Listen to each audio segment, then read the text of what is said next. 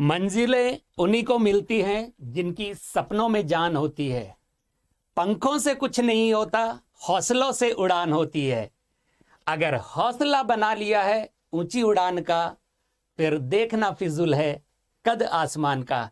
Hello everyone, a very very good morning all of you mechanical engineers. This is Chandrasekhar along with Suraj sir. Welcome you all to the Maha Marathon session of heat transfer. So in today's session we are going to complete the entire syllabus throughout the day, which is going to help you to improve your understanding, to improve your confidence in your upcoming GATE examination. Sir, what do you say? बिल्कुल sir, बिल्कुल. Very good morning all of you. Please do share this video. I want this number to be increasing because today Chandra sir and me together collectively will be giving you the entire heat transfer revision in one go. Okay, definitely बीच में break करेंगे, but yes, we'll try to cover the entire segment in one go, and I hope everyone is quite ready with this particular session. और बहुत energy के साथ Chandra sir will be starting and he'll be taking some very important subjects, very important topics, and that is very very important from the GATE examination perspective. So I hope GATE का माहौल बन चुका है, revision हो रहा है, and try to clarify all of your doubts that you are having from this particular topic. So Chandra sir, क्या आज स्पेशल स्ट्रैटेजी कुछ? हाँ, I want every one to keep your notebook, pen and calculator along with you, क्योंकि आपके motivation से हमें motivation मिलता है. The more you involve yourself, the more energy we get. So together we will definitely achieve whatever you are expecting in your GATE examination. तो जो भी कोई डाउट रहेंगे, please keep on talking to us, keep on sharing your knowledge. The more you share your knowledge, the more confidence you get, the more improvement you get. Okay, so obviously Raghu is having a doubt shape factor. Don't worry, when we'll be starting the radiation, then we'll be having this particular doubt will be clarified. So let's over to Chandra sir. He'll be starting with the session. So sir, अब मिलते हैं कुछ देर बाद. Sir मैं बता देता हूँ कि हम कैसे कैसे टॉपिक डिवाइड करने वाले हैं. So as you all know, the marathon session has already begun from 3rd of January. अगर आपने कुछ मिस भी किया है तो you can watch the recording, and the PDF for all the sessions are all provided to you to our respective Telegram group. We are here. We are in HMT. This is the entire schedule for complete syllabus of GATE mechanical, and on 5th of January we will be back with the mock test. Yesterday we had conducted one mock test, and on 15th we will be conducting the next mock test. All right, so this is my introduction. You all are familiar with that. You can join me on the Telegram, that is Mechanical by Chandrasekhar, and the link is also shared over the screen. All right, चलिए start करते हैं. Let us have the quick look about the index, what we are going to discuss. Steady state conduction we will start with, that will be taken by me. Then composite system with combined modes of heat transfer, again I will be going to complete this. So once I will be through with these two topics, then critical insulation, Suraj sir will be going to take critical insulation. Then pin theory, again Suraj sir will be taking, and unsteady state conduction, again Suraj sir. So once I cover these two topics, then the next three topics will be covered by Suraj sir, and this will complete our conduction, right sir? Exactly. So conduction will be covered, and conduction covers more than 60% or around 60% of the syllabus. If you are able to cover the conduction topic, I think jitna 50-60% minimum will be completed from GATE examination perspective. So it's very important you try to clarify all your doubts, whatever you're having in these particular topics, and after that we'll be going with, I think sir, अपना heat exchange बहुत सारे topics हैं. So next शायद ये यहाँ lunch से पहले हम कंप्लीट कर देंगे. हाँ बिल्कुल हम तो ट्राई करेंगे कि लंच तक कर ले. जैसे जावेद सिंह आपसे नाश्ता कर लीजिए, तब तक चंद्रशेखर सर स्टार्ट करेंगे. उसके बाद मैं जब चंद्रशेखर लंच करेंगे तो मैं फिर आ जाऊंगा. ऐसा नहीं है, विल बी गिविंग यू. आप लोग तो साथ में नाश्ता कर सकते हैं. नाश्ता लंच अपने पास रखिए. Exactly, you can do your breakfast together, but I will recommend you, क्योंकि जो major topics from GATE exam perspective, conduction is a very important topic. So try to clarify all of your doubts, and Just stay connected, end तक रहना है, और whatever doubts you're having, we'll be covering all of this. And do not forget to share the session with your friends also. ये फिर से मैं आ जाऊंगा. Convection, I will start. I have already taken the fluid mechanics, so convection is mostly about the fluid mechanics, boundary layer theory, and internal flow. And once I will complete the convection, then again, who is going to take heat exchanger again?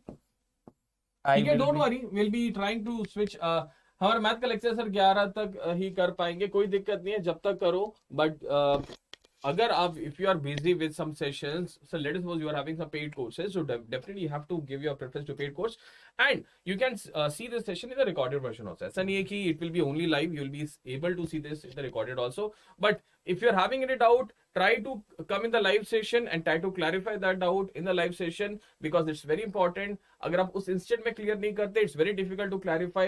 हाँ, definitely you can have a word with us, but clarifying doubt in the live session, that will be more easier rather than having on the telephone, right? Okay. And the last topic, radiation, will be covered by Suraj sir. So ये सारा का सारा syllabus, I think this is the entire syllabus of heat transfer.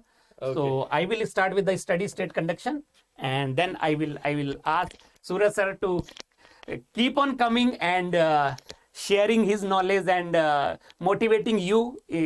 Exactly. So चलिए sir, without wasting the time, I'm giving the whole session to Chandra sir, and we'll be starting. And जो भी doubts है sir के साथ discuss कीजिए, and after that I'll be joining you soon. Okay, so Tata guys, and please do like this session, share कर दीजिए so that every students will be getting benefit from this session. Okay, so over to Chandra sir. अब Chandra sir आगे session लेंगे. Thank you sir, thank you Suraj sir. So students will be eagerly waiting for you to come back. So let us start. Guys, please do not forget to like this session so that it reaches to all of your friends who are preparing for GATE examination. Start करें. So this is the entire syllabus. So the subtopics in each and every bigger topic. Convection में forced and free convection we will complete. Heat exchanger, LMTD, effectiveness, radiation, definition, laws, analysis, everything will be covered. So this is the GATE entire syllabus for heat transfer. All right. So before I start, let me quickly give you the idea of the reference book you can follow for the heat transfer. One is Yunus A. Senjal, very important and beautifully written book for heat transfer. Conceptual clarity, you can follow Senjal, and you can go with the Holman also. But if you are seriously attending all our lectures, if you are sincerely giving your full attention to our courses, our these sessions, then it is not required to refer any book, because there is no time. The GATE is around the corner, so the more you practice, the more comfortable you become. So practice is very important rather than studying the theory from these books. So the notes are already there. If anybody is not having the notes with them, you can always ask us to share the notes through the Telegram group. All right. Yes. So let us begin the subject. Please do let me know what do you understand by the term heat transfer. We are going to discuss the mechanism of the heat transfer. Mechanism or principle of the heat transfer. What are the various modes of heat transfer?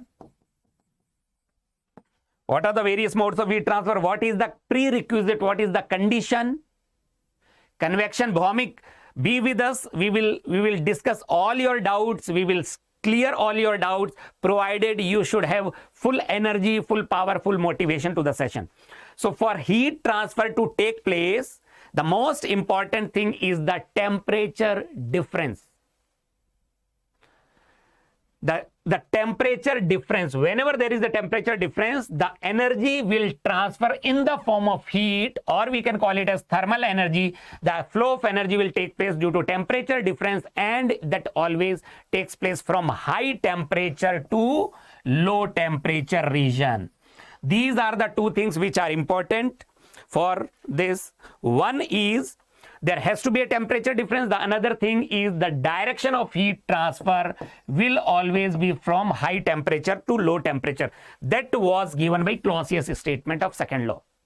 That is the Clausius statement of second law of thermodynamics, which says heat always flow from high temperature to low temperature.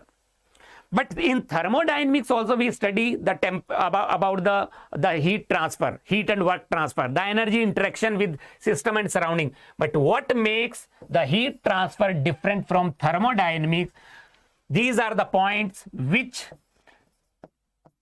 differentiate these two subjects. So there is a possibility that the question might come combining both the subject together, because there is a close connection between heat transfer and the thermodynamics. The one major difference between the thermodynamics and heat transfer is thermodynamics takes place when the systems are in thermodynamic equilibrium. When the system is in thermodynamic equilibrium, right? But the heat transfer takes place due to non-equilibrium when there is a temperature difference, if T1 is not equal to T2. And that is the reason heat transfer is called as transient phenomena.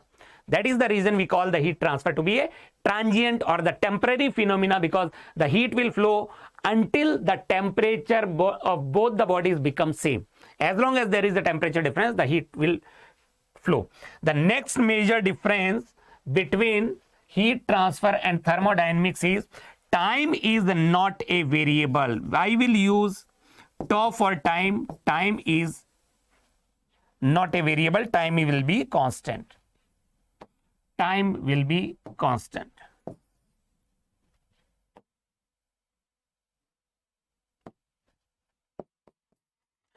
But heat transfer talks about the time. Time is the variable parameter.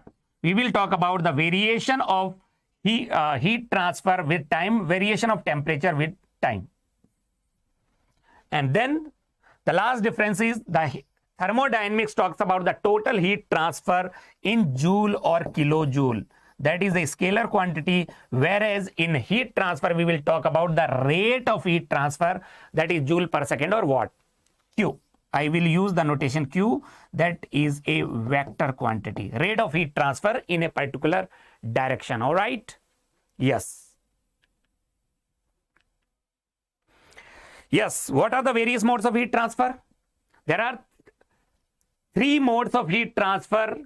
It can be, the heat transfer can be due to conduction, the flow of heat energy can be due to conduction, and it can be through radiation, or it can be mix of two or more modes of heat transfer. These are the various modes of heat transfer. We will be discussing one by one in the entire subject. Bataiye, what makes the difference? How we come to know whether the heat transfer is due to conduction, convection or radiation? The major difference between these three modes of heat transfer is the medium. It is the medium which differentiates the mode of heat transfer. What is the medium? The region between the one surface and the other surface, which are having the temperature difference. The points which are having the difference in the temperature are separated by some medium. So medium will be going to decide whether the mode of heat transfer will be conduction, convection or radiation, or two or more of them. So first of all, before proceeding further, let us discuss about the difference between these modes of heat transfer, because first of all you should understand what will be the mode of heat transfer which will be applied, and accordingly the analysis will be based on that particular mode only. All right? Yes, Naveen, through medium. When the medium is stationary, when the medium is stationary, like solids are an example of a stationary medium. It means there is no relative motion. When there is no relative motion in the medium or in the particles of the medium, then the medium is said to be stationary. The mode of heat transfer will be conduction. And in case of dynamic medium, what does that mean? Liquid and gas are example of dynamic medium when there is a relative motion between the particles of the medium. When there is a relative motion, then the mode of heat transfer will be convection. And for radiation to occur, there is no requirement of the medium. Radiation can occur in vacuum also. So what we can say about radiation is everywhere. Radiation will be everywhere. Along with convection, there will be radiation. Along with conduction also, there will be radiation. In stationary medium also, there will be radiation. In dynamic medium also, there will be radiation. So radiation will be everywhere, but radiation becomes important when there is no medium. Because when there is no medium, in case of vacuum, the only possible mode of heat transfer is, radiation. So when conduction and convection occurs, we generally ignore the effect of radiation. Conduction is internal phenomena, or we can call it as microscopic phenomena, because the molecules or atoms or electrons are taking part in the transfer of heat through conduction. So that is why it is called as internal phenomena. It takes place inside the solid or two solids in physical contact. Similarly, convection is a surface phenomena. When a surface is in contact with the fluid at a different temperature, the mode of heat transfer will be convection, because in fluids, the medium is dynamic. When it is a fluid, the medium is a fluid, then it is a dynamic medium, and the surface will exchange the heat with the fluid. That is why it is called as surface phenomena, and radiation is known as the wave phenomena. All right. So I am talking about the basic introduction first, and then we will proceed to the steady state conduction. Convection is also called as macroscopic phenomena. Why it is called as bulk phenomena? Because the particles are involved.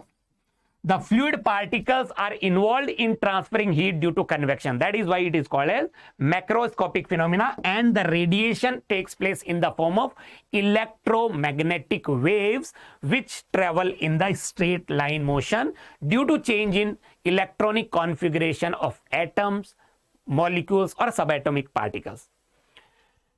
The most important thing about conduction is the conduction takes place due to diffusion of energy. What is the meaning of energy diffusion? Anybody can tell me what is the meaning of diffusion of energy? Diffusion of energy means the molecules which are at higher temperature have more vibration, they collide with the adjacent molecules and they transfer the heat to the adjacent molecules. Getting the heat, the adjacent molecules will also start vibrating and they will transfer the heat to their adjacent molecules. So the heat is getting conducted layer by layer through the molecules or through the electrons or through the atoms. So that is why it is known as diffusion of energy. And for diffusion of energy, the temperature gradient will be required. For conduction to take place, there has to be a temperature gradient along with the temperature difference. That is important. All right. And convection can be called as mixing or circulation of the fluid particles. The particles which are at higher temperature, they mix with the particles with the lower temperature and there is a continuous circulation of the fluid particles, and that is how the fluid gets heated or the fluid gets cooled. All right.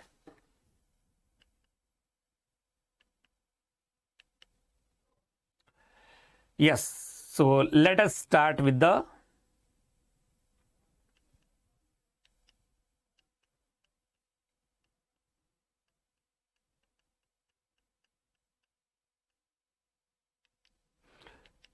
just a second.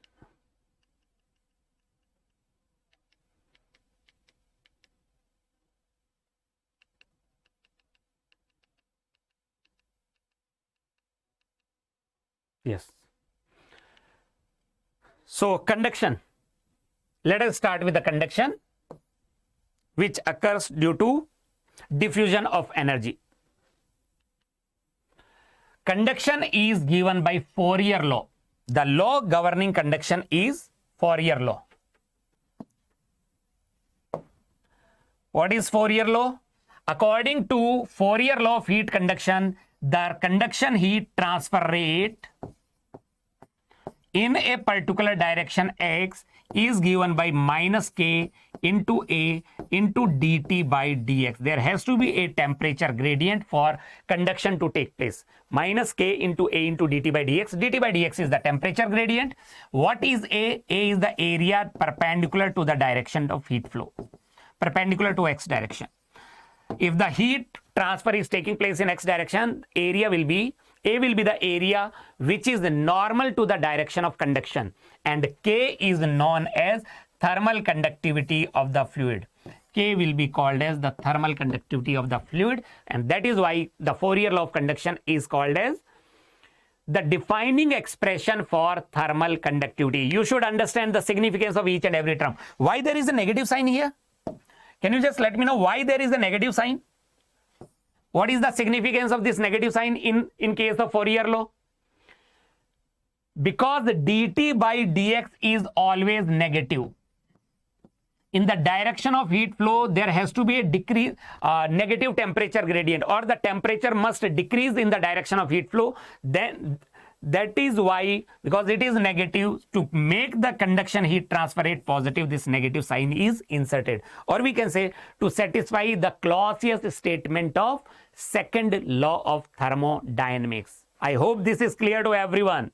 If anybody is having any doubt in any of the expression or any of the parameter which is used in the expression, you can just let me know. Similarly, we can write Qy is equal to minus thermal conductivity, area perpendicular to y direction, into the temperature gradient along y direction. All right, the temperature gradient along y direction. This is how we can write the Fourier law for conduction. So it is the defining equation for thermal conductivity. What is the unit of thermal conductivity? What is the unit of thermal conductivity? Quickly, do let me know. How to define K? That is equal to minus Q upon A into dt by dx, isn't it? Minus Q upon A into dt by dx. So what is the unit of thermal conductivity? It will be watt per meter square, or watt per meter Kelvin, or we can write it as watt per meter degree Celsius. That is the unit of thermal conductivity. Thermal conductivity is the property of the material. It is decided by a particular material. Yes, Ashank. Yes, Negiji, Rishikesh. Well done, Aditya. Thermal conductivity is the property of the material. What its significance is, it gives us the information about the ability of a conduction in a particular material. What does that mean? More is the thermal conductivity of a particular material, more will be the ability of conduction in that particular material. All right. So it gives the ability of conduction in a particular material, and thermal conductivity is a function of temperature. It is a temperature dependent property like any other property. All right. So please guys, do share the link of this session to all your friends so that more and more people join and get benefited. We also get the motivation from the students. When more and more students join, we also feel positive, we also feel energetic. So it definitely improves our performance also. This is the general behavior of the thermal conductivity of the material. The maximum thermal conductivity is among the pure metals. The pure metals are having maximum thermal conductivity, and then comes metallic alloys. If they are alloys, they are having relatively lesser thermal conductivity. Non-metals are having lesser thermal conductivity than metals, like construction materials. Then comes the liquid, then insulator like cork, wood, etc. And finally, the least thermal conductivity is among the gases. Yes, Aditya, I will talk about the mechanism of conduction. First of all, you need to understand, in conduction, not only the molecular vibration, it is sometimes the molecular vibration, it's sometimes the electron flow, it is sometimes the atomic vibration. So atoms, molecules, electrons, they are all involved in transferring the heat through conduction. I will talk about this. So in liquid, how the mechanism of conduction takes place. In gases, how the mechanism of conduction takes place. In insulator, metals, how the conduction takes place. I will be discussing that. Let us start with the gas. So many students have a confusion because in gas, the medium is dynamic. I have already told you when it is a gas, it is a dynamic medium. But when it is a dynamic medium, how the conduction can take place in the medium, in the gas.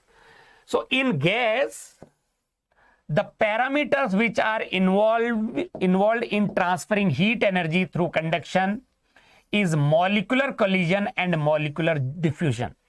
It is the molecular collision and molecular diffusion which governs the conduction in case of a gas. So in gas, this dominates. This is the dominating parameter. Try to understand this. Mechanism of conduction in gases, the collision of the molecules, because the molecules are widely spaced.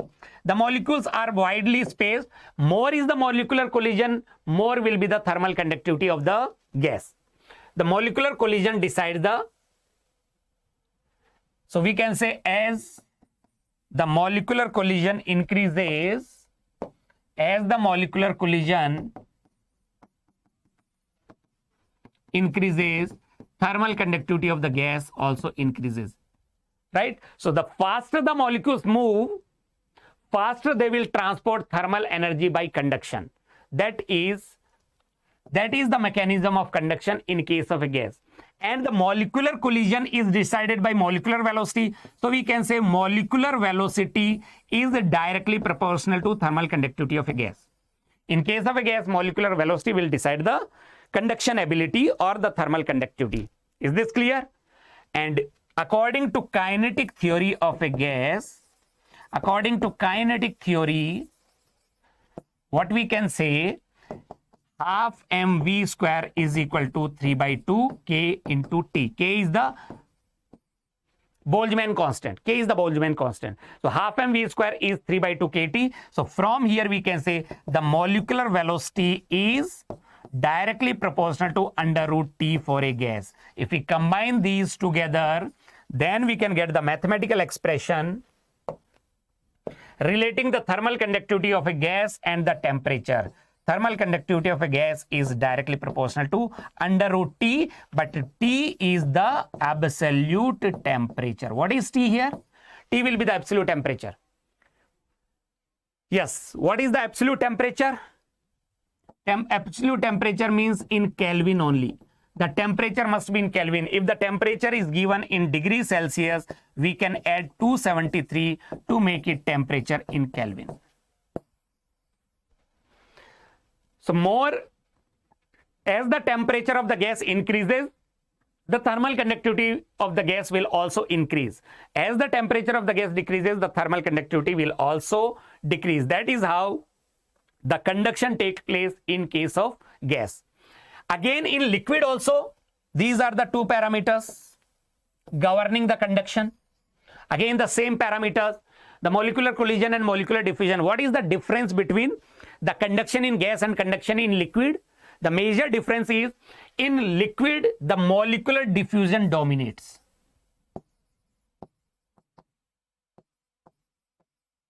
In case of liquid, it is not the molecular collision which dominates, which governs conduction. It is the molecular diffusion which governs conduction in case of a liquid. But in case of a gas, it is the molecular collision. Why the molecular diffusion governs the conduction in case of liquid? Because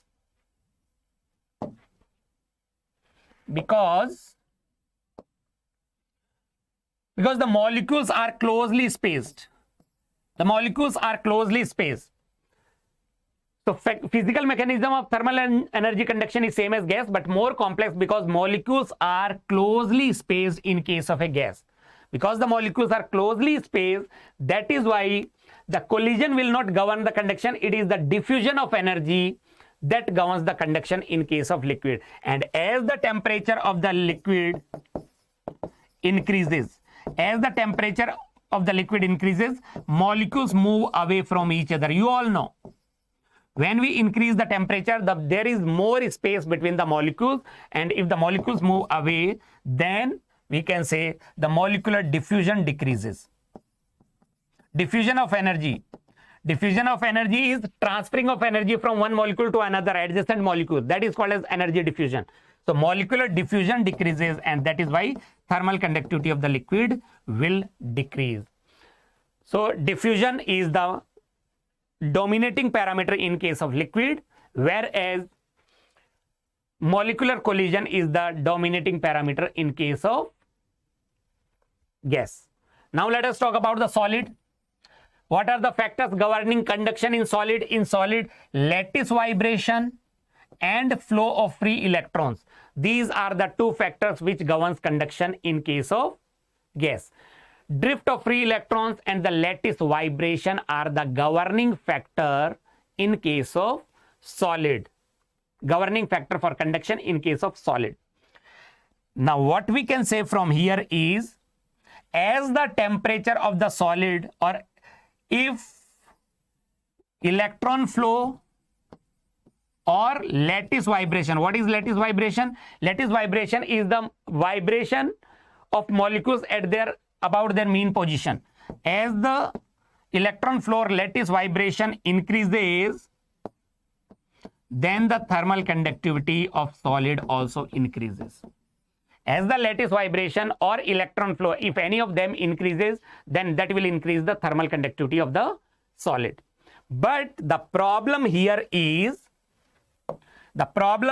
in case of solid, if the temperature of the solid increases, if we increase the temperature of the solid, then what happens? The lattice vibration increases. The lattice vibration increases, but the flow of free electrons decreases. So we cannot, by checking the temperature, we cannot say whether there will be increase in thermal conductivity or will there be decrease in thermal conductivity, isn't it? Whenever we increase the temperature of the solid, the molecules have more vibration about their mean position, so lattice vibration increases, and due to more lattice vibration, the flow of free electrons is disturbed.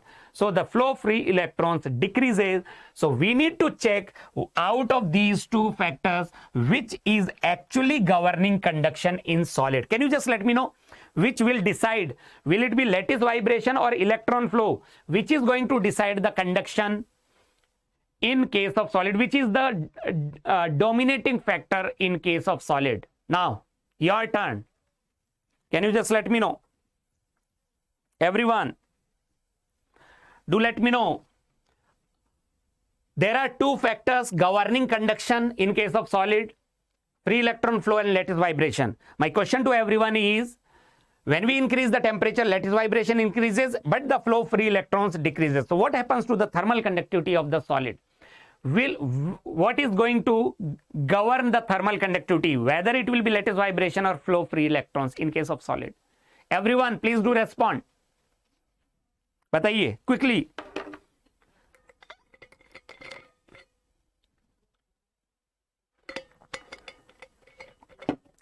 Now here the solid can be divided into two parts.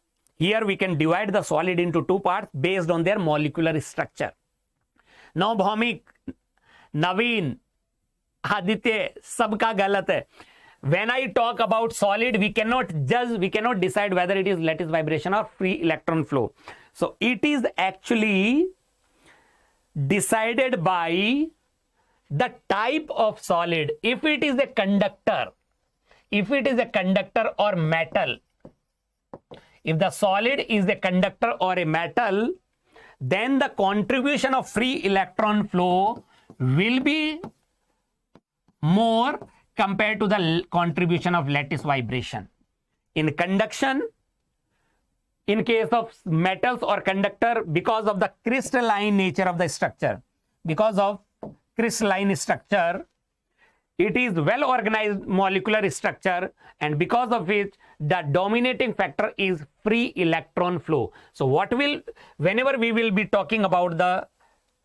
we are going to talk about the conductor or metal, we will focus on this parameter. This will be the dominating parameter. This dominates. Free electron flow dominates, and lattice vibration is less dominating. So as the temperature of the conductor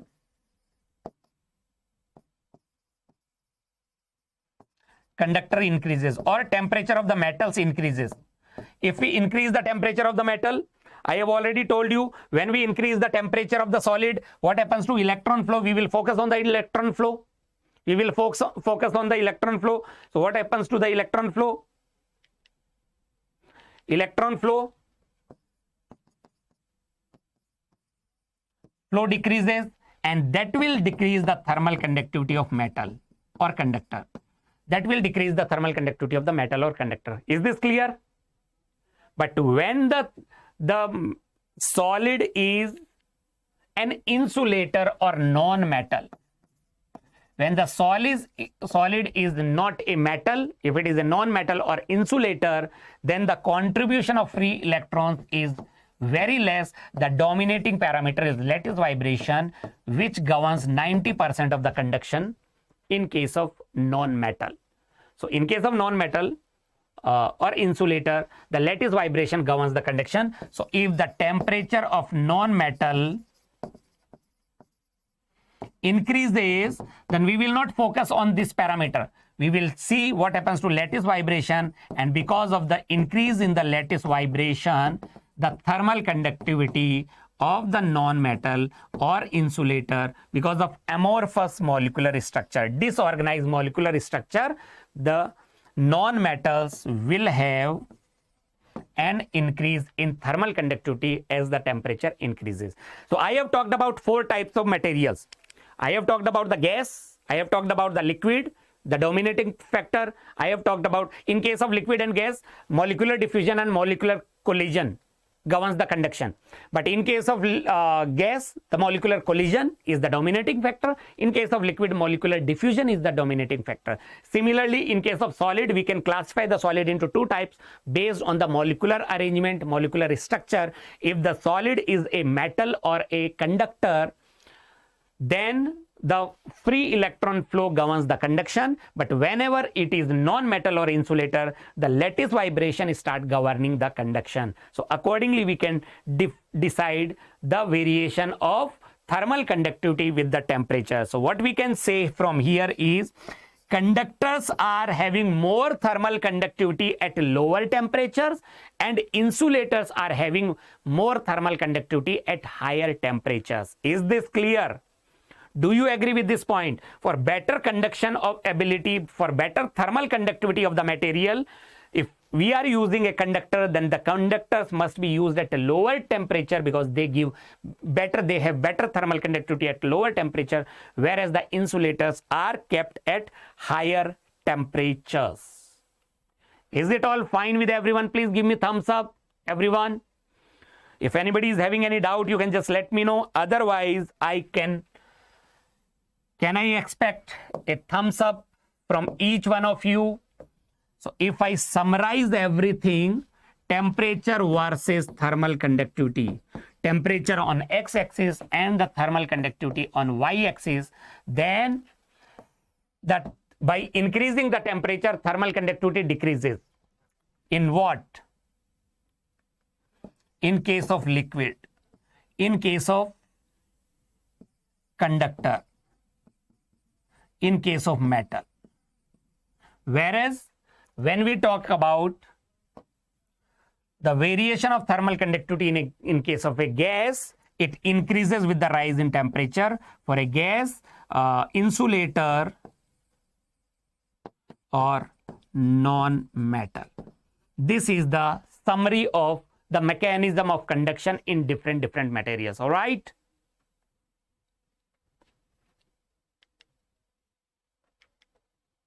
There is a question on the screen. Now let me know the answer to this question, everyone. Those who are here, keep on responding, keep on asking your doubts. We will be more than happy to assist you with your doubts. Do let me know.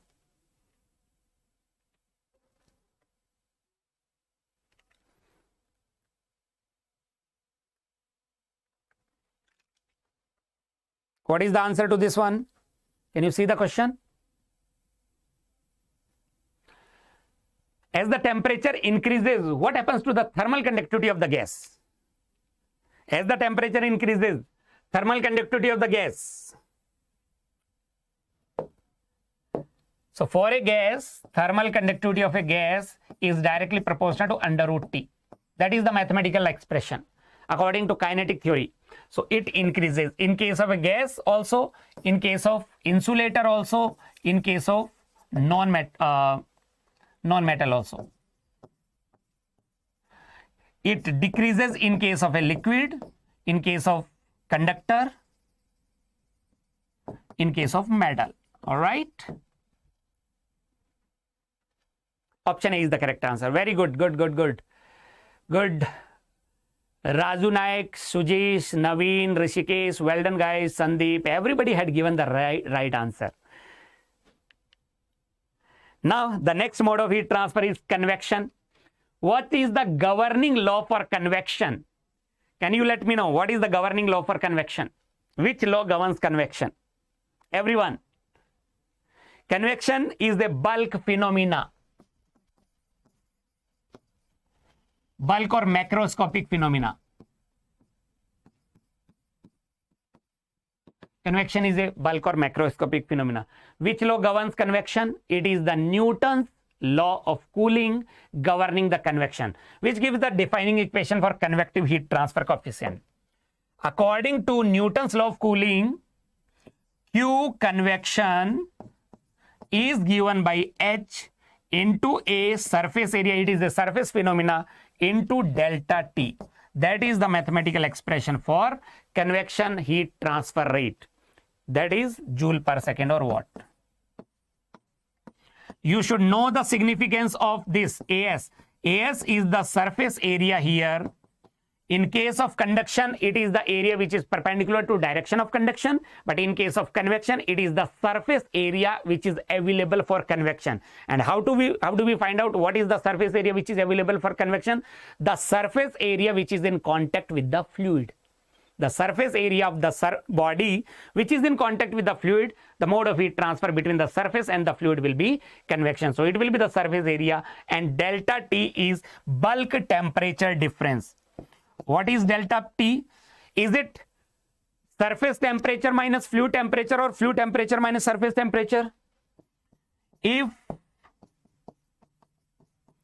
surface temperature is greater than the fluid temperature, the heat will flow from the surface to the fluid by convection. Then it will be Ts minus Tf, and it will be Tf minus Ts when Tf is greater than Ts. If the fluid temperature is more than the surface temperature, then the heat will flow from the fluid to the surface. It is always flow from high temperature to low temperature. And if the surface temperature is greater than the fluid temperature, then the heat will flow from the surface to the fluid. That is known as bulk temperature difference. We call it as bulk temperature difference. All right. And what is H here? H is known as convective heat transfer coefficient. Is it a property? Yes or no? Please write Y in the comment section for yes, and please write N in the comment section for no.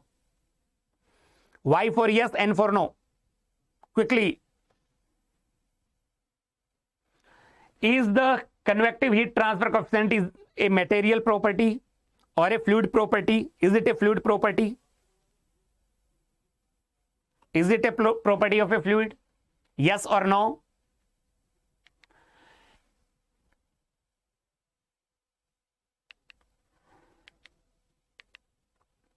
Now, because in the fluid, the convection is taking place. The mode of heat transfer in the fluid is convection. Why? Because of bulk motion of the fluid, because of the relative motion in the medium, the mode of heat transfer will be convection. And based on the fluid motion, because it is the fluid motion, so convection can be classified in two types based on fluid motion.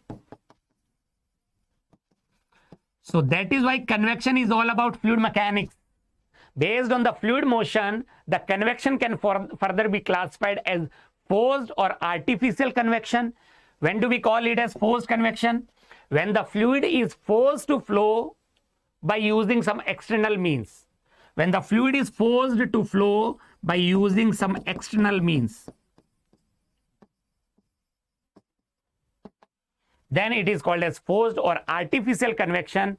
the two factors governing the forced convection or the fluid motion in case of forced convection. One is the pressure gradient. There is a negative pressure gradient developed.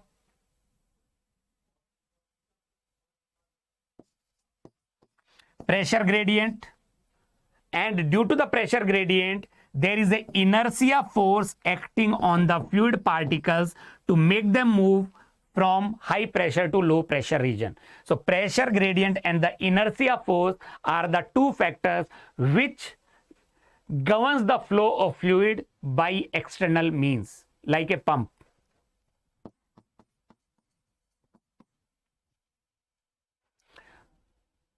So the convection will be called as forced convection when the fluid is forced to flow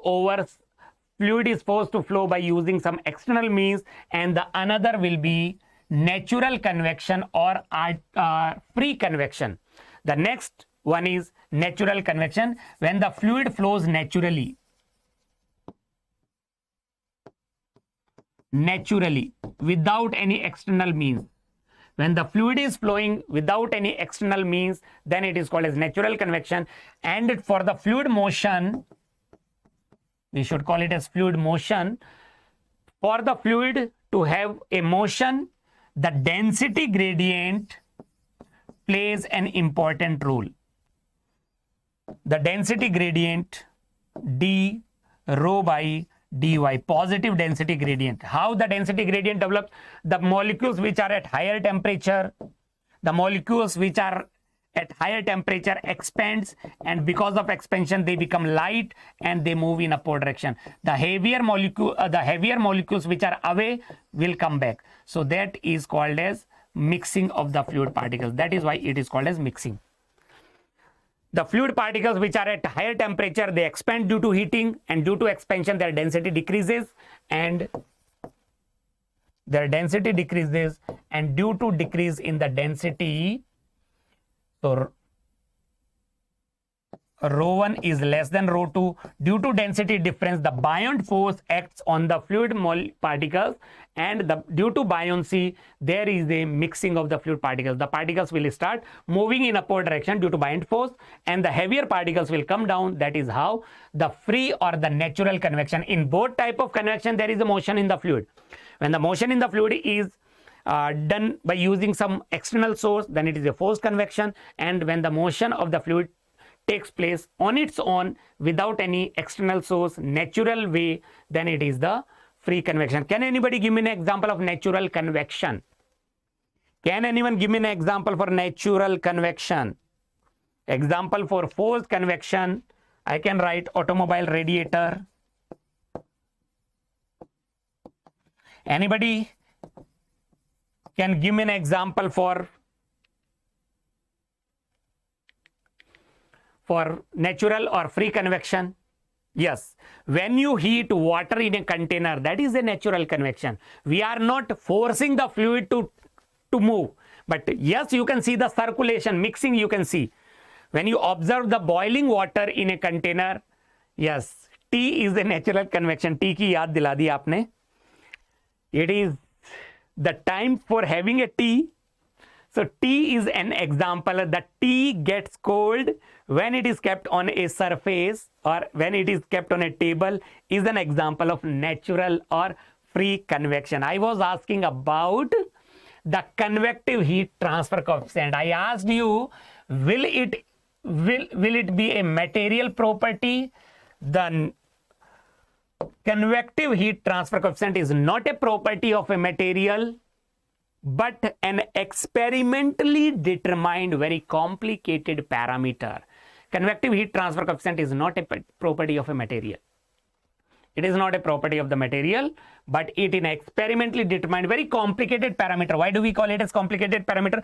Because convective heat transfer coefficient depends on so many factors, like the type of the fluid, whether it is a liquid, H will be different, gas, two-phase fluid, or it depends on the properties of the fluid, density, viscosity, thermal conductivity, specific heat, etc.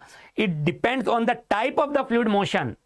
I hope you are comfortable, you are clear with the type of fluid motion, laminar and turbulent. Laminar means organized flow, turbulent means disorganized flow. So it depends on the nature of the fluid motion, whether it will be laminar or turbulent. How do we identify whether the motion of the fluid is laminar or turbulent?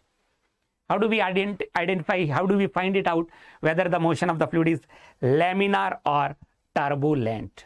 बता सकते हैं? बताइए. And it also depends on the surface geometry. When the fluid is kept on a plate, fluid is flowing in a pipe, or fluid is flowing over a sphere, yes, it is always the Reynolds number. So here we will be talking about fluid mechanics. And the last point is very, very important. The convection is actually, the last point is very, very important. Let me know if you know about this last point or not. The film conductance. Somebody has written. किसने लिखा था in the comment section? Film conductance. This H is known as film conductance. Why we call it as film conductance? Because of its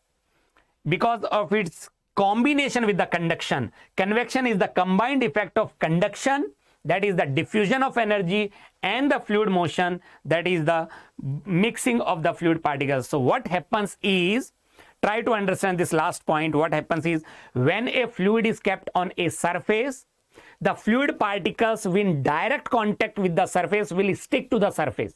The fluid particles in direct contact with the solid surface will stick to the surface, or they will have no slip over the surface. That condition is called as no slip condition, and in no slip condition of the fluid, the mode of heat transfer is definitely conduction. And outside the no slip region, the mode of heat transfer is convection. So that is why, that is the reason H is also known as film conductance. What is the unit of H? What is the unit of H? H can be written as Q convection upon surface area into delta T. That is the mathematical expression for H. Q upon AS into delta T. What is the unit of H?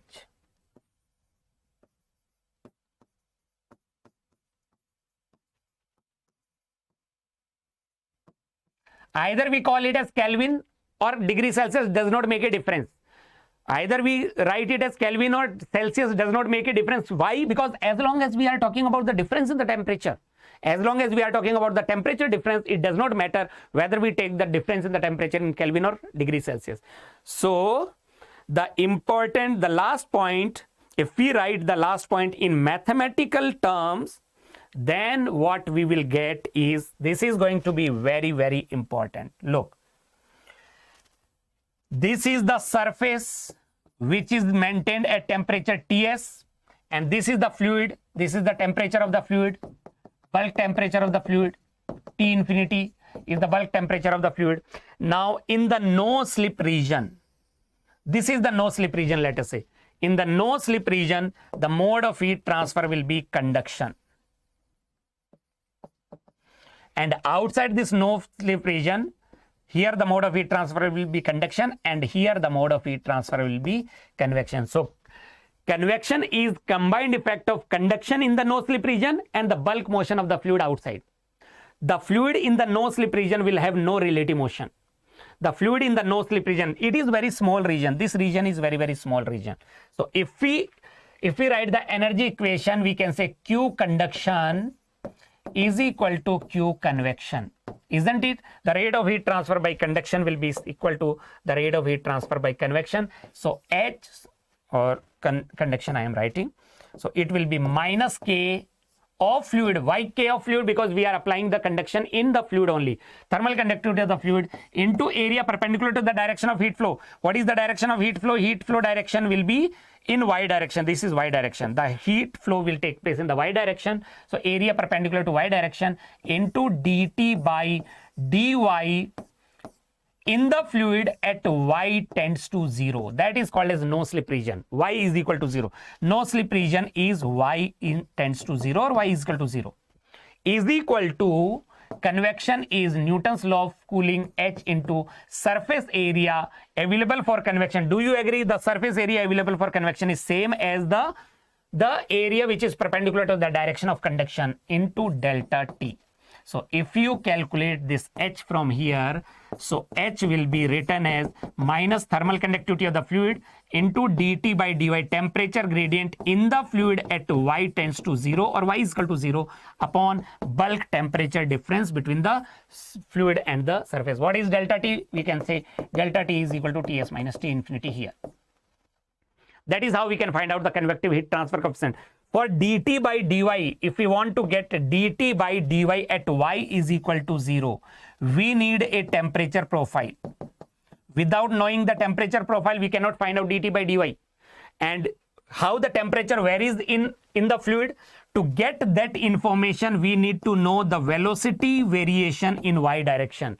And that is how the fluid mechanics comes into picture. Then we can say, then we will jump to the heat transfer, and then we will find out the convective heat transfer coefficient. That is how it works. First of all, we will talk about the fluid mechanics, how to get the expression for u as a function of y. Then from here we will jump. What is the connecting link between the velocity profile and the temperature profile? Can you just let me know what is the connecting link? Which parameters connect the velocity profile with the temperature profile in the fluid? I hope this is clear. This is very, very, very, very, very, very important. This is going to be very, very important. Sometimes they might give you temperature profile. You can find out dt by dy and put y is equal to 0, because it should be dt by dy should be taken at the surface. In case of conduction, the temperature gradient will be required. And for convection, the temperature difference, bulk temperature difference will be required. For convection, bulk temperature difference, and for conduction, the temperature gradient. So the temperature gradient must be taken at y is equal to 0. All the parameters are for the fluid only. Thermal conductivity of the fluid, yes, it is the Prandtl number. We will talk about that when we will discuss convection in detail. Very good. Good, Kartikeya, Manas. Well done. Can we proceed further? And the next mode of heat transfer, I am just giving you the brief introduction about the various mode of heat transfer, which is going to help you to understand the detail about the various modes. The radiation mode of heat transfer, without any material medium, the radiation can occur. And that is due to change in electronic configuration of atoms, molecules, and subatomic particles. And it is a wave phenomena. According to Maxwell's theory, it will be the wave phenomena. What is the governing law for radiation? Which law governs radiation? Which law governs radiation? Do let me know. The radiation is governed by Stefan Boltzmann law, which is defining equation for Stefan Boltzmann constant sigma. It is defining equation for Stefan Boltzmann constant. So according to Stefan Boltzmann law for radiation, the heat transfer rate due to radiation for an ideal black body is given by sigma into surface area of the black body, which is available for radiation. Radiation is also a surface phenomena. It is also a surface phenomena. We are talking about thermal radiation. Thermal radiation is a surface phenomena. Sigma into As into T to the power 4. That is the expression for radiation, where T is again the absolute temperature. It must be in Kelvin. I have told you absolute temperature in case of kinetic theory of a gas, as well as it is the temperature must be in Kelvin in case of radiation mode of heat transfer as well. Sigma into As into T to the power 4. And that gives the defining expression for sigma. What is the unit of sigma? What will be the unit of sigma? So sigma is 5.67 into 10 to the power minus 8 watt per meter square Kelvin to the power 4. We cannot have it degrees Celsius to the power 4. We cannot have it degrees Celsius. Why? Because T must always be in Kelvin. It is not the temperature difference. So that is how these are the three laws which governs the various modes of heat transfer. For conduction, Fourier law, which defines the thermal conductivity. For convection, Newton's law of cooling, which defines the convective heat transfer coefficient. And the third one is the radiation. For radiation, Stefan-Boltzmann law, which is defining equation for Stefan-Boltzmann constant sigma. That is for black body. For non-black body, for a non-black body, we can say Q radiation for a non-black body will be equal to epsilon multiplied by Q radiation for a black body. Or we can say epsilon into sigma into AS into T to the power 4.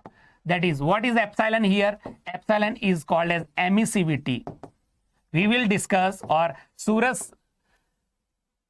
sir will be going to discuss more about the emissivity, that is also known as color factor. Emissivity lies between 0 and 1. Emissivity is a positive fraction.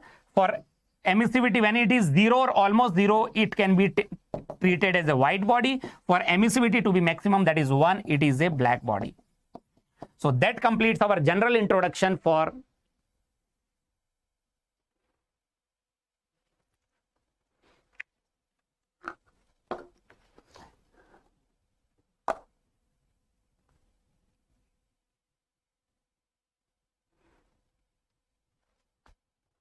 absolute zero cannot be possible because molecular activities stop at absolute zero.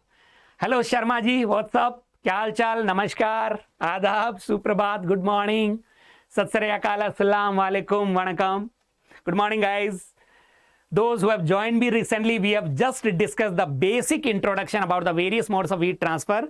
Absolute zero cannot take place in practical or in practice, because at absolute zero the molecular activities stops, so that is impossible to achieve. All right, so there is a question on the screen. Can you just let me know the answer to this question? Everyone please open your notebook, try to solve the question, and keep your keyboard handy. Try to write whatever you feel like, your suggestion, your doubts. The more you share, the more you communicate with me, the more energetic the session will become, the more fruitful the session will become. There is a question on the screen. Let me see who will be the first one, fastest finger first, who will be giving me the correct answer for this, and then we will proceed to the next part of our analysis. That is going to be very, very interesting. Steady state conduction we will be starting next. Yes. Two spares A and B of same material. Same material means same emissivity. It is the property of a material. Same material means same emissivity.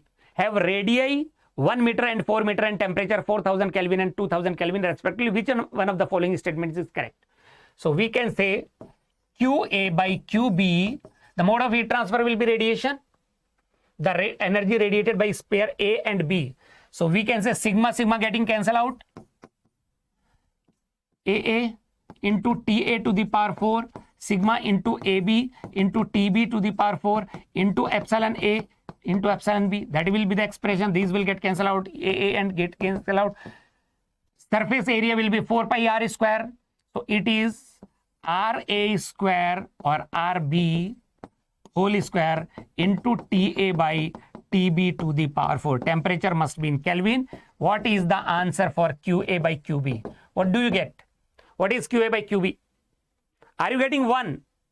Are you guys getting 1 or not? 4 pi r square is the surface area because they are spare. Area is 4 pi r square. All right.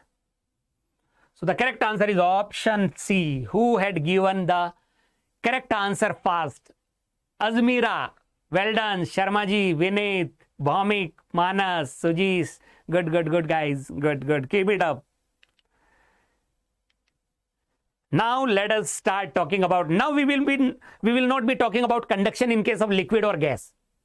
Conduction happens in liquid and gas, but only in the no slip region. So in solids, Throughout the solid, the mode of heat transfer is conduction, and due to diffusion of energy, this is how the energy diffusion takes place. The molecules, this is let us say T1 temperature, this is let us say T1 temperature, this is let us say T2 temperature, and T1 is greater than T2, then the heat will flow like this. The molecules which are at high temperature vibrate, they transfer heat to their adjacent low temperature molecules. That is how energy diffusion takes place, and the heat flow is taking place in X direction. So there must be a temperature gradient in X direction. For the heat flow taking place due to conduction in X direction, dt by dx should be non-zero. What is the unit of dt by dx? Temperature gradient. What is the unit of temperature gradient? Either we write Kelvin per meter or degree Celsius per meter. Why? Because dt is the difference in temperature. Kelvin per meter or degree Celsius per meter. So let us start talking about the conduction in solid. Conduction in solid. But before that, we need to understand the basic energy conservation equation for any solid. The energy conservation equation for any solid. Look, if this is our solid system, this is our system. If we talk about the energy conservation equation for the system, there is the heat entering into the system. There is a heat generated in the system. There is a possibility of heat generated in the system, plus there is a possibility of heat stored in the system, and there is a possibility of heat leaving from the system. So for this system to have the energy balance, what we can say, the heat entering into the system plus the amount of heat generated in the system per unit time is equal to the amount of heat leaving from the system per unit time plus Q stored.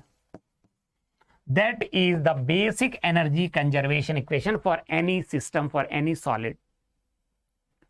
There are 4 terms involved in the energy conservation equation. It is like your bank account. The system is like your bank account. So, money is getting credited in your bank account, that is Q in, and you also the salary get credited in your bank account, that is Q in, and you also generate some amount or some money by doing some extra work, that is generation of the heat in the system, and you are spending some amount, that is the heat leaving from the system, and the remaining portion will be your saving, that is stored. Stored will be your saving. Stored will be your saving. Q in is your salary, and Q generation will be your extra income. Extra income like under the table.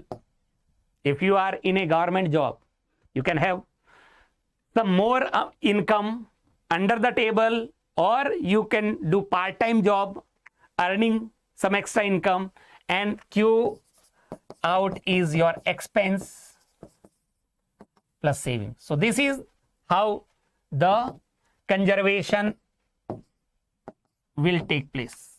This is the energy conservation equation. What is Q generated? How the heat gets generated in the system. How the heat gets generated in the system. Heat generation, heat is a form of energy, isn't it? It is a thermal energy. And we have been studying from our childhood that energy can neither be created nor be destroyed. Then what is the meaning of heat generation? What is the meaning of heat generation? Heat generation is nothing but some other form of energy getting converted into heat energy. Like there is a possibility electrical energy gets converted into heat energy. In a current carrying wire, the electrical energy converts into heat energy. The heating of the wire takes place. Or it can be nuclear energy getting converted into heat energy. In nuclear reactor fuel rod. Or it might be some chemical reaction that also generate energy. Chemical energy getting converted into heat energy. So these are the various possibilities of generation of the heat in the system. Some other form of energy is getting converted into heat energy, that is called as heat generation. And what is the meaning of storage of heat in the system? Whenever the heat gets stored in the system, it increases the internal energy. Change in internal energy of the system. Change in internal energy of the system when the temperature start varying with time, or it is unsteady state system. When the internal energy starts changing in the system is said to be in unsteady state. When there is a change in internal energy of the system is called to be in steady state. So heat generation, there is a term defined for heat generation that is called as Q dot. I will use Q dot. That is the rate of uniform heat generation per unit volume. Rate of uniform heat generation per unit volume of the system. And so the unit will be watt per meter cube. The unit will be watt per meter cube. That is the rate of uniform heat generation per unit volume. So if I write in mathematical terms for this energy conservation equation, so Q generation can be written as, this Q generation can be written as Q dot into volume of the system. Can we write Q dot into volume of the system? That is the heat generation rate. And Q stored can be written as M into C, mass of the system, into specific heat, into dt by d tau. M into C into dt by d tau. M into C into dt by d tau is the amount of energy storage in the system. Change in internal energy is MC delta T. Change in internal energy is MC delta T per unit time. That means MC delta by delta T or dt by d tau. That is how we will use the energy conservation equation. Now, if we develop the heat conduction equation for a system along heat flow direction as x direction. So this is our system now. This is our control volume, or we can call it a system. This is our system. So there is the heat entering into the system in x direction. Qx, that is in. Qx plus dx can be written as Q. This is Q out. There is a possibility of generation of the heat. If A is the area of the system, normal to the direction of heat flow is constant. So Q generation is Q dot into A into dx is the volume. A into dx is the volume. So if we write, then we can say heat entering into the system plus heat generated in the system, Q dot into A dx is equal to heat leaving from the system, that can be written as Qx plus dx, plus heat storage. M, what is the mass? That is density into volume, A into dx into C into dt by d tau. That will be the expression. Are you able to see it? Are you able to see the black color? And this Qx plus dx can be written by using Taylor theorem expansion. That is Qx plus d by dx into Qx into dx. That is called as Taylor theorem expansion. And this Qx can be written by using Fourier law, because the mode of heat transfer is conduction. That is Fourier law. Minus Ka dt by dx.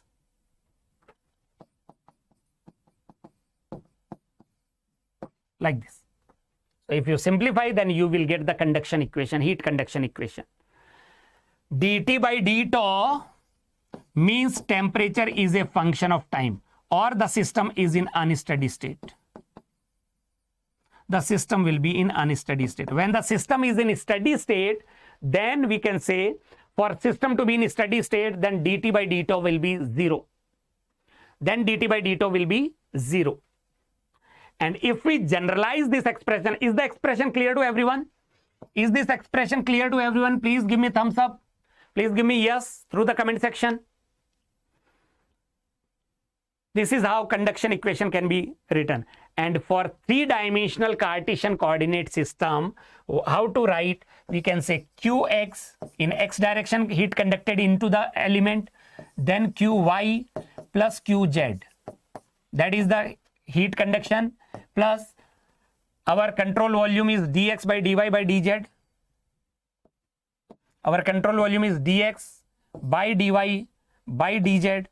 So we can say Q dot generation of heat into dx into dy into dz is equal to Q x plus dx plus Q y plus dy plus Q z plus dz. This is Q out. This is Q out from the system, this is heat entering into the system, and that is heat generated in the system. And then there will be plus change in internal energy, that is rho into dx into dy into dz into c into dt by d tau. That is Q stored in the system. If you simplify, Qx plus dx can be written by using Taylor theorem expansion. Qy plus dy can be written by using Taylor theorem expansion. Qz plus dz can be written by using Taylor theorem expansion. Qx plus dy dx can be written as Qx plus del by del x into Qx into dx. Similarly, Qy plus dy. Similarly, Qz plus dz. If we write all these parameters and simplify, then our governing differential equation for conduction in Cartesian coordinate system will look like this. Del by del x k into del t by del x plus del by del y k into del t by del y plus del by del z plus Q dot is equal to rho into C. C is the specific heat into del T by del tau. That is our governing differential equation for conduction. And if K is constant, if we take the thermal conductivity as average value, if K is constant, it is neither be a function of X, Y, Z and time. If it is not a function of, or neither be a function of X, Y, Z and temperature, is not a function of X, Y, Z and temperature, then our expression will be modified like this. Del square, this is the governing differential equation for conduction in Cartesian coordinate system. We can take this K outside, we can take this K outside, we can take this K outside, and if we divide by K, the whole equation, if it is divided by K, which one, Vinith? The previous expression you are talking about? Are you talking about this expression? Are you talking about this expression, Vinith? This is our system. We are writing the energy balance equation to our system. There is the heat entering into the system, that is Qx. At any x, the heat transfer rate is Qx. And x plus dx, we are taking a small element dx, and the area of the element is A. So at small dx, the rate of heat transfer will be Qx plus dx. The heat flow is taking place in positive x direction. So Q in plus Q generated in the system is equal to Q out plus Q stored in the system. This is the expression. This is heat entering into the system. This is heat leaving from the system. This is stored in the system, that is rate of change of internal energy. And this is generation in the system, the amount of heat generated in the system. Clear? That is how. And Qx plus dx can be expanded by using Taylor theorem expansion. This is called as Taylor theorem expansion.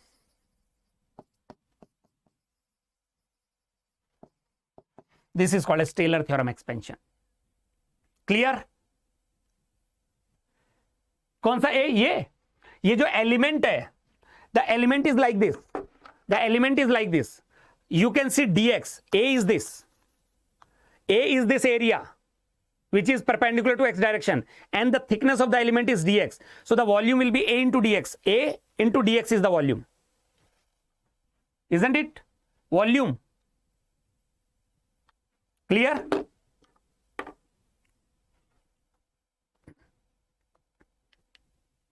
और यहां पे जो volume है, the volume of this element dv is equal to dx into dy into dz. This is the volume. Here we are talking about a 3-dimensional element.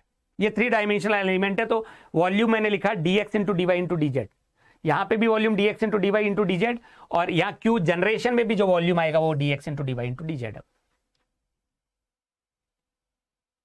And Qx plus dx can be written by using Taylor theorem expansion. So the final expression is important. You need to understand this expression. When k is not constant, then this will be the expression. When k is constant, then this will be the expression. Or we can write this expression to be or we can write this expression to be like this: del square T plus Q dot by K is equal to 1 upon alpha del T by del tau. Q dot. Q dot is rate of uniform heat generation per unit volume. The unit of Q dot is watt per meter cube. So this will be the expression for conduction in Cartesian coordinate system, XYZ coordinate system. From here we can say temperature will be a function of X, Y, Z and time. Temperature will be a function of X, Y, Z and time. That is governing differential equation for conduction in Cartesian coordinate system. The same expression del square T plus Q dot by K is equal to 1 upon alpha del T by del tau can be modified for different situations. This expression can be modified for different situations. The first condition, if there is no heat generation, Q dot is equal to 0. If Q dot is equal to 0, then the expression will be del square T is equal to 1 upon alpha del T by del tau. That is equation is called as Fourier equation or diffusion equation. When there is no internal energy change, it means unsteady state system. The system is in unsteady state. Temperature is not a function of time. Temperature will, or we can say Q stored will be 0. Temperature will not be a function of time. So if temperature is not a function of time, dt by dt will be 0. So it will be del square T plus Q dot by K is equal to 0. This will be the mathematical expression. This equation is known as Poisson equation. When there is no change in internal energy, or Q stored will be 0, or we can say dt by d tau will be 0. Here we can say Q generation. There is a difference between generation of heat and storage of heat. So many people have doubt. They think generation and storage are same things.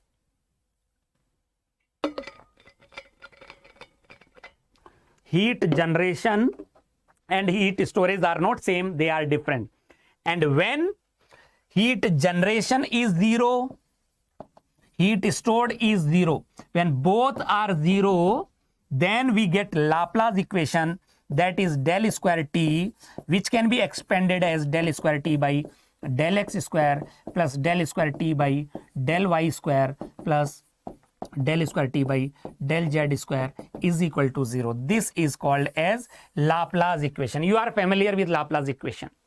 You must be familiar with the Laplace equation. This equation is known as Laplace equation, right? Clear? Similarly, but what is alpha? Now, what is alpha? We have used a parameter alpha. Alpha is the property of the material. That is called as thermal diffusivity, which is the ratio of K and rho into C. Alpha is a material property. It gives the relative ability of the material in conducting heat and storing heat. This is the conduction ability, and this is the heat storage capacity. The ratio of heat conduction ability and heat storage capacity is called as thermal diffusivity capacity. This is called as thermal diffusivity. The ratio of thermal conductivity and the heat storage capacity, rho multiplied by specific heat, is called as thermal diffusivity. What is the unit of thermal diffusivity? What should be the unit of thermal diffusivity? A high value of alpha implies more conduction ability and less storage capacity, whereas the low value of alpha implies the reverse. Low value of alpha implies more storage capacity and less conduction ability. What is the unit of thermal diffusivity? Can anybody let me know? What is the SI unit of thermal diffusivity? What will be the SI unit of thermal diffusivity? Tell me, everyone.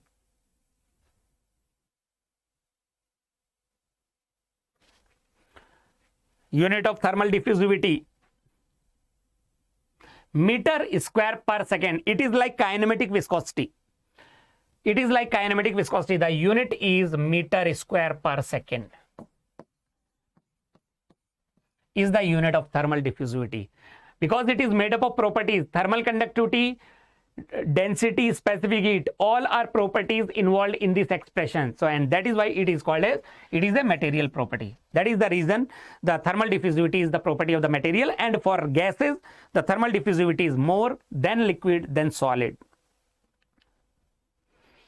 So that was the governing differential equation for conduction, general governing differential equation for conduction in Cartesian coordinate system, that is XYZ coordinate system. Now we will also talk about the governing differential equation for conduction in cylindrical coordinate system as well as spherical coordinate system, because we are going to analyze the conduction in plane wall, which will use the Cartesian coordinate system. We will analyze the conduction in case of cylindrical system, that will use the cylindrical coordinate system, and we will analyze the conduction in case of spherical systems, and that where there we will use the governing differential of conduction in cylindrical spherical coordinate system. So if we take an element, this is our element, let us say dr is the dimension, and this will be r into d phi. D phi is this angle in a horizontal plane, angle in a horizontal plane. So this is r into d phi, isn't it? And this is dz. So the volume is equal to dv is equal to dr multiplied by r d phi multiplied by dz. This is called as cylindrical coordinate system. So if we write the energy equation in cylindrical coordinate system, we will write qr plus q phi plus qz, this is q in, plus q dot into dv, that is q generation, is equal to q r plus dr plus q phi plus d phi plus q z plus dz. This is out, energy leaving from the system, plus density into volume, that is dv into c into dt by d tau, that is q stored. And these three terms can be written by using Taylor theorem expansion. If we write the value of qr plus dr, q phi plus d phi, qz plus dz using the Taylor theorem expansion, I am not going to waste your time in derivation of this expression. I will directly write for k is equal to constant. I am writing for k is equal to constant, that is the average thermal conductivity in the material. Then it will be the mathematical expression governing differential equation can be written as 1 upon r del by del r into del t by del r, first term, plus 1 upon r square, then del square t by del square t by del phi square plus del square t by del z square plus q dot by k is equal to 1 upon alpha del t by del tau. This is the mathematical expression when k is taken as constant. Yes, Vinit, this is the mathematical expression which gives us the information t is a function of r, phi, z and time. Sorry, tau. Time I'll be using tau. Tau will be used for time, t for time. And this first expression can also be written. This expression can also be written. This is another way of this writing the cylindrical coordinate system. We can write the expression in cylindrical coordinate system like this.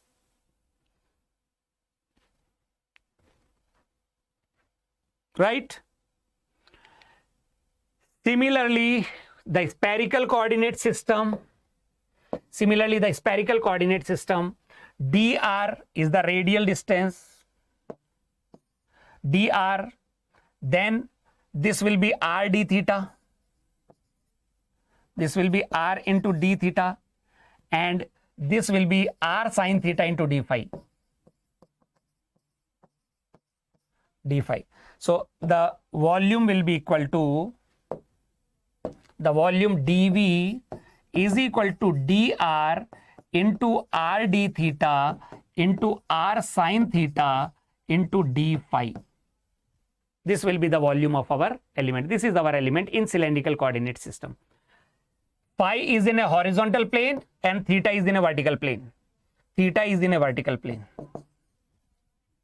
Phi is in a horizontal plane and theta will be in vertical plane. So if we write QR plus Q phi plus Q theta plus Q dot into dV is equal to QR plus dr plus Q theta plus d theta plus Q phi plus d phi plus rho into dV into C into del T by del tau. And if we write this using the Taylor theorem expansion, then let me write the expression directly. Governing differential equation when K is constant, the expression will be 1 upon R square del by del R into R square del T by del R, first term, plus 1 upon R square into sine theta, then del by del theta, then sine theta into del T by del theta, plus 1 upon R square sine square theta into del square T by del phi square plus Q dot by K is equal to 1 upon alpha del T by del tau.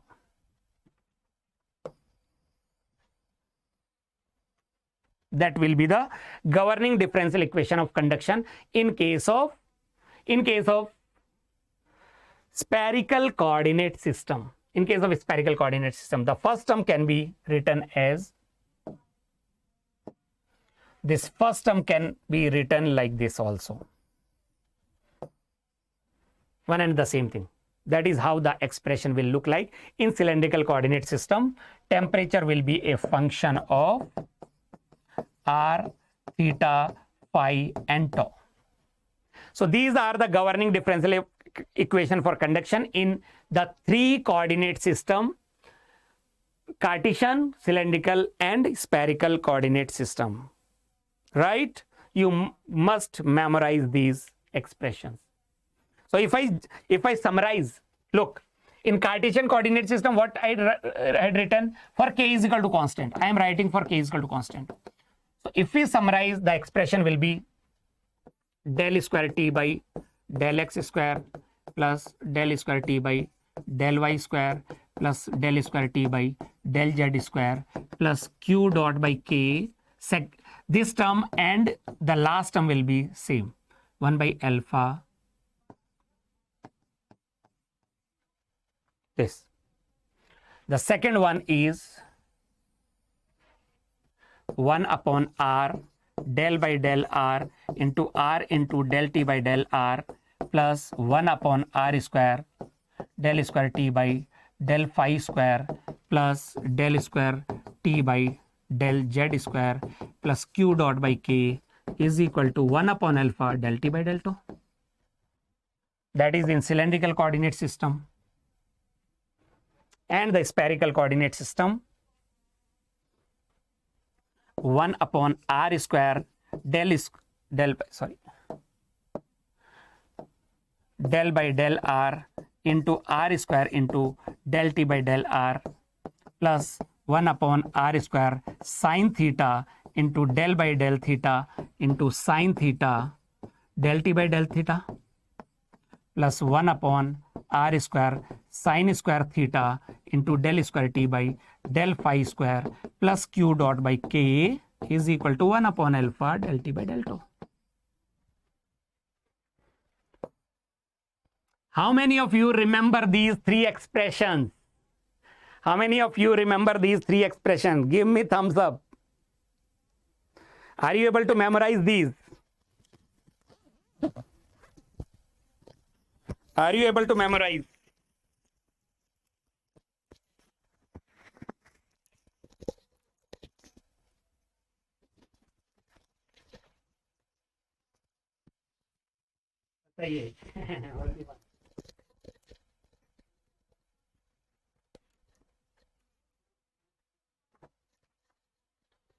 even if you are not able to memorize the whole expression, at least first term for each and every expression you should at least memorize.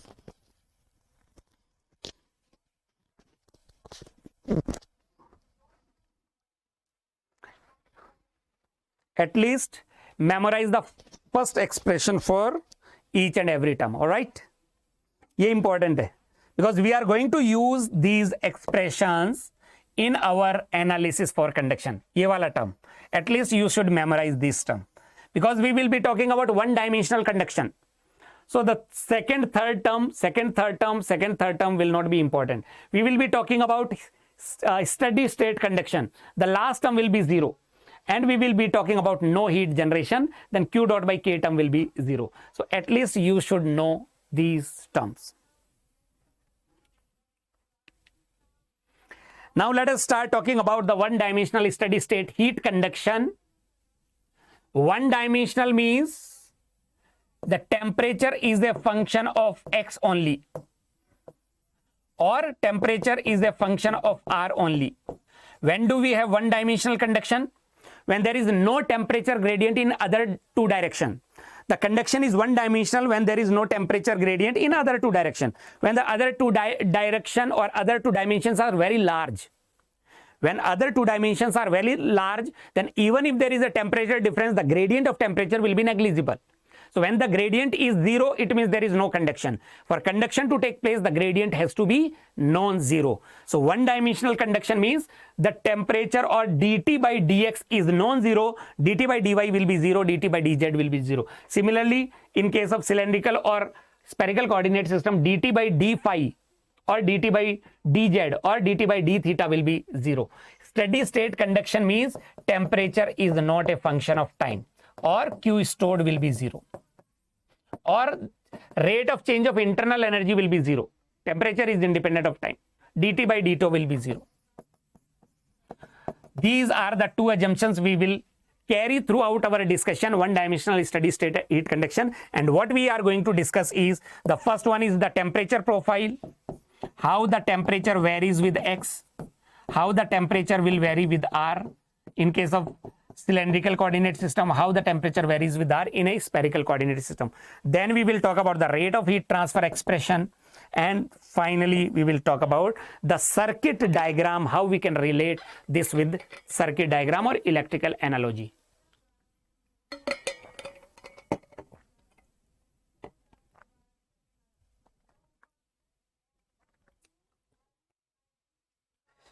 Shall we start? Look. First of all, I will be talking about the plane wall system. When the system is in the form of plane wall, it is Cartesian coordinate system and area will be constant. For a plane wall, the area which is normal to the direction of heat flow will remain constant. A will be constant. And there is no heat generation in the system, Q generation, and the thermal conductivity will be constant. That is the average thermal conductivity. We are talking about the average value of thermal conductivity. These are two more assumptions along with one-dimensional steady state conduction. So if we apply the Fourier law for a plane wall, then we can say Q is equal to minus Ka into dt by dx. Conduction is taking place in the x direction. Can you just let me know Q will be constant or variable? Hi Rashad, welcome. How are you? Do let me know Q will be constant or variable. Do you remember Q in plus Q generated is equal to Q out plus Q stored? With our assumptions,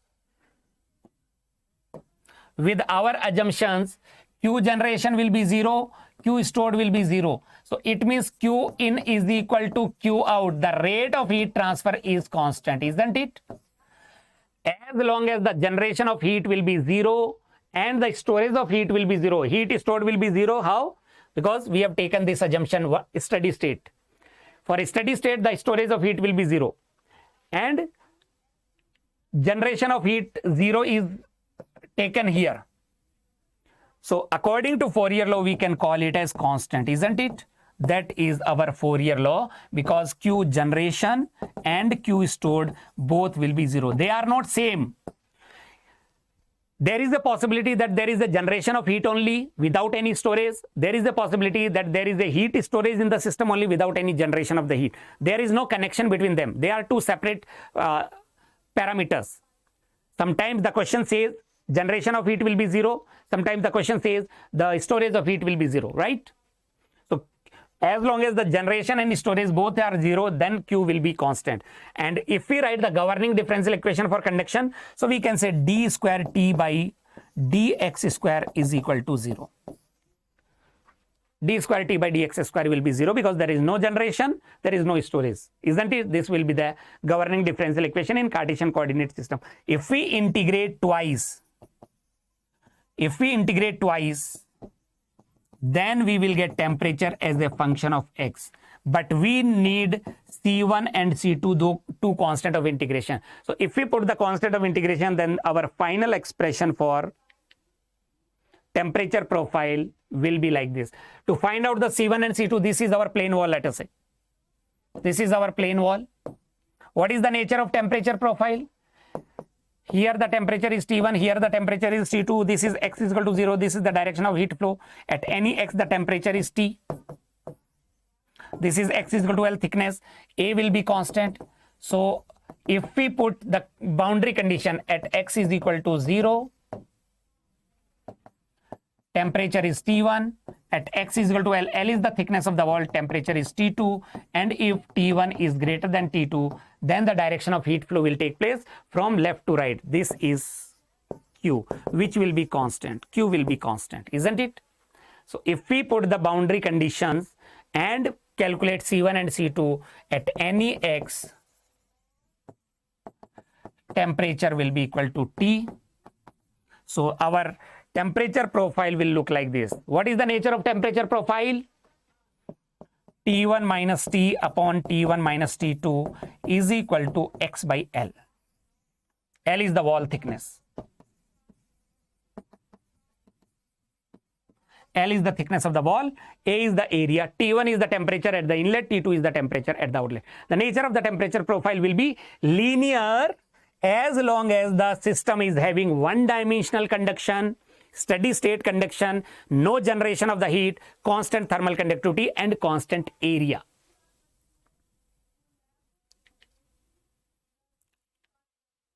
And we can also find out the rate of heat transfer.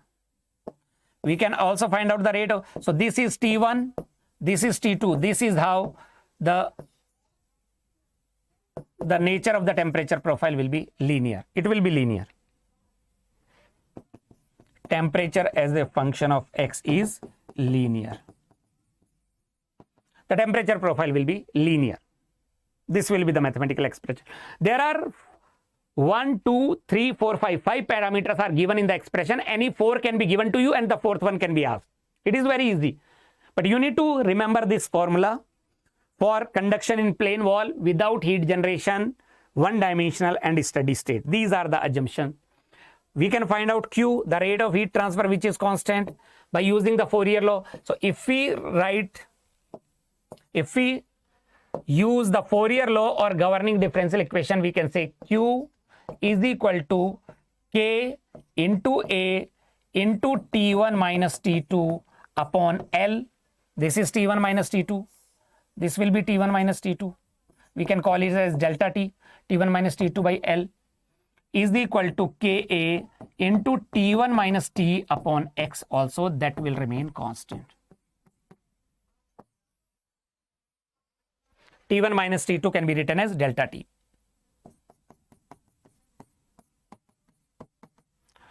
This is the expression for rate of heat transfer through the plane wall. Right? Do you remember it? X is the distance from inlet plane. This is x is equal to 0. This is x is equal to L. X is any distance where the temperature is T. X is the any distance from the inlet plane where the temperature is T. This is the mathematical expression for heat transfer rate. And if we relate with this circuit diagram, Q is given by, as we know, Q is equal to K into A into delta T by L. That can be related with delta T upon thermal resistance. So if we equate these, then RTH, is given by L by Ka. What is the unit of thermal resistance? That is called as conduction thermal resistance.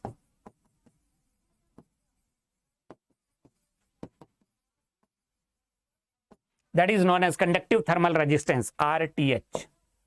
What is the unit of thermal resistance? This is delta T. This will be delta T. T1 minus T2. Here the temperature is T1. Here the temperature is T2. So Q will be equal to delta T upon RTH. And RTH will be equal to L by Ka. What is the unit? The unit is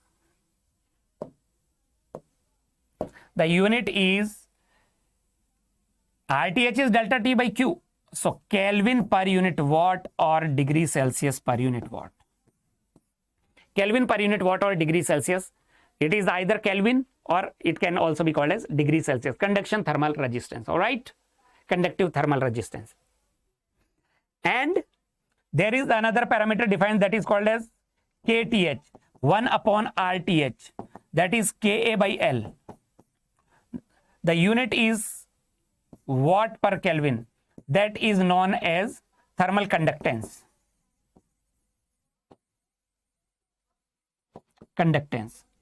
That is known as thermal conductance. And one more term can be defined, A into RTH, that is L by K. The unit will be meter square Kelvin per unit watt. That is called as unit thermal resistance.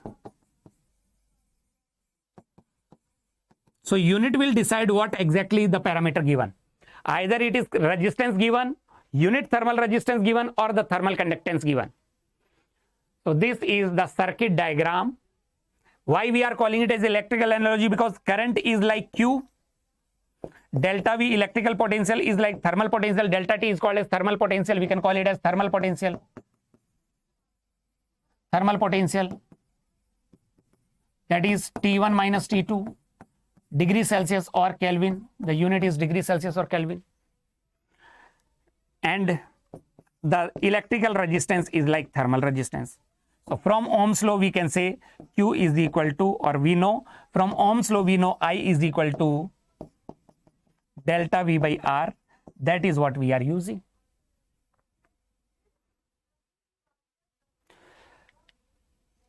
So to apply these formula, whatever the formula I have discussed, I have talked about the three formula: the temperature profile, temperature variation in x direction, then the rate of heat transfer, then the thermal resistance. To apply these formula, these assumptions should be taken into consideration. Steady state conduction, temperature should not be a function of time. Q stored will be 0, or dt by dt is 0. Rate of change of energy storage or rate of change of internal energy will be 0. One dimensional conduction, temperature is a function of x only. Uniform thermal conductivity K will be constant. It is the average value of thermal conductivity taken into consideration. No heat generation, Q generation will be 0. And the area will also be constant. Another is constant area. Because we are talking about the plane wall, area is also constant. So the formula which we have developed is T1 minus T upon T1 minus T2 is equal to x by L. That is one formula, linear. The second formula is Q is equal to Ka T1 minus T2 upon L, or we can write it as Ka T1 minus T upon X. One and the same thing. The third formula is that can be equated with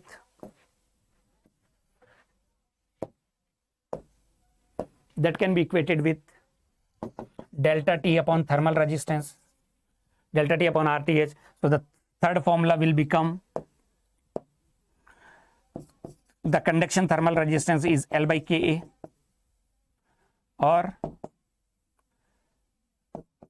thermal conductance is equal to Ka by L, or unit thermal resistance is equal to L by K. So we can write Q dash, the heat flux, which is equal to Q by A, that is equal to delta T, that can be written as delta T upon A into RTH. That is the heat flux. the unit will be equal to watt per meter square. These are the various formula for one-dimensional steady state conduction in case of a plain wall. I hope this is clear to everyone. All fine. Similarly, now very important. Now when the thermal conductivity is variable, the next is when it is having a variable thermal conductivity. Because thermal conductivity varies with temperature, we all know. Thermal conductivity varies with temperature. The previous formula were valid when the thermal conductivity used to be taken as constant. Now, my question to everyone is, when the thermal conductivity is variable, what will happen to the rate of heat transfer? When the thermal conductivity is variable, the rate of heat transfer, will it be constant or variable? C for constant, V for variable. Please do let me know, everyone. When the thermal conductivity is variable,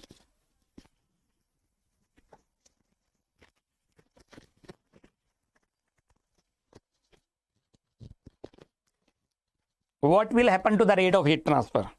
Will it be constant or variable? Please do respond. When the thermal conductivity is variable, heat transfer rate, will it be constant or variable?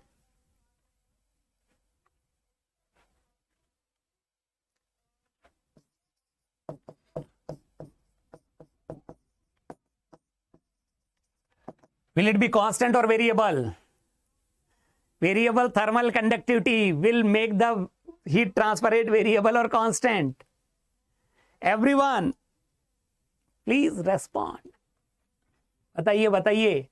It is the last lap, last moment of your preparation. Whatever you have studied throughout the year, we are going to revise everything in a single day for the heat transfer so that you will be able to perform better and better in your exam. Q will remain constant as long as Q generation and Q stored will be 0. Only these two parameters are having the power to vary the rate of heat transfer. As long as there is no generation, as long as there is no storage of heat, there is no variation in the rate of heat transfer. Nitish, बाकी सबने सही जवाब दिया. Ajmera, variable thermal conductivity will not make the rate of heat transfer variable. The rate of heat transfer will remain constant as long as. आप यहां से देखिए ना, our energy conservation equation is Q in plus Q generation is equal to Q out plus Q stored. यहां से देखिए, ये 0 होगा और ये 0 होगा, तो Q in is equal to Q out. Q will be constant. Variable thermal conductivity will not make the rate of heat transfer variable. So from here we can say area is constant. So can we say dt by dx is inversely proportional to K? Can we say dt by dx will be? Can we say dt by dx is inversely proportional to K and negative? The temperature gradient will be negative.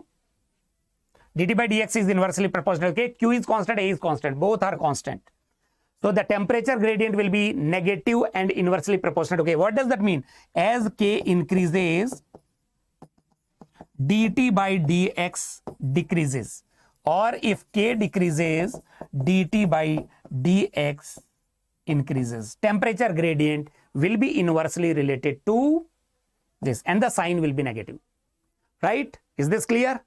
Now, there are two ways in which thermal conductivity can become variable. Thermal conductivity can increase with temperature. Where it happens? In case of a gas, in case of insulator, in case of non-metal. The expression can be like this. If this is the expression, it means temperature increases implies K increases, or if temperature decreases implies K decreases. That is the meaning. First expression. If temperature increases, thermal conductivity increases. If temperature decreases, thermal conductivity decreases. Now look, T1 is this temperature and T2 is this temperature. And the direction of heat flow is from left to right. This is X is equal to 0. This is X is equal to L. This is the direction of heat transfer.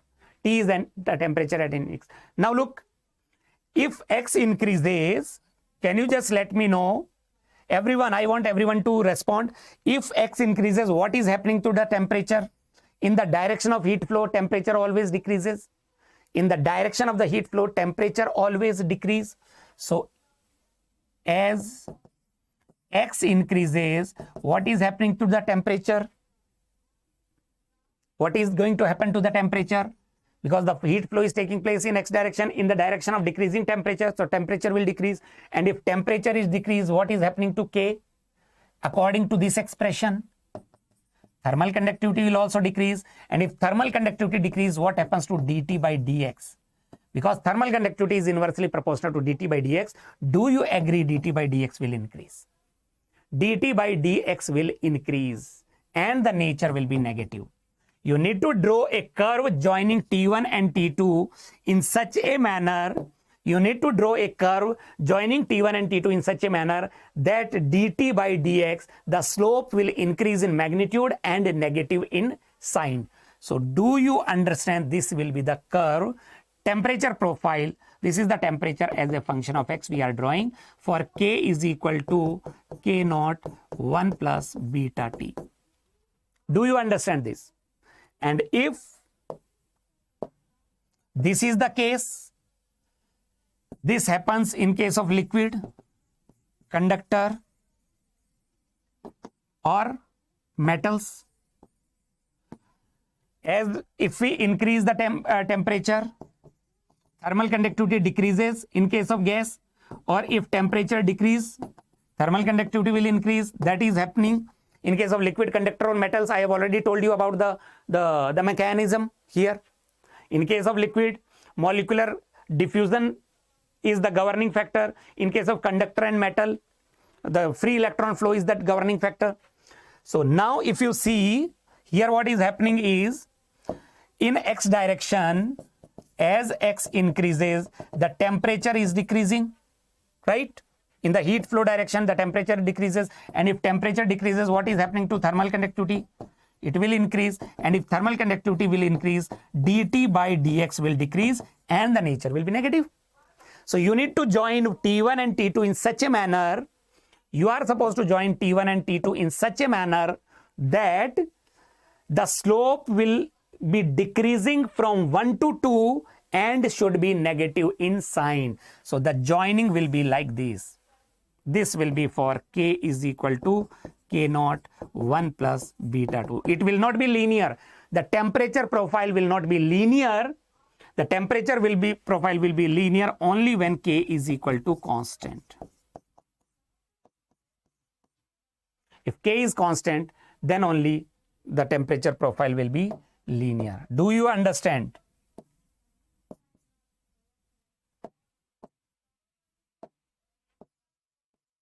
For average thermal conductivity, the temperature profile will be linear. Otherwise, it will be a different curve. The temperature variation will no longer be linear. Is this all clear to everyone? That is how the variable thermal conductivity can be analyzed.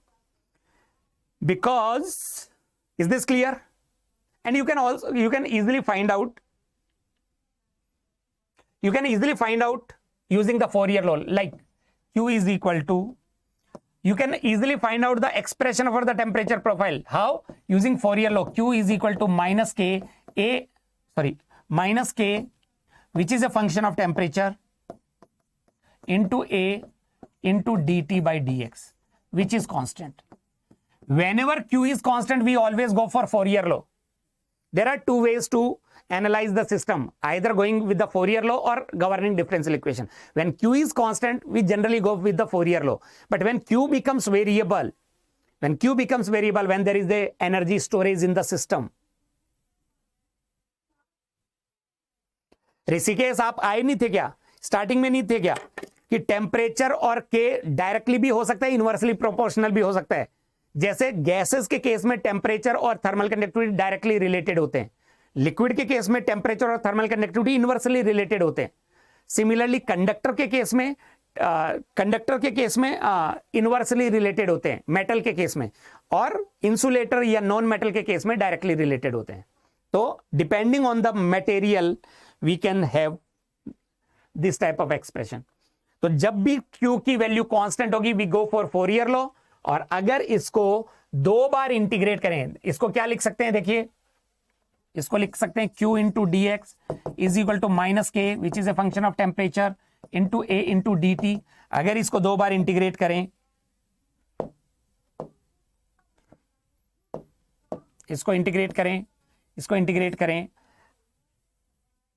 0 to x integrate करेंगे तो ये होगा T1 से T, तो ये बनेगा Q into x is equal to K which is a function of temperature into A into dt का integration T2 से T1 कर देता हूं क्योंकि नेगेटिव था साथ में। सिमिलरली अगर Q dx को इंटीग्रेट करें from 0 to L minus K which is a function of temperature into A into dt, limit will be T1 से T2.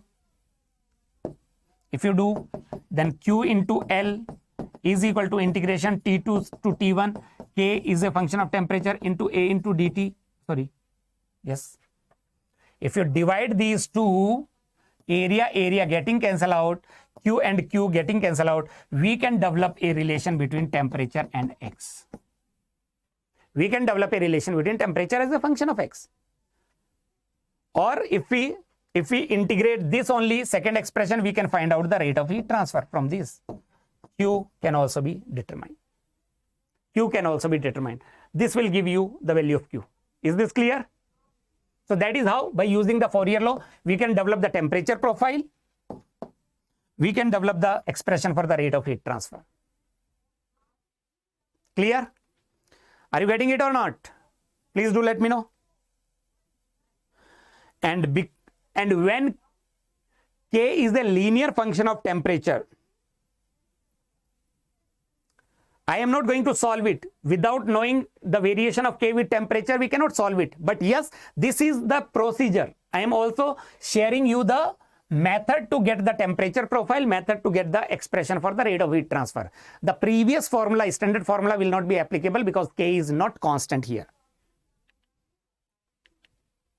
And because K is equal to K naught 1 plus minus beta T. If it is linear function of X, linear function of temperature, then we can say the average value of thermal conductivity is equal to K naught 1 plus minus beta into T average, where T average is the mean of T1 and T2. If it is linear, then the average temperature will be T1 plus T2 by 2. We can find out the average value of thermal conductivity like this. And Q is equal to K average into A into delta T by L. We can use this expression. That is how the expression can be used for linear velocity, for linear variation of thermal conductivity with temperature. If it is any other expression, we can accordingly find out the expression.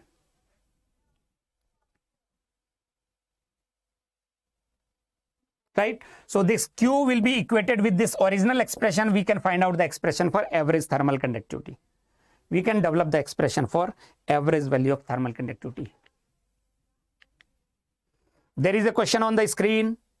If anybody is having any doubt, you can just let me know. Otherwise, I want your answer to this question.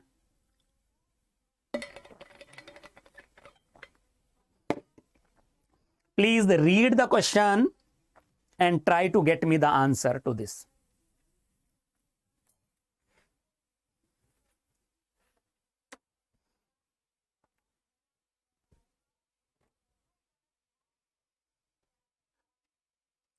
दो घंटे हो गए हमें, 2 hours. बताइए, what is the answer? I want everyone to respond. A, B, C, D. There are 4 options on the screen. One-dimensional steady state heat conduction without heat generation in case of a plane wall.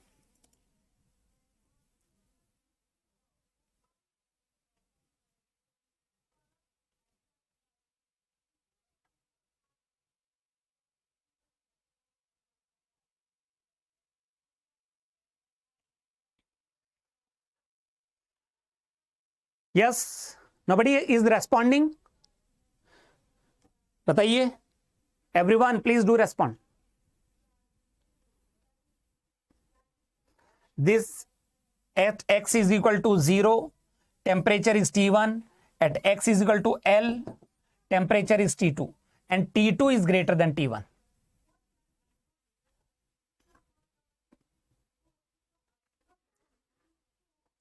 पहले तो मुझे ये बताइए, Q will be constant or variable? Q will be constant or variable? Do you agree?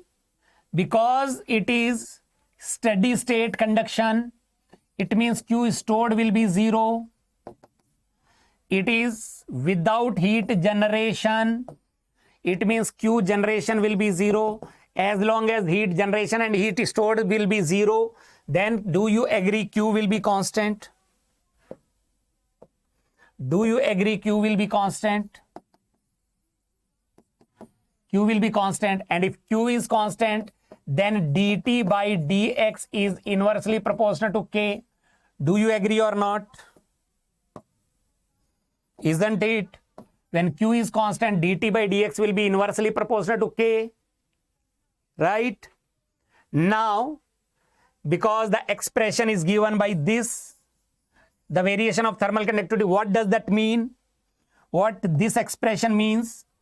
Do you agree this expression means as the temperature increases, K will also increase? Because B and K naught are positive constant, or if we decrease the temperature, thermal conductivity will decrease. Do you understand? K is equal to K naught plus BT. By increasing the temperature, K will increase. By decreasing the temperature, K will decrease. Now, in the direction, in X direction, can you just let me know what is happening to the temperature? In X direction, what is happening to the temperature? As X increases, what is happening to the temperature? T1 is less, T2 is more. So the temperature, what is happening to the temperature? Do you agree it is increasing? It is increasing. If we are going from 1 to 2, the temperature is increasing. And if the temperature is increasing, what is happening to the thermal conductivity? The thermal conductivity will also increase, isn't it? And if the thermal conductivity is increasing, what happened to dt by dx? What will happen to dt by dx? What is going to happen to dt by dx? Isn't it decreasing? Isn't it option D? Isn't it option D? Why you guys are saying increasing then? Why you guys are saying that is how the questions is going to be asked? Yes, that is the problem. The direction is the problem actually. That is how GATE is going to ask you the question. That is how GATE is going to ask you the question. Because the direction of heat flow will be negative x. If we talk about the direction of heat flow, the heat will flow in the negative x direction. But the question says as x increases, opposite to the direction of heat flow. As x increases, the temperature will increase and the thermal conductivity will also increase. That will imply there is a decrease in the... So if we draw the temperature profile, actually it will be like this. Can you let me know what is the sign of dt by dx, positive or negative? What will be the sign of dt by dx? Will it be positive or negative? Sign of dt by dx. Will it be positive or negative? The sign of dt by dx, will it be positive or negative? Quickly. Will it be positive or negative? It will be positive. Isn't it positive? If we draw a tangent, when x, if from here only we can say, as x increases, if the temperature is increases, it means dt by dx is positive. It is positive. Yes, it is positive. By increasing x, if the temperature increases, dt by dx will be positive. In x direction, dt by dx is positive. But in the direction of heat flow, dt by dx is negative. In the direction of heat flow, dt by dx will be negative. One more question and then we will proceed to heat generation case. Yes, I want you guys to let me know the answer to this, the next one. Then we will proceed to the generation of the heat in the plane wall. We have already talked about without heat generation with constant thermal conductivity. Then the second case, we have talked about the variable nature of the thermal conductivity. And the last and the final case will be when there is a heat generation in the system.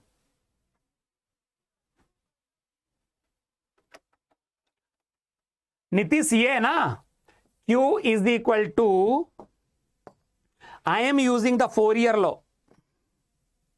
I am using the Fourier law. Q is equal to minus K into A into dt by dx is equal to constant. From here, I am developing the relation between dt by dx and K. dt by dx and K. Inversely proportional. Inversely proportional. dt by dx. If Q is constant, if area is constant, then K into dt by dx will be constant. So dt by dx is inversely proportional to K, isn't it? What is the answer to this one? What is the answer to this question? This was asked in 2019. B for Bombay. Linear? Is it linear? Look, one dimensional, again steady state. Heat conduction takes place through a solid whose cross-sectional area varies linearly in the direction of heat flow. It means A is a linear function of X. A is a linear function of X. Or we can say A is directly proportional to X. Area is variable now. Here area will be variable. Assume there is no heat generation. No heat generation means Q generation is equal to 0. As long as heat stored 0, heat generation 0, Q will be constant. Now thermal conductivity will be constant here. The thermal conductivity of material is constant. So from this expression, look, from this expression, can we say dt by dx is inversely proportional to area? Can we say dt by dx will be inversely proportional to area? Do you agree or not? dt by dx is inversely proportional to area and A is directly proportional to X.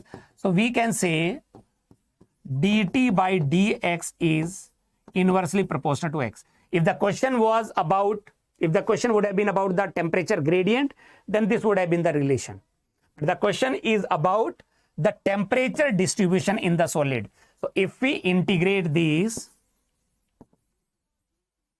then dt by dx, if we integrate with respect to X, if we integrate with respect to X, do you agree dt is dx by x, dt is proportional to dx by x? What is the integration of dx by x? Isn't it ln x? Isn't it ln x? Isn't it logarithmic? Isn't it logarithmic? Isn't it logarithmic?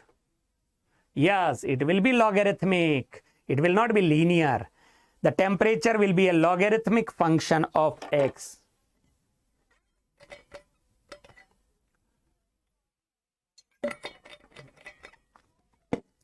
Now, let us move to the next important part. The plane wall with uniform heat generation. The heat generation is uniform. What does that mean? Q dot is equal to constant. The rate of heat generation per unit volume, the unit is watt per meter cube, is constant. Plane wall with uniform heat generation. So in that case, Q will be constant or variable. When there is a heat generation, what about Q? Rate of heat transfer, will it be constant or variable? Everyone, please do let me know. And do share this session with all your friends. जो भी आपके friends हैं, juniors हैं, seniors हैं, who are preparing for GATE 2023, who are going to appear in GATE 2023 examination, ask them to be part of this session. It is going to help them in understanding the concept of heat transfer. When there is a uniform heat generation, Q will be variable. The rate of heat transfer will be variable. So in that case, we go for the governing differential equation. For one-dimensional steady state, the basic assumptions are one-dimensional steady state and constant thermal conductivity, constant area. So this will give rise to d square T by dx square is equal to, sorry, plus Q by K plus Q dot by K is equal to 0. This will be the governing differential equation. If we integrate it twice, if we integrate this expression twice, then we will get C1 and C2. And if we assume the temperature, the value of C1 and C2 at x is equal to 0, if I talk about this is the plane wall with heat generation, this is x is equal to 0, this is x is equal to L. If here temperature is Ts, here also temperature is Ts. At x is equal to 0, temperature is Ts. At x is equal to L also, if I assume temperature is Ts, same. Then if we integrate this twice, we can find out the value of C1 and C2. This is the special case, the temperature is same. At x is equal to 0 also temperature is Ts. At x is equal to L also temperature is Ts. The area is constant like this. This is the plane wall. So if we do the calculation, then T will be equal to, T is the temperature at any x. T is given by Ts plus Q dot x by 2K into L minus x. What is the nature of temperature profile here? What will be the nature of temperature profile? For variable, for heat generation in the plane wall, the temperature profile will be given by this expression. It is a function of, temperature is a function of x square. It is parabola. The temperature profile will be parabolic. Yes, it will be parabola because it is a function of x square. X multiplied by x. It is a function of x square. So the temperature profile will be parabola, and at x is equal to L by 2. At x is equal to L by 2, dt by dx will be 0. So temperature will be maximum. So at x is equal to L by 2, dt by dx will be equal to 0, q will be equal to 0, and t is maximum. This is how the parabola will be drawn. Look how to draw the parabola. This is the plane wall. This is the plane wall with the heat generation. This is the plane wall. This is x is equal to 0. This is x is equal to L, and this is x direction.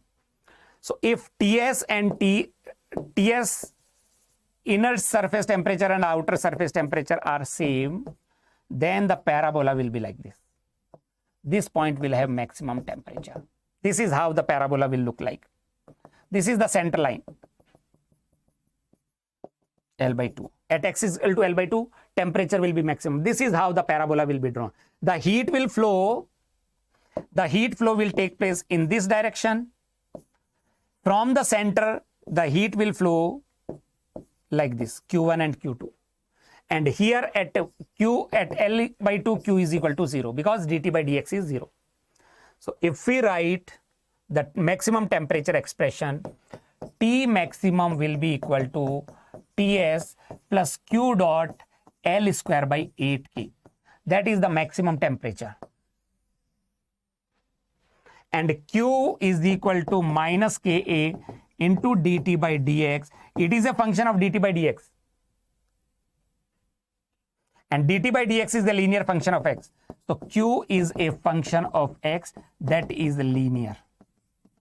For parabolic temperature profile, dt by dx will be linear function, isn't it? For parabolic temperature profile, dt by dx will be linear. So Q will be a linear function of x. At x is equal to L by 2, Q will be 0, and it will be linearly varying with x. I hope this is clear. You need to memorize this formula. This is the maximum temperature at the center line or midpoint. The temperature will be maximum at the midpoint or mid plane.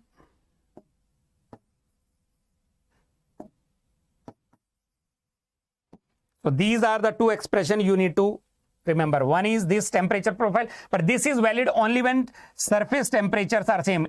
Inner surface temperature and outer surface temperatures are same. This is valid only when inner and outer surface temperatures are same. And similarly, this expression is valid only when inner and outer surfaces are same. This is the maximum temperature or center line temperature. Temperature at the center. So this can be assumed as, the plane wall can be assumed as, this is x is equal to 0, let us say this is x is equal to L, TS1 is equal to TS,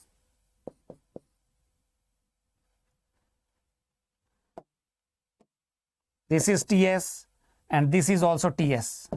Both are same, so the parabola will be like this.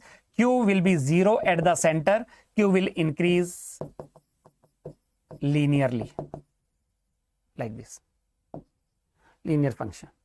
This is maximum temperature. At the center, the temperature will be maximum. This is how it will look like. Or we can write it as, this is L by 2. This is also L by 2. Isn't it? This is L by 2. So T maximum can be written as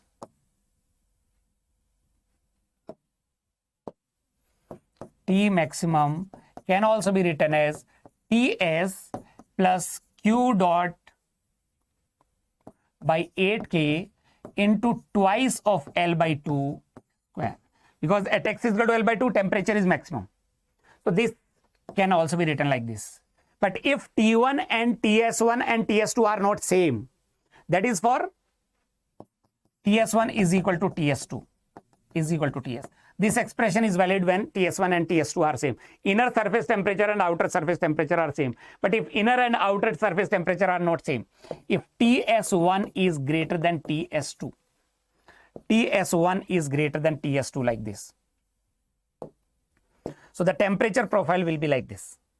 This is the point where the temperature is maximum. Let me call it as L1. Let me call it as L2. L2. And this is L1 plus L2. With heat generation. This is how the temperature profile will look like. This is T, sorry.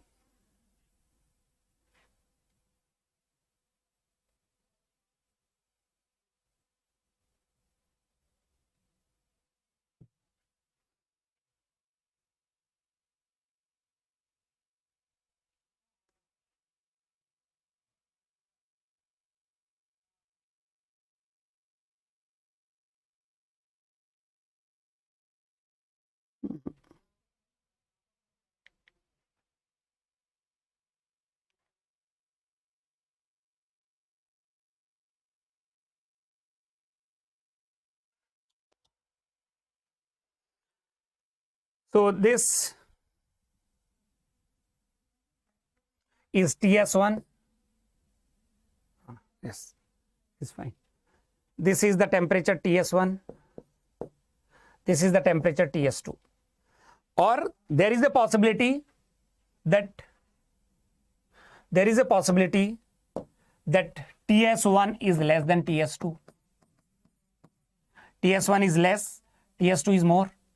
Then the temperature profile will look like this. Then the temperature profile will be like this. This is TS1. This is TS2. TS1 and TS2. This is the point of maximum temperature. This is L1. This is L2.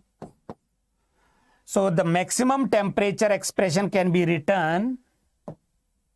The maximum temperature can be written. If we write TS1, then Q dot by 8K into twice of L1 square. Or it can be written as TS2 plus Q dot by 8K into twice of L2 square. अगर TS1 TS2 के बराबर नहीं है तो, if TS1 is not equal to TS2, अगर TS1 TS2 के बराबर है, then the expression will be previous one. If TS1 is equal to TS2, then the expression will be previous one. But if TS1 is not equal to TS2, then this is how we can write the maximum temperature. If we are using TS1, then L1 will be taken into consideration. If we are using TS2, maximum temperature is not at the center. T maximum will not be at the center now. Right? So this completes our discussion for plane wall. This is all about the plane wall. Now we will be talking about the cylindrical system, then spherical system, and then we will be talking about the combined modes of heat transfer and composite system. Can you just let me know the answer to this one?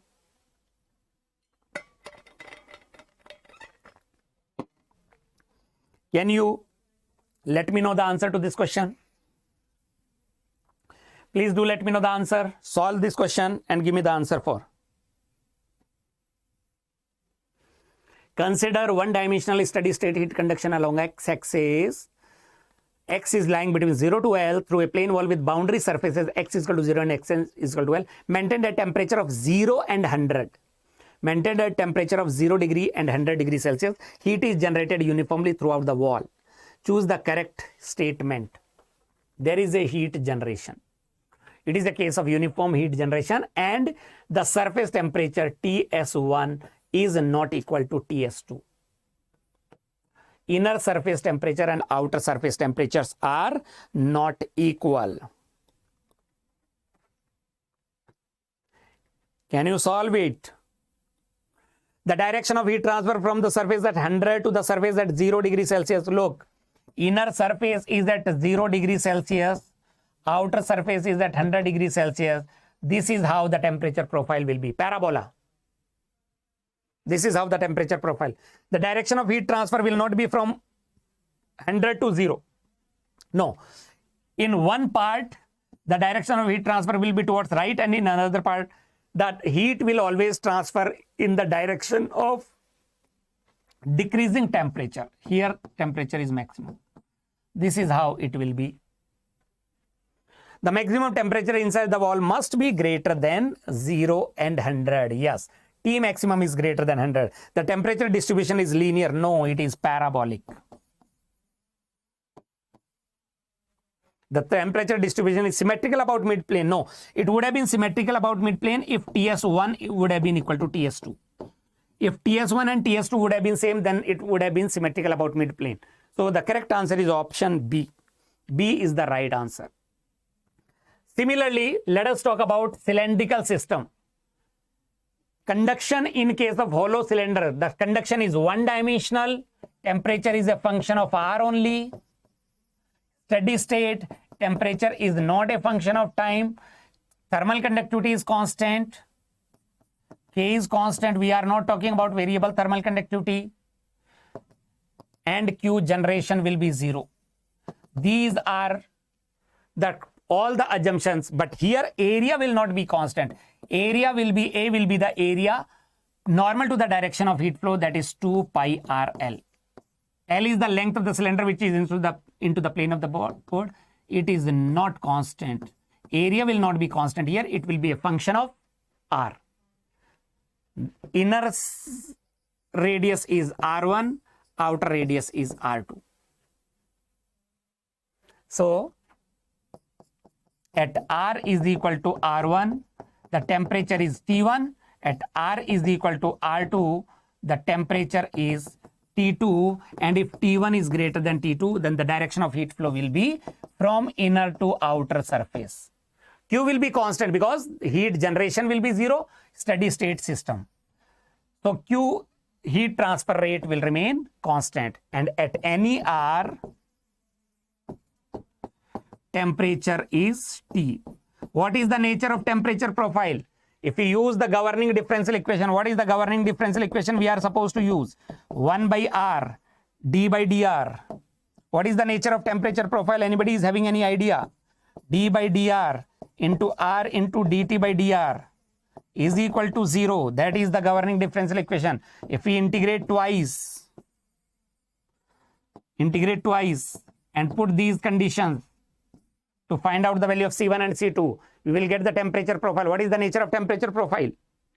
So if I write the temperature profile, it will be logarithmic.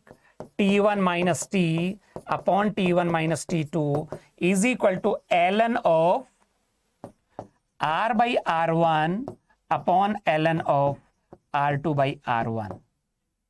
That is how the temperature profile will look like. That is the logarithmic. The temperature profile will be logarithmic. If I draw the temperature profile, it will be like this. This is T2, this is T1. The direction of heat flow will be, Q is constant. The nature of temperature profile will be logarithmic. We can find out the temperature at any R. Or we could have written R1 by R upon R1 by R2. because R2 is greater than R1. That is how I have written. This is how the temperature profile will look like. The rate of heat transfer Q, using the Fourier law. We can use the Fourier law.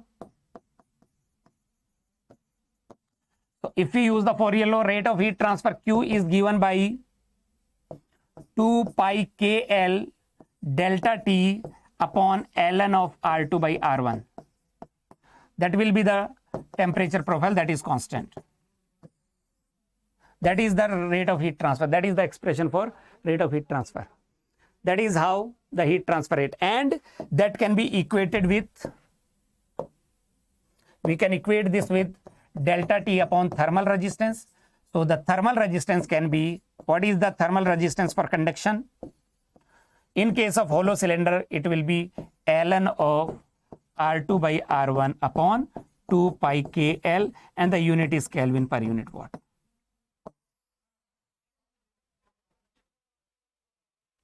All right, this is how we can find out the heat transfer rate. These are the formula you not need to remember.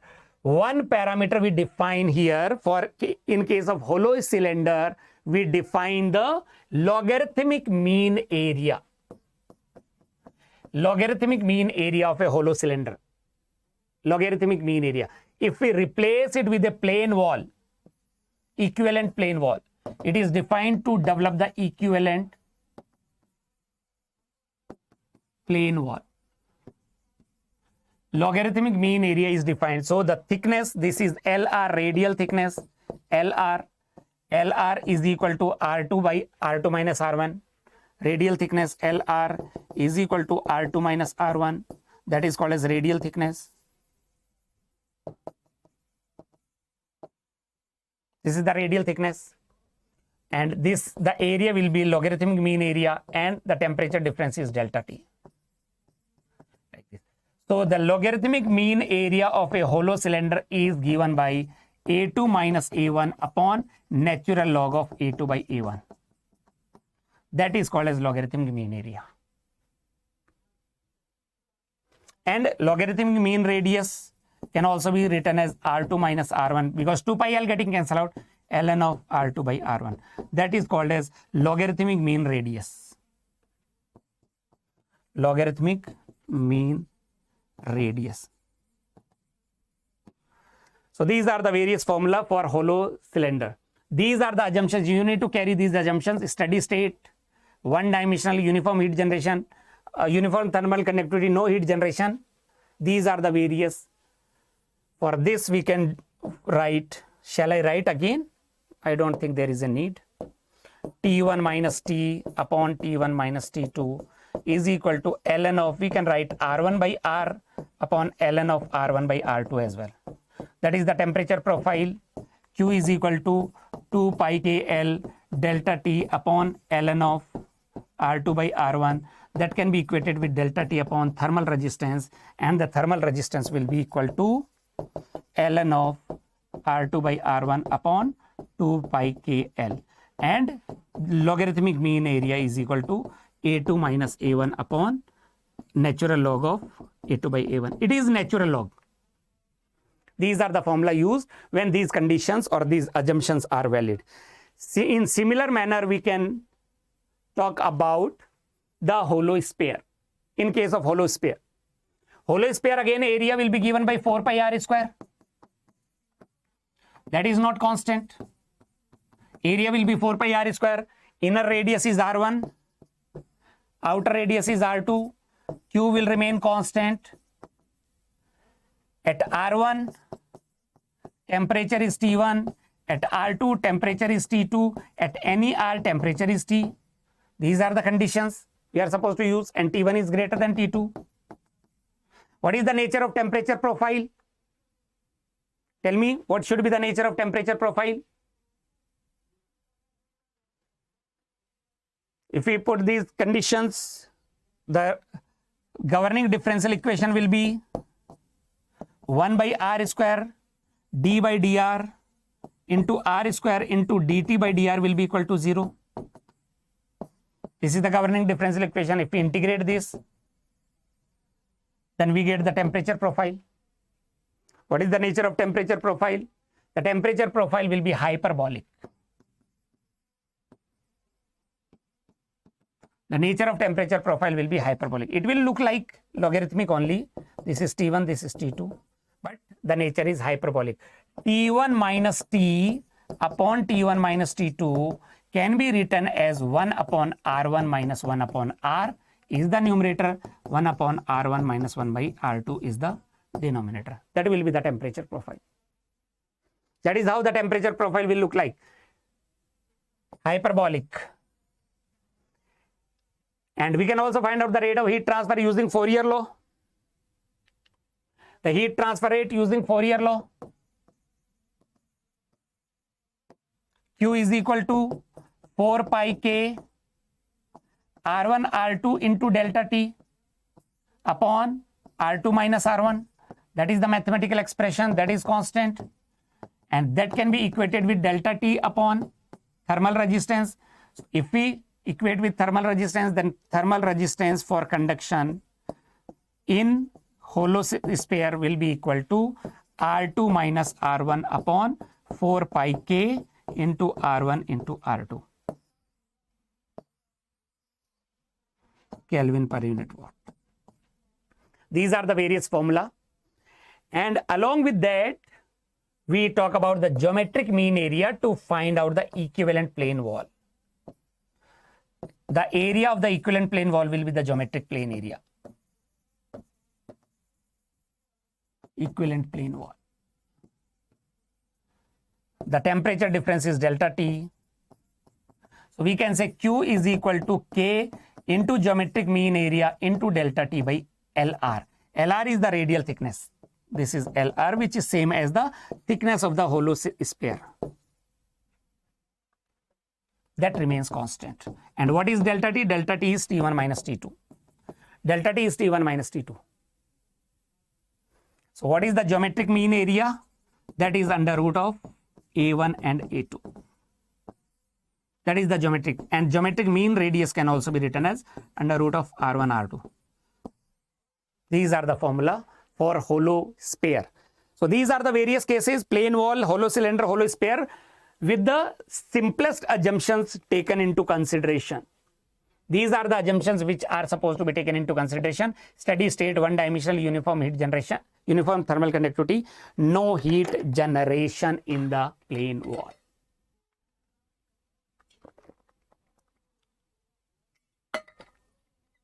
Clear?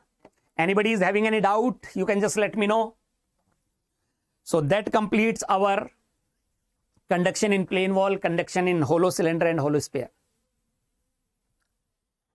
Ashutosh, for cylindrical system, if we analyze, if we equate, look how we are getting this. You need to understand. If we talk about,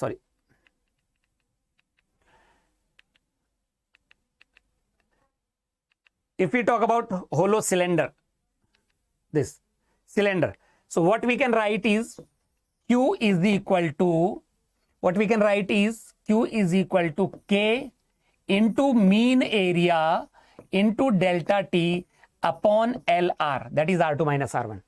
That is how Q can be written. That is equal to 2 pi KL delta T upon ln of R2 by R1. Isn't it? That is the expression. Now, if we multiply and divide, if we multiplied by and divide R2 minus R1 here, if we multiply and divide by R2 minus R1 here, so R2 minus R1 will make LR, and this, and again what we can do is, if we multiply here 2 pi L and divide by 2 pi L in this ln term, it will not make any changes because numerator is multiplied with R2 minus R1, denominator is also multiplied with R2 minus R1. Similarly, ln R2 by R1 can be written as ln R2 2 pi L upon R1 2 pi L, because we know A1 is equal to 2 pi R1 L and A2 is equal to 2 pi R2L. We are actually finding out the mean area because the area is variable. That is why we define the mean area. Ashutosh, that is for you. So what we can write is 2 pi L into R2 minus R1 is A2 minus A1 multiplied by L delta T, K delta T upon R2 minus R1 can be written as LR. This is LR into ln of A2 by A1. Now, if we compare these two, then the mean area will be equal to A2 minus A1 upon ln of A2 by A1. And that is the reason we call it as logarithmic mean area, because it is the logarithmic function we are getting. This will be the area. This will be the area. It K mean area into delta T upon L. So that, because we are getting a logarithmic function, that is why it is called as logarithmic mean area. In similar manner, we can talk about a spherical system also. For a sphere also, this can be written as, for a sphere also we can write Q, K into mean area into delta T upon LR, that is equal to 4 pi K R1 R2 into delta T upon R2 minus R1. R2 minus R1 is LR. So what we can do here is, we can take square and under root. Look, because 4 pi R1 square is, what we can write here is K into delta T, then under root of 4 square pi square R1 square into R2 square. Can we write this way? Upon LR. So under root of 4 pi R1 square is A1, 4 pi R2 square is A2. So it will be K into delta T into under root of A1 into A2. Because A1, A2 is the geometrical mean. Under root of A1, A2 is geometric mean. That is why it is called as geometrical mean area. Equate these two. You will get mean area will be equal to under root A1, A2. Is this clear, Ashutosh? So for cylindrical system, mean area will be logarithmic function, and for spherical system, mean area will be a geometric function. That is why it is called a geometrical mean area. Now, uniform heat generation. The next part is uniform heat generation in case of solid cylinder and in case of solid sphere. First of all, let us talk about a solid cylinder. So solid cylinder, the governing differential equation will be governing differential equation. Whenever there is a heat generation, Q generation is not 0. So we can say Q will be variable, isn't it? The rate of heat transfer will be variable, and because the rate of heat transfer will be variable, then we cannot have the Fourier law. We will use the governing differential equation for cylinder 1 by R, d by dr into R into dt by dr plus Q dot by K is equal to 0. That is the governing differential equation. If we integrate this, if we integrate and use the boundary condition, so the condition is at R is equal to capital R. It is a solid cylinder. The temperature is Ts. And at any R, the temperature is T. So if we integrate and put the boundary condition, then we will get the temperature profile. What will be the nature of temperature profile? Whenever there is a heat generation, the temperature profile will be. What will be the nature of temperature profile when there is a heat generation? बताइए, what will be the nature of temperature profile? Solid cylinder with heat generation.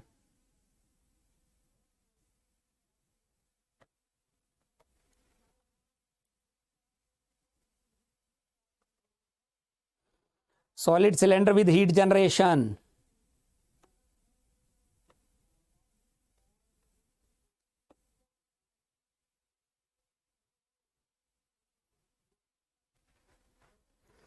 The nature of temperature profile. Yes, whenever there is a heat generation, the nature of temperature profile will be parabolic.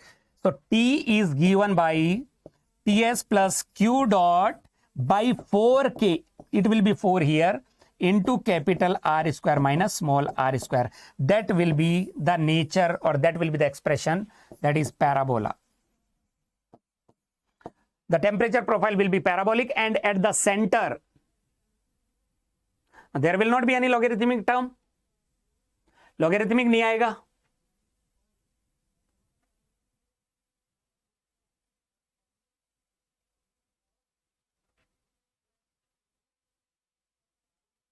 There will not be any logarithmic term, right? This is the temperature profile, and at the center the temperature is maximum. If we draw the temperature profile at the surface, temperature is Ts, the temperature profile will be like this. This is temperature Ts, this is temperature Ts. Here the temperature is maximum at R is equal to 0. This is radial direction. This is R is equal to capital R. This is how the temperature profile will look like. So T maximum can be written as, when R is equal to 0, so it will be Ts plus Q dot capital R square by 4K. That is the maximum temperature. That is the maximum temperature. And the rate of heat transfer, Q is equal to minus K into 2 pi RL into dt by dr.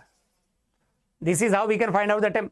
Because temperature is a parabolic function, so dt by dr is linear function of R, and 1 R is already there.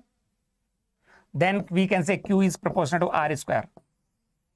Q will be proportional to R square because dt by dr is directly proportional to R because of parabolic nature of temperature profile. When the temperature profile is parabolic, then the slope will be linear.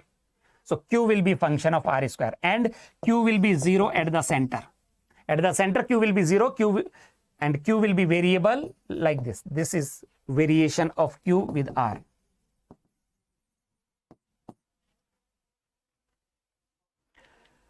For solid sphere, again the governing differential equation, if we write heat generation, Q generation is not 0.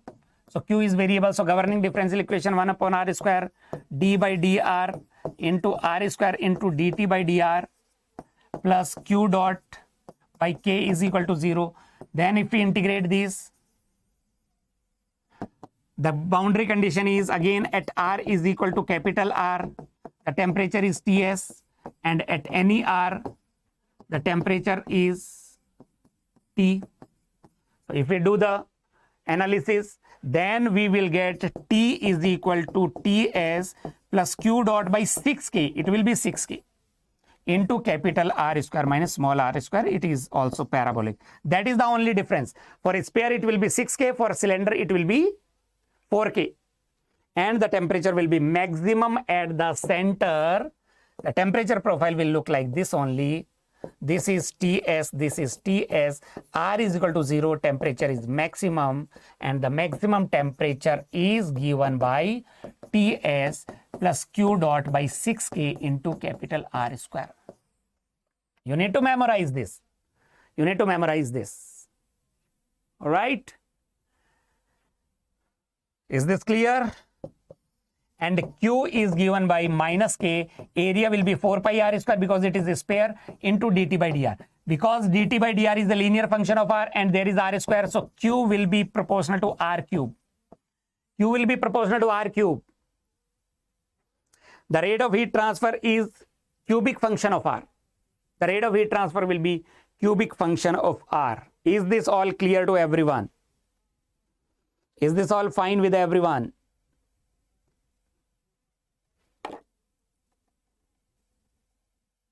Anybody is having any doubt, you can just let me know.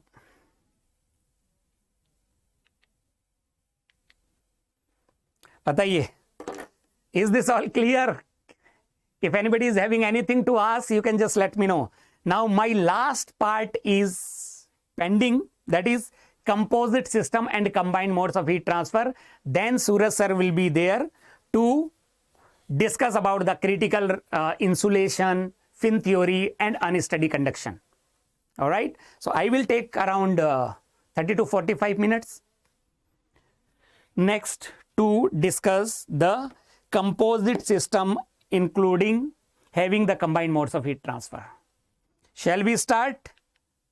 Or if anybody is having anything to ask, you can just let me know. Hi Shreyas, welcome. Ashutosh बताइए क्या? Heat generation in hollow cylinder, that is not important. Heat generation in hollow cylinder will not be important. That will make the analysis more and more complicated. So heat generation we will be talking about only in case of solid cylinder and solid sphere. Otherwise the analysis will become so complicated. So that is why it is not there in your syllabus. Nobody is going to ask you the condition for heat generation, because you need to have the two boundary conditions, and then applying the two boundary condition, the analysis will become complicated. क्यों आशुतोष, आप कहां problem हो रही है मैं बताता हूं आपको. देखिए आप क्या कर रहे हैं, देखिए 1/r into d/dr into r into dt/dr plus q dot by k is equal to 0, isn't it? Multiply whole expression with r, so it will be d/dr into r into dt/dr plus q dot r by k is equal to 0, isn't it? I have just multiplied, then integrate, so it will be r into dt/dr plus q dot by k into 2r is equal to 0, isn't it? So if we take r common, then it will be it will be constant. If we integrate, then it will be constant, right? If we integrate, then dt/dr plus 2q dot by k is equal to constant, isn't it?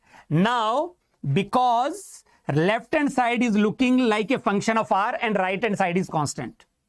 Right hand side is constant and left hand side is a function of r. So this expression can be true only when this term is 0. The expression can be true only when this term is equal to 0. Then only the left hand side is the constant and the right hand side will be constant. So from here what we can find out, or what we can say, from here we can say dt/dr, what we can say, dt/dr plus 2q dot by k is equal to 0.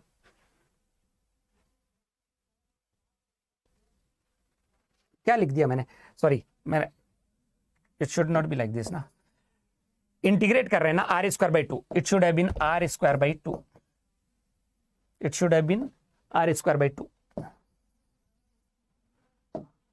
q dot into r by 2k, like this.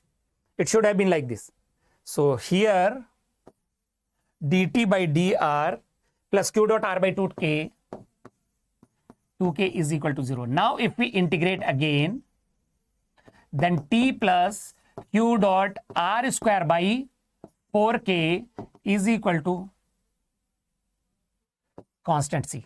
This is how it will be integrated. And then at r is equal to capital R, at r is equal to capital R, temperature is Ts, we can find out the value of C. This is the expression. And at R is equal to capital R, the temperature is Ts, then find out the value of C, and then this is how the integration will be done. Then you will get T is equal to Ts plus Q dot by 4k into capital R square minus small r square. Right? Ashutosh, is this clear? Acha Raghu. No problem, you can watch the recording. Which second term you are talking about? What I am saying is, this bracket has to be 0 because it is multiplied with r. This bracket has to be 0 because it is multiplied with r. If the bracket is non-zero, then it will become a function of r. So the bracket has to be 0. This is the bracket I am talking about. The constant will be 0. The value of constant will be 0 when the bracket will be 0. If the bracket is non-zero, then definitely the left hand side will be a function of r and right hand side is a constant. Then it will contradict. right? Getting it, Ashutosh? The bracket has to be 0.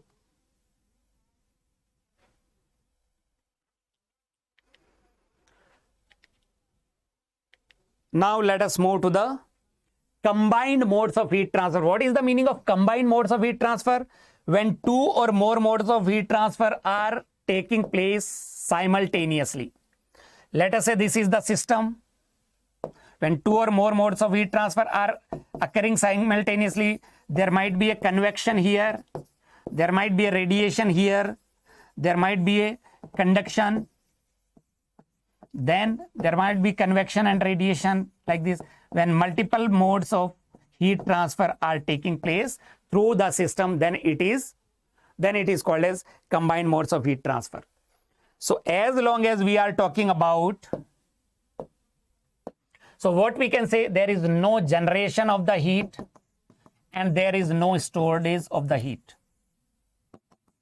As long as these two conditions, no heat generation and the system is in a steady state. If this is the condition, then we can say Q remains constant. Q in is equal to Q out. We are talking about no heat generation case. So Q in is equal to Q out is equal to constant. The rate of heat transfer will remain constant, that is Q. The rate of heat transfer will remain constant, that is Q. So the analysis will be done by using the circuit diagram. The analysis will be done by using the circuit diagram. We have already discussed about when this is Q conduction. When the mode of heat transfer is conduction, then we have already talked about the thermal resistance due to conduction. Thermal resistance due to conduction. If the system is a plane wall, let me write once again. If the system is a plane wall, what is thermal resistance for conduction? Do you remember the formula L by Ka? If it is a hollow cylinder, then the thermal resistance due to conduction will be equal to ln of R2 by R1 upon 2 pi KL. And if it is a hollow sphere, the thermal resistance is given by R2 minus R1 upon 4 pi K R1 R2. This is what we have already discussed, conduction. Then if there is a convection, the mode of heat transfer is convection. For convection, we can say Q convection is equal to HA delta T. Q convection is equal to HA delta T. And that can be equated with delta T upon thermal resistance by convection. We can use circuit diagram. So from here we can say R thermal resistance for convection will be, convective thermal resistance will be equal to 1 upon H into A, surface area available for convection. The unit will be same, that is Kelvin per unit watt or degrees Celsius per unit watt.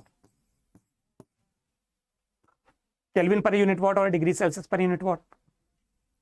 For radiation, because the thermal resistance expression will become complicated because of Stefan-Boltzmann law, because the radiation is also a surface phenomena, because the radiation can also be treated as a surface phenomena, thermal radiation can also be taken as a surface phenomena, and that is why we can write Q radiation to be like this: HR into surface area into bulk temperature difference, HR into A. So delta T upon thermal resistance, if we equate, then we can write the thermal resistance for radiation to be 1 upon HR into A, surface area. So here HR will be equal to radiative heat transfer coefficient. Radiative or radiation heat transfer coefficient, similar to convective heat transfer coefficient. The unit is watt per meter square Kelvin or watt per meter square degrees Celsius. HR is the radiation heat transfer coefficient. So these are the thermal resistances we are going to use for drawing the circuit diagram. So when do we have the combination of resistances in series? These are the thermal resistances R1 and R2. Bulk temperature difference will be this. This is delta T.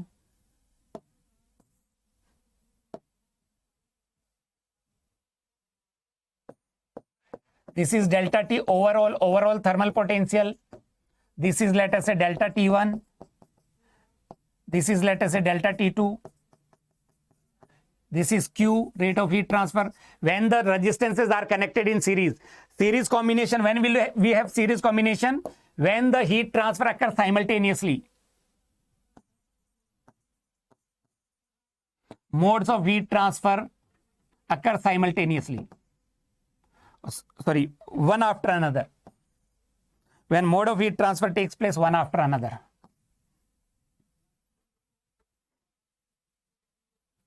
Or when the resistances are connected one after another. Series combination of resistances is when resistances are connected one after another. When the resistances are connected one after another. Right? Like this. First resistance, second resistance. So for this, we can say Q is equal to Q1 is equal to Q2 is equal to so on. That remains constant. The rate of heat transfer will be constant if the resistances are in series combination.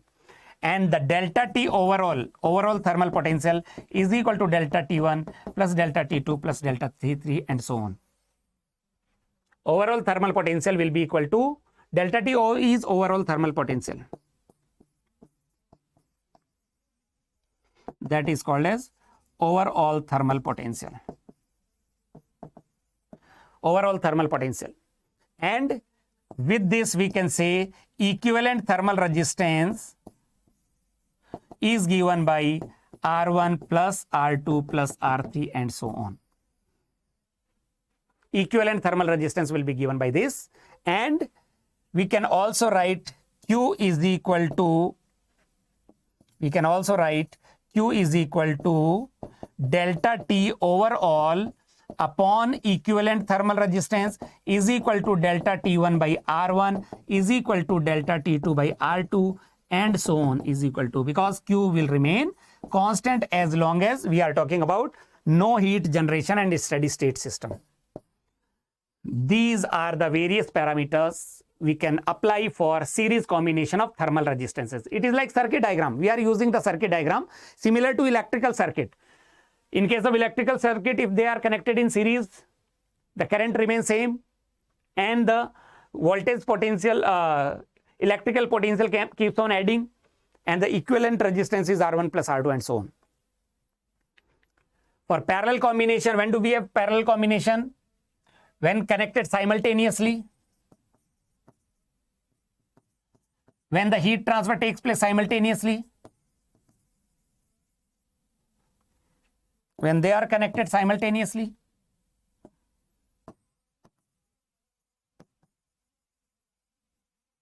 When they are connected simultaneously like this.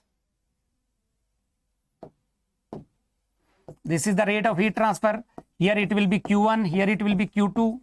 This is delta T overall, or we can call it as delta T1 or delta T2 like this.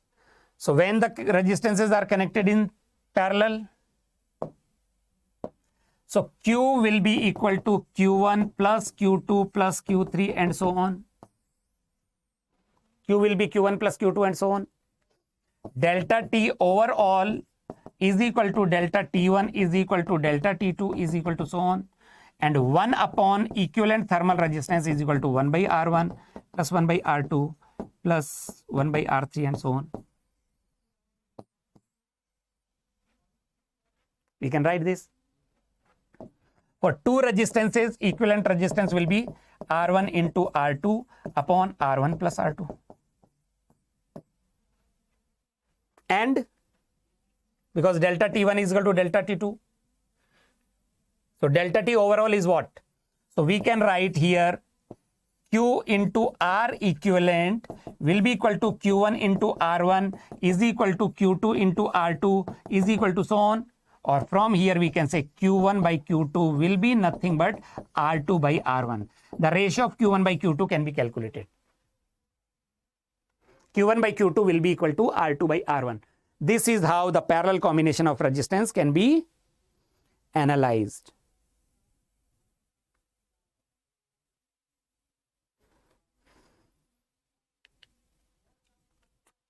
And if we talk about the composite system which is made up of more materials, the system which is made of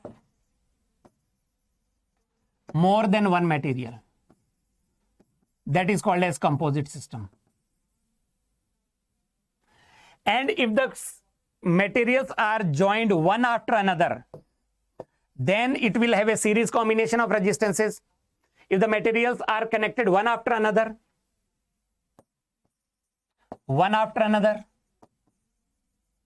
then it will give the series combination R1, R2. What is R1? If I write R1 is equal to L1 by K1 into A. Area will remain same. Area will remain constant. And R2 will be equal to L2 thickness upon K2 into A. Like this. So R equivalent can be written as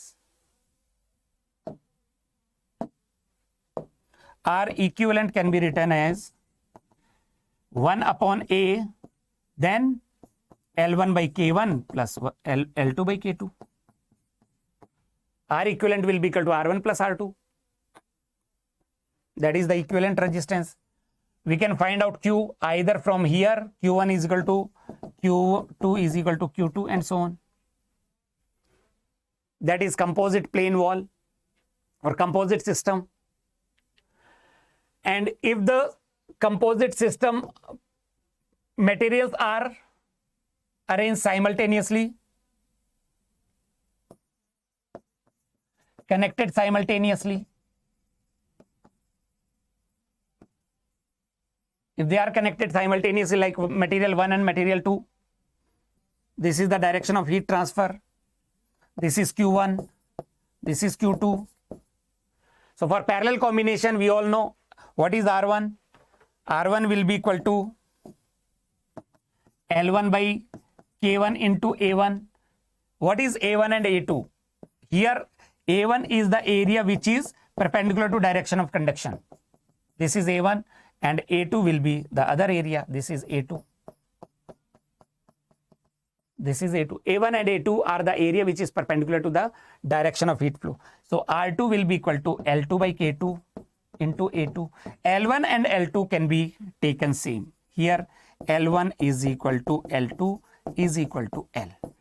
L1 and L2 are same. So for parallel combination, R equivalent can be written as R1 into R2 upon R1 plus R2.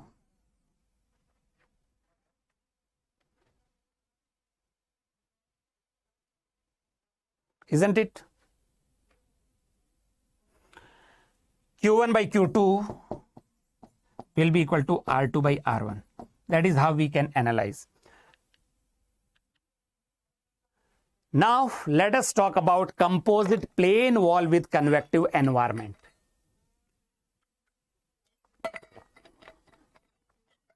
There is convection in inner fluid and outer fluid. Now let us talk about this type of system. There is system 1, material 2. This is L1 and this is L2. There is convection, inner fluid. There is a convection in outer fluid. Outer fluid temperature is T0. Inner fluid temperature is Ti. Here the temperature is T1. Here the temperature is T2. Or let me write. Here the temperature is T1. Here the temperature is, let us say, T2. Here the temperature is, let us say, T3. Ti, T0 and convective heat transfer coefficient is Hi. For outer fluid, H0. So if we draw the circuit diagram for this, there will be 4 resistances in series, isn't it? How many resistances will be there? For this situation, if there is only convection, so 2 thermal resistances for convection and 2 thermal resistance for conduction. The total number of thermal resistance will be There will be 4 thermal resistance. This is R1, R2, R3 and R4, which are connected in series. What is R1? 1 upon HI into A. What is R2? L1 by K1 into A. What is R3? L2 by K2 into A. Isn't it? What is R4? That is 1 upon H naught into A. So equivalent resistance is equal to R1 plus R2. What is equivalent thermal resistance? That is R1 plus R2 plus R3 plus R4. So if we write this, then it will be 1 upon A, 1 upon HI plus L1 by K1 plus L2 by K2 plus 1 upon H naught. That is the equivalent thermal resistance. And delta T overall will be, delta T overall thermal potential will be Ti minus T naught. Ti minus T naught. That is the overall thermal potential, Ti minus T naught, right? So for n layers, if we generalize it for n number of layers, then how to write? There will be n plus 2 resistances. Isn't it n plus 2 resistances? 2 resistances for inner convection and outer convection, and n is the number of resistances for conduction. So we can write the equivalent thermal resistance as 1 upon A, which is common, 1 upon HI plus summation of Lj by Kj and the limit of J is equal to 1 to N plus 1 upon H naught. That is our equivalent, and Q will be equal to delta T overall upon R equivalent, or we can write it as Q delta T1 upon R1, or we can write it as delta T1 by R1 is equal to delta T2 by R2 and so on, because Q will remain constant. That is how we can write equivalent thermal resistance for n layers, isn't it? It is not a new topic actually. It is the application of the things which we have studied so far. It is only the application. It is only the extension of the topics which we have studied so far. We have already discussed about the thermal resistances. So if they are connected in series, according to that, series combination concept will be applied. And if they are connected in parallel, the parallel concept can be applied. Now there is another parameter defined that is called as overall heat transfer coefficient, which is defined for composite system and combined modes of heat transfer plus combined modes. If there is a composite system involving combined modes of heat transfer, then we define overall heat transfer coefficient. What is that? The rate of heat transfer per unit surface area per unit overall thermal potential. So we can say Q is equal to, if we are using U into A, then we should use delta T overall. Or we can say delta T, or we can say U is equal to Q upon A into delta T overall. That is how it is defined. The rate of heat transfer per unit area, per unit overall thermal potential. The unit is watt per meter square Kelvin or watt per meter square degree Celsius. To analyze it, to analyze the conduction or the heat transfer, considering it is a single system, we can define the overall heat transfer coefficient U. U is the overall heat transfer coefficient. And how to find out the value of U? Look, we can say as Q is also equal to delta T overall upon R equivalent. So by comparing these two, what we can say, if we compare these two, from this, we can say U into A into R equivalent is equal to 1. Or we can say U is equal to 1 upon A into R equivalent. If we put the value of R equivalent in the denominator and multiplied by 1, multiplied with A, then we will get the expression for U. Look, this is R equivalent multiplied by A getting cancelled out, and that is in the denominator. So the expression for U The expression for U can be written as 1 divided by 1 upon Hi plus summation Lj by Kj plus 1 upon H naught. That is how we can write U. That is the mathematical expression for U. So if we want to write Q, Q is equal to, if we are using Hi, then we will use A into Ti minus T1. Then we will write Ti minus T1. If we are writing using the conduction, then it will be K1 into A into T1 minus T2 by L1. Or if we use for second material K2 into A into T2 minus T3 upon L2. And if we are using U into A, then it will be Ti minus T naught. That is the difference. If we are using Hi, then the corresponding temperature difference will be taken into consideration. But if we are using U, then it will be overall temperature difference, or we can write it as delta T overall upon R equivalent as well. That is the meaning of defining U, overall heat transfer coefficient. That is the expression. Clear?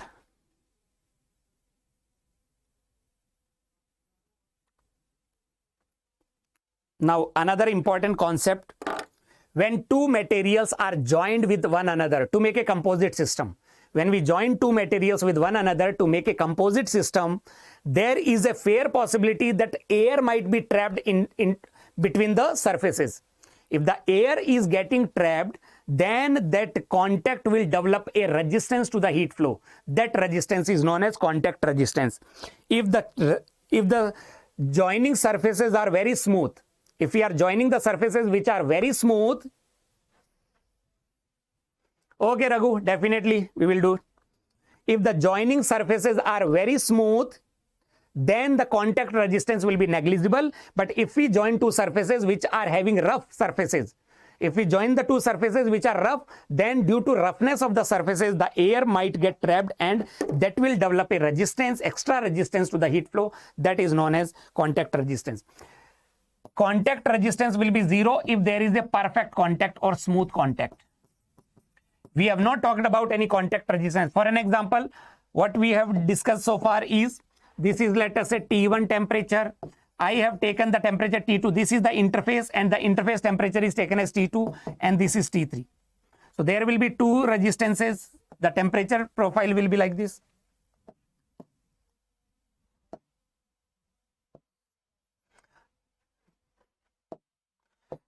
The temperature profile will be linear.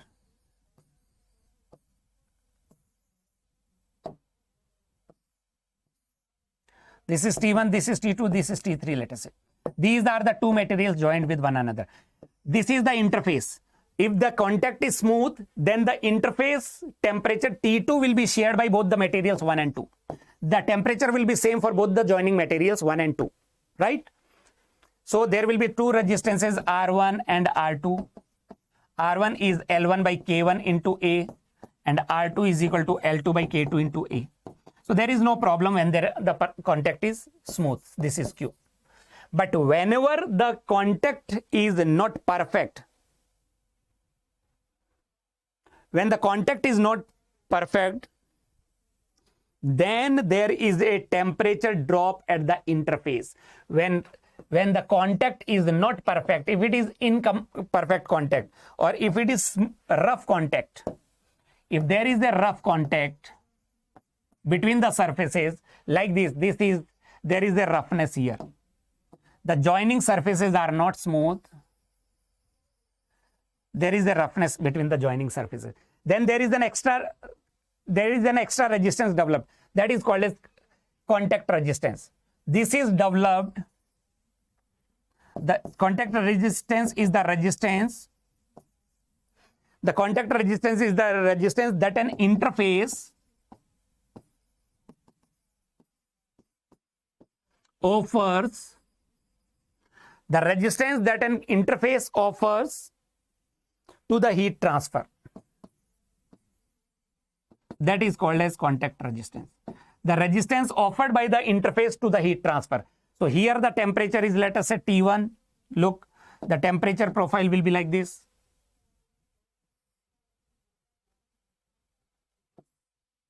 This is T1, this point is T2, this is T3, and this point temperature is T2 dash. There is a drop in temperature here also.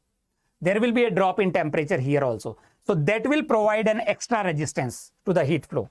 That will provide an extra resistance to the heat flow. That is called as, this will provide an extra resistance to the heat flow. So here it is R1 as usual, L1 by K1 into A. Here it is R2, that is L2 by K2 into A. And here this is called as contact resistance. And this temperature difference is delta T at the interface. Delta T at the interface, which is equal to, what is delta T at the interface? Delta T at the interface is equal to T2 minus T2 dash. So we can write Q dash, let me call it as Q dash, which will be less than earlier Q. Q dash will be less than earlier Q. This was Q, and here, sorry, Q dash will be more than earlier Q.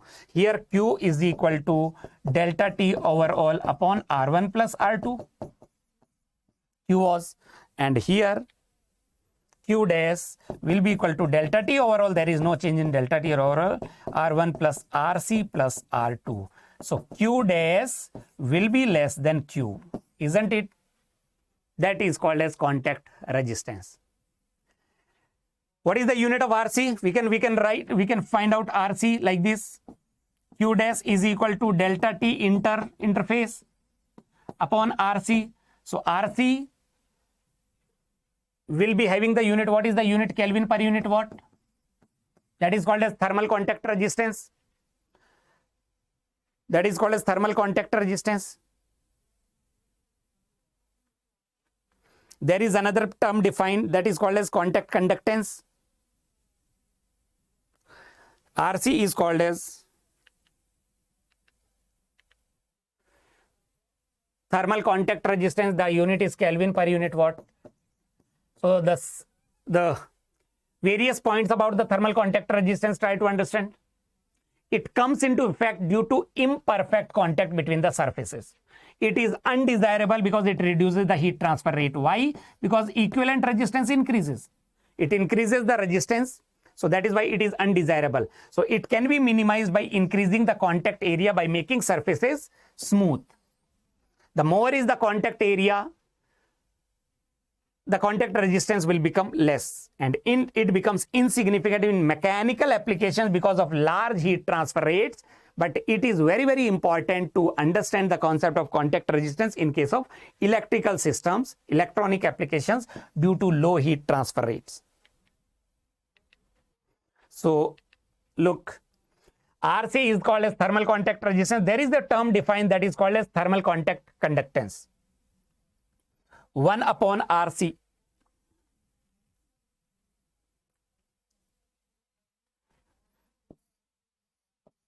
HC. Sorry. Just a second.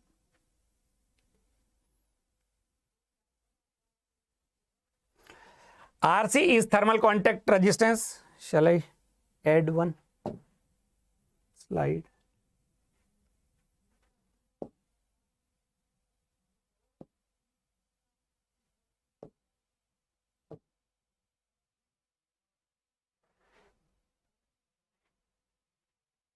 Look, RC is called as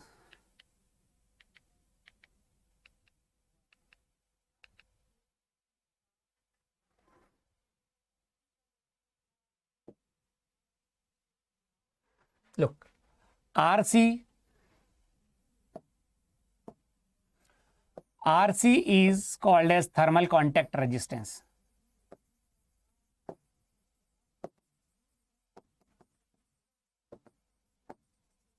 The unit is Kelvin per unit watt. And A multiplied by RC, that is called as unit thermal contact resistance. contact resistance. The unit will become meter square Kelvin per unit watt. That is called as unit thermal resistance. And 1 upon A into RC, that is equal to HC. That is called as unit thermal conductance. The unit will decide whether it is thermal conductance given or thermal resistance. This is called as unit thermal conductance. The unit will be watt per meter square Kelvin. So if we want to write RC, so RC is equal to 1 upon HC into A, isn't it? Isn't it? So that is how we can write. Unit thermal conductance, watt per meter square Kelvin. It is similar to 1 upon HA. That is called as contact resistance, 1 upon HA. But here it is the contact conductance. HC is the unit thermal contact conductance. Contact conductance. So let us solve one question and then we will proceed to the cylindrical system and spherical system with combined modes of heat transfer.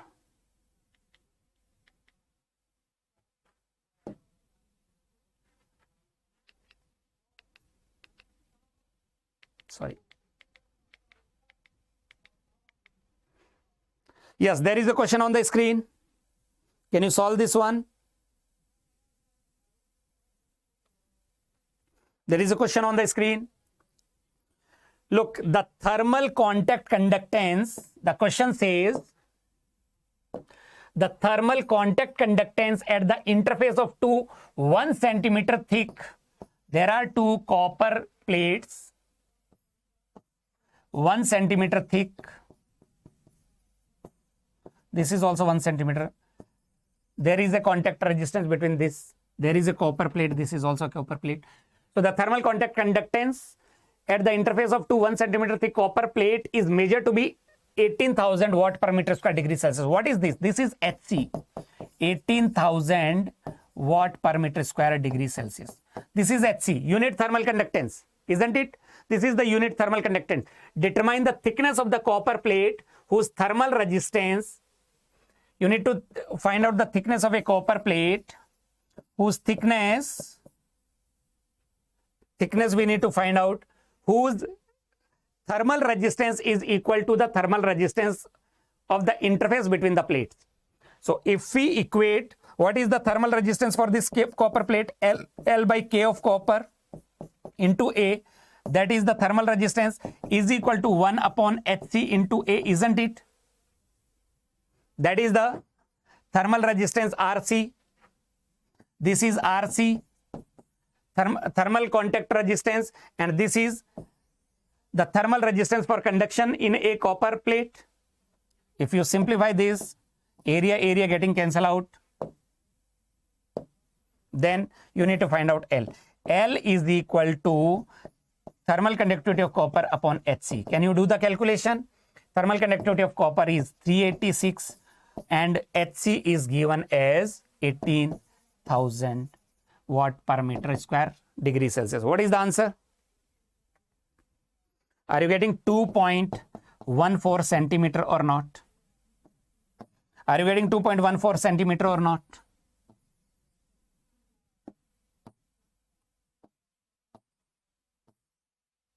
Please check and do let me know.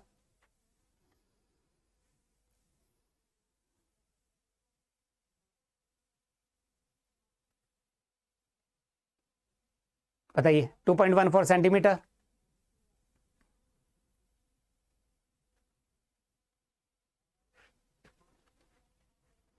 All right. The next one is composite cylinder with convective environment. This is the composite cylinder. Inner fluid Ti, outer fluid H0 and T0. So if the heat is flowing from inside to outside, Q will be constant. There will be 4 resistances in series, R1, R2, R3 and R4. 4 resistances in series, and the equivalent resistance will be R1 plus R2 plus R3 plus R4. What is R1? 1 upon HI into 2 pi R1L. isn't it? What is R2? ln of R2 by R1 upon 2 pi K1L. What is R3? ln of R3 by R2 upon 2 pi K2L. And what is R4? 1 upon H0 into 2 pi R3 into L. This will be the resistance. So if we write R equivalent from here, what will be the R equivalent? R equivalent is equal to 1 upon 2 pi L. Then it will be 1 upon Hi plus, or if we generalize it, ln of R2 by R1 upon K1 plus ln of R3 by R2 upon K2 plus 1 upon H0 into R3. This will be the expression for n layers. For n layers, there will be n plus 2 resistances. For n layers, there will be n plus 2 resistances. So R equivalent will be equal to 1 upon 2 pi L if we take common, 1 upon Hi plus, it will be R1 also. So Hi into R1 plus summation of ln of Rj plus 1 upon Rj upon Kj plus 1 upon H0 into Rn plus 1. This will be the expression for n layers, R equivalent. We define overall heat transfer coefficient because Ai is not equal to A0. Ai is equal to 2 pi R1L and A0 is equal to 2 pi Rn plus 1 into L. So Ai and A0 are not equal. So there are two overall heat transfer coefficients are defined. We can write Q is equal to, if I write Ui, then we will write Ai into overall thermal potential is equal to U0 into A0 into a overall thermal potential, or we can write overall thermal potential upon equivalent resistance. That remains constant. So from here we can say Ui into Ai into R equivalent. So I will take 10 minutes more, 10 to 15 minutes more, and then Suraj sir will be coming and he will discuss the remaining part of the conduction. All right? Or Suraj sir might give you a little break to you. R equivalent is equal to U0 into A0 into R equivalent will be equal to 1. Or we can say Ui into R1 is equal to U0 into Rn plus 1 is equal to 1 upon 2 pi L into R equivalent. So if we multiply R equivalent with 2 pi L, then we can find out Ui, and so what we can write here, Ai is equal to 2 pi R1L, A0 is equal to 2 pi Rn plus 1 into L. So from here we can easily find out Ui and U0.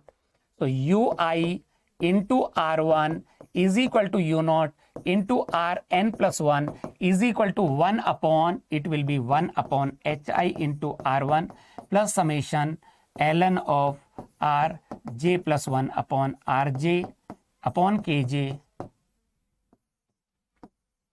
plus 1 upon H0 into Rn plus 1. No need to memorize this. No need to memorize. If we want to find out Ui, then divide this right hand side expression with R1. If we want to find out U0, then divide the right hand side with Rn plus 1. From here we can find out the expression for Ui and U0. This will give you the expression for Ui and U0. All right. Similarly, composite is paired with convective environment. Ai is equal to 4 pi R1 square and A0 is equal to 4 pi R3 square. For two layers, this is R3, this is R1, R2, R3, R4. If we write R1 is 1 upon Hi into 4 pi R1 square.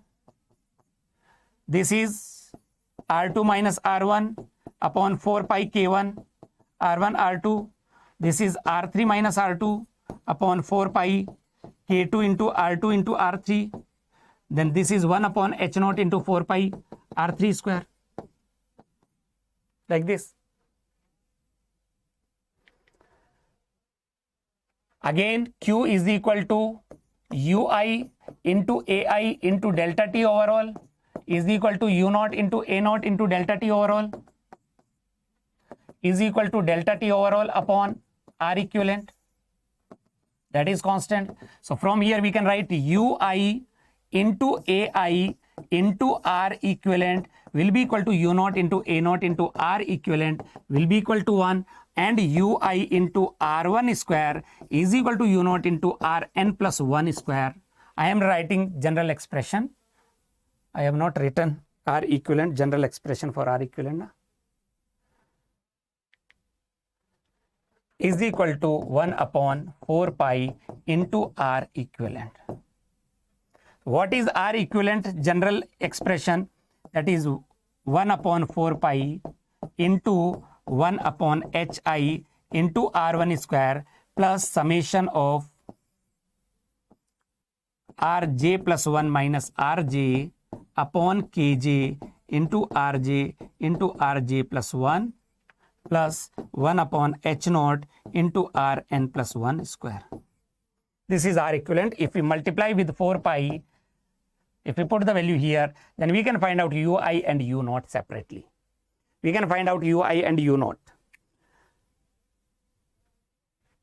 Malaise conduction, steady state conduction, composite system is completed.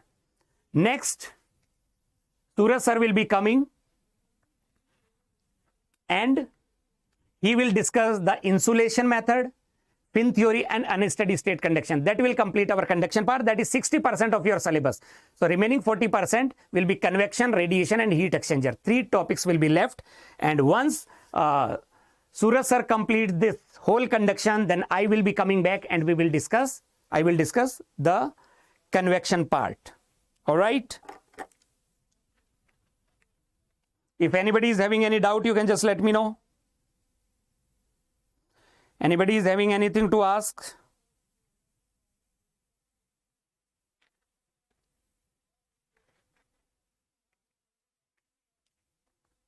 Will you be able to write UI and U naught?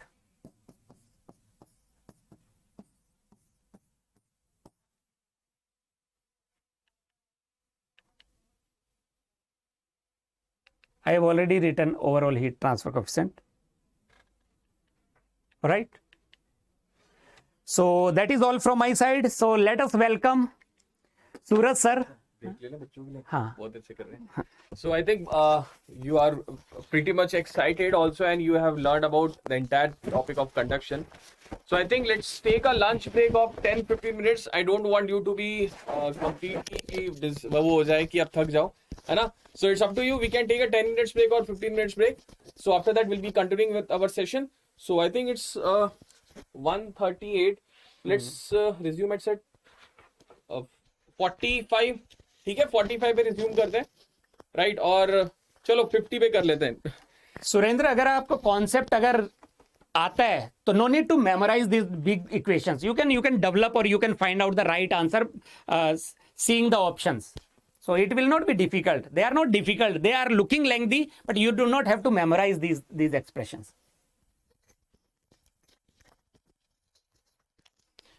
Okay guys, I'll see you in convection again. And Suraj sir will be continuing with the remaining part of conduction. All right. Thank you guys. Thank you very much.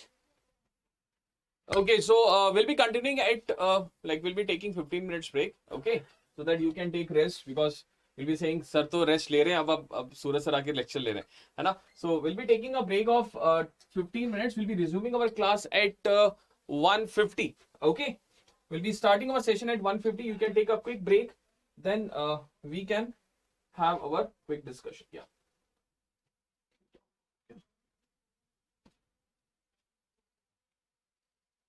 Okay, so take a break till 1:50. We'll be continuing our session at 1:50. Okay.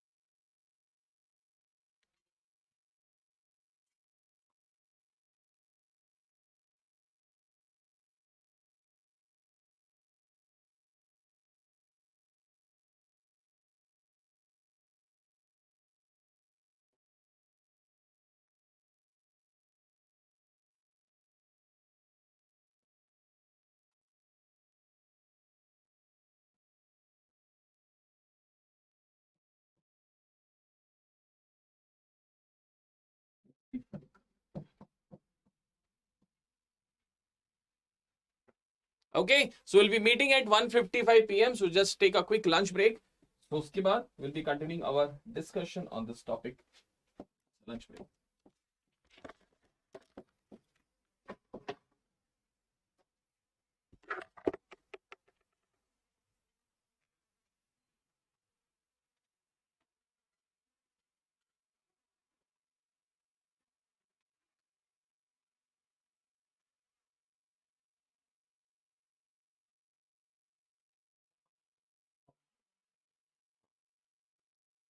If I go 50 कर दो, तो 55 है.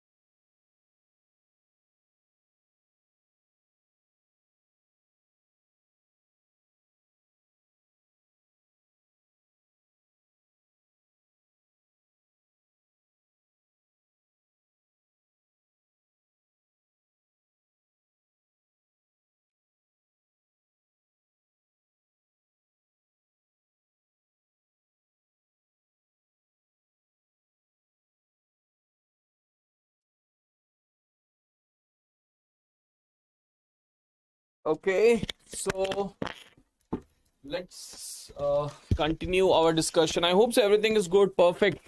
Yes.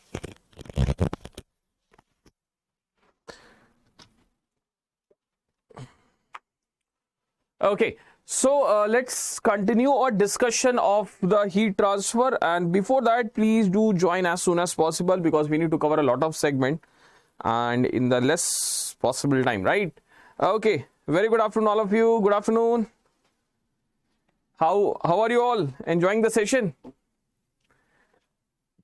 Okay, so now I think the time is up. 1:55. I told you we'll be resuming the class at 1:55. So now let's continue our discussion. To this point of time, I think you have covered majority of the conduction part. You have studied about the slab conduction, you have studied about the hollow cylinder, hollow sphere, you have talked about the heat generation cases, you have talked about some various formulations from these topics, and I think Chandra sir was very energetic till the end, and I wanted that you guys to be continued till after that also, but I wanted a 10 minutes break so that you can be rejuvenating your energy. So let's come back and let's again continue our discussion on this topic of heat transfer. So I hope so everyone is have joined. Please do share this video so that most of the students, those who went for the lunch break, they will be resuming, right? And you can connect with me on my Telegram channel also. I think majority of the students have already been joined. Okay, fine. So now if I talk about the mock test also, please give this mock test, very important because majority of the students have already been registered. So try to give this mock test so that you can check what is your preparation level, right? And after that, I think you have covered steady state conduction, you have covered steady state conduction with heat generation. There's one topic left out, that is critical radius. I'll be starting from that. After critical radius, I think I'll be covering with fins, heat, your transient heat conduction, then radiation. After that, Chandra sir will be coming up and we'll be discussing about the heat exchangers and convection. Very important, right? So let's begin our discussion of the critical radius of insulation. Okay, so please write in the comment section. Are you with me? Yes.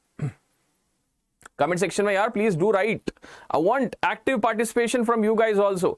Just like in the industrial also, we had an awesome energetic session. This also will be having an energetic session till the end. Okay, fine. So now let's start continuing our discussion of the critical radius of insulation. Now, what is the critical radius of insulation? Why we are studying this critical radius? Why we are seeing this as critical radius? And I would say that this is a most important topic in the conduction part. If you see the last year trends, if you talk about the engineering surveys, if you talk about gate examination, you always expect a question from this topic. Okay, so it's very important that you should be having a clarity because students do commit mistake in this topic of critical radius of insulation. So let us understand what is this critical radius. Now, if you see on your screen, there are two images on the left hand side and right hand side. We are having a air conditioning duct over here and we are having a electric wire. In both cases, we are using an insulation, right? But can you tell me, are we doing insulation in AC ducts to reduce the heat transfer or increase the heat transfer? This is an air conditioner duct. This is an AC duct. Quickly, tell me one thing. We are doing insulation over here to increase the heat transfer, decrease the heat transfer. Yes, quickly. Yes.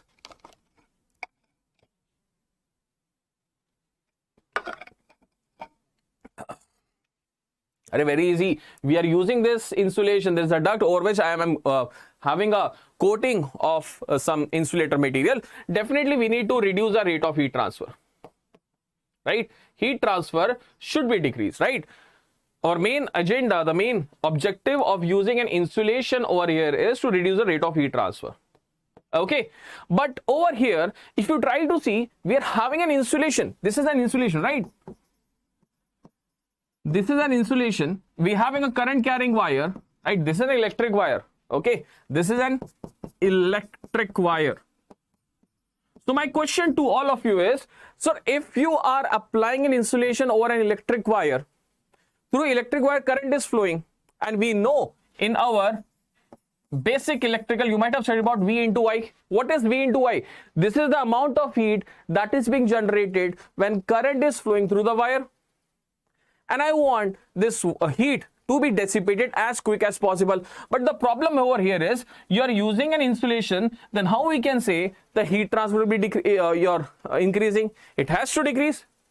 Then ideally you should not be using an insulation in electric wire. Yes, but it's not that happening. Are we not using insulation? Let us imagine a situation. You are having an you're having a mobile charger, right? And you have charging your phone, and the wire is live. There is no insulation. And in sote in the dream, you are thinking about heat transfer, and suddenly you touch that live wire. You'll be thinking about this concept. Arey, we could have did some insulation in order to have some safety condition. In order to have that safety condition, right? So here insulation we are using to do the safety, right? But if I talk about over here, we are using the insulation to decrease the heat transfer. But the problem here is, if you are using insulation, then definitely your heat transfer is going to decrease or increase. For that, you should be knowing about the concept of critical radius of insulation, right? So let us take one wire. Let us take one wire, right? This is a wire, and over which I'm using an insulator. Over which I'm using an insulator which is having a thermal conductivity of K, right? I'm taking a internal radius Ri and external radius is Ro. Like it's something like this. If you try to see, it is something like this. This is your Ri, and from the center point till this point, right? It is something like this. This is the wire, and this is the insulation that we are doing, and the outer radius is this one.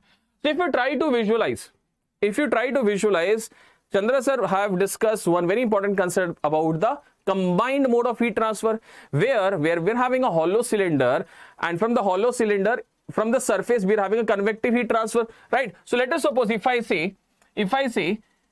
I'm talking about two resistances over here, right? Let's say this is R1, this is R2. That means your R1 is nothing but your conduction resistance, and R2 is your convection resistance.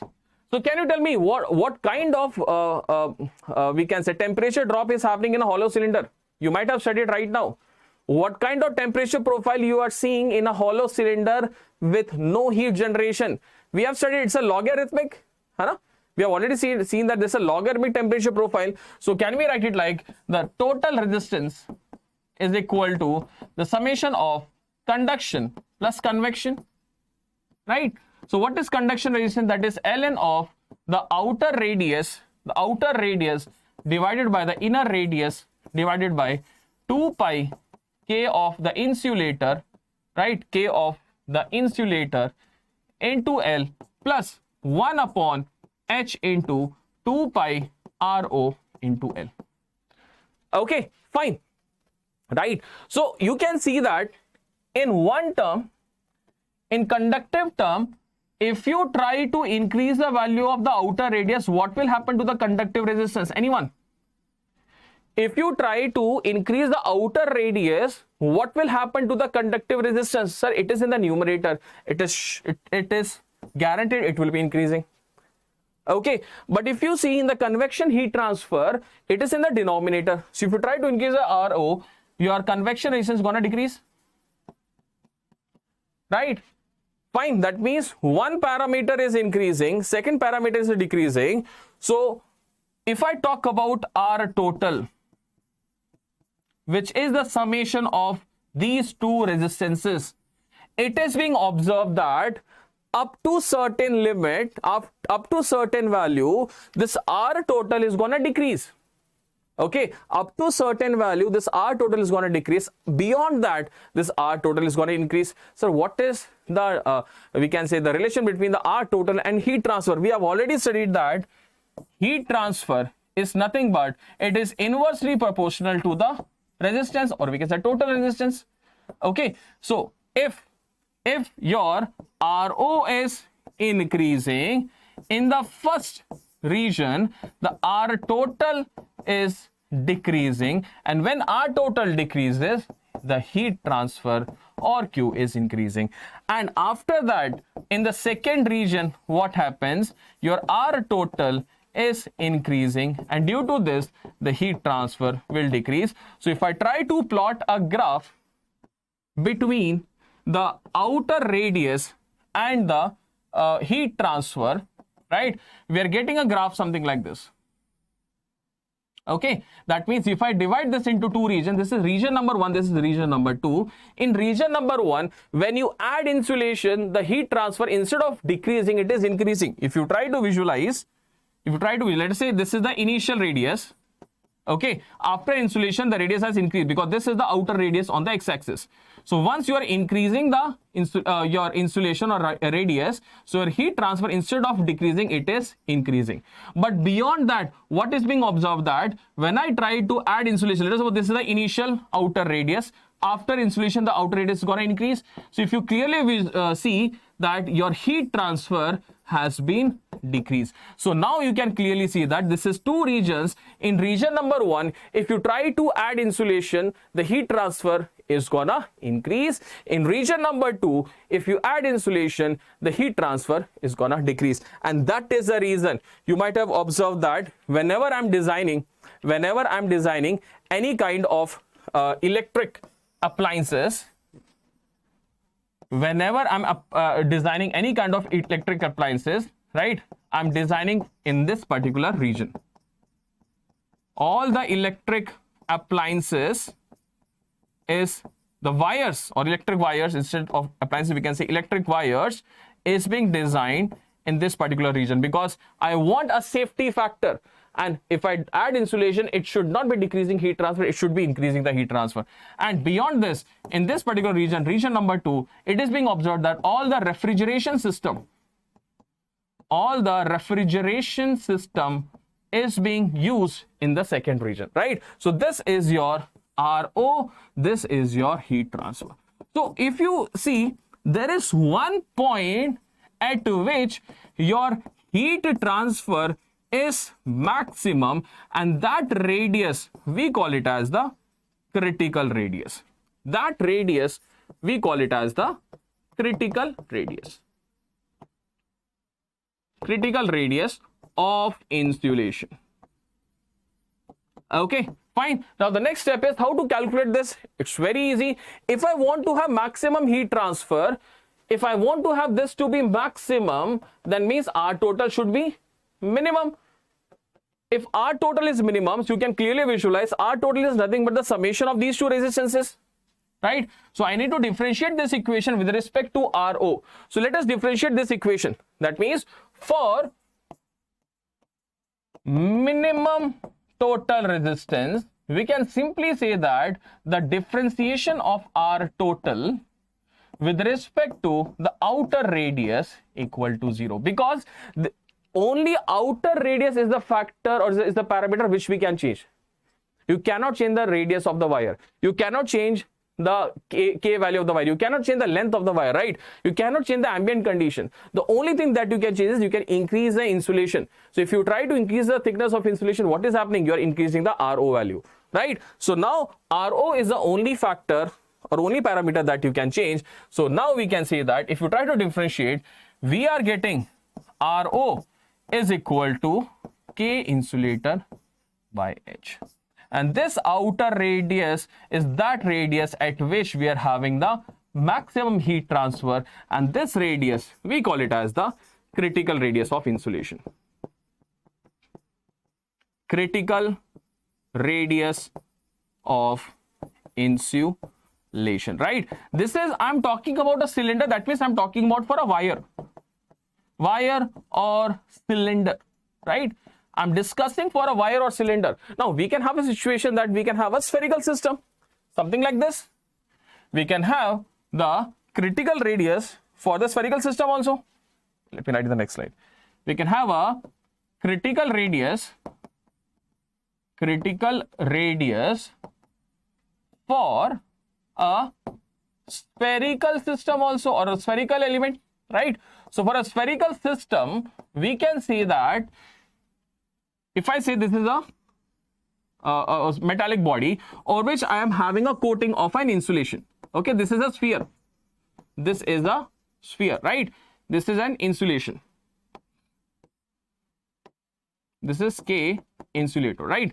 So we can have still two resistances over here. This is your conductive resistance. This is your convective resistance. So can you tell me what is the formulation of conductive resistance for a hollow sphere? Already you might have studied that. For a sphere, your R conduction, precisely a hollow sphere, R conduction is nothing but, we can say it is equal to 1 upon Ri minus 1 upon Ro divided by 4 pi K of the insulator. Right? What is the convective resistance? Your convective resistance will be equal to 1 upon H into what is the surface area of a sphere? That is 4 pi Ro square. Okay, so again same concept will be applied, and it is being observed that when you try to differentiate the total resistance, here you are getting the critical radius as twice of K by K insulation by H. Okay, whenever we are discussing about for a spherical system, I am getting the critical radius as twice more than that of the cylindrical system. Okay, now here the confusion always lies is, sir, sometimes they are asking some thickness of insulation, sometimes they are asking a radius of insulation. Let us take an example. Let us suppose I am having a wire, a radius of a wire is, let's say, 5 mm. Okay, let's take an example. Fine. And the thermal conductivity is of the wire. Let's take all the possible values. Wire is 200 watt per meter Kelvin. Okay, and your K of the insulator is 0.1 watt per meter Kelvin. Okay, and your H value is 1000 watt per meter square Kelvin. Okay, let's take it as 0.8. Right, it is 100. Fine. Now, can you tell me? This is a we can say this is a hollow sphere. For an insulation, this is a hollow sphere.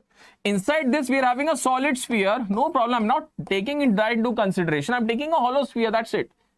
That is the reason I'm taking only one resistance, that is of this offered by this particular hollow sphere. Okay, Surinder, है ना? Are you able to understand? Because we are having a, let us take an example. We are having a ball. Okay, a Costco ball. If you try to have an insulation, and if you try to remove that Costco ball, we are having a hollow sphere. Similarly, like this, right? So now let us take this example. So tell me that if you add insulation, what will happen? Heat transfer increase, heat transfer decrease, heat transfer increase, then decrease, or heat transfer decrease, then increase. Can you tell me what will be the possible answer for this? What will be the possible answer for this? Quickly.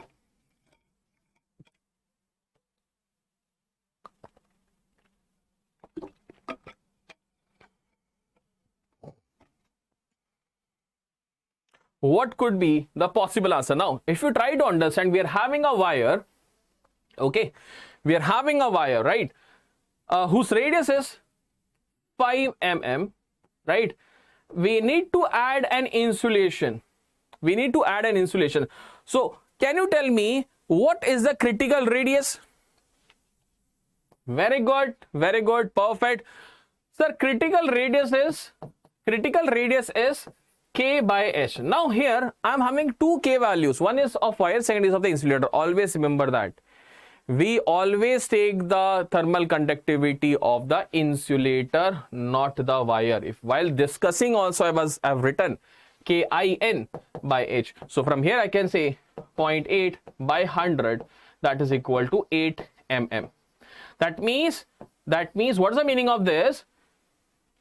Your critical radius is 8 mm. That means if you try to add an insulation, can you tell me what should be the thickness of insulation for maximum heat transfer? What should be the thickness of insulation for maximum heat transfer? That means they are saying you should be having a critical radius. So if I want to have a critical radius of 8 mm, so I need to have an insulation of how much? 3 mm. So 3 mm will be called as the critical thickness of insulation. Critical thickness of insulation. Is this clear?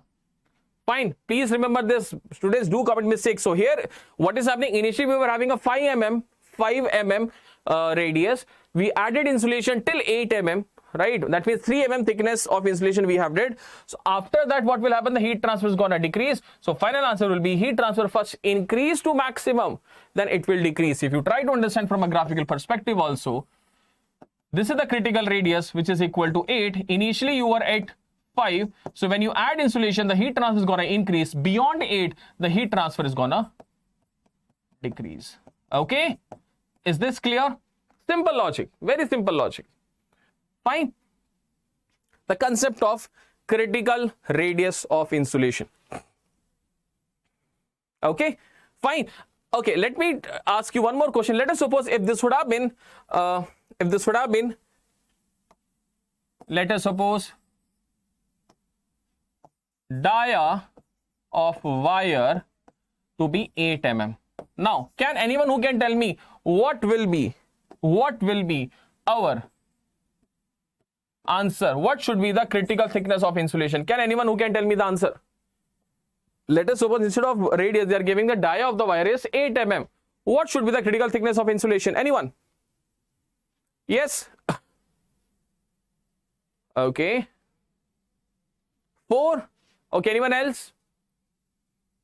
It's very easy question. Or will it be 0? Sir, RC is equal to 0. It's equal to 8 mm and it is exactly equal to the dia of the wire. So, will it be equal to 0 or will it be having some another value? Perfect. Very good. It will be 4. Why it will be 4? Because now if you try to see, they are giving you the diameter. Okay. That means the radius is 4 mm. Critical radius is 8 mm. So, what is the thickness of insulation? 4 mm. Is this clear? The thickness of insulation will be exactly equal to 4 mm. Okay. Done. So this basically winds up your critical radius of insulation. I hope so now this is clarified. So can we proceed to the next topic? Fins. Very interesting, very important. Because if you see the recent trend, they have now started asking the question for the fins topic also. Okay. Now what is the meaning of this word fins? Fins is basically the extended surface which is used to increase the heat transfer rate. Okay, we call it as extended surface or fins, which is basically used to extend surface. Okay, if radius would have been 8 mm. Okay, very good question from Surender. He is saying, sir, if radius was 8 mm, then that means you are at the critical radius. If you add insulation, what will happen? You are already at this point. When you add insulation, you are going in the region number 2. What will happen to the heat transfer? Will it increase or decrease? It will increase or decrease? It will decrease. Okay, you are already in the you are at the, we can say, limiting value. This is the 8 mm, right? So when you try to add insulation, you are moving toward this right. The heat transfer is going to decrease. Okay,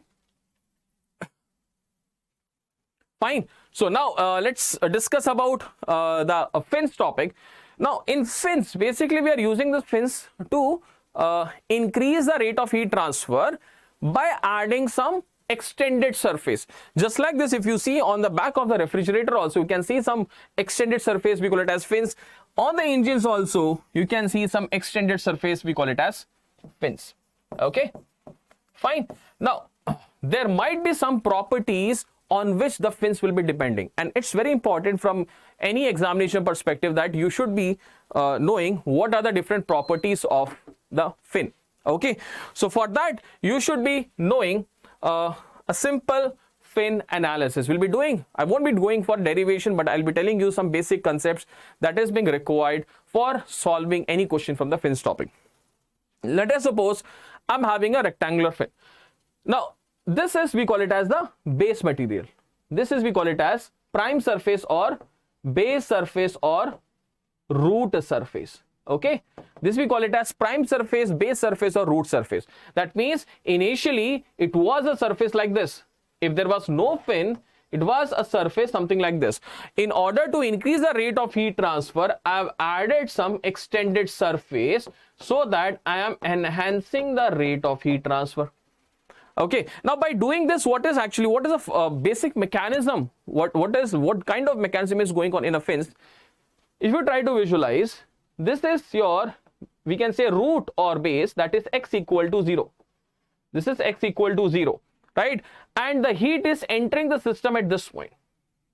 If you take any elemental strip, let's say I'm taking any elemental strip, what is happening? Whatever heat will be entering in form of conduction, same heat will be leaving in form of conduction from leaving the elemental surface. Some amount of heat will be lost in form of convection and in form of radiation also. But here we are not considering the radiation part, because we are not dealing with at 1000 degrees Celsius or 5000 degrees Celsius. We are dealing at some nominal temperature near about to, let's say, 80 to 120 degrees Celsius or 150 degrees Celsius, right? So here radiation effects is basically nullified. We only consider that whatever heat, if I say a steady state condition, whatever heat is entering to this element should be equal to whatever heat is lost due to convection. This is your Q conduction. Okay, an amount of heat that is being stored inside the body. Fine. So now we have understood that fins are basically used to increase the rate of heat transfer. Now under fins, we are discussing three important we can say topics, or we can say condition. First condition is when the fin is infinitely long. Okay, that means your L will tending to infinity. Fine. Second condition is when the fin is finite but the tip is insulated. Tip is insulated, right?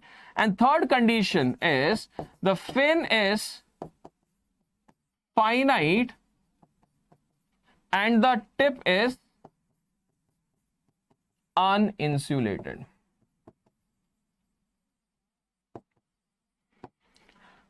Now, the question over here lies is, we could have taken only two conditions. One is the fin is having infinite length. Second is the fin is having a finite length. What is the fundamental of using this particular term as insulated tip? Are you able to understand? You could have taken only two conditions. One is infinite length, second is a finite length. That's it. Why we are taking a concept of tip is insulated? Let us have one discussion over here. Let us take this example. Let us suppose the ambient condition, or let me take this. Yeah. Let us take this example. Let us suppose this is the root. This is your root or base, right? Whose temperature I'm keeping it as T0. Fine. And there's an ambient fluid at temperature T infinity having a convective transfer coefficient of H. Okay. Tell me one thing. As you are moving along the length of the fin, what is happening to the temperature? Is it decreasing or increasing? As you are moving along the length of the fin, let's say here we're having 300 degrees Celsius. Here it is 30 degrees Celsius, right? Fine. Can you tell me at this point, at the extreme tip, we can say, this is, we call it as a tip. What will be the temperature at the tip minus T infinity? Whether it will be having a higher value or lower value? It will decrease, and definitely this temperature difference will be tending to 0. Ideally, it should be 0. In infinitely long case, this temperature difference, because infinitely long means the temperature at the tip is achieving the ambient temperature. That is the basic fundamental of using the infinitely long fin. Okay, so we have seen that what will be the heat loss from the tip.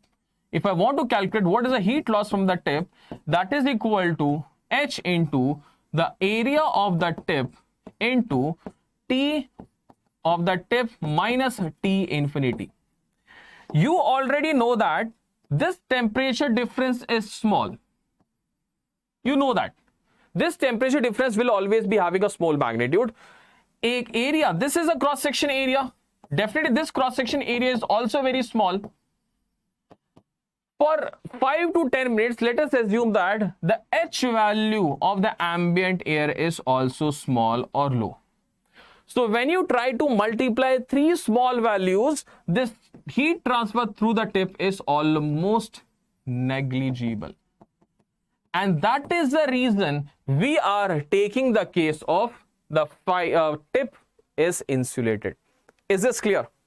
Fine. Why we are taking this condition of the tip is insulated? Because you should be knowing there are very important condition that we are understanding over here. The convective heat transfer coefficient, we are normally taking it as a low value. The cross section area of this particular fin is very less. The temperature difference from this particular tip to the surrounding condition will be very, very less. Okay, fine. So now we have able to understand this particular condition. Now let us take the analysis part. Let us take the first condition when the fin is infinitely long fin.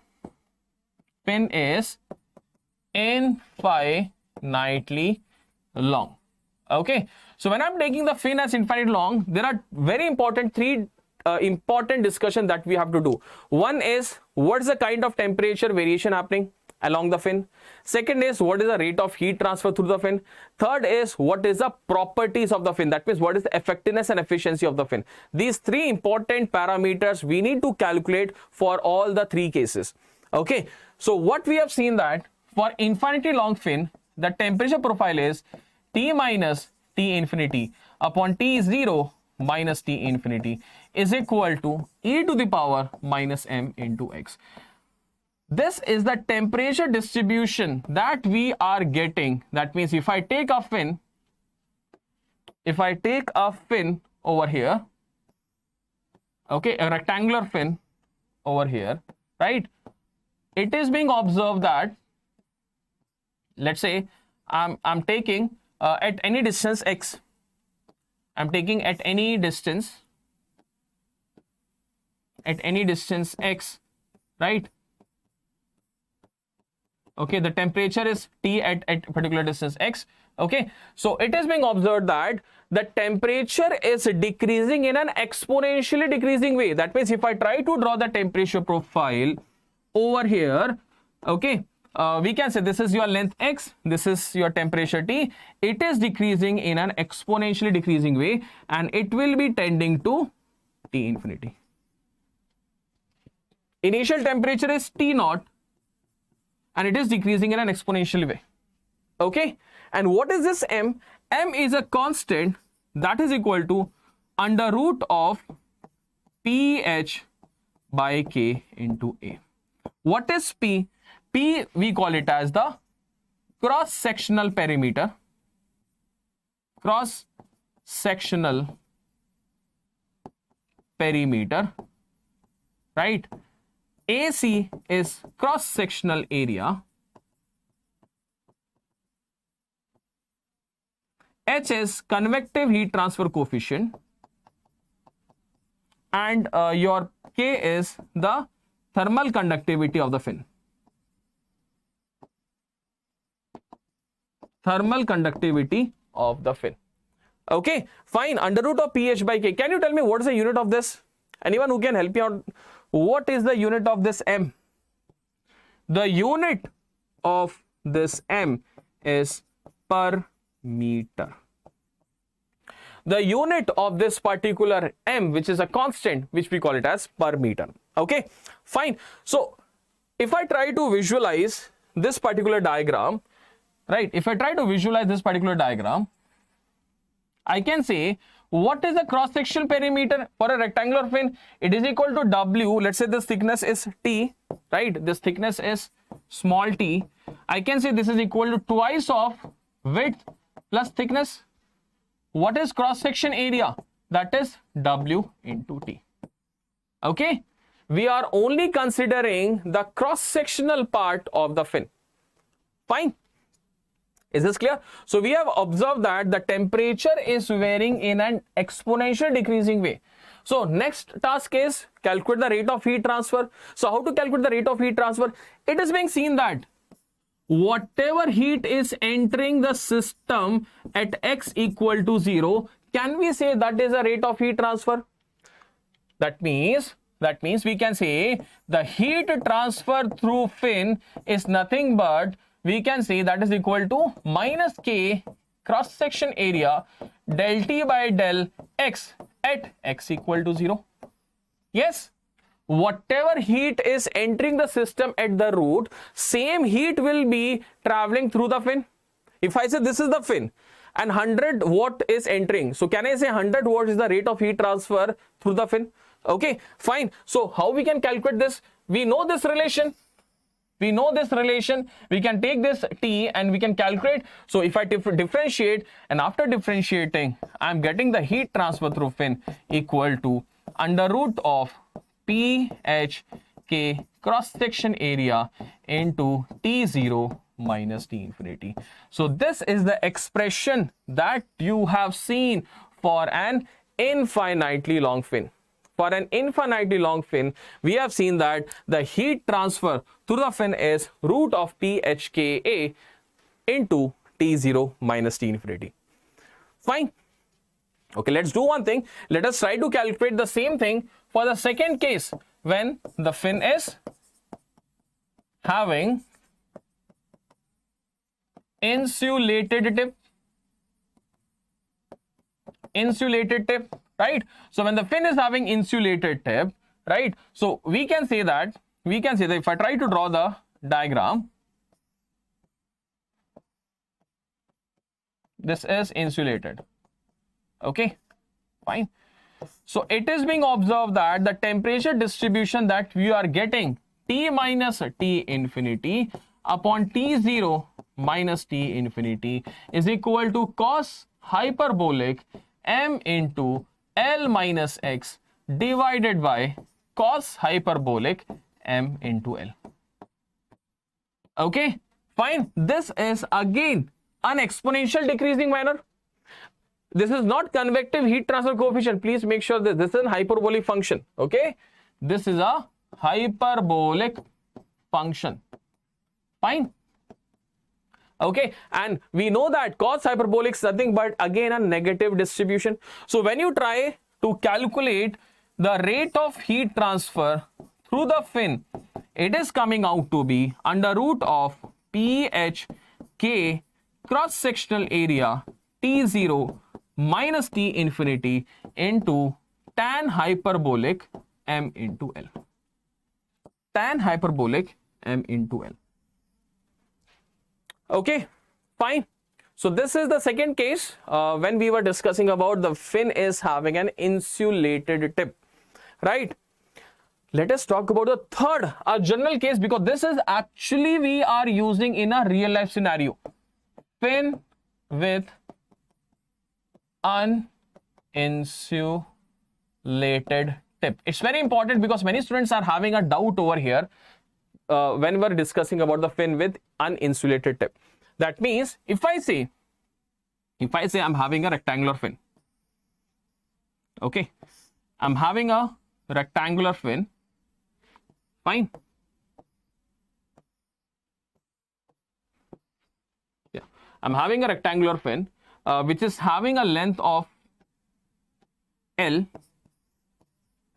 having a width of W and a thickness of T. Fine. Is this clear? Fine. So now what we are doing is, now in this case the heat will be lost from the tip also. This is an uninsulated condition. So uninsulated tip condition, can we say the heat loss from the tip is not equal to 0? Right? Yes or no? Fine. So what we are doing is, let us try to have a very interesting we can say parameter. We call it as corrected length. Let us try to have a discussion of this particular segment. What is this corrected length? Corrected length is nothing but it is equal to cross-sectional area by perimeter. And what is the meaning of this, or why we are using this corrected length over here? The meaning of corrected length is, I can assume this system is exactly equivalent to a system which is having a same fin, right? same width, okay, same thickness, right, same width, but the length has been changed to LC. The length has been changed to LC, and by changing this length from L to LC, I have converted this into a insulated tip. Now it is an insulated. Case number 2, and we have already had a discussion of an insulated tip. So now can I use the same relations that we have used over here? Same relation, instead of L, it will be LC. So still I'm not able to get how we are getting this. Actually, what is happening is, if you try to visualize, what will be the corrected length? The corrected length will be equal to L plus cross-section area by perimeter. That means I am increasing the length. I am increasing this length. Let's suppose I'm increasing this length like this. This is an hypothetical length that I'm increasing, and assuming this is an insulated, and this portion that is being increased, that is equal to cross-section area by perimeter. Is this clear? Understood? What is the basic fundamental of using this corrected length? What I'm doing is, because I have already analyzed the insulated tip, I'm converting my case number 3 into case number 2 by introducing a concept of corrected length.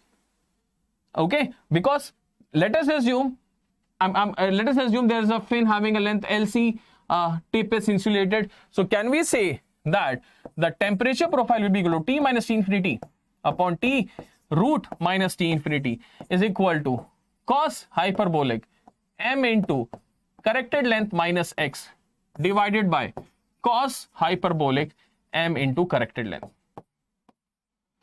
And if I want to write what is the heat transfer through fin, that is equal to under root of THK cross section area T0 minus T infinity into tan hyperbolic M into LC.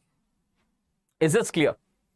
Fine. Why we have introduced this corrected length is, so can you tell me what is the corrected length value for a rectangular fin? What is the corrected length value? First for a rectangular fin. Anyone? Anyone who can tell me? For a rectangular fin, what is the value of the corrected length? If I say W is the width, and T is the thickness. T is the thickness. Anyone? So it's very easy. We have just now seen that corrected length is equal to L plus cross-section area by perimeter. What is cross-section area? W into T. Perimeter is 2 into W plus T. As we know that width is having a larger value than that of this. So we can say this is almost equal to W. So W into T by 2 into W. So L plus T by 2 is the corrected length. That means I am extending this particular fin by a length of T by 2, and by doing so, now I can assume this to be an insulated tip. Now I can assume this to be an insulated tip, and this way I'm converting my case number 3 uninsulated to an insulated tip. Okay. Now we can have a circular fin also. We can have a circular fin also. Let us suppose I'm having a circular fin like this. Okay, having a diameter of D, having a dia of D. This is length L. So what will be the corrected length? Anyone? Corrected length will be equal to L plus cross section area is pi by 4 D square, and your circumference is pi D. So it will be what? D by. That means if I try to increase this length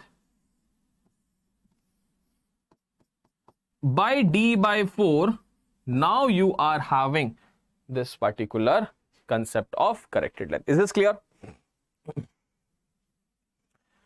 Fine. This is the concept of corrected length.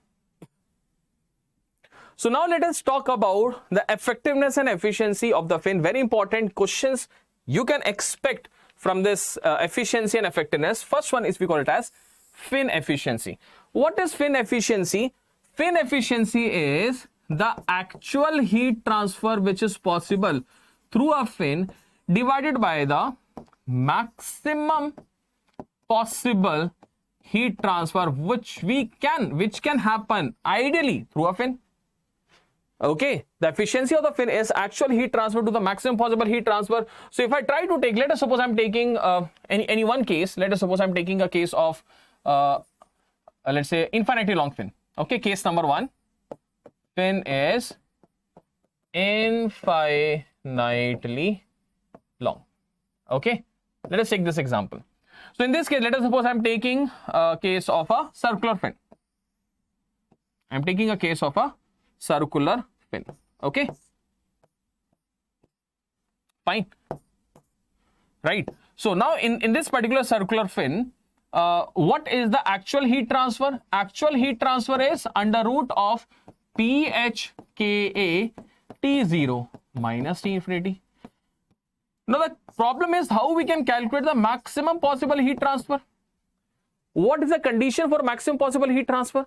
For maximum possible heat transfer, I should be having that the entire surface is kept at the same temperature. Let's say the base temperature, that is T0. And how we can attain this particular condition? Anyone? How we can attain this condition that the entire surface is at the same temperature, that we call it as the root or base temperature? Anyone, please write in the comment section. How we can attain this particular condition that the entire surface is at the root or base temperature? Because this is, you're having less than a month for the GATE examination, I think. Very good, Malish. You can only achieve this when your thermal conductivity is tending to infinity. Exactly. You can achieve this condition when the fin is having infinite thermal conductivity. Okay. So now let us take assume one condition. We are having a fin which is having K tending to infinity. So heat will be lost from the entire surface. Heat will be lost from this entire surface. I'm taking an infinite long fin, so I won't be taking the tip. Okay. So now I can say H into the entire surface will be, what will be the entire surface? We can say this is pi into, or we can say P into the perimeter P into L, right, into T0 minus T infinity. Can I write it like this? P into L is entire the perimeter into length, that is the total surface area. Okay. So if I try to take the ratio of this Q actual by Q maximum, so what we are getting, T0 get cancelled out. So ultimately what we are getting is 1 upon M into L. 1 upon M into L. Very important, very interesting. That means I can say that the efficiency of the fin is inversely proportional to M. Okay. And what is M? M is equal to PH by K into A. So from here, can we say efficiency of the fin is inversely proportional to root H, directly proportional to K. Very important. So from this, what we can infer that a fin, if I'm having two different fins, okay, same length, same ambient condition, one is having a larger thermal conductivity, second is having a lower thermal conductivity, which will be having a larger efficiency? The fin which is having a higher thermal conductivity will be having higher efficiency. Is this clear? Fine. Many times question is being asked like this. We are having one fin, okay, and we are having another fin, right? And it is being seen that both are having the same H value, okay. Fine. Efficiency is given. Let's say the efficiency of fin number 1 is, let us suppose, 80%, and fin number 2 is, let's say, 60%. They're asking what is the ratio of K1 and K2? What is the ratio of thermal conductivity of 1 and 2? You can easily calculate now. Rest all parameters are same dimension, same configuration, same ambient condition, that means same H. Okay, so by this way, now you can calculate what is the relation between K1 and K2. Fine. This is one set of question that is being repeatedly asked in the examination. Second set of question that you can expect is, let us suppose I'm having a fin which is made up of, let us suppose, aluminium, and having second fin which is made up of copper. Okay, both are connected with a same material, same root base which is having temperature T0. They are saying that at a distance x1 the temperature is T, and at a distance x2 the temperature is T only. So what is the relation between x1 and x2? Consider an infinitely long fin. Consider infinitely long fin, same configuration. So can we solve this kind of situation, this kind of problem? Very easy. For aluminium fin, we can say T minus T infinity upon T0 minus T infinity is equal to e to the power minus m1 into we can say x1. And for the second fin, it is T minus T infinity upon T0 minus T infinity is equal to e to the power minus m2 into x2. So from this two, we can say LHS is same. We can simply say m1 x1 is equal to m2 x2. And can you tell me why I have deliberately kept, why we have deliberately kept x2 more than that of x1? Can you tell anyone in the comment section? Why we have deliberately kept the value of x2 more than that of x1? Is there a specific reason, or just just we have kept it like this only? Anyone? Why I have kept x2 more than that of x1? Perfect, Sujeesh.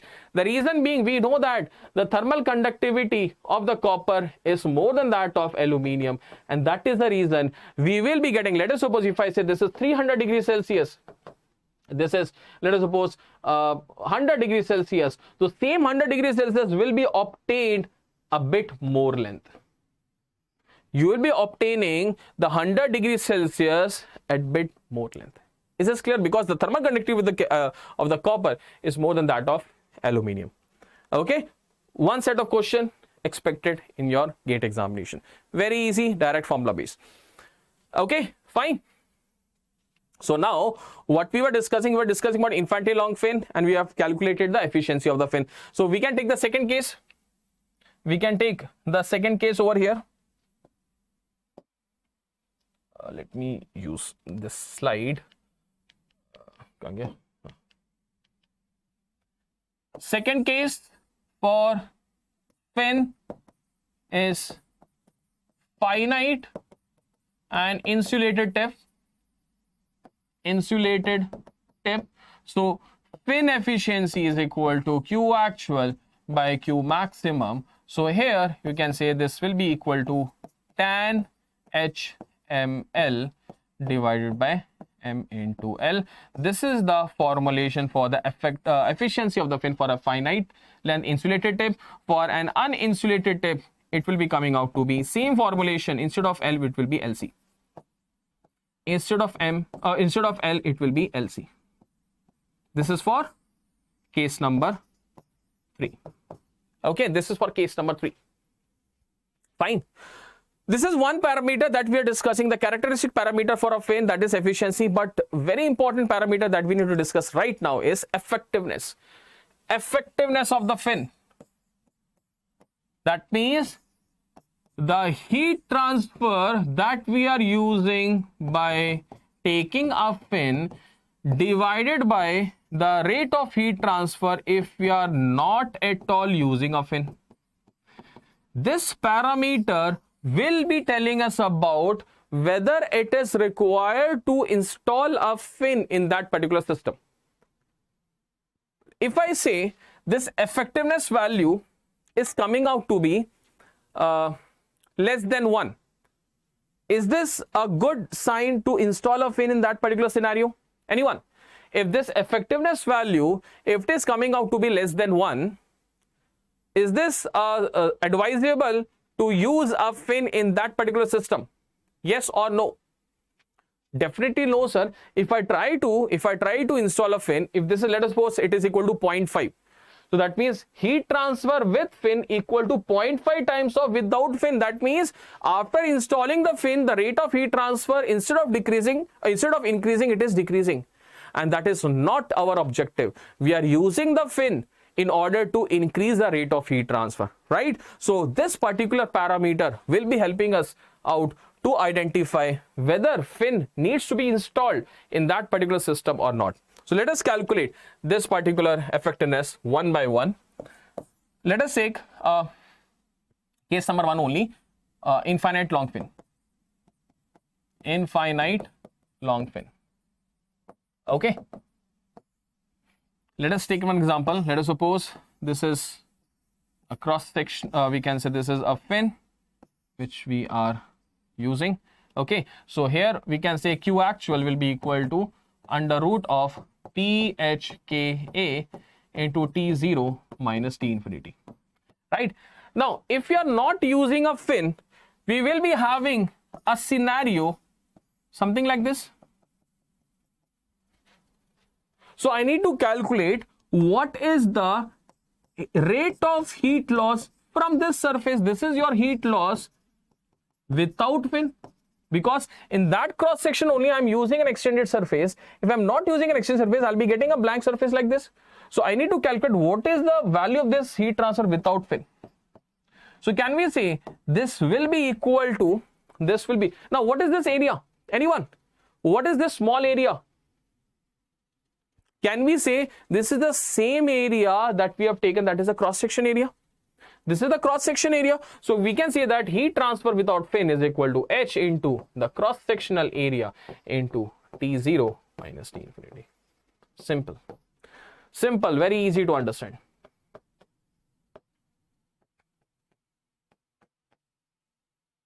Is this clear?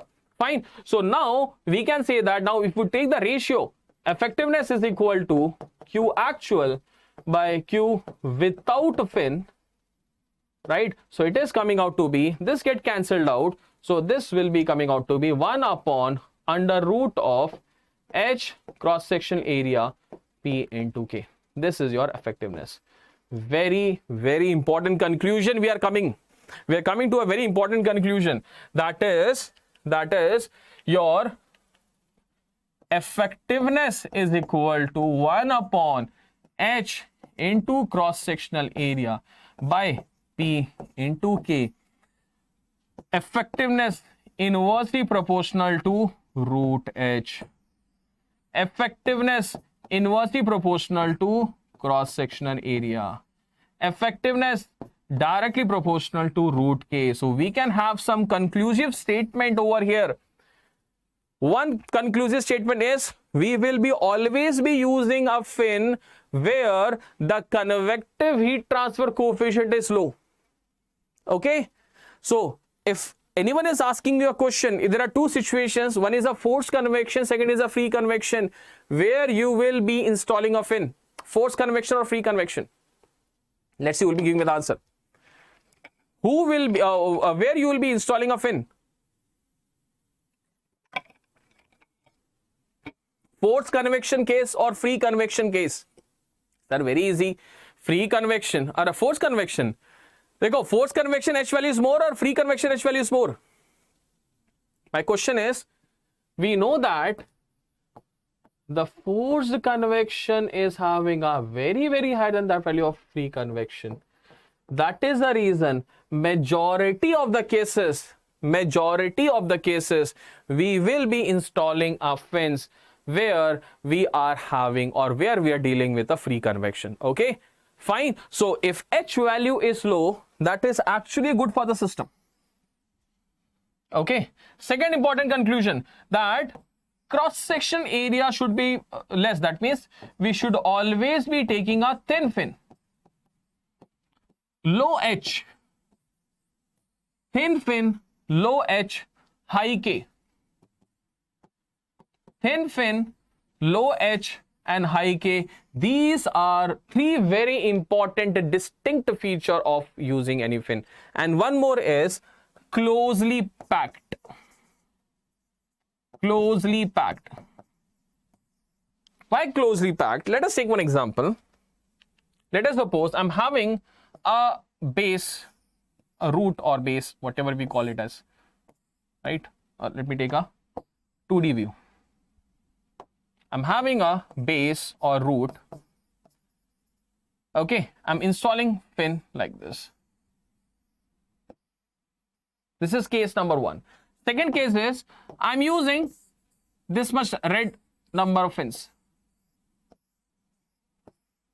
So which will be more advisable? Previously in the same cross section, we were using only 3 fins. Now I'm using 1, 2, 3, 4, 5, 6 number of fins. So definitely more number of fins will be increasing the more extended surfaces or more area will be exposed. That means your rate of heat transfer will be increasing. And that is the reason we always take that the fins should be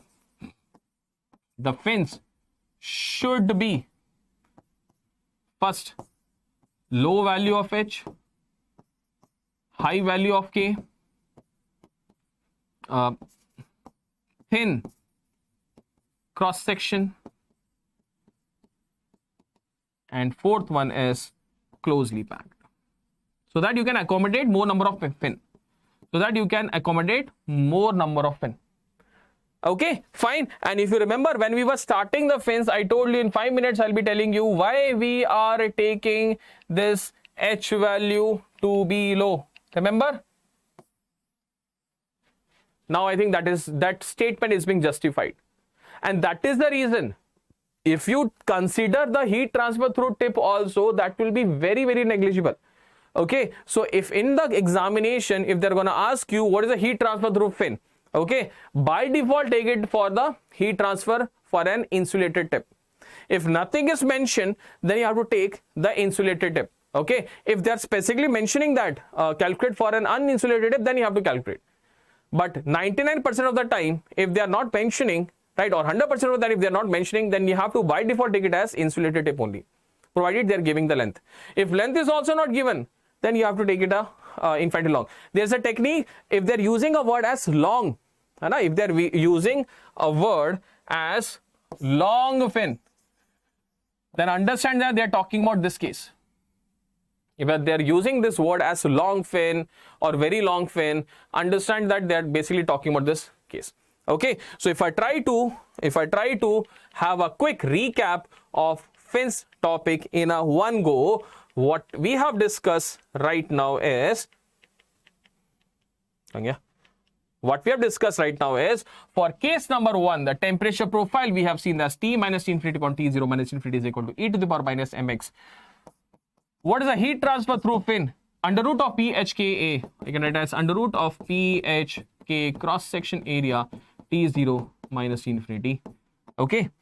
Efficiency of the fin is 1 upon ml. Effectiveness of the fin is under root of 1 upon under root of HA by P into K. Fine. If I talk about case number 2, what we have seen that T minus T infinity is T0 minus T infinity is equal to cos hyperbolic ml minus x upon cos hyperbolic m into L. Let's take in this bracket. Okay. Fine. If I talk about the heat transfer through fin, root of PHK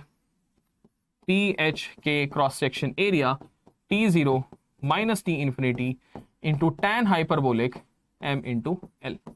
Fine. And if I talk about the fin efficiency, tan H hyperbolic ml, and if I talk about the effectiveness, that will be equal to tan hyperbolic m into L divided by under root of HA by PK. Okay. For case number 3, just only you have to write is instead of L, it will be corrected length, that is this. Okay. Understood? Fine. Okay. Now in fins, we can have a situation like this also. Like we can have one relation between the effectiveness and efficiency of the fin. Can we have a relation? Let's check. We know that what is efficiency of the fin? That is equal to 1 upon m into L. What is effectiveness? That is equal to 1 upon under root of HA by PK. Right? If you take this ratio, efficiency by effectiveness, this is equal to 1 upon under root of PH by KA into L into, this will be going in the numerator. Okay, so we can simply say this is equal to under root of HA by PK. So H get cancelled out, K get cancelled out. So ultimately what we are having is efficiency by effectiveness is equal to your cross-sectional area. This is A. Cross-sectional area divided by P into L. Okay, or we can say that efficiency by effectiveness is equal to cross-sectional area upon what is P into L? What is perimeter into length? If I say, if you're having a circular fin, if I say this is your perimeter into length, what will be that? In terms of area, tell me, what is perimeter into length? If I say this is the cross-sectional perimeter into length, that will be surface area, right? So I can simply say now, a very interesting thing, your efficiency by effectiveness is equal to the ratio of cross-sectional area divided by the surface area. Is this clear? So in the examination, if they're going to ask you some questions related to directly by giving some values of, they're giving efficiency and they're giving some cross section, right? You can directly calculate what is the effectiveness. Directly you can use this relation to get the formulation between efficiency and effectiveness. Okay? Right? Perfect. Now after this, there is an interesting segment that we need to have a discussion where we'll be using the concept of fin. What is the heat loss when a bar is connected with two heat sources? What will be the heat loss when a bar is connected from two heat sources? Something like this. Let's say this is source 1, this is source 2. What is the heat loss, or what is the temperature profile? What is the temperature profile that we need to have a clarity? Okay, fine. So if I say, let us take one example, we can have a different possibilities. Let us suppose we're having a same source, like this is TS1, or let's say this is TS and this is also TS. I'm having the same source kept at both the end. We can have one equal also. Let us take one criteria. When two source which is at the same temperature kept at the extreme ends of the bar, then can you tell me what kind of temperature profile you will be expecting? If I try to forget about this TS, this right hand side, can I say this is nothing but a concept of fin only? Right? If I try to visualize that, let us suppose this is your TS. Okay, fine. If you forget about this, this is our same condition that we have already studied in case of fin, and it is having an exponentially decreasing temperature like this. Yes, and let us forget about this, as they are at the same temperature, same height we will be having. Okay, same height. Fine. So if I try to forget about the left hand side, if I try to see, this is a root, this is a fin, so we'll be having a same kind of heat loss. Okay, so can you see, if I try to club and if I try to plot the temperature profile, we'll be getting a temperature profile. Something like this. And at this point, what is happening? You are getting the minimum temperature. At this point, I'm getting, and this is exactly the center point, because this is the same, we can say, sources. So we'll be getting this mean temperature exactly at the midpoint. Yes, we'll be getting the mean temperature exactly at the midpoint. Now, if the temperature is minimum, what is the rate of change of temperature with respect to length? Yes. This is the combined effect of the two temperature profile. Can you tell me what is the value of del T by del X at this point? Anyone? The rate of change of temperature with respect to X. I'm taking this as X. Sir, 0. Because this is the minimum temperature, so definitely this will be equal to 0. Or can we say, if I try to eliminate this, and I'm assuming that if I say this is having a length of L in between, right? So can we say I'm having a fin, right, having a length of L by 2 and whose tip is insulated, because when the tip is insulated, what will happen? There is no heat convection. So we can say at tip Q conduction is equal to Q convection is equal to 0, or we can say del T by del X equal to 0. This is the condition for a tip condition, right? So can we say, if I try to forget about this particular condition, if I try to convert this into a fin system having a length of L by 2, so can we say the heat transfer, whatever analysis that we have done for an insulated tip, same we can do for half the length? Is this clear? Same we can do for half the length. If I say, let us suppose I'm having a condition, we're having same heat sources, and they're saying what is the temperature at the midpoint. Okay, they're asking you what is the temperature at the midpoint, and they're saying that there is one more we can say rod, right, whose base is kept at the same temperature, whose length is half of this length. It's kept at this temperature, let us suppose 50 degree. Then what is the value at the midpoint of this bar? Can you tell me?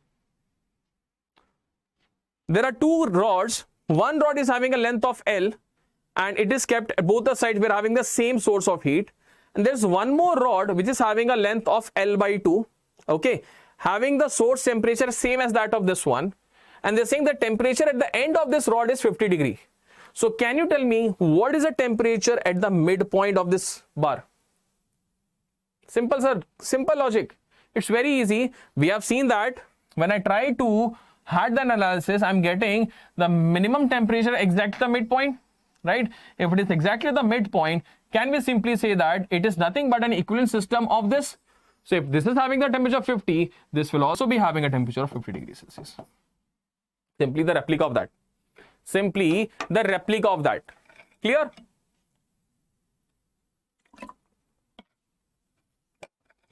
Okay. Simply the replica of that. Okay. Now let us suppose second one, this one insulated. This is given. This is insulated. The temperature at the insulated tip is 50 degree. The temperature at the insulated tip is 50 degree. This is given a second bar. Okay. Because then only we can have a correlation. Then only we can compare.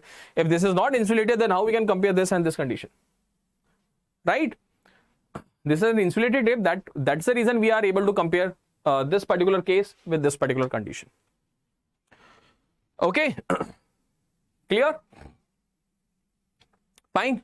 Expected question that is you can expect from this particular topic. Okay. Now there is one more segment in the fins that we call it as the corrected length or proper length.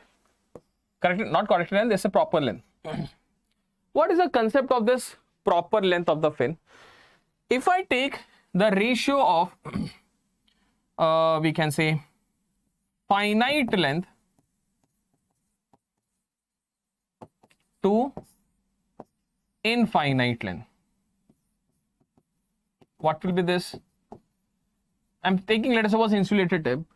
All the parameters are same. Only distinguished parameter is tan hyperbolic m into L. Right? Tan hyperbolic m into L. So if I say, let us suppose, if this tan hyperbolic m into L is coming out to be 1, can we say at that moment the finite length will be behaving as an infinite length? If I say tan hyperbolic m into L is having a value of equal to 1, can we simply say that at that moment our finite length will be behaving like an infinite length? Okay, fine. So for that, let's take one table which will be taking as a reference for values. What I have seen that this is m into L value and corresponding tan mh value. I've taken a table where we're having ml and corresponding tan mh value. It is being observed that when ml value is equal to 5, at that moment it is equal to 1. Okay, so if I say I'm having a fin, okay, this is your finite length, okay, and we are having this as an infinite length. Okay, infinite length, there's no ending point, fine. And this finite length is having a length of approximately, it is having ml equal to 1. Now in this case, what has happened that the temperature will be decreasing and almost it is equal to T infinity, because that is the condition for infinite long fin. Okay, but if you try to visualize, when I'm having ml equal to 1, because m is a factor which is depending on the configuration and the ambient condition, only distinguishing factor is this length. That means if you increase or decrease the length, then only we can vary this value.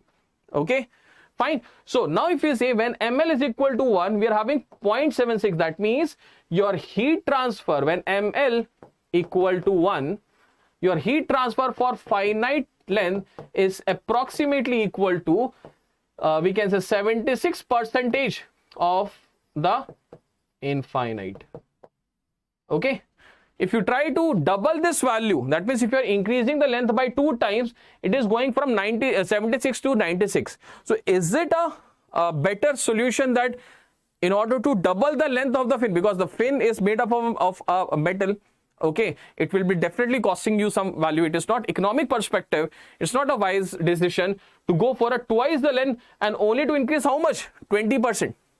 Only to increase how much heat transfer? 20%. So it is being observed that in order to have economic point of view, the heat transfer, we always keep near about to 1.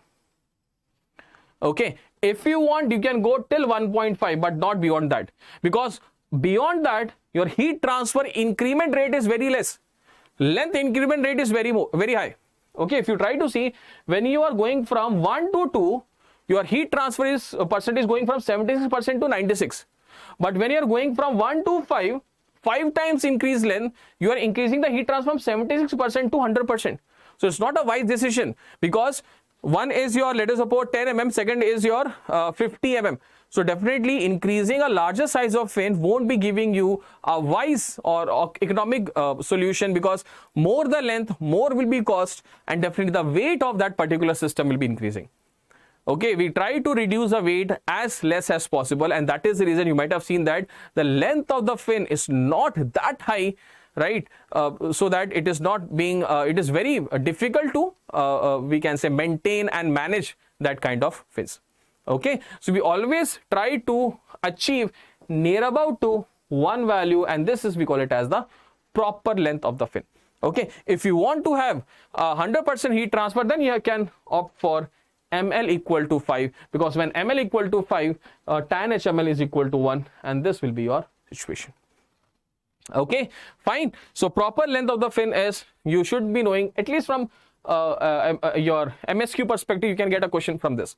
Okay, a simple direct of concept based problem. So now this completes your fin topic. Okay, so now let's begin our transient heat condition. Okay, shall we begin? Transient heat. Yes. Okay, so let's start having the discussion of transient heat. What's the meaning of this word transient? Anyone? Till this point of time, you have covered the conduction topic, and you have seen that your temperature was not varying with respect to time. Till this point of time, the temperature variation with respect to time was not happening. We were only taking a steady state condition. But now, as we can see, there's a hot cup of coffee, right? Black coffee, I think, right? And definitely with the time, this coffee will be decreased. The temperature of this coffee will be decreasing. Okay, so now we can say the temperature will be now a function of time, and this is, we call it as the unsteady state or transient state. Unsteady state or transient state. Now we can say that the temperature will also be changing with respect to time. So this is a very important discussion, because this is a case that we are discussing which we are actually dealing in a real life scenario. It's not like this. If you're having a cup of tea, you say that this is steady condition, please tea, do not change your temperature. It's a realistic condition that the temperature is going to decrease. Okay, we'll be having some loss of heat from the surface of the coffee to the surrounding, okay, in form of conduction, in form of convection, in form of radiation. Okay, so we need to have a clarity what will happen if I try to introduce the concept of unsteadiness in our system, because till this point of time you were only discussing about the steady state condition, right? So now let's talk about a transient heat condition. Now transient heat means the temperature will be a function of time. Okay, so let us suppose I'm having a body, right? Initially, let us suppose at time t equal to 0, it was having a temperature of Ti. Okay, fine. Ti is the initial temperature, having some mass m, density rho, Cp, K, right? All the values. Fine. Volume V. Okay. So at any point of time, let's say at any instant of time,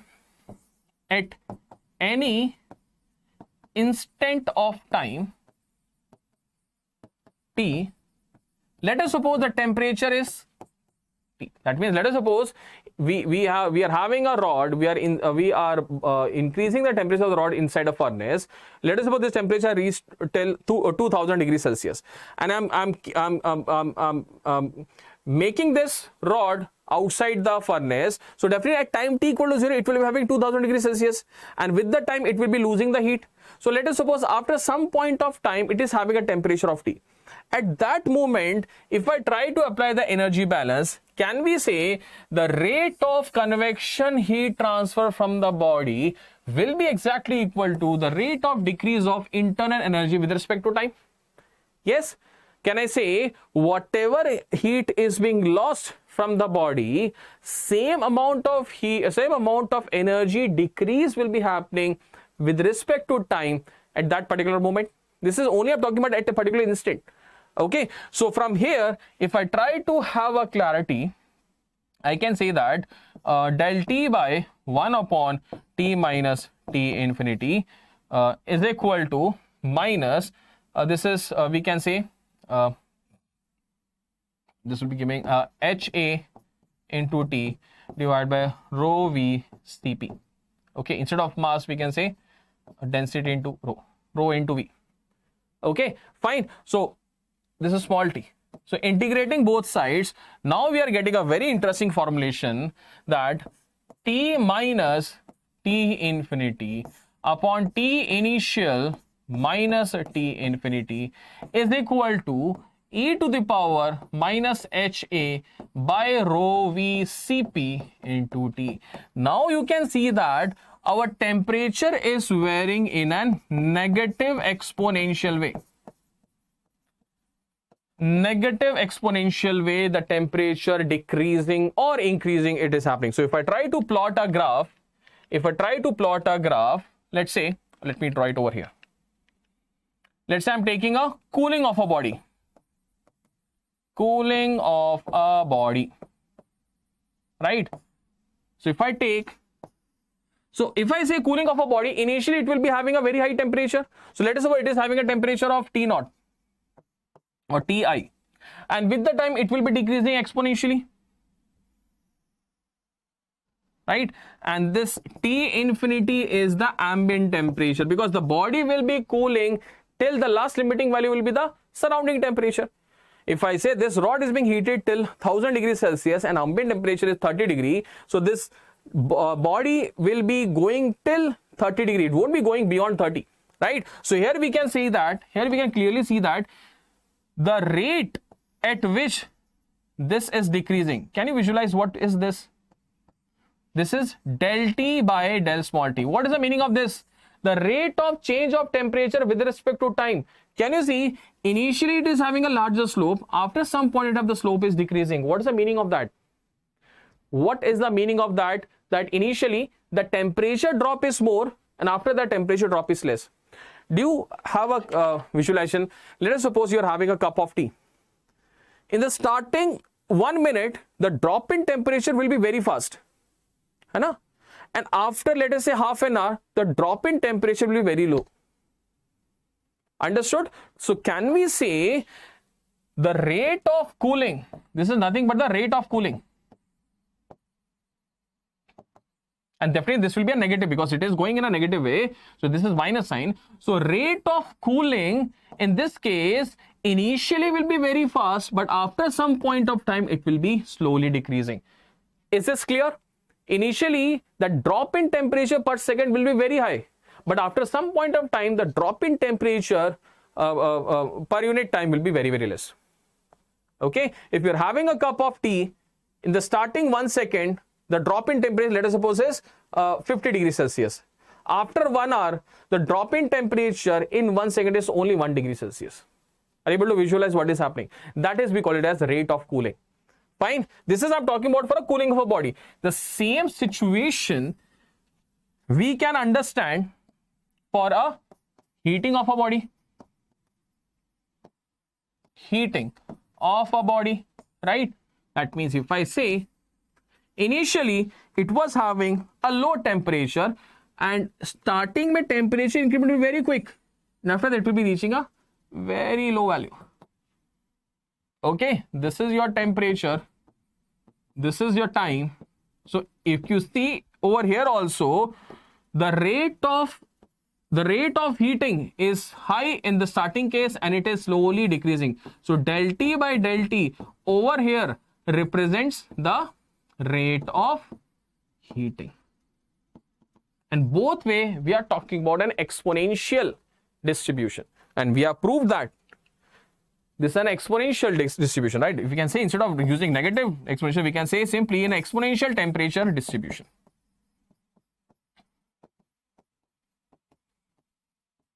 Okay, we are having an exponential temperature variation or distribution with respect to time. So from here we can say the cooling of a body and heating of a body very easily. Now there's one very, very important thing you have to please make sure whenever you are getting, and usually if you are getting a question from this topic, it will surely carries a weight of 2 marks. It will surely be carrying a weightage of 2 marks. So if I say T minus T infinity upon T initial minus T infinity is equal to e to the power minus HA by rho V Cp into T, right? Fine. Where T is the temperature at any instant, any time T. Okay. T infinity is the ambient temperature of fluid.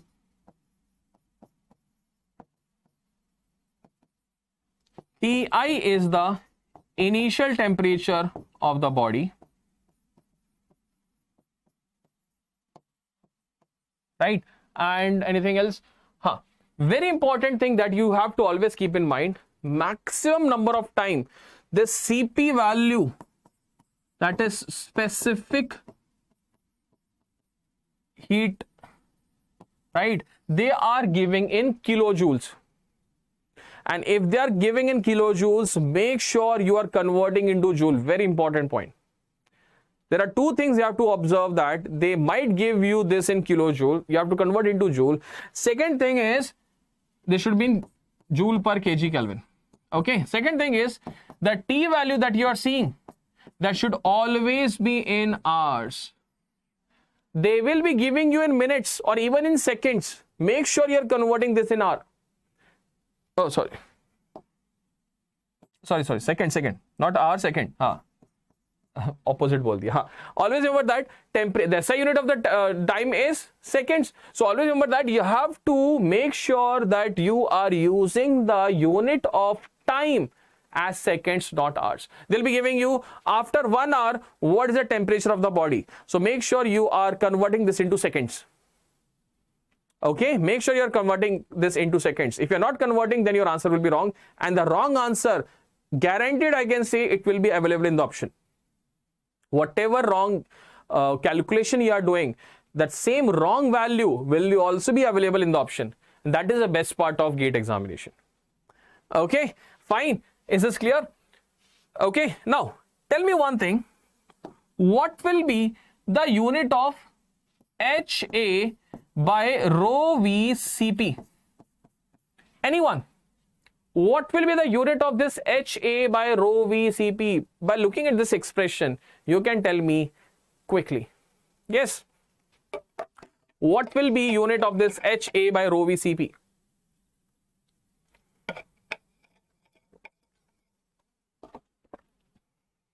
Anyone? Array. This is seconds. This will be per second. Hai per second. This will be per seconds. Right? So can we say that T initial, T minus T infinity upon T initial minus T infinity is equal to e to the power minus T. I am now introducing a very important term, that is tau. And what is this tau? Tau we call it as time constant. That is, we call it as rho V Cp upon H into A. Rho V Cp upon H into A. What is the significance of this tau? Definitely this tau will be having a unit of seconds. What is the significance of this tau? Let us take an example of a very interesting term. We call it as thermocouple. Have you heard about this term? Thermocouple. What is a thermocouple? Thermocouple you might have used in different experimentations to calculate the temperature of a fluid. Okay, if I say there is a pipe, if I want to measure what is the temperature of the fluid which is moving, so what we'll be doing, we'll be using a thermocouple, right? And it will be having a digital meter. It will be showing us the temperature over here. So this is your thermocouple. And this is, we call it as the bead of a thermocouple. So what is this time constant is coming into the picture? It is being seen that, let us suppose I'm having a condition. This thermocouple is having a very high value of time constant. Okay. If it is having a very high value of time constant, then what will happen? Let us suppose the fluid is moving. The fluid is moving inside the pipe. Initially, it was at 100 degrees Celsius. And after 1 minute, the temperature of the fluid moving is 50 degrees Celsius. As the time constant value was high, it is taking more time to analyze, to adjust, like, okay, it is 100 degrees Celsius. Slowly it will be analyzing and will be showing 100 degree after some point of time. And at that instant, already 50 degrees Celsius fluid is moving. So definitely in that case, there is a huge error in the measurement. Because initially when it was 100 degrees Celsius, it is not responding quickly because its time constant is having a higher value. So in order to have a quick response,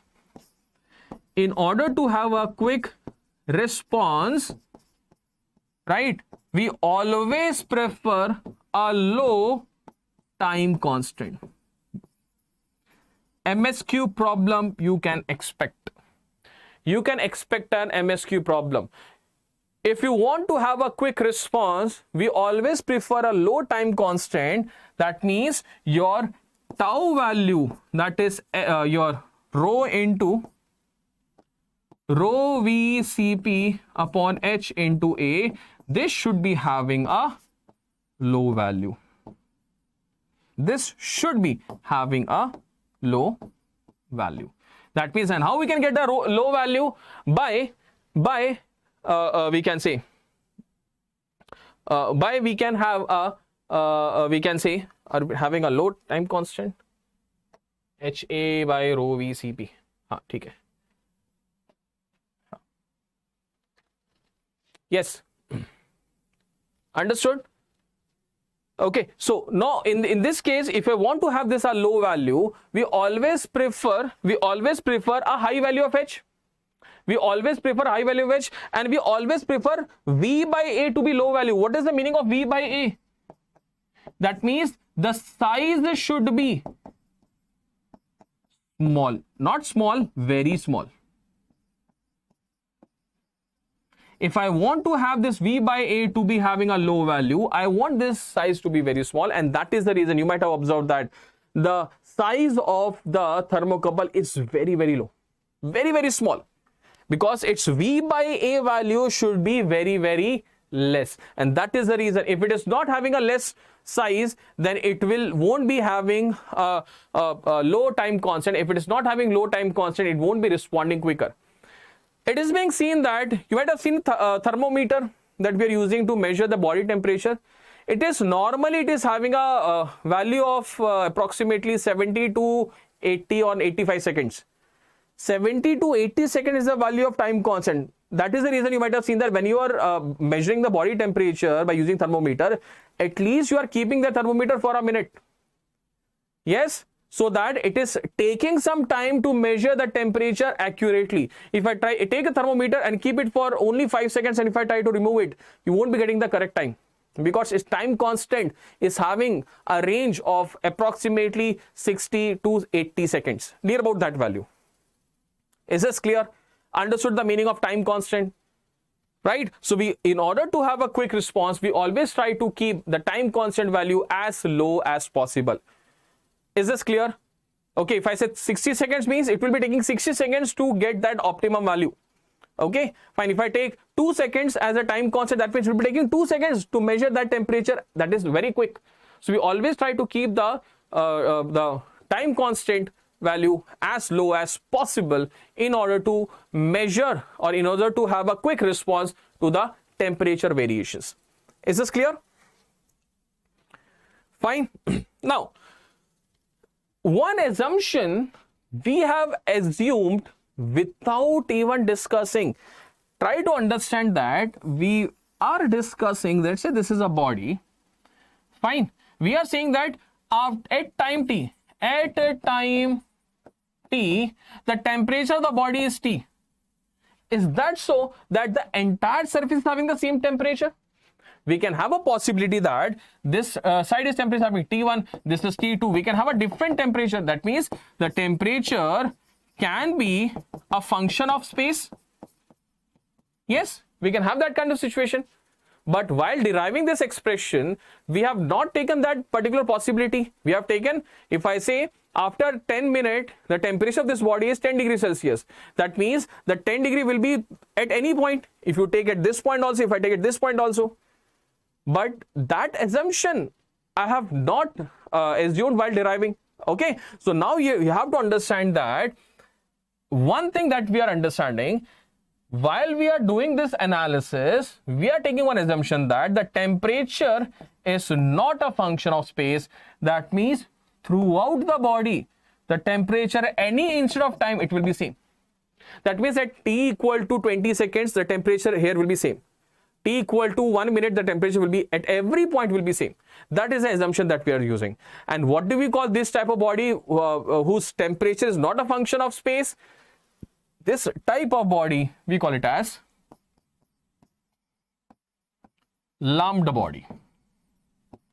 Okay, and the expression that we have used, which one? T minus T infinity upon T initial minus T infinity is equal to e to the power minus HA by rho V Cp into T is only applicable to a lumped body. It is only applicable to a lumped body. Let me use L like this. Okay. If there is a non-lumped body, then you cannot apply this expression. And in our syllabus, we are having only lumped body analysis. So the next question coming to the mind is how we can identify whether the body is a lumped body or not. What is the criteria to identify lumped body? What is the criteria to identify the lumped body? That we need to have a clarity. Yes. So for that, there is a very, very interesting number. Can you tell me in the comment section? What is that number called, which is basically helping us to identify the lumped body? Anyone? Exactly. Very good, Malesh. That is, we call it as a Biot number,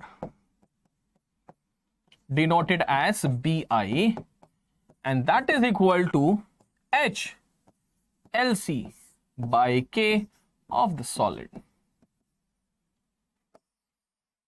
HLC by K of the body or of the solid. Okay. Sir, okay, fine. You have understood that, but how we can still understand that this body will be lumped body? There might be some value, that should be some range which you need to have a clarity. It is being observed that when Biot number is less than 0.1 or less than equal to 0.1, we can say this body will be a lumped body. Okay, you have given one range for that. That is also okay, but how we can say this body will be a lumped body? Just only by remembering this number, or do we have any concept? Let us try to understand what's the concept behind this. Can I write this Biot number like this? We can say LC by K into A divided by 1 upon H into A. What is LC by KA? What do we call this particular term? Length by thermal conductivity of the solid by area. This is nothing but your conductive resistance. Yes, this is nothing but your conductive resistance on the, we can say, the internal conductive resistance, and 1 upon HA is the external or the surface convective resistance. So we can now define that the Biot number is equal to the ratio of conductive divided by the convective resistance. Still, sir, not able to understand how we can achieve the same temperature throughout. Okay, let us suppose I'm having a body. Biot number is equal to the internal conductive resistance,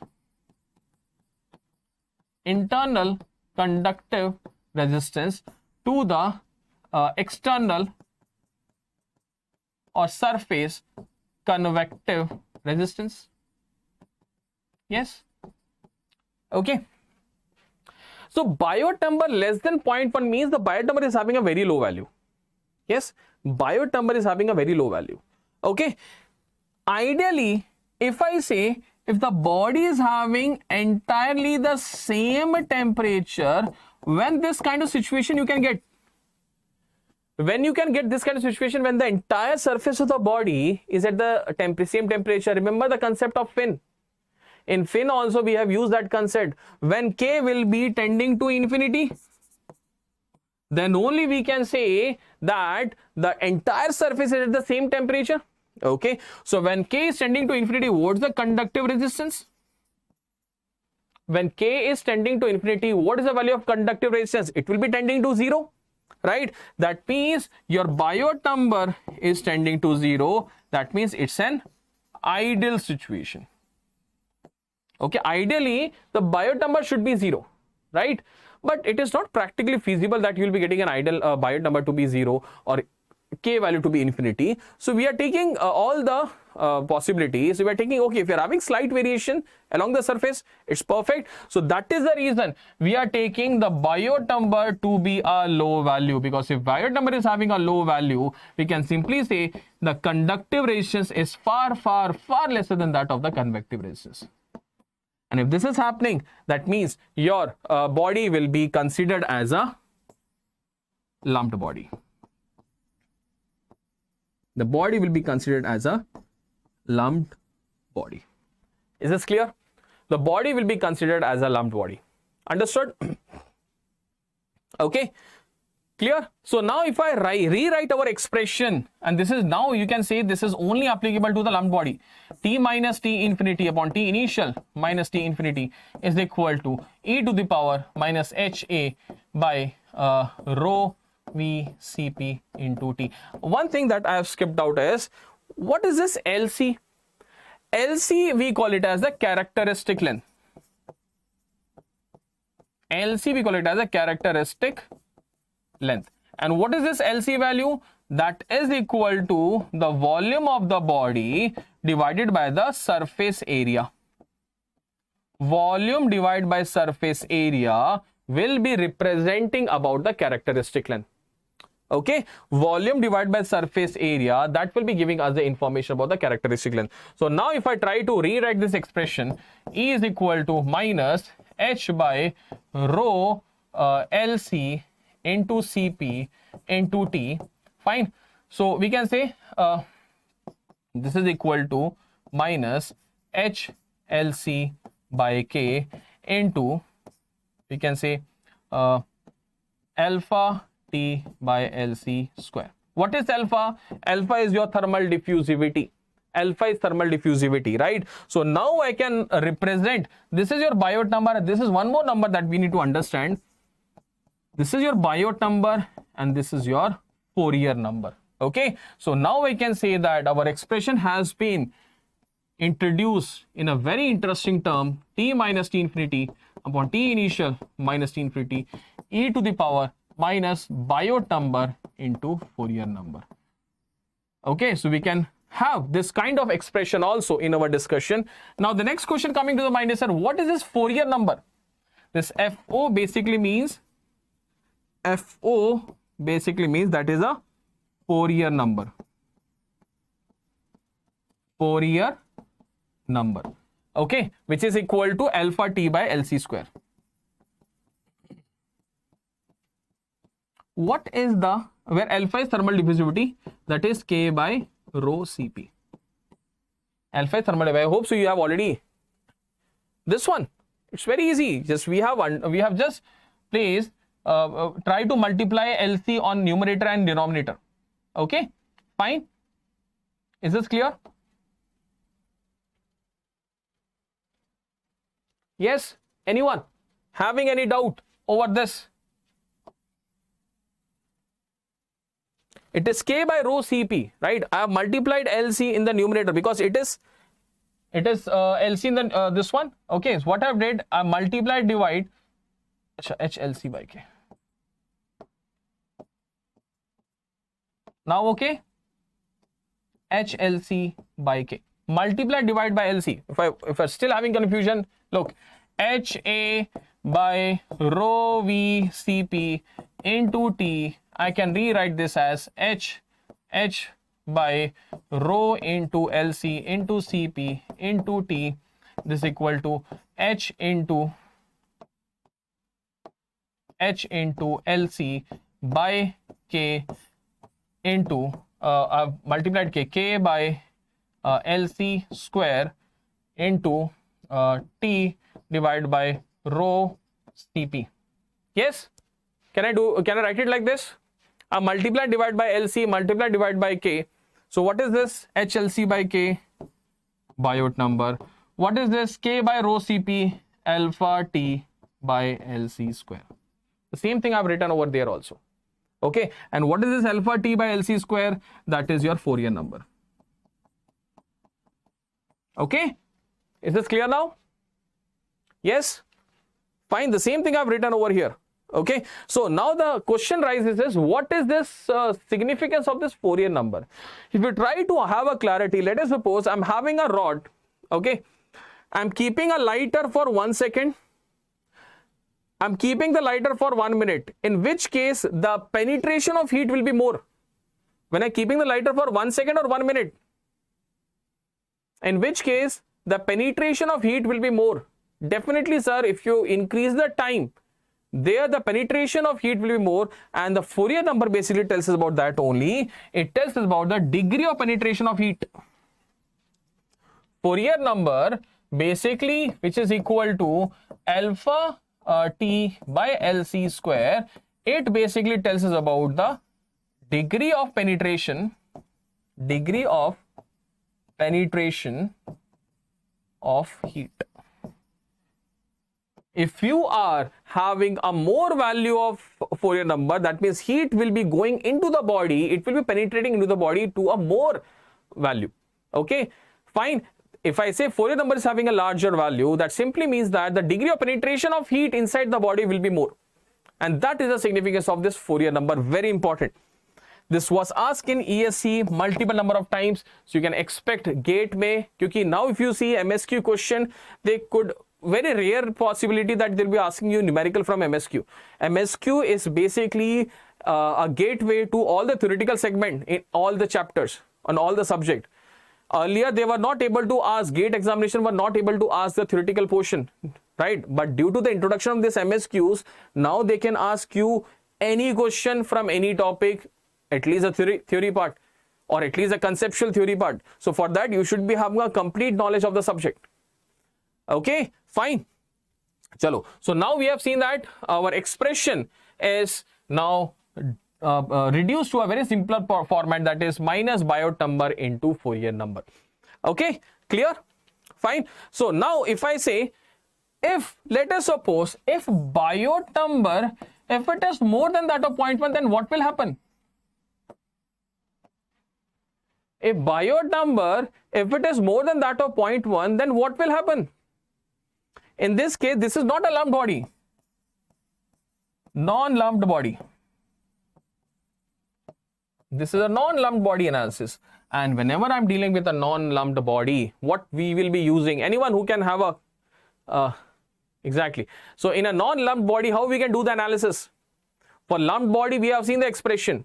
T minus T infinity upon T initial minus T infinity is equal to e to the power minus HA by rho VCP. We will be using an Heisler chart. Heisler chart. That means there is a chart from which I can easily able to calculate the magnitude of the temperature for a slab, for a sphere, for a cylinder. I will show you a sample graph, something like this. What is basically happening here? We are having a temperature ratios. On the x-axis, we are having the Fourier number, or in this way, we are having 1 upon Biot number. A question was asked again from ESC that on the x-axis, which parameter or which dimensionless number is present. So now we can simply say that a normal Heisler chart, this is a Heisler chart.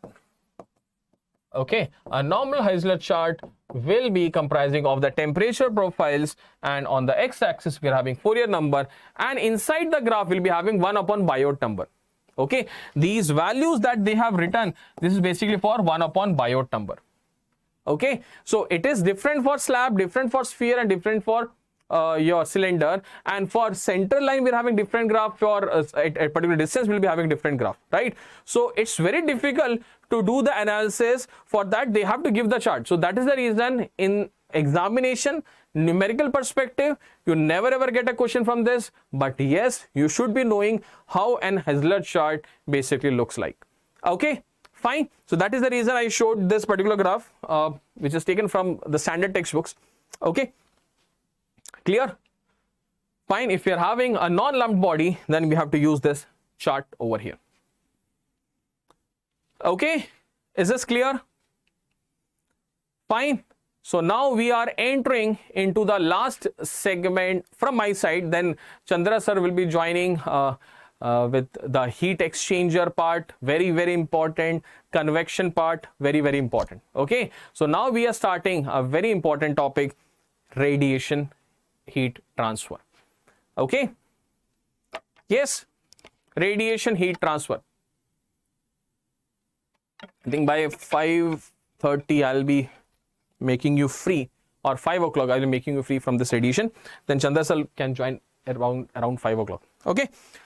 Okay, fine. So now let's talk about the radiation process. Now let us talk about the radiation process. Now what is radiation? Anyone? Malay, Sujesh, Surinder, Bhaumik, what is the meaning of this word radiation? So it's a mode of heat transfer where the heat is propagating in form of electromagnetic wave. And if the energy or heat is propagating in form of electromagnetic wave, that means it does not require any medium. We know that electromagnetic waves does not require any medium for propagation. So we can simply say that radiation, it is that mode of heat transfer in which the propagation is in form of electromagnetic waves. That means no medium is required, and it is being observed that it is a strong function of absolute temperature. It is a strong function of absolute temperature. Now, remember very important thing. In conduction, in convection, we are always discussing about temperature differences. So there it was immaterial to talk about whether we are using degree Celsius or Kelvin, because temperature difference always have the same value if it go for degree Celsius or Kelvin. But here I'm talking about the absolute temperature. So make sure you always keep in mind to change the unit of temperature to Kelvin. It's very, very important. Why? Because I think you already studied when Chandra sir was taking the starting modes of heat transfer. He has talked about the Stephen-Boltzmann equation. Yes? Stephen-Boltzmann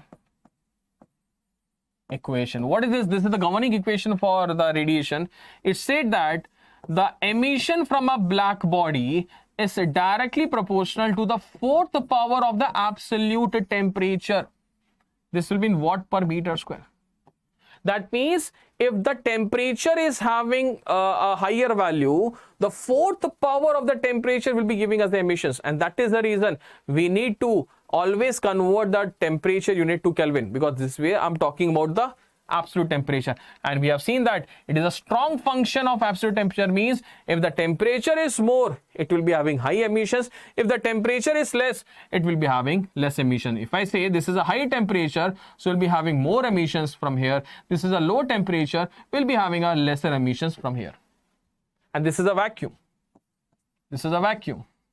Okay, fine, there is no medium inside. So if you take two plates, which is one at higher temperature, second at the lower temperature, so higher temperature will be having more emissions, the lower temperature will be having a lesser emissions, right? Okay, so now let us try to have a quick discussion. There are some terminologies that we should be having. I hope so you know about that, but I'll be having a quick recap of that particular terminologies. The first one we call it as the hemispherical total emissive power.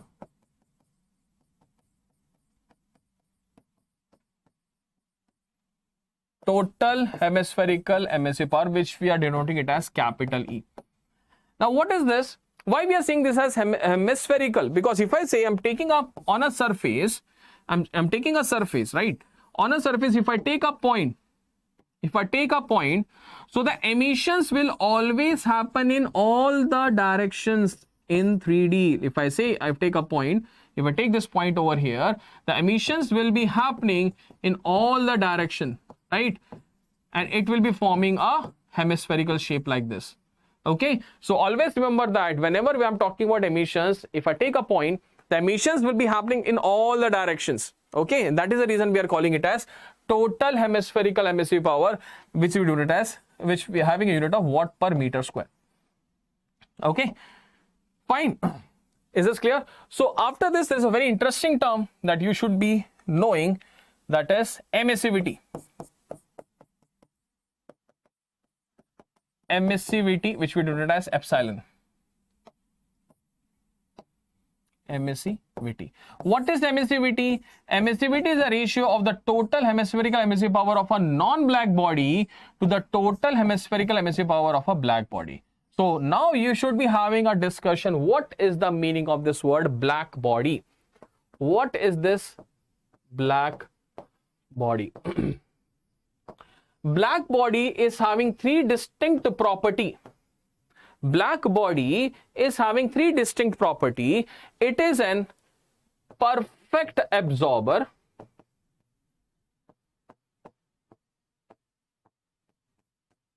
It's an ideal emitter. And it's a diffusive surface. What is the meaning of this word individually? Let us try to understand. If I say perfect absorber, that means whatever, if I say this, my hand is black body, so whatever radiation is incident on this surface, it will be absorbing. It will always absorb, right? Fine. Or we can say, if it is having a high absorption capacity, it will be having a high emission capability. Yes.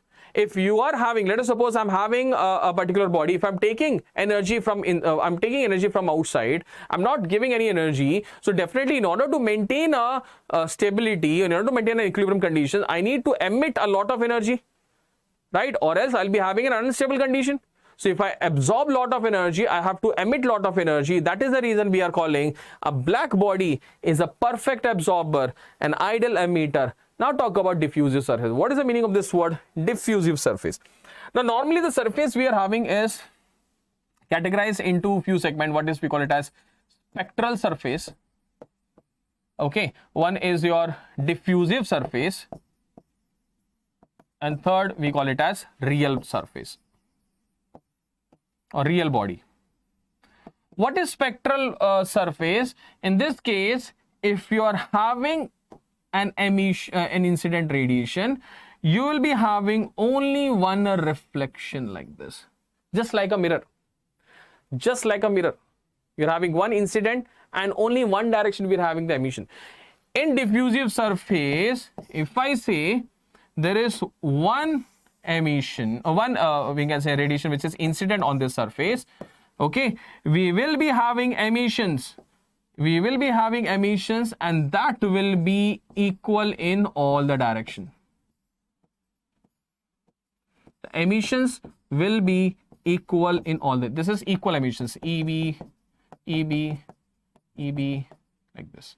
Okay, let's say, or we can say I. We can say any parameter like I, anyone. Okay, real surfaces is, let us suppose if I say this is a real surface, there is some incident radiation. In this case, we will be having, let's say this is E. In this case, we will be having emissions, but that will be unequal in every direction. E1, E2, E3, E4, E5. Some will be having larger magnitude, some will be having small magnitude, like this. Okay, fine. So spectral means one incident and will be having one emission in one direction only. Diffusive means we'll be having equal emissions in all the direction. Real body means we'll be having emissions but unequal in the different directions. Okay, so now if I try to come back, black body is a diffusive surface means whatever emission is happening, it will be equal in all, it will be equal in every direction. Okay, if I say this is I units in this direction, it will be I units in this direction also. Okay, fine. So that particular surface, we call it as a black body. So can we have a black body? Can we have an example of a black body? Let us suppose I'm having a big cavity and very small opening. A big cavity, very small opening. So when a radiation is is coming inside this cavity, hollow, very small opening cavity, this particular radiation or energy will be trapped inside. It won't be able to go outside. That means whatever radiation is coming, it is absorbing, and this could be considered as an example of a black body. Because black body is having a tendency that whatever energy is incident on the surface, it will be absorbing all the energies. So same thing is happening over here also. Energy is coming inside the body and it is not able to leave that particular cavity. Okay, we can say this is a cavity having small opening. Cavity having a small opening. There we can use this concept of black body. That we can say this is a similarity or analogy from the black body concept. We can take the example of the sun, solar radiation, also the example of a perfect black body. Like the sun, we can take the example of a perfect black body. Okay, fine. Is this clear? So now let us try to understand next point. Now let us suppose if I am having there is a surface at temperature T Kelvin, there is an identical surface at T Kelvin, right? And this is a black body. This is a non-black body. So tell me, which body will be having larger emissions? Black body surface or non-black body surface? Both at the same temperature. Both are kept at same temperature T Kelvin. So which will be having the larger emissions? Sir, quite obvious, because it's at the same temperature. So we can say this is EB, and we can calculate EB. EB is equal to, we can say EB was directly proportional to T to the power 4. If I try to remove this proportionality sign, we can say EB is equal to sigma T to the power 4. And by this relation, we can easily calculate the black body emissions, right? But if I want to calculate, if I say this is E for a non-black body, how we can calculate? There we have seen that emissivity is equal to E by EB.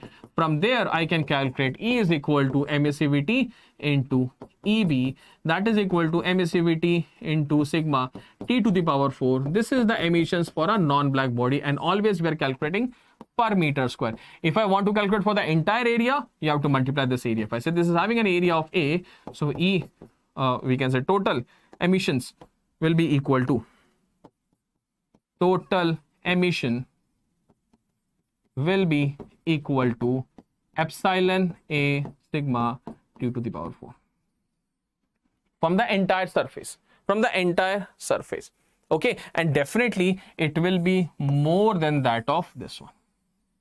It will be more than, because emissivity always is having a range between 0 to 1. It always is having a range between 0 to 1.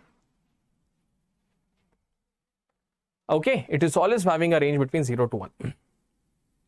Is this clear? Now, here, now we'll be talking about the next important terminology that we call it as monochromatic emissive power, which we are denoting it as E lambda. If I say black body, so that will be black body monochromatic emissive power. Or let's say only monochromatic emissive power, that will be E lambda.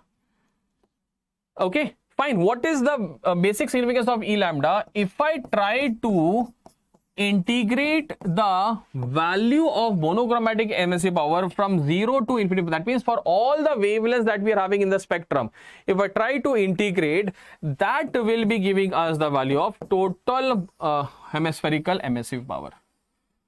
Total hemispherical emissive power. You are getting questions from this. They will be giving some range of values of monochromatic emissive power for different ranges of wavelength. From there, you can, they are asking you what is the total emissive power. Let me take one question. If I say from 0 to 2 micrometer, E lambda is equal to 10 watt per meter square. From 2 micrometer to, let's say, 50 micrometer, that is E lambda is equal to 0. From 50 micrometer, greater than 50 micrometer, your E lambda is equal to, let's say, 20 watt per meter square. So can you tell me what will be the total hemispherical emissive power? It's quite easy. We just need to take from range from 0 to 2 micrometer E lambda D lambda, plus from 2 to 50 E lambda D lambda, plus 50 to infinity E lambda D lambda. So from this case, you can now easily calculate what is the value of total total emissive power of a non-black body. If you want to have a black body, then we can have over here as important concept E B lambda is equal to E lambda upon E B lambda, and this is, we call it as monochromatic emissivity. Monochromatic emissivity. And there is an important significance of this monochromatic emissivity. There's a very important significance of this monochromatic emissivity. That is, if I say that monochromatic emissivity is equal to E lambda by E B lambda, and MSE power is equal to E by E B. I can rewrite this as, emissivity is equal to integration of E lambda D lambda divided by, we can say, monochromatic emissive power into E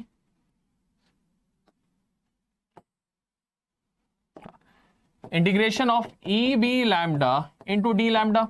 Now, instead of this, I can write it as monochromatic emissivity into EB lambda into D lambda divided by integration of EB lambda into D lambda, right? So, if I assume that if your monochromatic emissivity is not a function of lambda, then I can take this as outside. So in that case, I can get emissivity is equal to EB lambda. And this particular condition, can you tell me which body is having this kind of situation where the emissivity is not a function of wavelength? This kind of body, we call it as a gray body. This kind of body, we call it as a gray body. And why this is important? Because practically you cannot achieve a black body. You can have a closer to black body, but you cannot achieve a black body. So if I try to have an understanding, when I plotted a graph between E lambda and we can say wavelength at a particular temperature, temperature T, it is being found that when I plotted for a black body, we had a graph like this, and when I plotted for a gray body, we had a graph like this. That means your gray body and black body is showing the same trend. This is for a gray body, right? This is for a black body. So as black body and gray body is showing the same trend, if I want to analyze this body, if I say this is your at lambda 1, this is at lambda 2, I can simply say that E B lambda 1 by E lambda 1 is equal to E B lambda 2 by E lambda 2. That means if I want to calculate what is a black body MSE power at any particular wavelength, and if I know the we can say the monochromatic MSE power of a gray body, I can easily calculate down this, because this ratio will always be constant. And if I talk about the rest of the bodies, if I say the real bodies, it will always be like this. This is basically for the rest bodies or real bodies. Okay, it can be less than gray body, but it would never ever be more than that of a black body energy. Black body is having always the highest power, highest energy, right? So if I try to plot, now I can easily identify the physical significance of a gray body is just by knowing the gray body monochromatic MSE power, I can easily calculate the black body if I only know this particular value. Okay, fine, because this ratio of the black body MSE power to the monochromatic power of a gray body will always have a constant ratio. Okay, this is the significance of the gray body. Very important, right? So now let's quickly talk about the different laws of radiation, because sometimes question is being asked. We won't be taking much time to discuss laws of radiation, because we need to have a discussion in the radiation network. Very, very important. Radiosity, what is space resistance, what is surface resistance there, and what is the concept of shielding. That is very, very important. And before that, we'll be talking about the important concept of shape factor also. So if I talk about the laws of radiation, first law is your Kirchhoff's law. It simply said that when the body is at thermal equilibrium, whatever will be the absorptivity, the same will be the emissivity. That means from this, I can say that a good absorber is also a good emitter. We can simply say that a good absorber is also a good emitter by using or by understanding this Kirchhoff's law. That means the absorptivity will be exactly equal to emissivity at thermal equilibrium. Okay, next is a very interesting and very important law. We call it as Planck's law. And why I'm saying this is important, because all the derivations, all the formulations that we are studying in radiation is being derived from this Planck's law.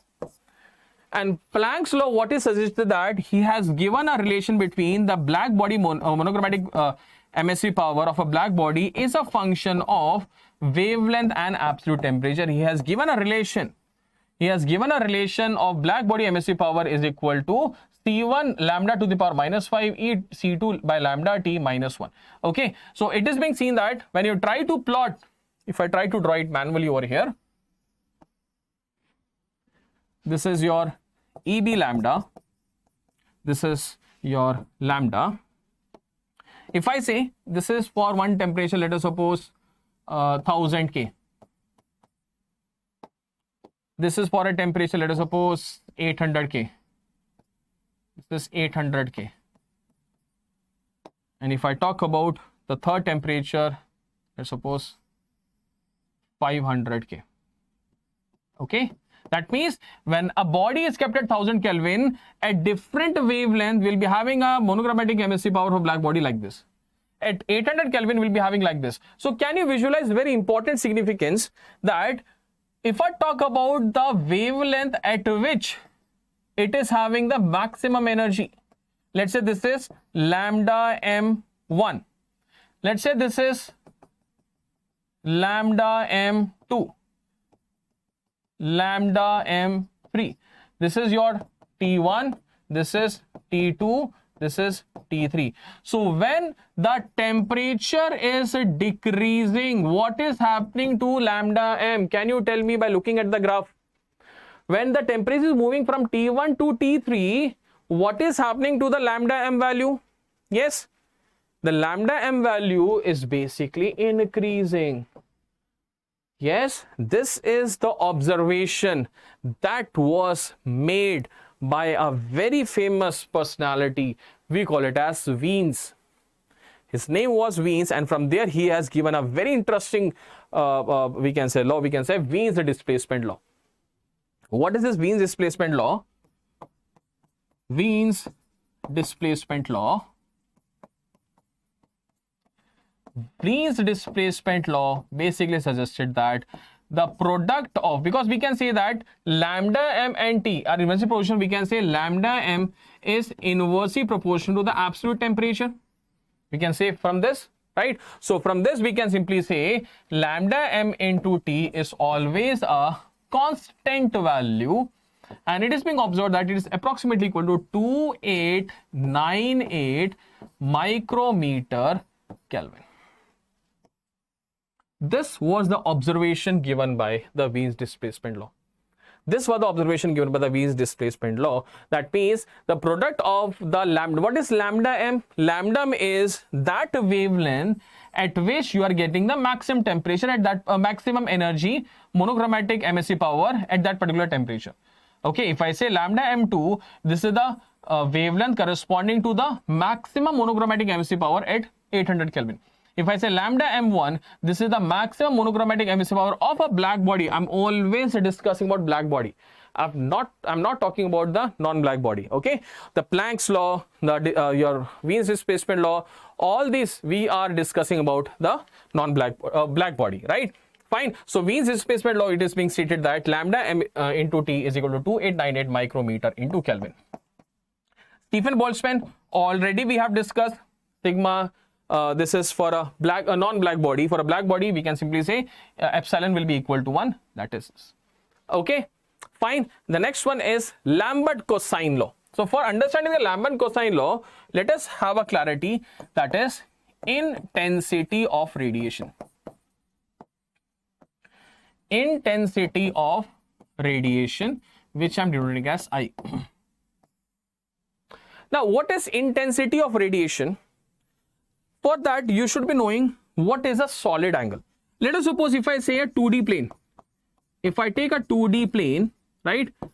if I take a 2D plane, if I take an arc, then we call this as an angle theta. We call this as an angle theta. So this is, let us suppose r. So this will be r theta, right?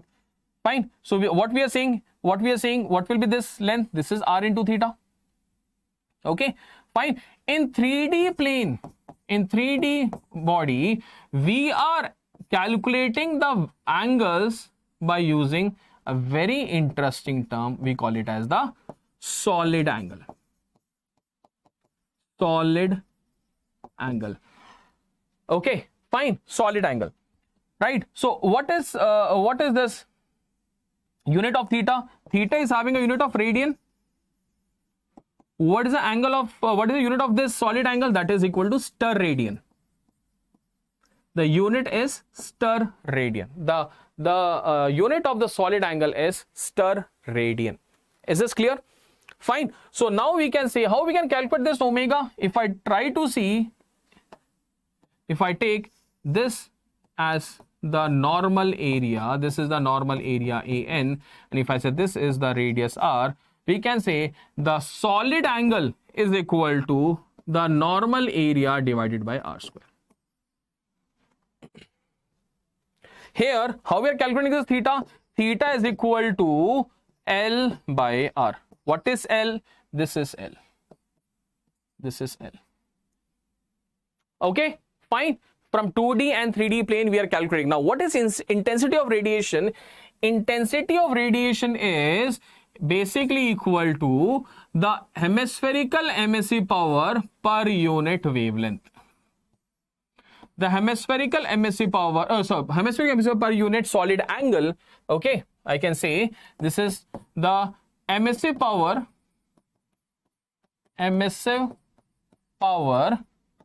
per unit solid angle. Okay, emissive power per unit solid angle is basically the concept of intensity of radiation. What is the meaning of this? The meaning of this is, let us suppose if I say there is a surface, right? And if I say this is the particular direction in which I am calculating intensity of radiation, and it will be comprising of all the wavelengths. Definitely, I'm not talking about per unit wavelength. This particular energy, it's only in one direction. Okay, so intensity of radiation is nothing but we are talking about in terms of the directional property. If I talk about per unit wavelength, that will be called as a monochromatic emissive power. Okay, so the major difference between intensity of radiation and monochromatic emissive power is intensity of radiation is defined for per unit, we can say solid angle. That means in the direction, in which direction we are discussing. If I say per unit wavelength, that will be called as the monochromatic emissive power. So now, if I say, if I take a plane which is making an angle of theta, and if I say this is the normal, right? So Lambert cosine law stated that I is equal to In cos of theta. This is your Lambert cosine law. If this I say this is In, this is I, if I say this is theta, so we can say I is equal to In cos of theta. Fine. But if I talk about a black body, we know that for a black body is a diffusive surface. It is a diffusive surface. What is the meaning of diffusive surface? That means in all the direction will be having the same intensity of radiation. That means in all the direction we have the same intensity of radiation, right? It will be having the same magnitude. Yes or no?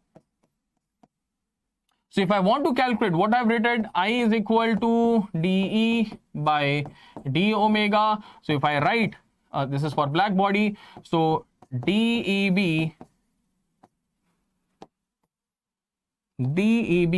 is equal to integration of I d omega from 0 to pi, because I'm going from 0 to pi. So this will be equal to pi into I, because in every direction I is same.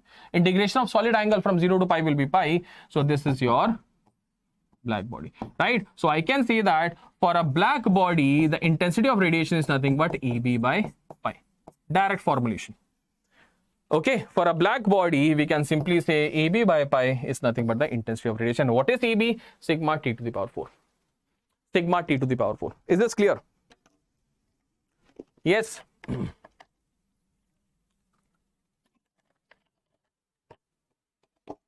Okay. Yes, we have calculated, right? How we have calculated? Look.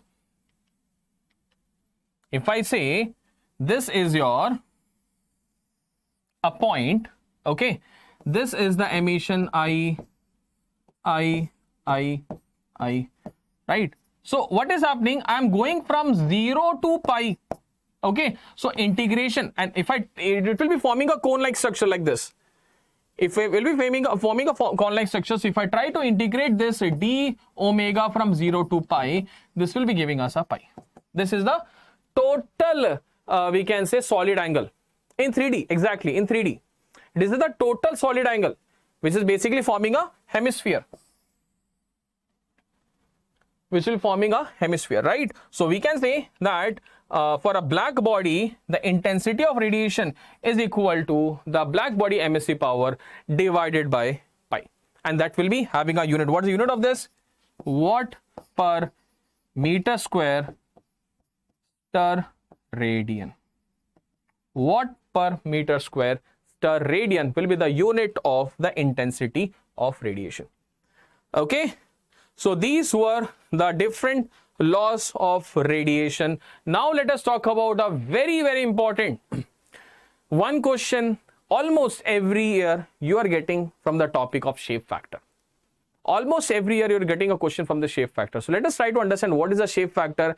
There are different laws of radiation. There are different theorems that we are using to calculate shape factor.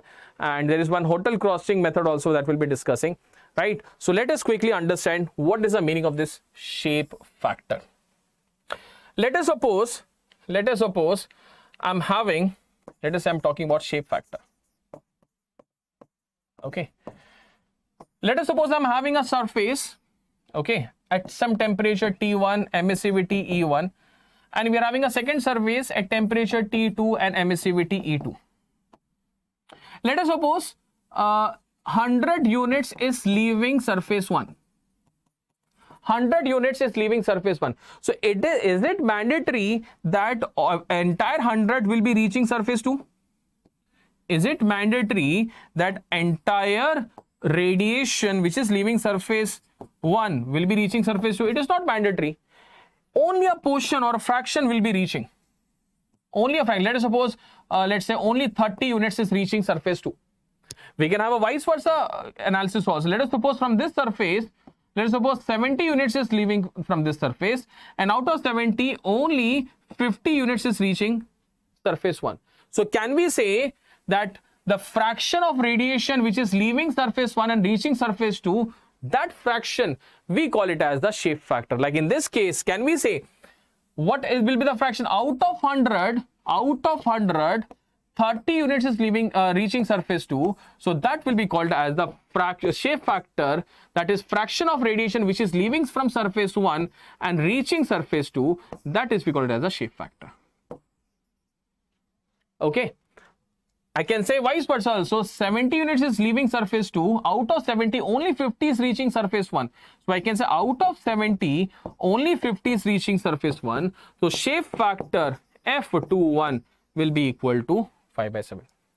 Let's say we can say the fraction. Okay, it is not always mandatory that the entire radiation, if I say if I'm having some radiation from my body, it is not mandatory that the radiation will be reaching a particular body which is in the adjacent room. Okay, fine. So it is very much important that you should be having a understanding what is the meaning of this shape factor. Okay, clear? So shape factor is nothing but the fraction of radiation which is leaving from one surface and reaching the second surface, that fraction of radiation, we call it as the shape factor. Now, for calculation of the shape factor, there are some basic understanding that you have to keep in mind, and there are some theorems also that you have to have a clarity. So let us suppose I'm having a flat surface, which is I'm calling it as surface number 1. So can you tell me what will be the self shape factor? What is self-shape factor? Self-shape factor is the radiation which is leaving its surface and hitting its own surface. So for a flat surface, is that possible? The radiation which is leaving the surface and it will be hitting its own surface. Is that possible for a flat surface? Yes or no? It is not possible. So we can say the self-shape factor for this surface which I'm denoting as 1 is equal to 0. Right? The self-shape factor for this surface F11 will be calling it as 0. Coming to a concave surface. If I talk about concave surface, let's say this is surface number 2. Okay, then what will be F22? What will be F22? 22 means leaving surface 2 and hitting its own surface. So in this case, there is a possibility that it can hit its own surface. So we can surely say this is not equal to 0 for a concave surface. If I talk about convex surface, we can say in this case, it is not possible that it will be hitting its own surface. Shading should be inside, right? It is something like this. Okay, this is surface number 3. So it is not possible to have the fraction of radiation which is hitting its own surface. So I can say F33 is equal to 0. Okay, F33 is equal to 0. Fine. So to have better understanding, now what we have seen that shape factor can never ever be more than that of 1. Shape factor will always be ranging between 0 to 1 only. Either it could be 0, either it could be 1, or it between 0 and 1. Okay, so from here we need to have some important discussion about some theorems. The first one we call it as reciprocity theorem. What is this reciprocity theorem? It states that F12 into A1, 122 into A1 is equal to F221 into A2. Always keep in mind that if you're having multiple surface, reciprocity theorem it is always applied between two surface only. If I say if you're having multiple surface, like say the surface 1, surface 2, surface 3, so at a time you can apply between 1 and 2 or 1 and 3 and 2 and 3. Okay, please keep in mind the reciprocity theorem is always applied between two surfaces at a time. Okay, multiple questions you are solving by using this reciprocity theorem. Okay, the second theorem that you should be having a clarity is summation rule. Summation rule. What is the summation rule? Let us suppose I'm having surface 1, surface 2, surface 3, surface 4. We're having n surfaces. We're having total n surfaces. So it is being observed that F11 from surface 1 to the rest of the surfaces 1, 2, 1, 3 till 1n is always equal to 1. This is called as the summation. That means the shape factor calculated from one surface to the rest, all the surface, n number of surface that we are having, the summation will always be equal to 1. If I say in a general perspective, Fn1 plus Fn2 Fnn is equal to 1. Is equal to 1. Okay, the summation of all the shape factors. Yeah, last time I think they have not asked, so you can expect 2023 May they can ask a question from shape factor. 90% or 95% of chances you can get a question from the shape factor. Okay, because almost every alternate years they are asking. If you see the trend also, they are always they're asking a question from this, and very easy question. I think you can easily calculate now. Fine. Reciprocity theorem, your summation rule we have covered. Now there is one more theorem that we are using. Many of the students, yes, you will be getting this after the session. Okay, that we call it as the view factor between infinitely long surfaces. This we call it as cross string method or hotel cross string method. That means if I say this is surface 1, this is surface 2, right? Fine. They could be parallel, that could be non-parallel, right? In the Telegram channel, there's a Telegram channel in the description section.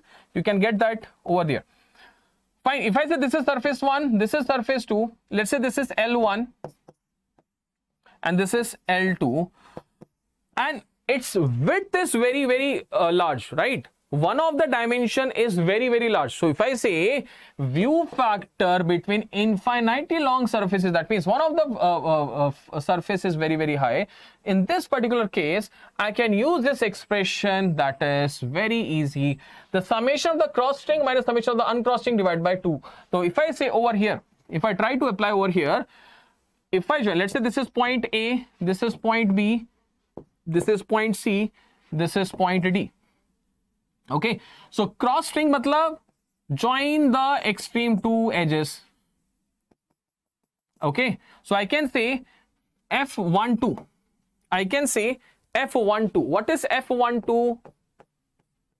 F12 equal to summation of the cross string. Cross string means you have to join the diagonals. So AD plus BC minus uncrossed matlab join the other two edges, that is AC plus BD divided by twice of the originating length. It is basically we call it as originating. What is originating length? I'm calculating the shape factor from surface 1 to surface 2. So you have to see L1. Okay, if I want to write F21 will be numerator will be exactly same, only will be having the changes in the denominator, that is 2 into L2. F21 will be equal to AD plus BC minus AC plus BD divided by 2L2. Is this clear? We can use this particular relation to get one question was asked like this. Let us suppose this is a plate. One of the dimension is having infinite and this is having a same length L, making an angle of alpha. So what is, let's say this is surface 1, surface 2. What is the shape factor 1 to 2? Can anyone who can tell me this answer in this particular comment section? We're having a surface 1. We're having a surface 2. What will be the shape factor? Apply the hotel cross string method. One length is the width is infinite. The width is one length is infinite. The width is infinite. Inside the board is having a larger dimension. Okay. One dimension is not always length. We can take width also as one of the length. Right. So here the question is, what will be the shape factor? So just now we have seen that if I say there are two surfaces L1, L2, A, B, C, D. So let us try to write the same dimension over here. For plate 1, this is A, this is B. For plate 2, the same point is C and this is D. Okay. So what is the shape factor? Sir, equal to cross string AD plus BC minus uncrossed AC plus BD divided by twice of L1. Now, what will be the length AD? Tell me. Use this expression over here. F12. What is length AD? Anyone who can tell me in the comment section. What is the length AD? So it is equal to L. What is length BC? L. Minus. What is length AC? AC is equal to 0. What is length BD? Now I need to calculate this length BD. Very good, Sujesh. So if I try to join this, can I say this is an isosceles triangle? If this is an isosceles triangle, if this is apex, this will be 90 degree. Okay. So can we say what will be this length? Anyone? If I say this is alpha by 2, okay. So this will be L sine alpha by 2. So this is L sine alpha by 2. This is again L sine alpha by 2. So this is plus 2L sine alpha by 2 divided by twice of L.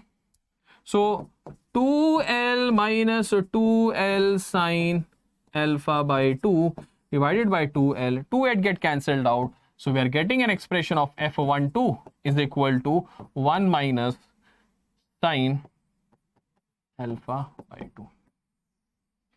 This expression you are using directly. I think you might have solved some previous year questions. So there you might have observed this kind of one question. It's a previous year question, right? So definitely you should be knowing from where this expression you are getting. We are using this concept of hotel cross-string method.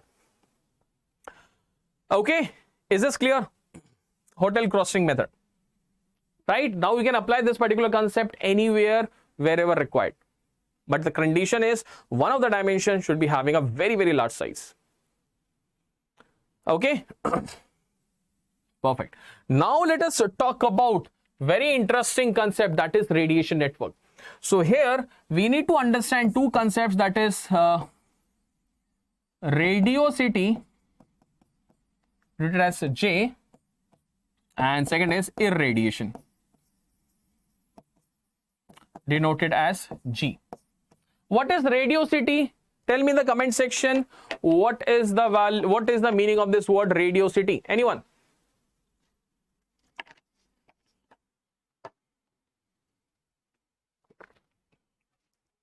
Radiosity is basically the amount of radiation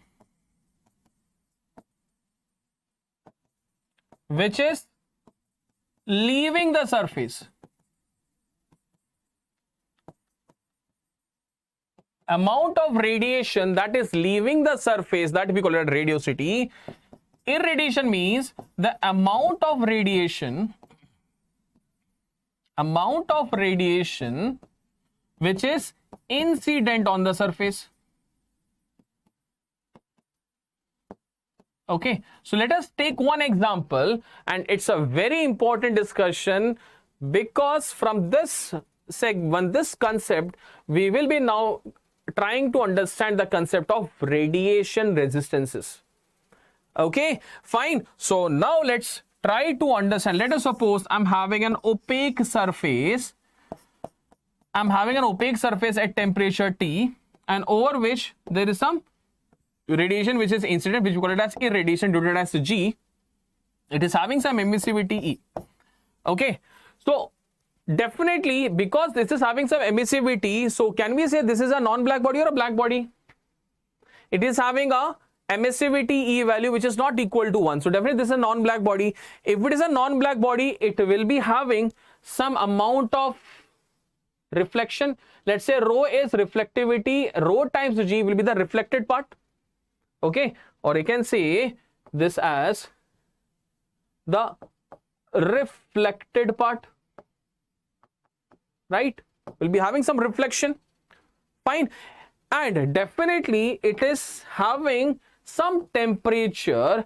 It will be having some emission. Let us say this is your emitted part from Stephen Boltzmann. Emitted part, which is I'm denoted as E, and this is your rho times G. So can we say the total radiation which is leaving the surface, that is radiosity, the total radiation which is leaving the surface, which would as radiosity, can we say this is equal to the reflected part plus the emitted part? Right? What is reflected part? That is rho times G, emitted part is E, right? I can write, because this is an opaque surface, can we write it as, because we know that alpha plus rho plus tau is always equal to 1. Alpha is absorptivity, rho is reflectivity, and tau is specificity. As this is an opaque surface, tau is tending to 0. We can say rho is equal to 1 minus alpha. If rho equal to 1 minus alpha, I can write it like this: 1 minus alpha into G plus emissivity into EB. Okay, fine. Now, as we know that Kirchhoff's law, what does this Kirchhoff's law stated? Kirchhoff's law stated that absorptivity will be exactly equal to emissivity. So we can say that your 1 minus emissivity into G plus EB. into emissivity. This is your value of J. Okay, this is the value of J. So now if I rewrite this expression over here, J is equal to 1 minus emissivity into G plus emissivity into EB. G can be written as J minus emissivity into EB by 1 minus emissivity. So what was happening was, we are having a surface, right? So can we say, what is the net heat exchange? What is the net heat exchange between surface to surrounding? Can we say net amount which is incident, net amount which is leaving, the difference of that will be called as a net heat exchange. If I'm saying I'm getting 4 units, I'm giving 100 units, so net heat exchange will be 100 minus 4, that is 96. So I can say that the net heat exchange will be equal to J minus G into A. J minus G into A, because I have to calculate for the total area. This is, we call it as the net heat exchange from surface to surrounding, right? What is G? G, we know that, place it over here. J minus G is J minus E into EB upon 1 minus E into A. So after solving it, if you try to solve, it will be J get cancelled out. We'll be having EB minus E into J, okay, E into J divided by 1 minus E into A, right? So if I rewrite this expression over here, that Q from surface to surrounding is equal to EB minus J divided by 1 minus emissivity upon emissivity into A. 1 minus emissivity upon emissivity. And now if I try to write in a electrical analogy perspective, if I write from a resistance perspective, if I say this is EB, this is J, right? This is your heat exchange or heat transfer. So this particular we can say V is equal to, or I is equal to change in voltage by R. If I say this is I, this is R, this is voltage change. So can we say this is nothing but, we call it as a resistance, and this resistance, because this is I'm talking about on the surface, so this is, we call it as a surface resistance. This is, we call it as a surface resistance. Okay, fine. So I can say R surface resistance, R surface. Now we can simply say that the surface resistance will be equal to 1 minus emissivity upon emissivity into A. Okay, 1 minus emissivity upon emissivity. Now can you tell me what is the surface resistance of a black body? What is the surface resistance of a black body? Anyone? What is the surface resistance of a black body? Yes, for a black body,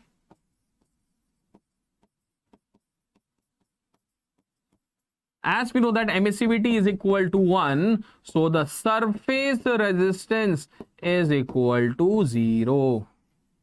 The surface resistance is equal to 0, and that is the reason when I was discussing about this example, I'm having a black body, I'm having a non-black body, same temperature T being kept. From here we are having EB, right?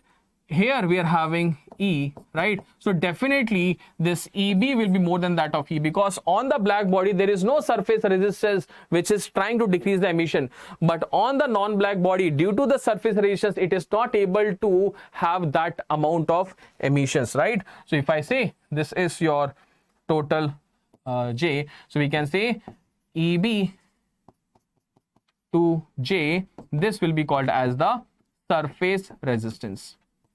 Surface resistance. Okay, fine. And black body will be having a 0 surface resistance. Is this clear? Fine. Very simple, very straightforward. Clear? Here, if I try to draw, it will be directly EB. It will be starting from EB, right? It will be having a direct starting from EB. Won't be having any surface resistance. Okay, fine. So now this was, I'm talking about only from the surface perspective. But let us take one more example. Let us suppose I'm having one plate over here and one more plate over here. Okay, fine. Let's say this is temperature T1, emissivity E1. This is temperature T2, emissivity E2. Now, let us suppose from this surface, J1A1 is the total radiation leaving from this entire surface. And it is not mandatory that all the radiation will be reaching this surface too. Can we say from this J1A1, only a fraction is reaching surface 2, that is F12 J1A1. Same applies over here also, that if I say J2A2 is the total emissions leaving from surface 2, only a fraction will be reaching to this F21 J2A2. So what is the net heat exchange between the surfaces? Between the surface, can we say from Q1 to 2 is equal to F1 to J1A1 minus F21 J2A2. Take the mod value because we don't know which will be having a larger magnitude. Fine. So from here, can we say F1 to A1 will be equal to we can say F1 to A1 is exactly equal to F21 A2. Reciprocity theorem, take that common. So we'll be having J1 minus J2 divided by 1 minus F1 to A1. So now let us try to have a visualization that we can have a similarity of resistance analogy J1 to J2, right? So this particular expression basically signifies the space resistance. This basically resembles the space resistance, right? Okay, so this is your space resistance, that is 1 upon F1 to A1. So now if I now try to club this particular expression over here, if I try to understand, let us suppose we are having a surface 1 at temperature T1, emissivity 1. We are having a surface 2 at temperature T2 and emissivity E2, right? Fine. So definitely what will be having, how many resistors will be having? One will be your surface resistance. On this surface will be having a space resistance and will be having a surface resistance too.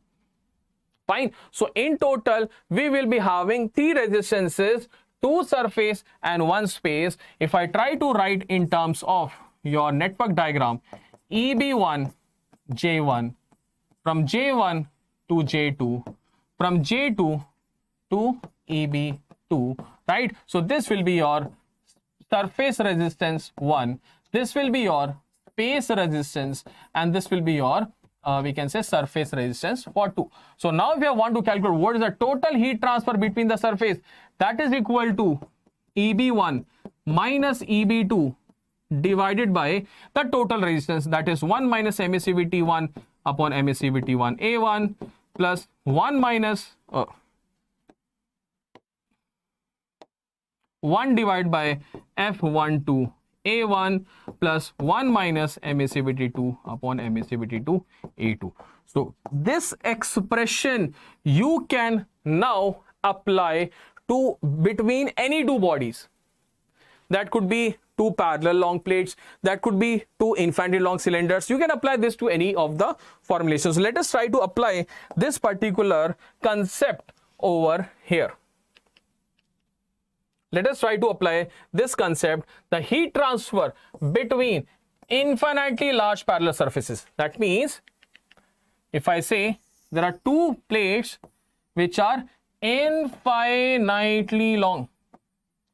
So if I say if the 2 plates are infinitely long, what will be the shape factor from 1 to 2?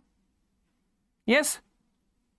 What will be the shape factor from 1 to 2? Anyone? What will be F12 if you're having infinitely long? Sir, obviously it will be equal to 1 because it is infinitely long. That simply means F12 will be exactly equal to F21, that is equal to 1.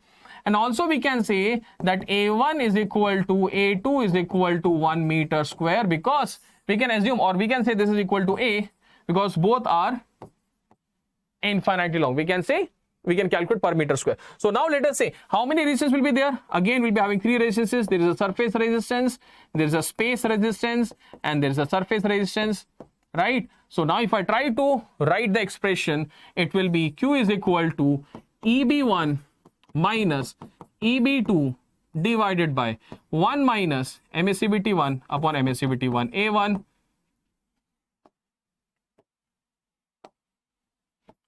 plus 1 upon F12 A1 plus 1 minus MACBT2 MACBT2 A2. Right? We can take A1 equal to A2 is equal to A. So we can say Q by A is equal to sigma T1 to the power 4 T to the power 4 divided by, we can write this as 1 upon MACBT1 minus 1 plus 1 plus 1 upon MACBT2 minus 1. So this get cancelled out. So ultimately what we are having, if I write small q as the heat flux is equal to sigma T1 to the power 4 T2 to the power 4 divided by 1 upon MACBT1 plus 1 upon MACBT2 minus 1. This is for the heat flux between two infinitely long parallel plates. Two infinitely long parallel plates. I've not applied anything new, just I've taken the same expression. Only the boundary conditions I have applied. F12, F211, A1, A2 is equal to A. Okay, but if I try to apply the same logic over here between two infinitely long cylinders having MACBT E1 and E2, let's try to apply the same logic over here. There are two infinitely long cylinders. This is T1, this is T2, MACBT E1 and E2. So in this case, will it be F12 equal to 1? What will be the value of F12 equal to 1? Or F12 is equal to less than 1? Or F12 equal to, what will be this? Sir, because this is infinitely long, if you try to see from the side view also, this is your inner surface, this is the outer surface, F12 will always be equal to 1. F12 will always be equal. If you see the side view, this is the side view, you will be getting this as F12 is equal to 1. Right? If F12 is equal to 1, now let us apply the same logic. How many resistances? We'll be having one surface, we'll be having one space in between, and again a surface resistance. So apply this logic. So we can say Q122 or heat flux between the two surfaces is equal to EB1 minus EB2 divided by 1 minus MACBT1 A1 plus 1 upon F12 A1 plus 1 minus MACBT2 A2. But here, is A1 and A2 same or unequal? What is A1? A1 is equal to, it is 2 pi R1 into L. This is your radius R1. And A2 is 2 pi R2 into L. This is your R2. So definitely A1 and A2 are not same in this case. A2 is more than that of A1. Okay, so now we can say that Q is equal to, if I take A1 common, what will happen? A1 into EB1 minus EB2 divided by 1 upon MACBT1 plus 1 minus MACBT2 upon MACBT2 A1 by A2. So this is the expression that we are getting for a heat exchange between two infinitely long parallel cylinders. Okay, fine. The same thing is being written over here also. Fine. Is this clear? Okay, yes. So now we are entering to a very interesting segment, that is radiation shield, the last segment of radiation, right? I'll be taking approximately 10 to 15 minutes, not more than that.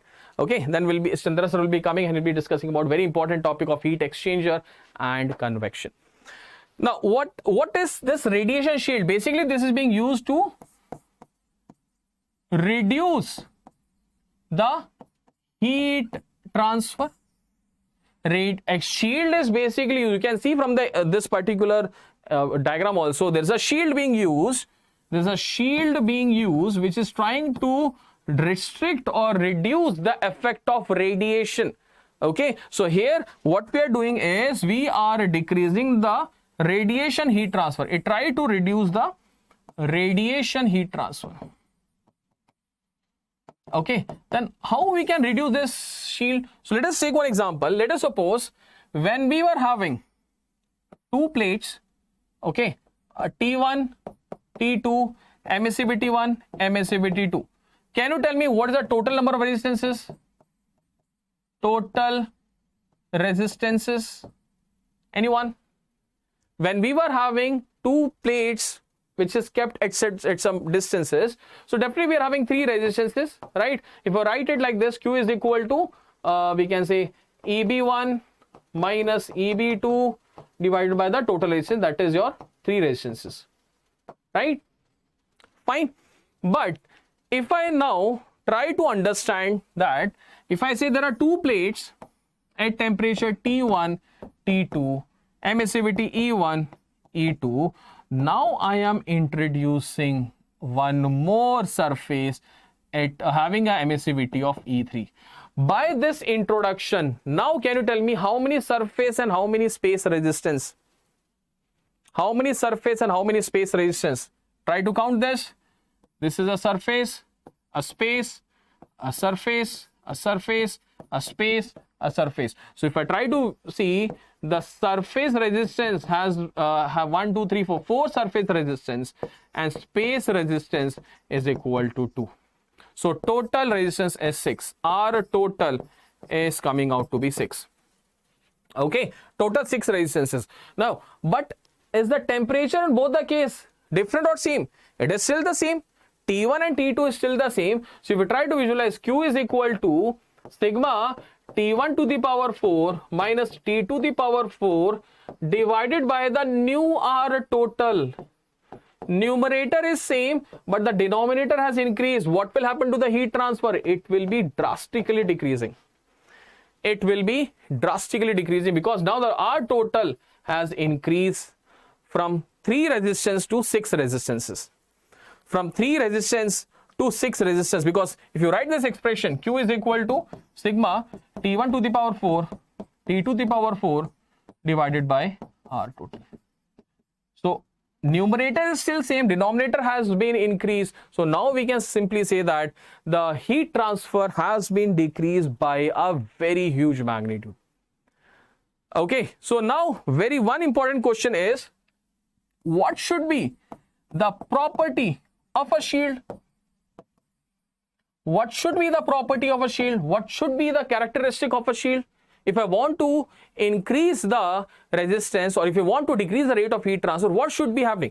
Because if you see, space resistance you cannot do. But if I talk about the surface resistance, if I talk about the surface resistance, which is equal to 1 minus emissivity upon emissivity into A. If I want to increase the surface resistance, what I'll be preferring? High emissivity or low emissivity? High emissivity or low emissivity? Which I'll be preferring? If you are having low emissivity, right? If emissivity decreases, the surface resistance is increasing. Right? And we also know that emissivity is equal to 1 minus alpha, we can say rho is equal to 1 minus alpha, or rho is equal to 1 minus emissivity. That means if you try to decrease the emissivity, you try to increase the reflectivity. That means, very important conclusion that we are making, that we always keep a highly reflective surface.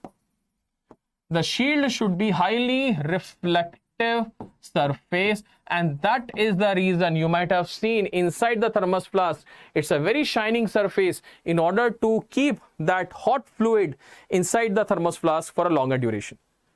If I want to increase the resistance, we always try to increase its reflectivity.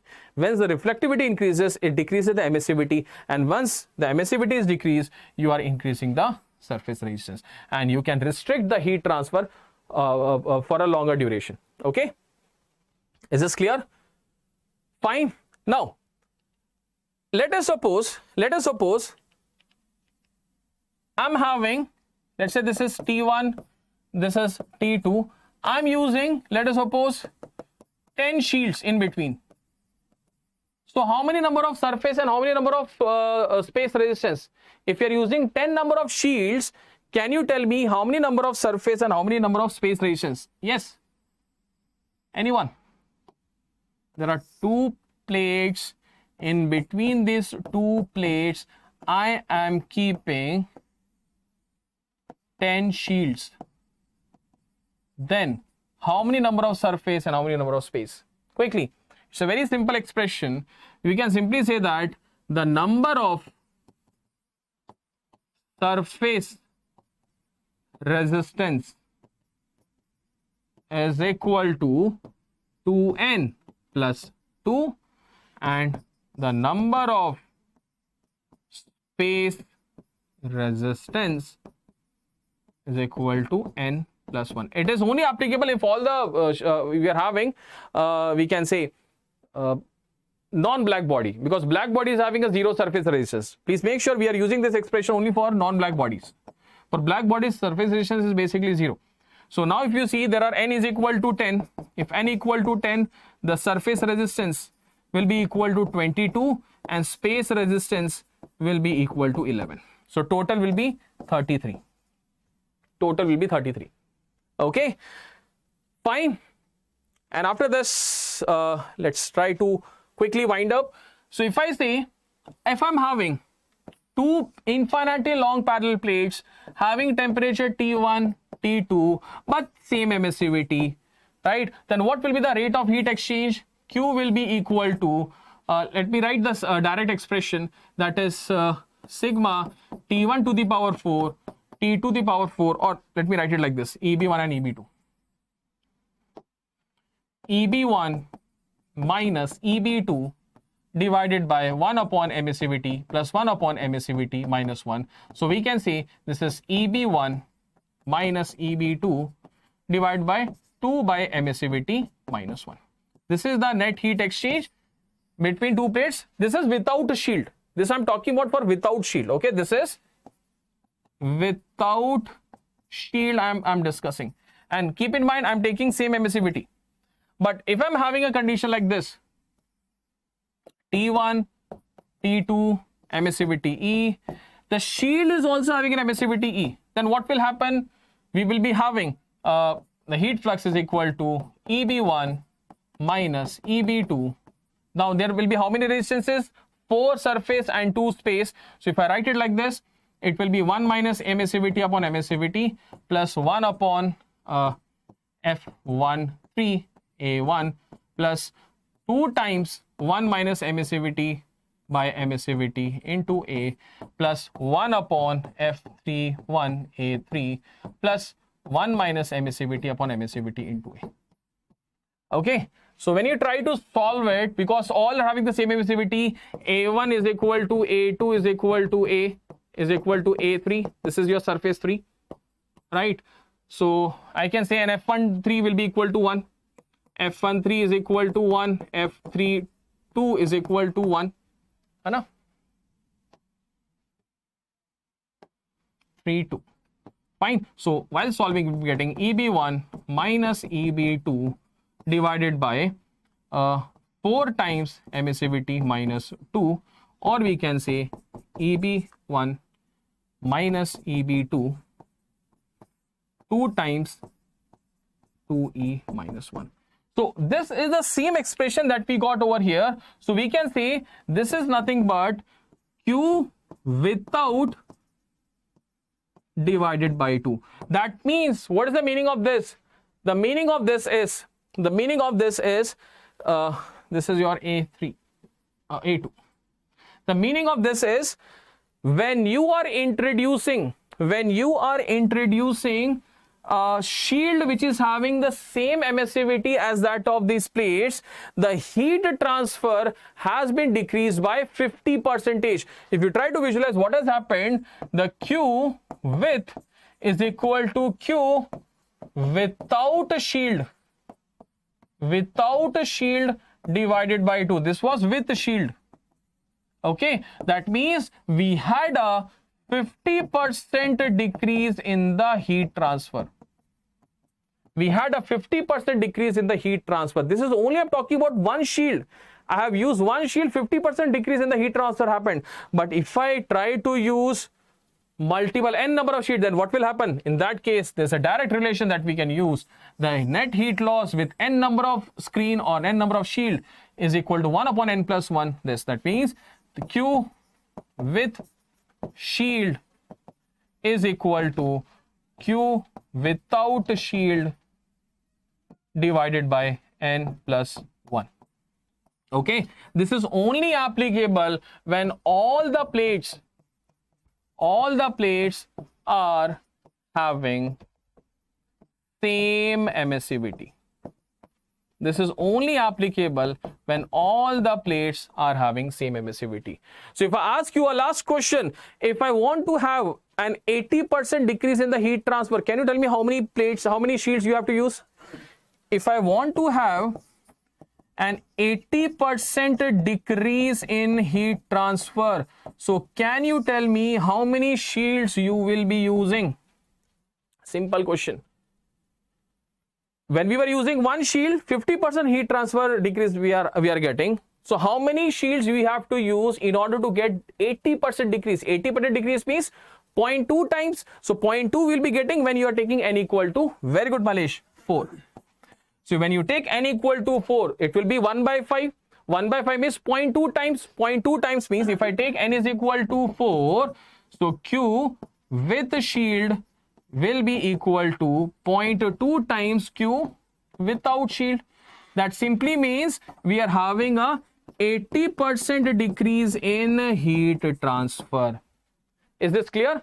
We are having 80% decrease in the heat transfer. So now this is basically, we have completed the radiation topic, right? So now we will be going with the Chandra sir, and he'll be discussing with the next set of concept from the heat exchanger and convection. Very important. Every year one question is being expected from the heat exchanger topic. So Chandra sir, so bas ab yahan se you will be leading our students to the end, and from there he will be winding up our entire heat transfer marathon session.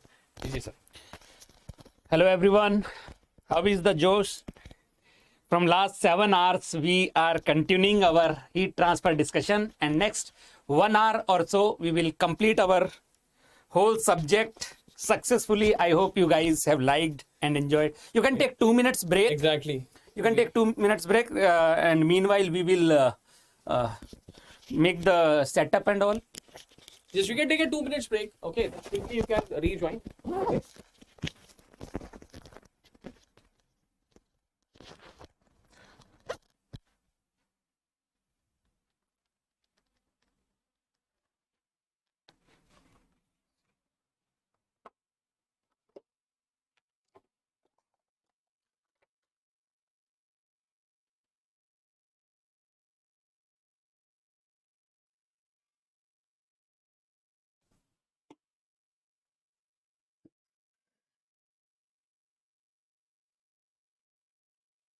मेरा तो ये save कैसे save तो करना था, यही होगा।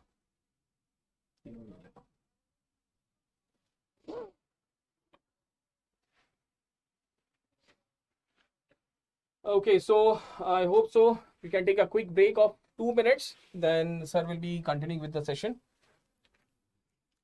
Or you can stay here and you can ask your doubts if you have any. Whatever the discussion we have done so far.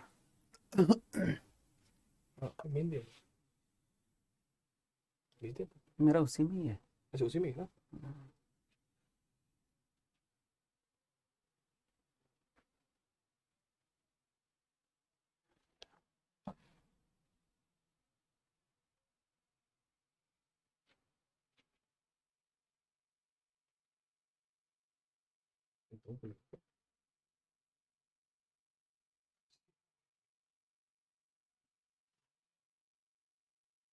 ये आपका है, हाँ ये अच्छा इसी सही है सर, कम ज़्यादा तो नहीं करना है। कम कर दीजिए। इसको हाँ, मेरे को तो ठंडी लगती है। पानी है थोड़ा सा लेके आऊं? गर्म है, गर्म मिलेगा।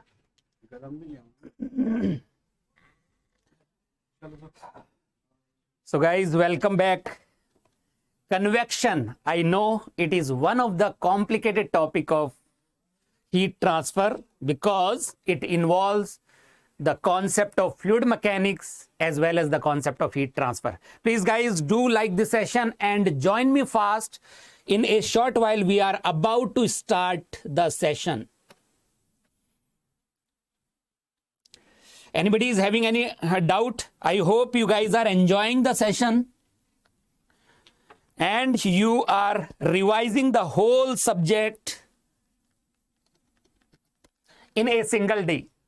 Good evening, Malesh. Namaskar. Adab, Shubh Sandhya. Good evening. Join me fast, guys, and ask your friends also to come out of their comfort zone. It is the last 1 hour, 1.5 hours I will take to complete the convection as well as heat exchanger. That will complete our syllabus for heat transfer. And we will bring some more sessions like mock test and other sessions if required. You can just let me know what type of session you want from our side before your final exam. Keep on sharing your suggestions, doubts, or if anything to discuss. Shall we start? Please give me thumbs up. Please do let me know if I am audible and visible to everyone.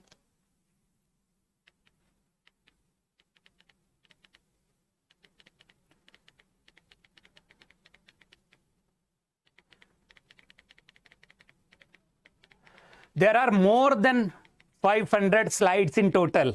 So we have made these slides for you guys. We have worked so hard and we also expect the same thing from you guys.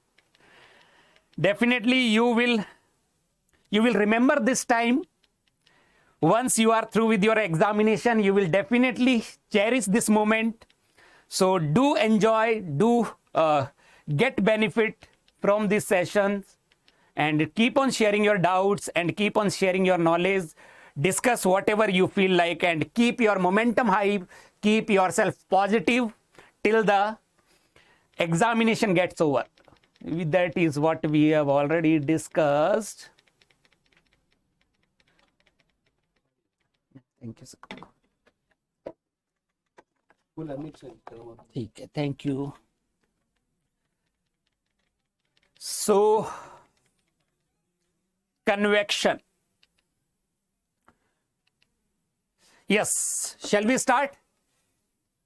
All ready with your pen, paper, and dedication. That is most important.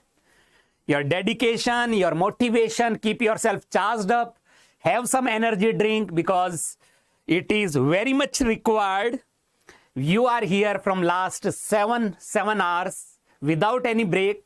Just small break we have given you, but because the examination is round the corner, that is why we want you guys to practice, we want you guys to revise as much as possible. Hi Bhaumik, welcome guys, welcome once again.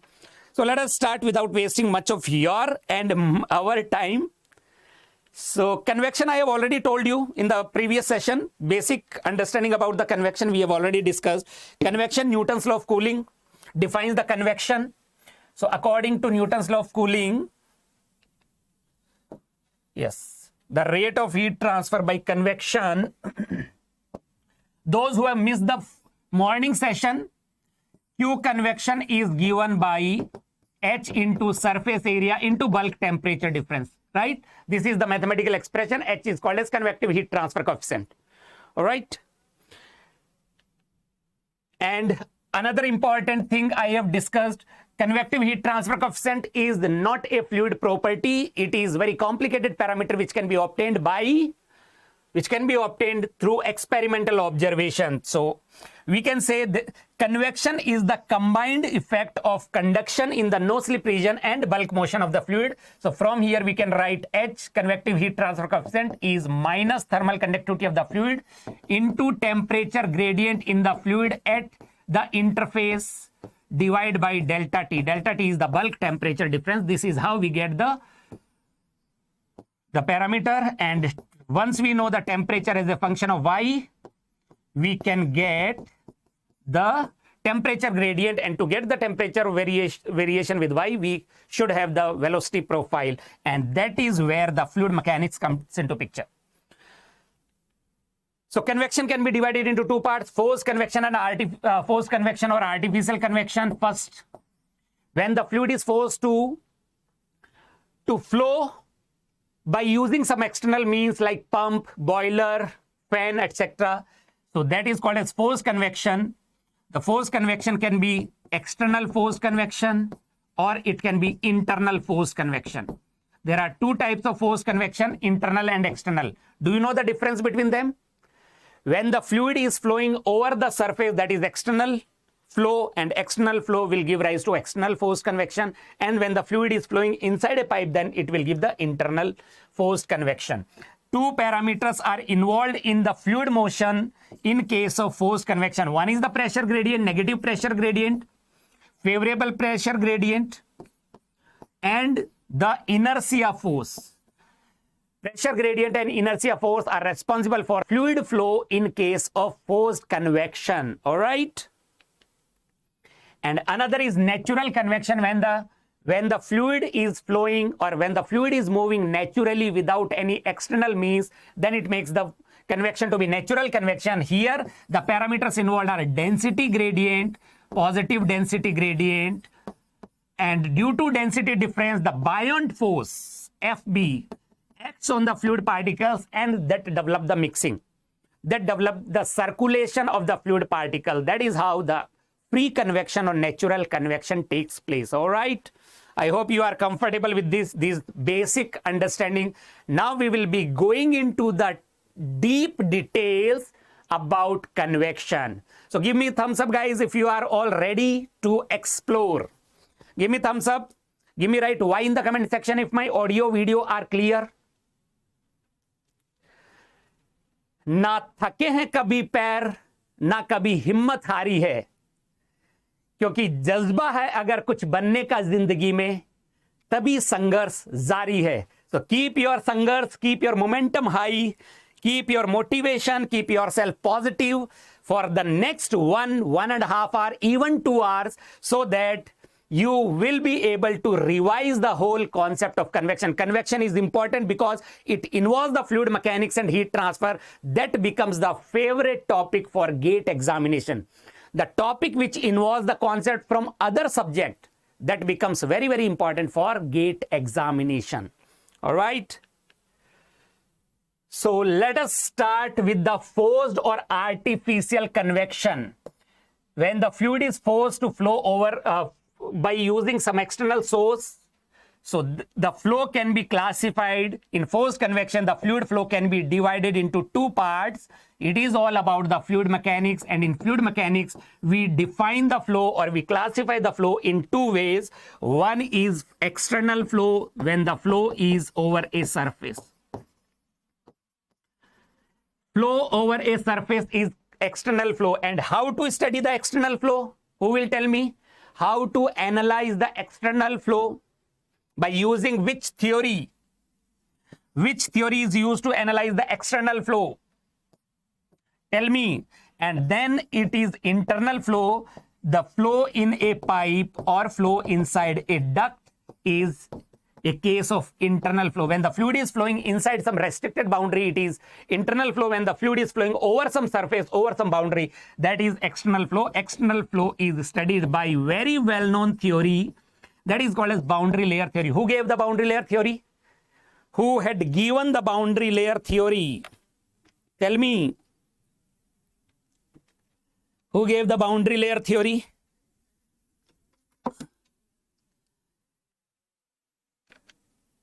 Given by L. Prandtl in 1904. No, it was not Blasius. It was Prandtl who had given the boundary layer theory, and Prandtl was the one who connected the fluid mechanics with the heat transfer.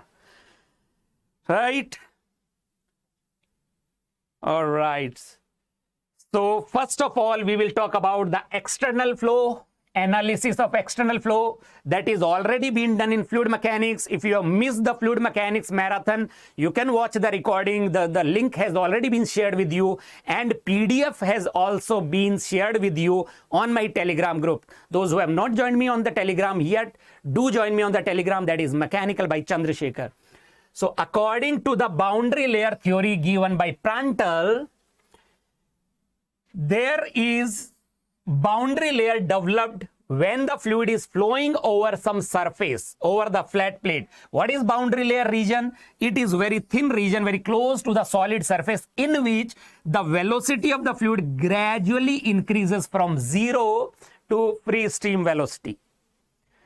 The velocity gradually increases from 0 to free stream velocity in y direction, in the direction normal to the flow. Here u is equal to 0 and here u is equal to u infinity. U is equal to u infinity. The velocity is gradually increasing from 0 to u infinity. That region is called as boundary layer region. The region near surface in which velocity gradient exists. When u is a function of y, du by dy is not 0. And when du by dy is not 0, shear stress is not 0. Right? So u becomes a function of y. We need to understand how the velocity varies in y direction because of the boundary layer. So in this region, in boundary layer region, there is a steep velocity gradient. Velocity gradient is change in velocity with the space is called as gradient of velocity. That gradient exists, which promotes the momentum transfer in y direction.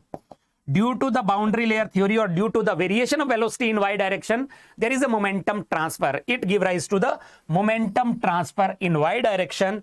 And now we define one term that is called as thickness of the boundary layer.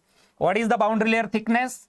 According to boundary layer thickness, or according to the Prandtl theory, the distance from the surface in y direction at which local velocity u becomes 99% of free stream velocity. That distance is called as thickness of boundary layer, that is delta x. The boundary layer thickness is delta x when the ratio of local velocity I am using small u divided by u infinity, it becomes 0.99. Almost u becomes almost u infinity, then the distance y will become delta x, or we can also call it as delta or delta x. That is called as thickness of boundary layer. I hope these 3 points are clear to everyone. Right? Now there is a growth of boundary layer over a flat plate. This is how the growth of boundary layer will take place. This is x is equal to 0, leading edge of the plate. This is the plate over which the boundary layer gets developed and grow. What is the meaning of growth of boundary layer? The thickness of boundary layer keeps on increasing from the leading edge to the trailing edge. This is x is equal to L, that is called as trailing edge of the plate. Initial part of boundary layer is laminar, then it becomes transition, then it is turbulent boundary layer. This is how the boundary layer growth takes place over the flat plate. Can you just let me know how do we identify which part of the boundary layer is laminar, which part of the boundary layer will be turbulent? Bataiye quickly. I want you guys to let me know which part of the boundary layer is laminar, which part of the boundary layer will be turbulent, how to find it out.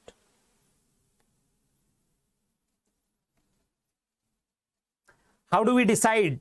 How do we come to know which part of boundary layer is laminar, which part of boundary layer is turbulent?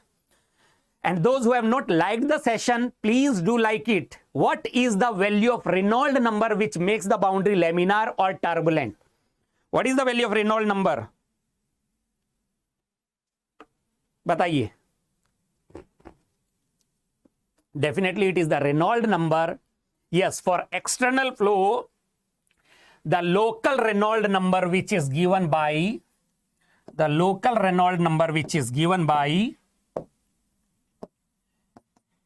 rho u infinity x by mu, or we can write u infinity x by kinematic viscosity. That is called as local Reynolds number. Why? Because it is a function of x. At any x, the Reynolds number is defined as Rex. If Reynolds number at any x is less than 5 into 10 to the power 5, then the boundary layer over the plate will be laminar. And if the Reynolds number is greater than 5 into 10 to the power 5, then the boundary layer will be turbulent. So critical Reynolds number we can define. What is the critical value of Reynolds number? That is 5 into 10 to the power 5. What is the meaning of critical Reynolds number? Yes, critical Reynolds number is 5 into 10 to the power 5. It means rho u infinity, critical value of x can be calculated from here, where the boundary layer changes from laminar to turbulent. That is called as critical value of Reynolds number. Critical means the boundary layer changes from laminar to turbulent at this value. All right. Similar to the velocity boundary layer, we can also have the thermal boundary layer to be developed. Why the velocity boundary layer gets developed? Because of the variation of velocity in y direction. Y direction is the direction which is normal to the flow. The flow direction is x direction. In normal direction to the flow, the velocity gets affected because of the presence of solid surface. That is called as velocity boundary layer. Similar to that, whenever there is a temperature difference between the surface and the fluid, the temperature profile gets developed in y direction. That is known as thermal boundary layer growth over the flat plate. What is thermal boundary layer? Similar to the velocity boundary layer, the definition says it is again the thin region very close to the solid surface in which the fluid temperature gradually varies. We are not calling it increases because it can either increase or it can decrease from the surface temperature to the fluid free stream temperature in y direction. Here the temperature is Ts. Here the temperature will be Ts. Surface temperature will be Ts and the fluid temperature is T infinity. There is a variation of temperature in y direction. The region in which variation of temperature takes place in y direction. You can see the temperature profile can be the velocity profile I have already shown you. The velocity profile I have already shown you. There is only one possibility for the velocity profile. The velocity here will be 0, here will be u infinity. So the velocity keeps on increasing. That is why it is mentioned the velocity increases. But in case of temperature, it can either decrease or increase.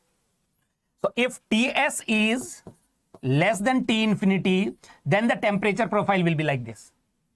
Then the temperature profile will be like this. And if Ts is greater than T infinity, do you know how the temperature profile will look like?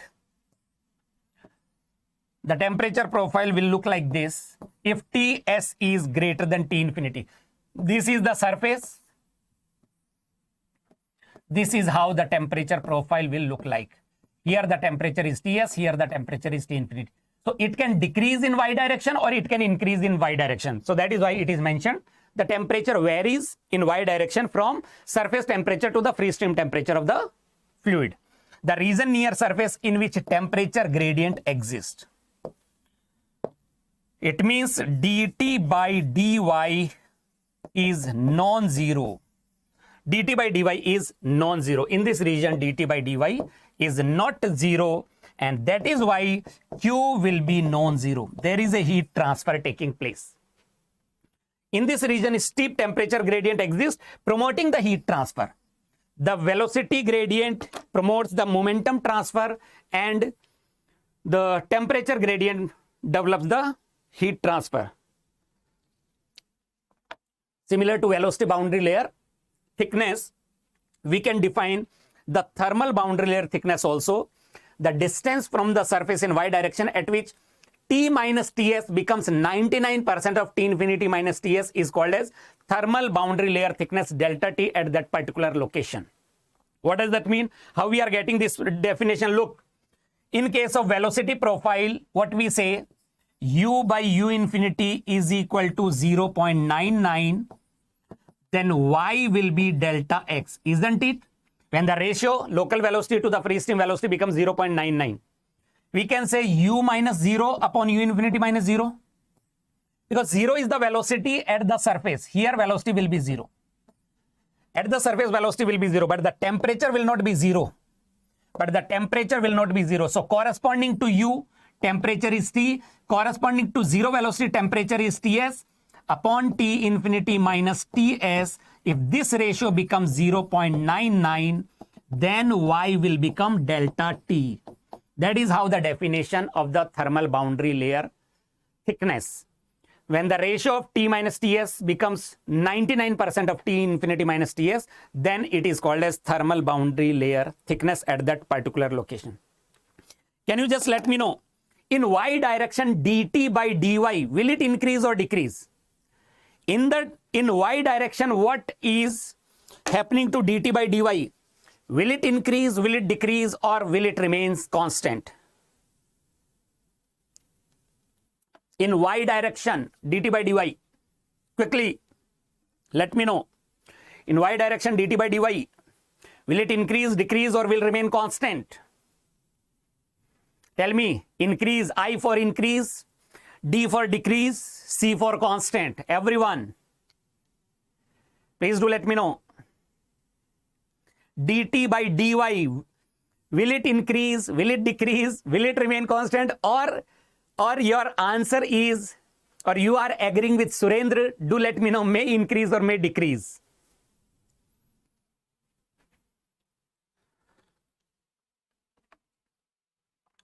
Whether it is du by dy, listen very carefully, very, very important.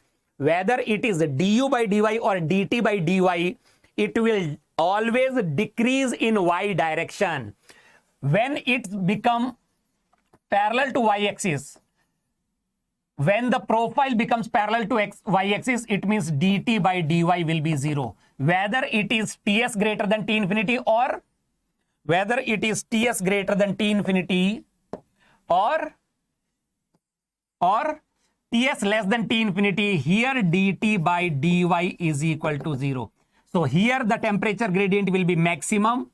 Here the temperature gradient will be maximum. So as Y increases, dt by dy or du by dy, both will decrease. Both will decrease in both the cases. The only thing is, here it is dt by dy is negative. Here dt by dy is having a negative sign, but here dt by dy is having a positive sign. That is the only thing. Why dt by dy is positive? Why dt by dy is positive in this case? Because as y increases, temperature increases. So the temperature gradient or the slope of the curve will be positive. Why it is negative in this case? Because as y increases, temperature of the fluid gets decreased. And that is why dt by dy will be negative. So sign will be different, but the magnitude will keep on decreasing. It is maximum near the surface. Either dt by dy or du by dy, it will be maximum near the surface. Is this clear or not? Is this clear or not? Do let me know. Is it all clear to everyone or not? It will decrease. No, Surendra, it will always decrease. Is this clear?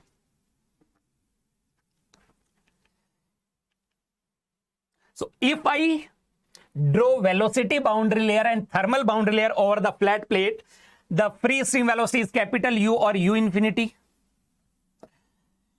The free stream velocity is capital U or U infinity. Or U infinity. And the free stream temperature is T infinity. The surface temperature is Ts. So if Ts is not equal to T infinity, if the temperature of surface and the fluid is not same, T infinity is the free stream temperature, then there will be growth of boundary layer velocity and thermal, and the curve will be like this. the curve will be something like this. There will be two curves here. In the laminar part of boundary layer, there will be two curves, and this is the transitional portion, and here it is turbulent. In turbulent boundary layer, the thickness of velocity boundary layer and thickness of thermal boundary layer will be same. It will be given by a single curve. But here, in the laminar part of boundary layer, there will be two curves, curve number A and curve number B. Can you just let me know which is thermal boundary layer, which is velocity boundary layer? A and B, which is thermal boundary layer, which is velocity boundary layer? In the laminar part of the boundary layer, when the Reynolds number is less than 5 into 10 to the power 5, there will be two curves, A and B. And in the turbulent part of the boundary layer, there will be a single curve. Velocity boundary layer and thermal boundary layer both will coincide. Tell me which is thermal boundary layer, A or B? Curve A, black one, or curve B, the other one? Which is thermal boundary layer?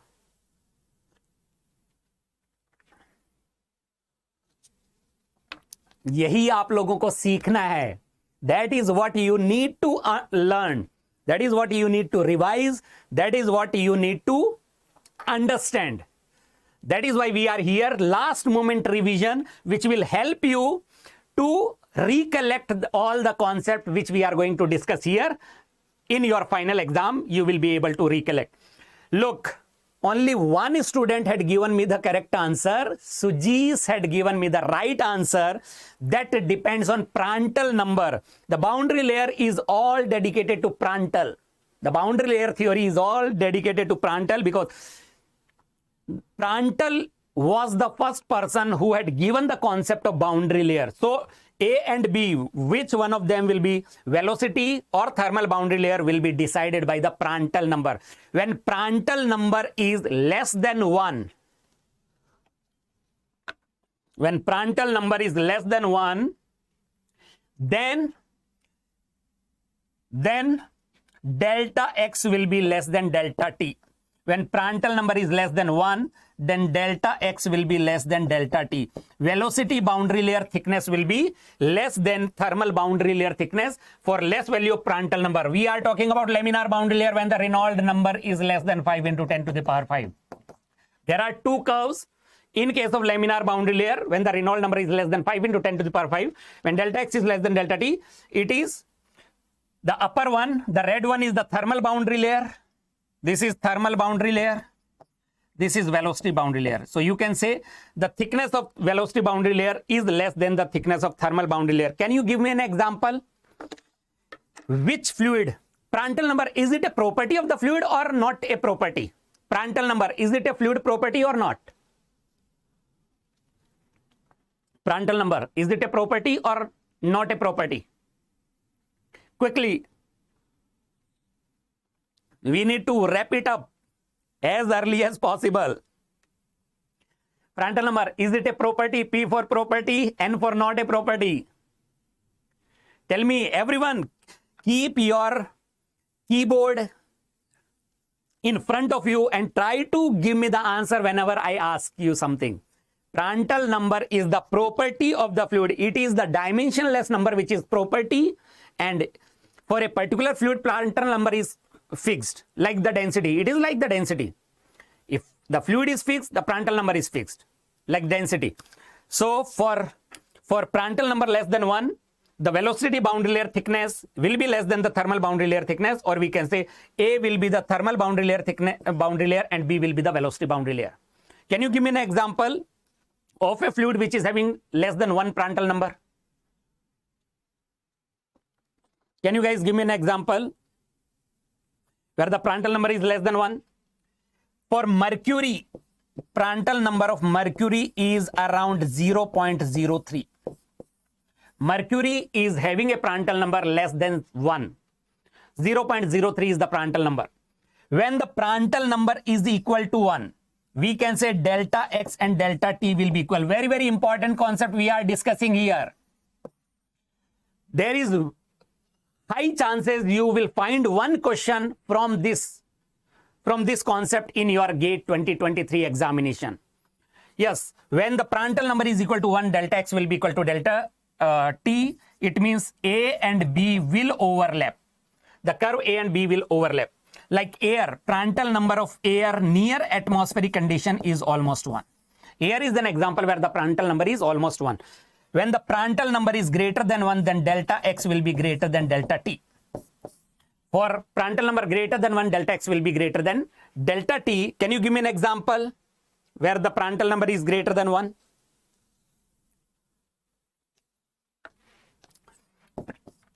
Prandtl number of water will be around 7. Prandtl number of water will be around 7, which is greater than 1. So in that case, delta x will be greater. So A will be velocity boundary layer and B will be thermal boundary layer. Do you understand it? Please give me thumbs up.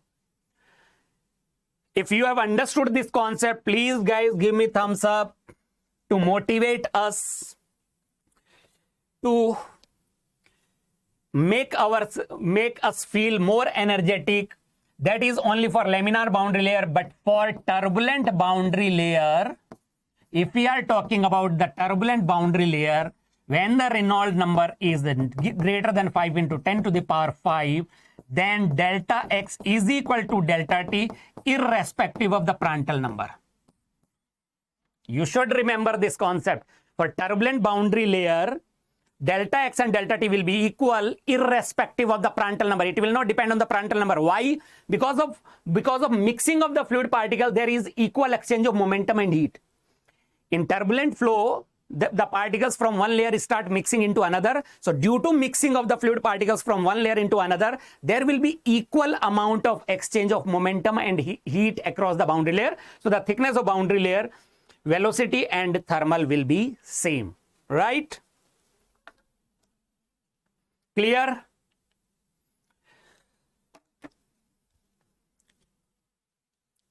I told you, if I show you the velocity profile will always be like this. Here the velocity is u infinity, here the velocity will be 0, no slip condition. This is how the velocity keeps on growing, and outside the boundary layer du by dy is equal to 0. It is maximum near the surface. The thermal boundary layer, if Ts is greater than T infinity, thermal boundary layer will look like this. Here also dt by dy will be equal to 0 outside the boundary layer. The thermal boundary layer will be like this. And it can be shown like this. This is Ts, this is T infinity. It can be shown like this when Ts is less than T infinity. Again, outside the boundary layer, dt by dy is equal to 0. So the temperature profile can be of two types depending on whether the fluid temperature is more or the surface temperature is more. All right. So now if I define or if I write the general velocity profile and temperature profile for laminar boundary layer. So u by u infinity is equal to 3 by 2 y by delta x minus 1 by 2 y by delta x to the power 3. This equation is known as, what do we call? This equation is called as Blasius equation. What do we call this equation? This equation is known as Blasius equation, and similar to that, we can write the temperature profile. Can we write u minus 0 upon u infinity minus 0? So u corresponding to velocity u, temperature of the fluid is T, corresponding to 0 velocity, the temperature of the fluid is Ts upon T infinity minus Ts. Can we write left hand side like this? Is equal to 3 by 2 y upon, it will be delta T, minus 1 by 2 y by delta T cube. These are the velocity and temperature profile, general velocity and temperature profile for boundary layer, velocity and thermal boundary layer. Now we know velocity as a function of y. From here we develop the temperature as a function of y, and from the temperature as a function of y we can find out dt by dy, and from dt by dy we can find out dt by dy at y is equal to 0, and from here we can find out h, that is minus kf into dt by dy at y is equal to 0 upon delta t. That is how we can find out H, convective heat transfer coefficient. That is the connection between fluid mechanics, heat transfer, and then convective heat transfer coefficient. Getting it or not? So let us have one question. Let us discuss one question before proceeding further. I want everyone to get me the answer for this. I want everyone to reply me with any of the given options. Whether your answer is correct or not does not matter at all. But your participation highly motivates us to make the concept more simple, make the concept more beautiful for you guys. Do let me know the answer to this question. Read the question and try to get me the answer.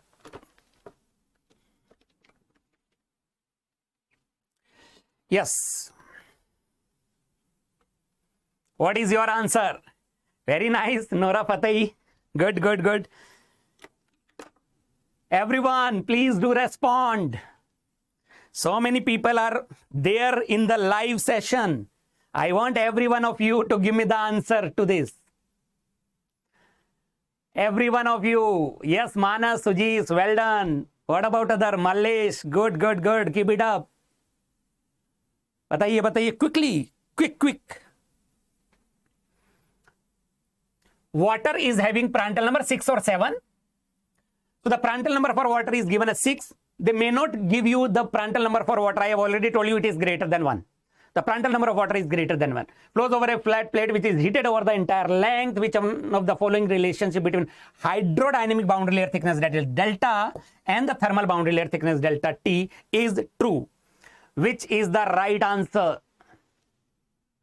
Some people are saying B, some people are saying D.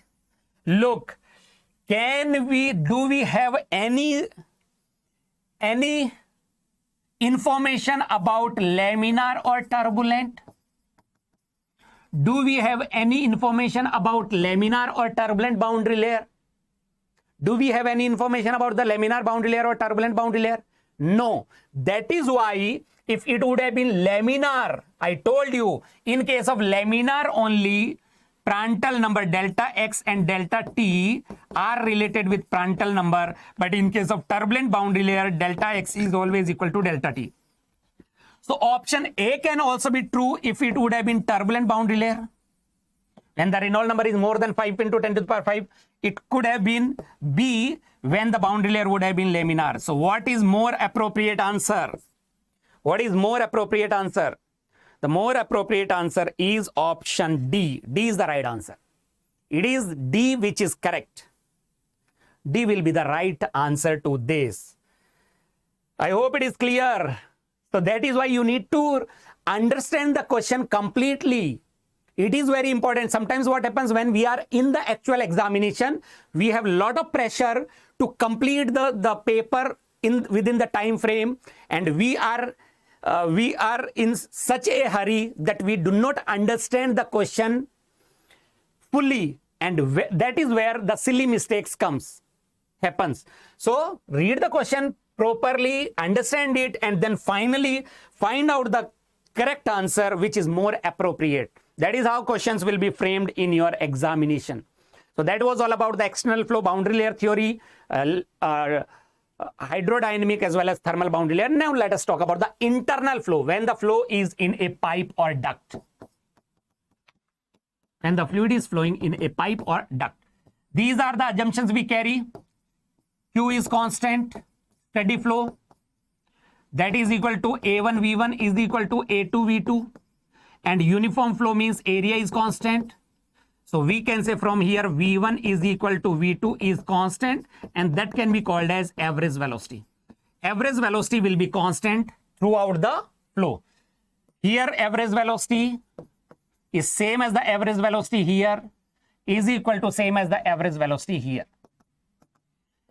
Average velocity will be same as long as the flow is steady and uniform. So the Reynolds number, this is the laminar flow, then bottom one is the turbulent flow when the fluid particles start mixing.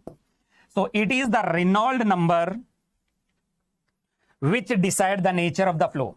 What is the Reynolds number? Ratio of inertia force to viscous force, and that is how we can write Reynolds number based on hydraulic diameter rho into average velocity into dH by mu. Or we can write rho into, or we can write it as mu by rho is kinematic viscosity or momentum diffusivity, V average into dH by kinematic viscosity. That is how the Reynolds number is defined. Here the free stream velocity will be replaced by the average velocity, and distance from the leading edge will be replaced by the hydraulic diameter. Do you know the concept of hydraulic diameter? DH? Do you know the concept of hydraulic diameter?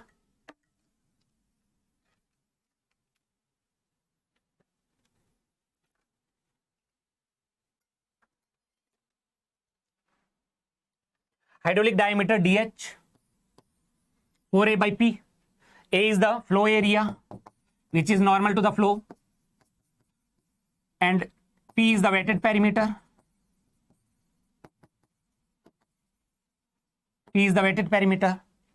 So if the pipe is non-circular, convert it into circular pipe. If the pipe is already circular, you can see hydraulic diameter is equal to actual diameter. But if it is not circular pipe, then hydraulic diameter will be calculated by using the given formula. And then based on the Reynolds number, if the Reynolds number is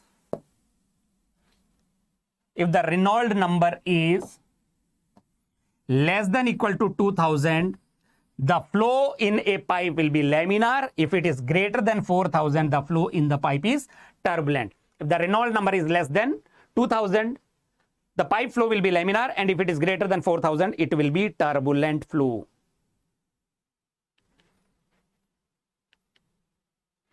This is how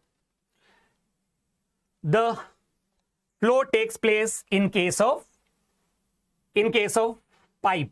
The fluid flow takes place. So this is the fully developed region. If you have studied fluid mechanics, in the fluid mechanics session, I have discussed about the fully developed flow. This is the fully developed region. In case of temperature also, this is the fully developed region. And this length is called as entrance length. This is called as hydrodynamic entrance length, LE, for velocity boundary layer.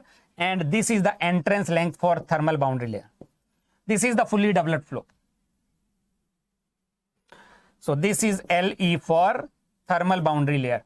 So for thermal boundary layer, entrance length is less than the entrance length for velocity boundary layer.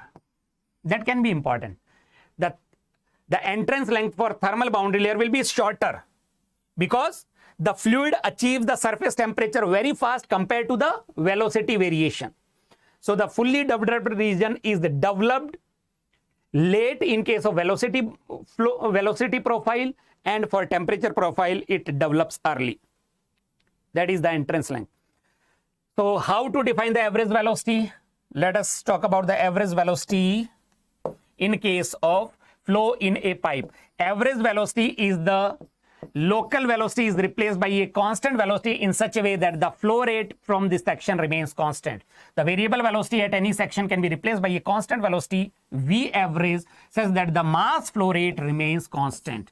How to write the mass flow rate? That is rho into area into average velocity. And if we go for integration, then it is integration rho into dA into U. U is variable. So from here we can find out the expression for average velocity. Average velocity is 1 upon A into integration of U into dA. Mass flow rate must remain constant. The condition says from a particular section, the flow rate must remain constant. So this is how we can define the average velocity, where A is the flow area, dA is the area of the element, U is the velocity profile. U is a function of R. U is variable. If the pipe is circular,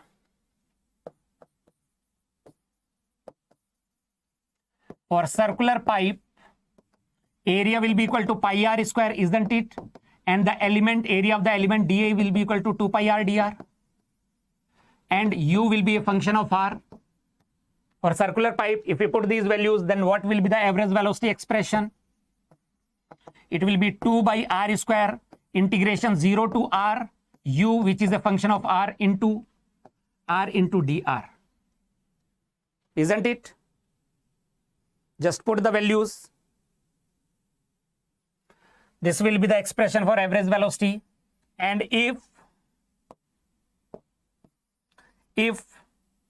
u is a function of r is given as linear, if velocity profile is given as linear, so we will assume, first of all, we will assume u is equal to some constant into r plus c2, and to find out c1 and c2 we can use the boundary condition. What are the condition? At r is equal to 0, that is the center line of the pipe, the velocity is u maximum, and at r is equal to capital R, that is the wall of the pipe, the velocity will be 0, no slip conditions. So by using these two conditions, we can find out C1 and C2 and put the value of C1 and C2 here, and then we can put u as a function of r here and do the integration to get the velocity, average velocity at any particular section. That is how we can get the average velocity at a particular section, right? Is this clear? Similarly, we define the average temperature or bulk mean temperature. In the similar manner, we can define the mean temperature of the fluid, that is called as bulk mean temperature, TB, at a particular section. Again, if you see the definition, variable fluid temperature at any section is replaced by a constant temperature in such a manner that the heat flow rate remains constant. The rate of heat flow must be same from this section. The heat flow rate must be same. Q must be constant. So how to write Q? How heat flow rate takes place? That is m dot mass flow rate into Cp into mean temperature. Here mean temperature is, let us say, TB. So the heat flow rate is mCt is equal to, we can go for integration, that is dm dot into Cp into T. So Cp getting cancelled out. What is the mass flow rate? That must remain constant. That is the definition. Heat flow rate remains constant. So what is mass flow rate? That is rho into A into V average. That is the mass flow rate into TB is equal to integration. What is dm dot? Rho into dA into U. That is dm dot for the element into T. So if you simplify, rho and rho are getting cancelled out. So TB will be equal to 1 upon area into average velocity, integration of U into T into dA. Heat flow rate must remain constant. That is the condition. To define the average temperature at any section, heat flow rate must remain same. The temperature profile can be drawn like this also. The temperature profile can be drawn like this also. Again, it depends on when the fluid temperature is greater than the surface temperature, the temperature profile will be like this. And when Ts is greater than fluid temperature, then the temperature profile will be drawn like this. There is two possibility to draw the temperature profile, either this or this, depending on which temperature is more, fluid temperature or the surface temperature. All right. For circular pipe, if the pipe cross section is circular, A is equal to pi r square, dA will be equal to 2 pi r into dr, and U is a function of r, and T will also be a function of r. If you put these values, then the mean temperature at any section, 2 upon V average into r square, integration 0 to r, U which is a function of r, T which is also a function of r, into r into dr. That is the formula for bulk mean temperature. That will be the formula for mean temperature.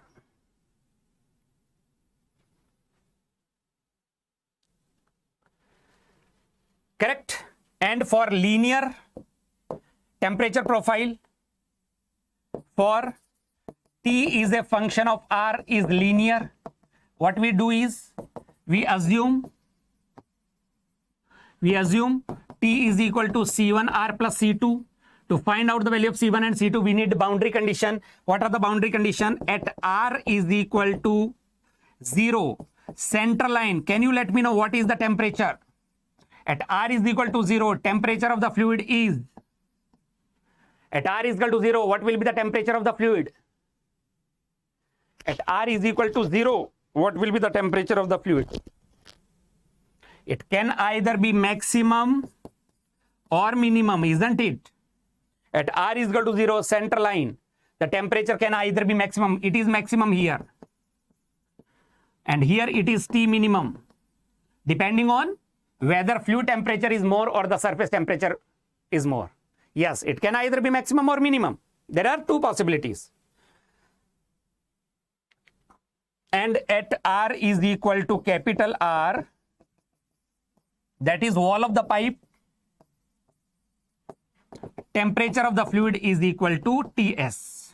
Fluid temperature will be equal to Ts is equal to surface temperature. So by putting these two conditions, we get C1 and C2, and by getting C1 and C2, put in this expression, we get the temperature profile, and put the temperature profile here to get the mean temperature, bulk mean temperature at any section. That is how the analysis will be done. I hope this is clear. All well?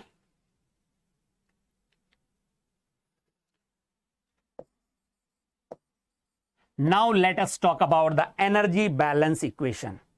Now let us talk about the energy conservation equation. Very, very important. Now let us talk about the energy conservation equation or energy balance equation between 2 points 1 and 2. Let us say this is the inlet section 1, the fluid is entering, and this is the outlet section 2 where the fluid is leaving. Inlet and outlet. If we apply the energy conservation equation between inlet and outlet, if we apply the energy conservation equation between inlet and outlet, this is our control volume. This is our control volume. The system is the fluid. This is our system. And if Ts is greater than Tf, if the surface temperature, then the fluid will get heated. Heating of fluid will take place. Heating of the fluid will take place.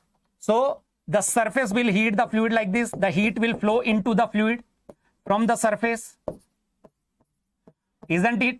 So for the system, what is the energy conservation equation? Q in plus Q generated. Do you remember this expression? Q out plus Q stored. Do you guys remember this expression? Q in plus Q generated is equal to Q out plus Q stored. Heat is entering into the system through the surface. There is no heat generation in the system. There is no heat generation. There is no concept of heat generation. And there is no heat leaving from the fluid, because fluid is having less temperature compared to the surface temperature. So heat will always flow from high temperature to low temperature. So there is no heat out, and Q stored will be there. That is change in internal energy between section 1 and 2. So we can say here the mean temperature is TB1. Here the mean temperature of the fluid is TB2. So what is Q in? That is due to convection. The mode of heat transfer will be convection. So we can say H into surface area available for convection into delta T is equal to, how to write rate of change of energy storage, m dot mass flow rate into Cp into bulk into temperature difference for the fluid, because it is heat stored in fluid. So how to calculate the change in internal energy of the fluid? That is temperature difference for the fluid. That is TB2 minus TB1. Do you agree or not? Do you understand this expression or not? What is delta T here? Who will tell me what is delta T? If I ask you the surface temperature, this is the surface temperature, the temperature which is in contact with the surface temperature for the convection. So we can write H into, it will be pi into D into L if the length of the pipe is L between 1 and 2. Pi dl will be the temperature of the surface. Into delta T means surface temperature minus fluid temperature. This is average temperature of the surface minus average temperature of the fluid is equal to mass flow rate can be written as density into discharge into Cp into TB2 minus TB1, or Q can be written as area into velocity. This is how we can apply the energy conservation equation if the surface temperature is greater than fluid temperature. Average surface temperature is, let us say, Ts. What is the fluid average temperature? Average temperature of the fluid is equal to TB1 plus TB2 by 2. Inlet and outlet, the mean temperature of the fluid between inlet and outlet is the average of TB1 and TB2. ये वाला बताइए. Is this concept clear or not? Is this concept clear or not? Everyone, please do let me know. Is this clear or not? Give me thumbs up. Give me yes. Drop a yes in the comment section if it is clear. Or if you have any doubt, you can just let me know. Very, very important concept. There are so many questions previously asked in GATE examination from this portion. Fluid is our system. So if we apply the energy balance for the system, there are 4 terms I told you in the morning. Q in, Q generated, Q out, Q storage. So out of them, 2 terms will be 0. If the fluid temperature is more than the surface temperature, then what will happen? The heat will leave from the surface. Q out will be equal to minus Q stored. So it will be H into pi dl into TF minus TS. Rho into Q into Cp into it will be TB1 minus TB2. That will be the only difference. Right? Can you write for fluid temperature greater than surface temperature, cooling of the fluid will take place. Cooling of the fluid will take place. Now let us enter into the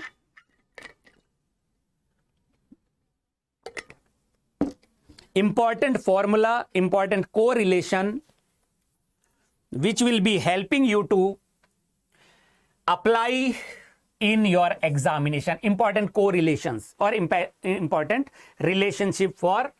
First, we will talk about the forced convection or artificial convection. In forced or artificial convection, I have already told you pressure gradient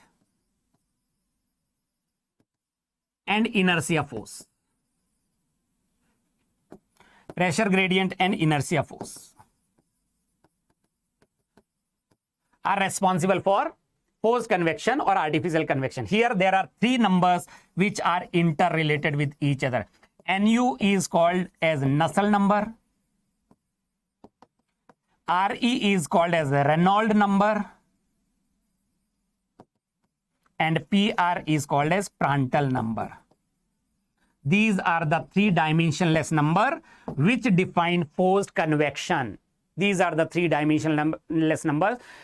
Nusselt number is a function of Reynolds number multiplied by Prandtl number.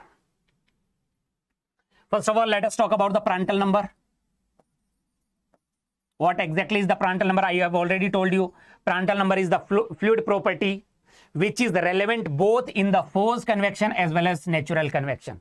Prandtl number will be used in natural convection as well as forced convection. It represents the ratio of momentum diffusivity. What is momentum diffusivity? It is called as kinematic viscosity. Momentum diffusivity is kinematic viscosity. Nu to the thermal diffusivity. What is thermal diffusivity? That is alpha. The ratio of momentum diffusivity to the thermal diffusivity of the fluid. Both are property. Thermal diffusivity I have told you in the morning. Momentum diffusivity you must be knowing from your fluid mechanics lectures. So it will value indicates the relative ability, because it is a property, that is why it gives the relative ability of the fluid in exchanging momentum and heat across the boundary layer. And in laminar flow over the plate or in laminar boundary layer, its value implies the relative growth rates of velocity boundary layer and thermal boundary layer. I told you delta X and delta T are related with Prandtl number in case of laminar boundary layer. So it is the connecting link between velocity boundary layer and thermal boundary layer. It is the connecting link between velocity boundary layer and thermal boundary layer. So Prandtl number is the ratio of momentum diffusivity to the thermal diffusivity. This is the Prandtl number. Kinematic viscosity upon alpha. Kinematic viscosity is mu by rho.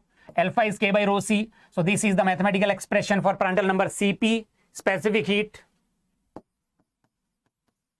Specific heat. And mu is the viscosity. K is the thermal conductivity of the fluid.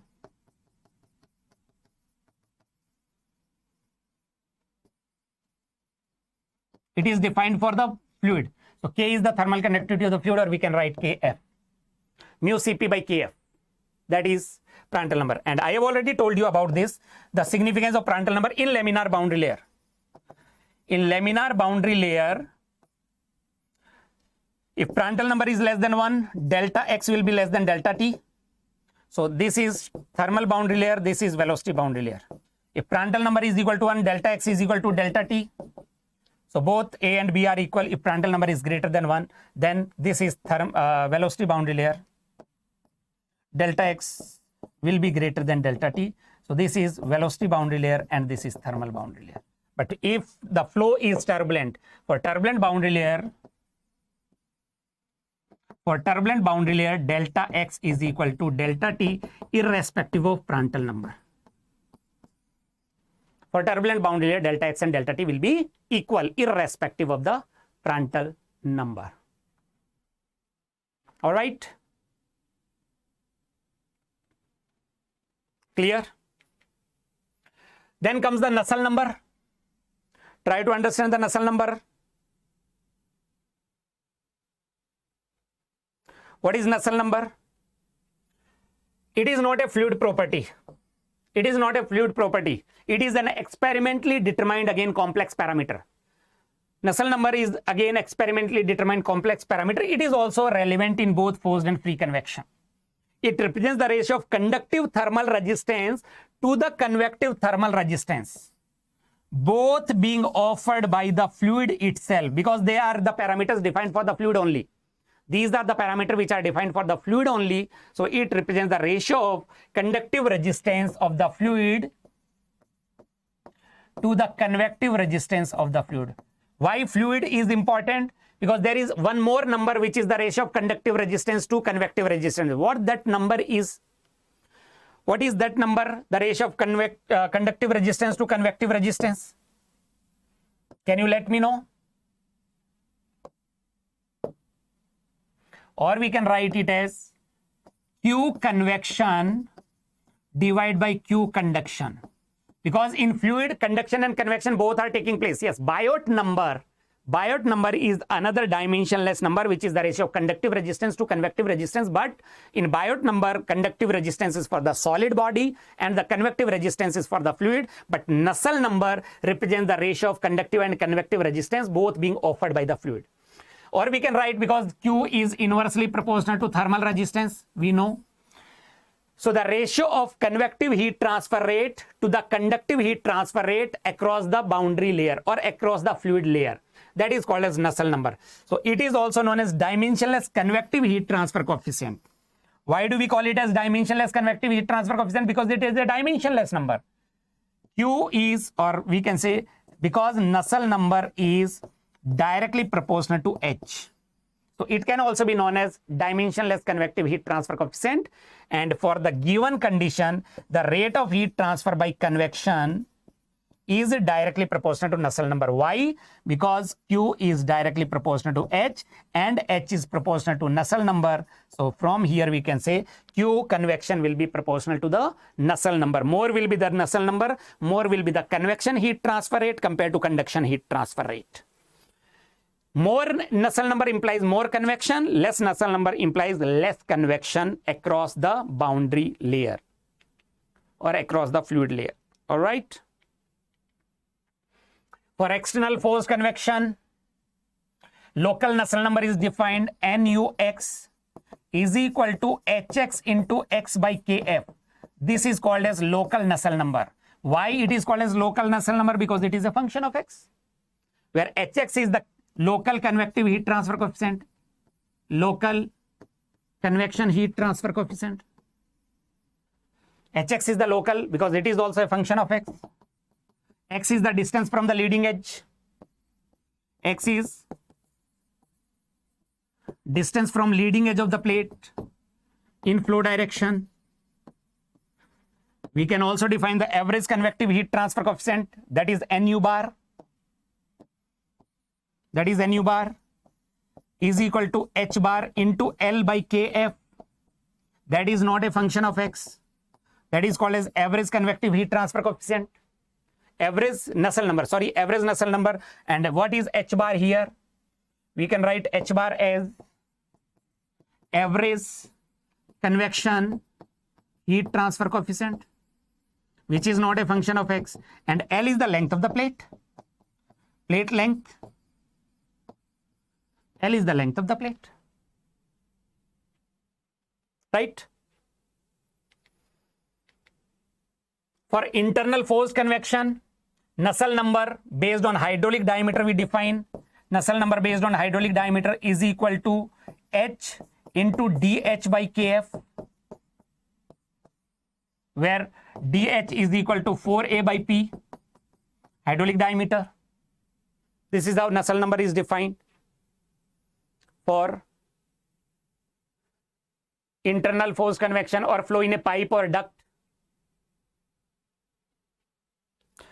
Now, the important empirical relationship. These are the important part of convection. These are experimentally determined expressions. There is no mathematical proof as such. So you need to memorize these expressions. For laminar flow over a flat plate, when the local Reynolds number is less than 5 into 10 to the power 5. For laminar flow over a flat plate or for laminar boundary layer, when the Reynolds number is less than 5 into 10 to the power 5, the first expression is for velocity boundary layer 5x upon under root of Rex. That is coming from the fluid mechanics.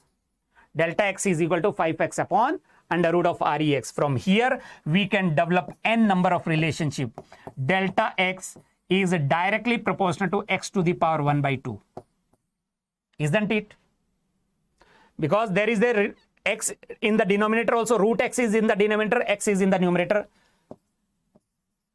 Or delta x is inversely proportional to under root of u infinity. Because the Reynolds number is given by rho u infinity x by mu, or we can write u infinity x by kinematic viscosity. Or we can write delta x is directly proportional to under root of kinematic viscosity. These are the various relationships. The question will be solved by using, or the question will appear in the examination based on this relationship. If you are comfortable, if you know this expression for laminar boundary layer, 5 is this 5 numerical value can be changed. This 5 is actually Blasius constant. This is called as Blasius constant. Sometimes they mention that the Blasius constant is taken as 5 or 4.64. We can take 4.64 also. So the numerical value is not important because depending on the velocity profile, the numerical value will change, right? So first expression from the fluid mechanics. Or we can develop another, we can write another expression. Delta x is inversely proportional to under root of Re for x is constant. For a particular x at a particular location, delta x is inversely proportional to root of Re, under root inversely proportional to under root of Re. N number of relationship you can develop on your own based on this. This is formula number 1. The second formula is for laminar boundary layer, the ratio of delta x by delta t. How they are related with Prandtl number, that is 1 by 3. The second formula, very, very important, that is heat transfer. Delta x by delta t is given by Prandtl number to the power 1 by 3. And from here we can say if the Prandtl number is less than 1, then definitely delta x will be less than delta t. If the Prandtl number is equal to 1, then delta x is equal to delta t. If the Prandtl number is greater than 1, then delta x will be greater than delta t. Second formula. This is the exact expression. This is the exact expression. If the for Prandtl number, for particular value of Prandtl number, we can find out delta x if delta t is given. Out of these 3 parameters, any 2 parameters are given to you, you can easily find out the third one. The next one is the fluid friction, local skin friction coefficient, that is given by tau naught upon rho u infinity square by 2. Again coming from the fluid mechanics. Again coming from the fluid mechanics. That is equal to 0.664 upon under root of Rex. That is a function of x. That is called as local friction coefficient.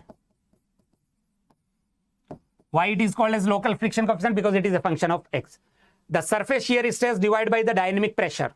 So can you let me know how this is related? Cfx is inversely proportional to root x, isn't it? It is proportional to x to the power minus 1 by 2.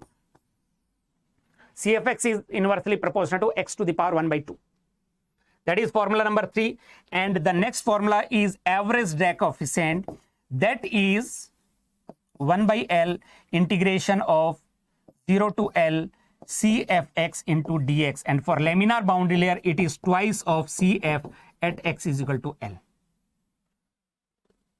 CD, it is not a function of x. That is called as average drag coefficient.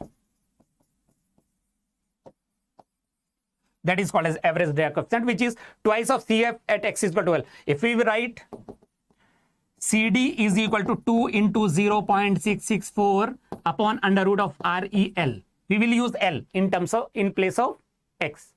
It is called as average drag coefficient, which is independent of x. So these are some formula, and then one more formula. Fifth one is Nusselt number is directly proportional to Reynolds number to the power 1 by 2 into Prandtl number to the power 1 by 3. This is how Nusselt number is related with the Reynolds number and Prandtl number for laminar flow over a flat plate. Or if we find out the local Nusselt number, that is equal to, exact expression is 0.332 into Reynolds number, local Reynolds number to the power 1 by 2 into Prandtl number to the power 1 by 3. And this Nusselt number can be equated with, can we write it as Hx into x by kf? It is a function of x. That is called as local Nusselt number. That is again for the heat transfer. Local Nusselt number is given by this expression. Can you let me know how the local Nusselt number and x are related? How the local Nusselt number and x are related? That is x to the power 1 by 2, isn't it? How Hx and x are related? Can you let me know how Hx and x are related? Hx and x, how they are related with each other? Hx and x, how they are related with each other? Can you let me know? 1x is there and root x is there. So root x by x. So x to the power minus 1 by 2. X to the power minus 1 by 2. Yes, 1 by root x is the answer. And the average Nusselt number is equal to average h into L by kf is equal to twice of Nusselt number at x is equal to L, where h bar is equal to twice of h at x is equal to L for laminar boundary layer over a flat plate. Average Nusselt number is twice of Nusselt number at x is equal to L. And one more expression, if I write Stanton number into Prandtl number to the power 2 by 3 is equal to CFX by 2. That is one more expression which connects the fluid friction and the heat transfer coefficient. That is another relationship. What is Stanton number? Do you know what is Stanton number? This is called as local Stanton number. What is Stanton number? The ratio of Nusselt number to the product of Reynolds number into Prandtl number. That is called as local Stanton number.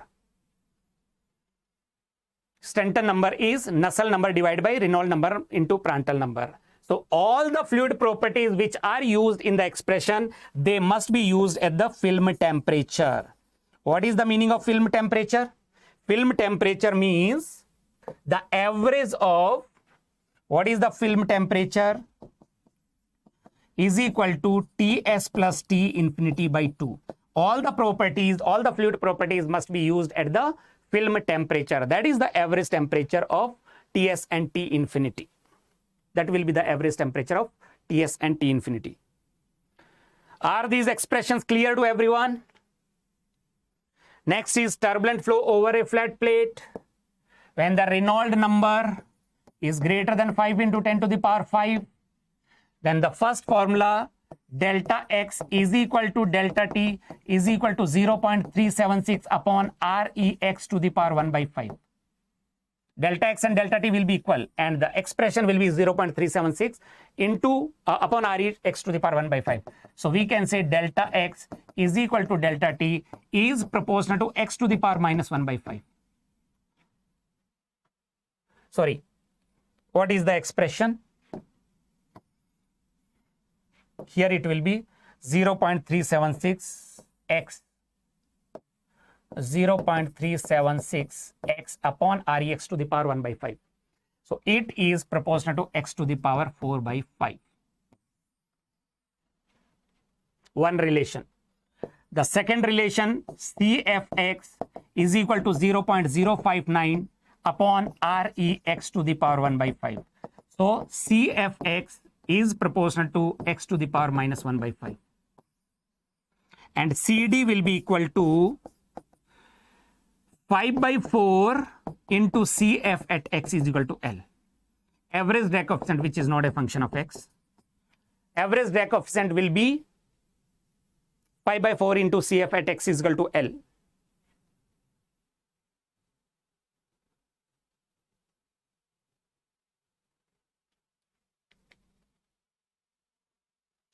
And finally, the next expression, fourth expression,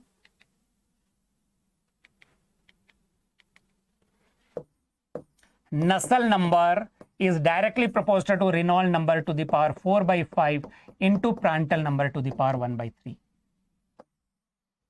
And if we write local Nusselt number 0.03 into Rex to the power 4 by 5 into Prandtl number to the power 1 by 3 is equal to Hx into x by kf. It is a function of x. That is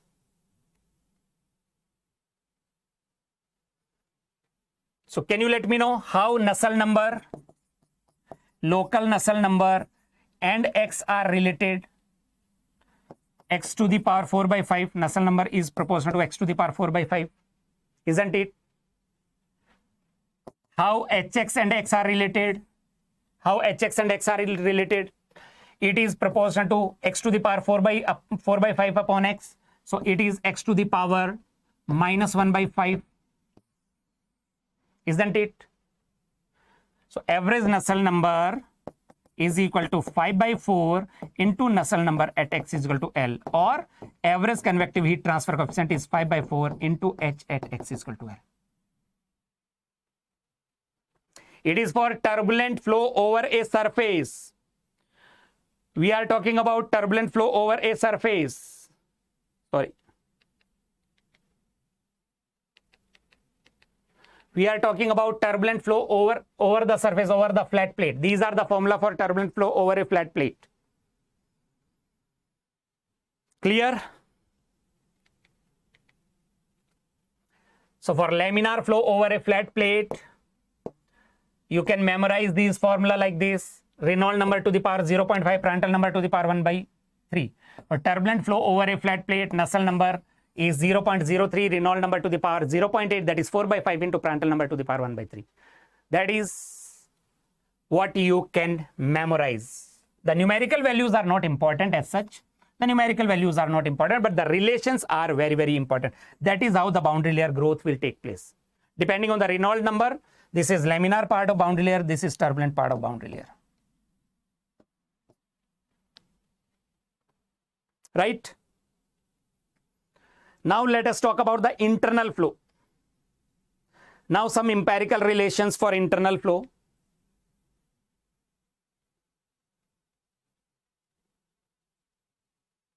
For internal flow, Reynolds number is given by rho into V into dH by mu.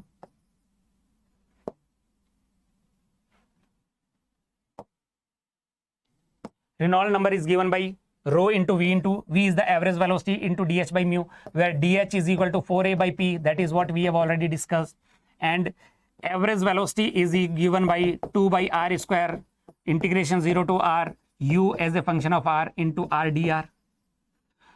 Bulk mean temperature is equal to 2 upon V average into r square. That is what I have already written. Integration 0 to r, u as a function of r, t as a function of r into r dr. These are the parameters. And for Reynolds number less than 2000, the flow is laminar. When the Reynolds number based on hydraulic diameter is less than 2000, it is laminar. In case of laminar flow, if we write the Nusselt number, so Nusselt number based on hydraulic diameter is equal to H into dH by Kf is equal to constant. For laminar flow in a pipe, Nusselt number is constant. And the value of this constant will be equal to 4.36 for constant heat flux. When the heat flux is constant, the value is 4.36. And the value of this is 3.66 for surface temperature is constant. If Q dash is constant, then the surface temperature and the bulk temperature of the fluid are linear function of X. And when the surface temperature is constant, then TB is a function of X, that is exponential. It will be exponential. So Nusselt number, either you take 4.36 or 3.66, will be dependent on whether the heat flux is constant or the surface temperature is constant. Yes Bhaumik, ये याद रखना पड़ेगा. ये याद हो जाएंगे अगर 4 बार 5 बार 10 बार अगर आप इन फॉर्मूले को देखेंगे तो you will be able to memorise them. ये एम्पेरिकल रिलेशन है, इनका कोई प्रूफ नहीं है. You have to memorise these expressions. इसलिए तो रिवाइज करवा रहा हूं. For turbulent flow in a pipe, when the Reynold number based on hydraulic diameter is greater than 4000, then Nusselt number is directly proportional to Reynolds number to the power 4 by 5 into Prandtl number to the power n. Or we can say Nusselt number based on hydraulic diameter, that is H into dH by Kf, is equal to 0.03 Reynolds number to the power 4 by 5 into Prandtl number to the power n, and the value of n will be equal to, the value of n will be decided by, n will be equal to 0.4 if the surface temperature is greater than the fluid temperature, if there is a heating of the fluid taking place. For the heating of the fluid, n will be 0.4 and it will be 0.3 if the surface temperature is less than the fluid temperature. Cooling of the fluid.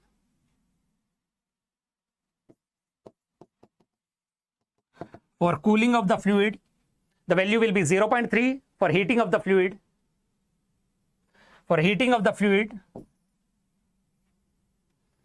it will be, the value of n will be 0.4, right? So that is how, this is the mathematical expression for turbulent flow in a pipe. So for laminar flow, what do you need to remember? For laminar flow in a pipe, it is 4.36 or it can be 3.66. And for turbulent flow, it is somewhat like this. You can remember this. For turbulent, this is for turbulent flow in a pipe, and this is for laminar flow in the pipe. Now, there is a question on the screen. Please try to solve this question, and then we will move to the natural convection and then heat exchanger. Natural convection and then heat exchanger. Give me the answer for this question, everyone. Give me the answer for this one.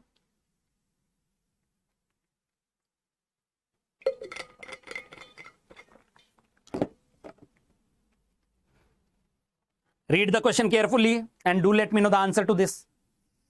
Everyone, what is the correct answer? For a hydrodynamically and thermally fully double laminar flow through a circular pipe of constant cross section, the Nusselt number at constant wall heat flux is NUQ, and that is constant wall temperature is NUT are related as. So when the heat flux is constant, the value of Nusselt number at constant heat flux is 4.36. Nusselt number at constant temperature is 3.66. So what is the correct answer? Option D. That is the question asked in GATE examination. That is how the question can be asked. And now let us talk about the natural convection. Next is artificial or natural convection. Two factors are involved. One is density gradient and buoyant force. Density gradient and buoyant force. So in natural or free convection, Nusselt number is a function of Grashof number. Here it is Grashof number. Grashof number multiplied by a function of Prandtl number. So in forced convection, we talk about Reynolds number, which is the ratio of inertia force by viscous force. But in case of free convection, there is no inertia force. So buoyant force divided by viscous force is called as Grashof number. Here we define Grashof number, the ratio of buoyant force to viscous force. And in forced convection, we define the Reynolds number, that is the ratio of inertia force to viscous force. What is Grashof number? It is again not a fluid property. It is relevant only in free or natural convection. It is only valid in natural convection. Now it represents the ratio of buoyant force to viscous force. The ratio of buoyant force to viscous force is the Grashof number, and its value indicates the type of the fluid motion in natural convection. If the Grashof number is less than 10 to the power 9, then the flow or the motion will be laminar, organized, and if the Grashof number is greater than 10 to the power 9, then it is turbulent.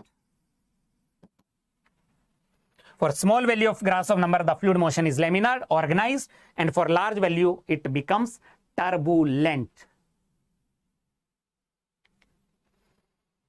Now, fluid motion over a vertical surface, we define the local Grashof number is given by rho square g beta delta t x cube by mu square.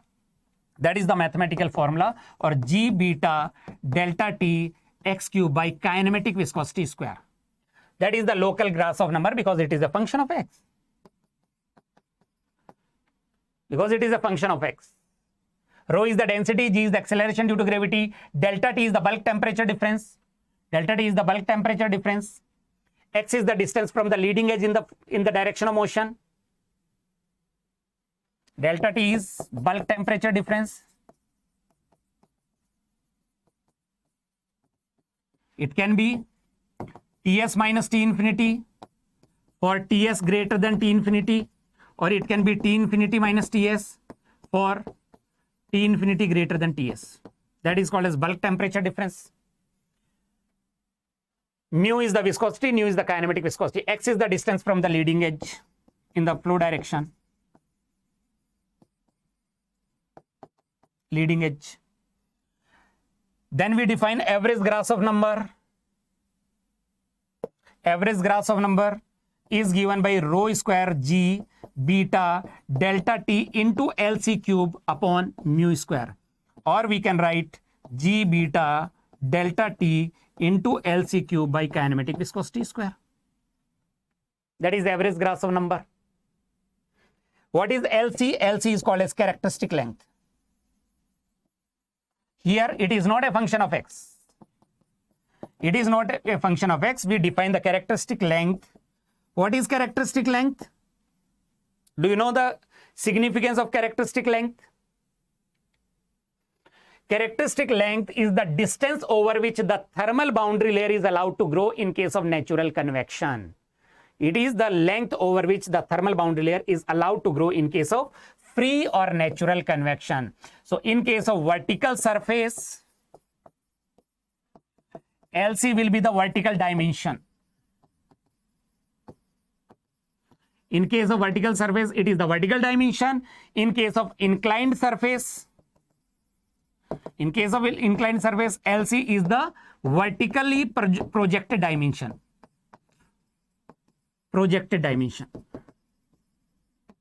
If it is inclined surface, then it is vertically projected dimension. And in case of horizontal surface, because the boundary layer will not grow, then LC will be equal to surface area upon perimeter.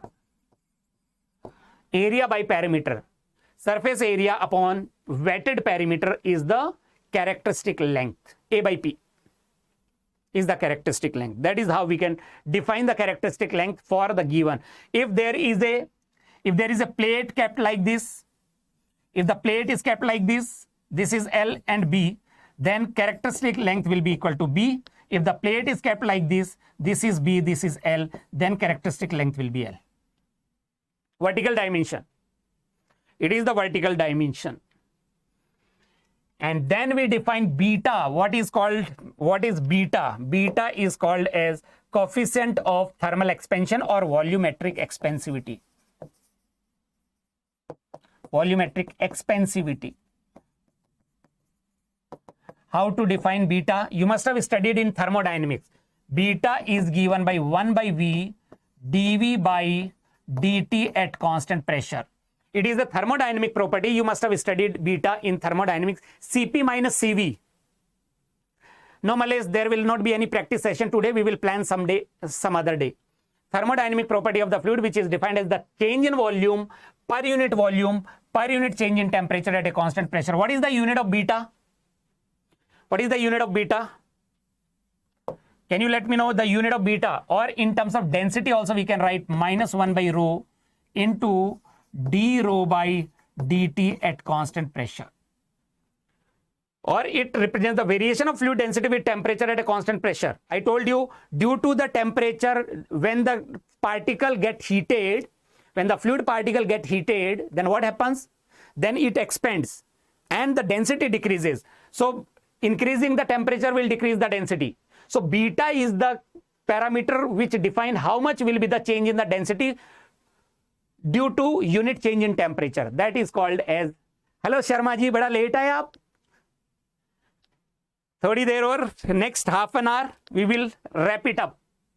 इसके बाद heat exchanger I will take last half an hour. Please guys, do focus, keep your momentum energy high, because last half an hour we will complete our whole syllabus of heat transfer. So the unit is Kelvin inverse. The unit is Kelvin inverse. It is the property. Beta is the property, thermodynamic property of the fluid. For perfect gas, we can define or we can conclude beta to be 1 upon film temperature. Beta is given by 1 upon film temperature. And what is the film temperature? I have already told you Ts plus T infinity by 2. That is the average temperature of the surface and the fluid. Acha, you are writing the mock test. Acha. Good.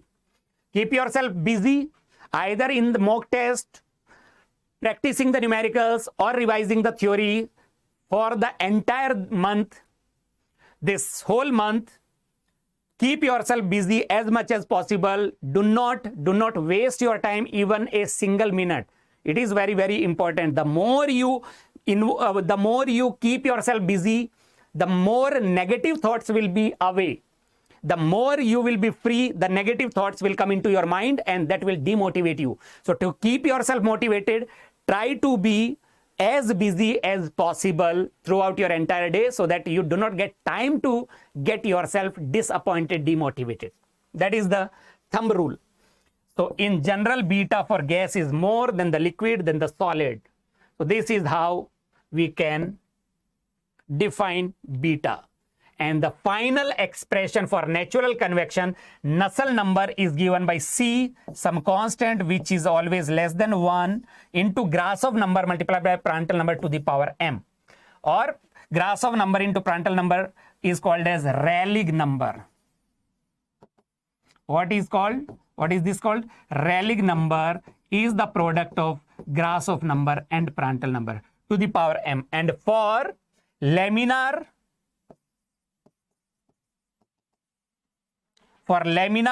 motion, the value of m will be equal to 1 by 4 when the Grasov number is less than 10 to the power 9. And for turbulent motion, m will be equal to 1 by 3 when the Grasov number is greater than 10 to the power 9. For turbulent motion, the Grasov number, the value of m exponent will be 1 by 3, and for laminar motion it will be 1 by 4. Acha Malesh, yes, I will try to wrap it up. This is the velocity profile. There will be velocity profile, but velocity here will be 0. Velocity here will be 0, velocity here will be 0. U will be 0. So the velocity profile will be something like this, and the temperature profile can either be this, or the temperature profile can be like this. This is how the temperature profile can be shown. So that completes our discussion. There is a question on the screen. Please do solve this question and let me know the answer. And then I will move to the heat exchanger. After this question, the next is heat exchanger. Can you solve it? Can you guys solve it? And the final topic is heat exchanger. I will try to wrap it up as fast as possible. Can you solve it? The average Nusselt number is laminar natural convection. When it is laminar, M will be equal to 1 by 4. You must remember, M will be equal to 1 by 4.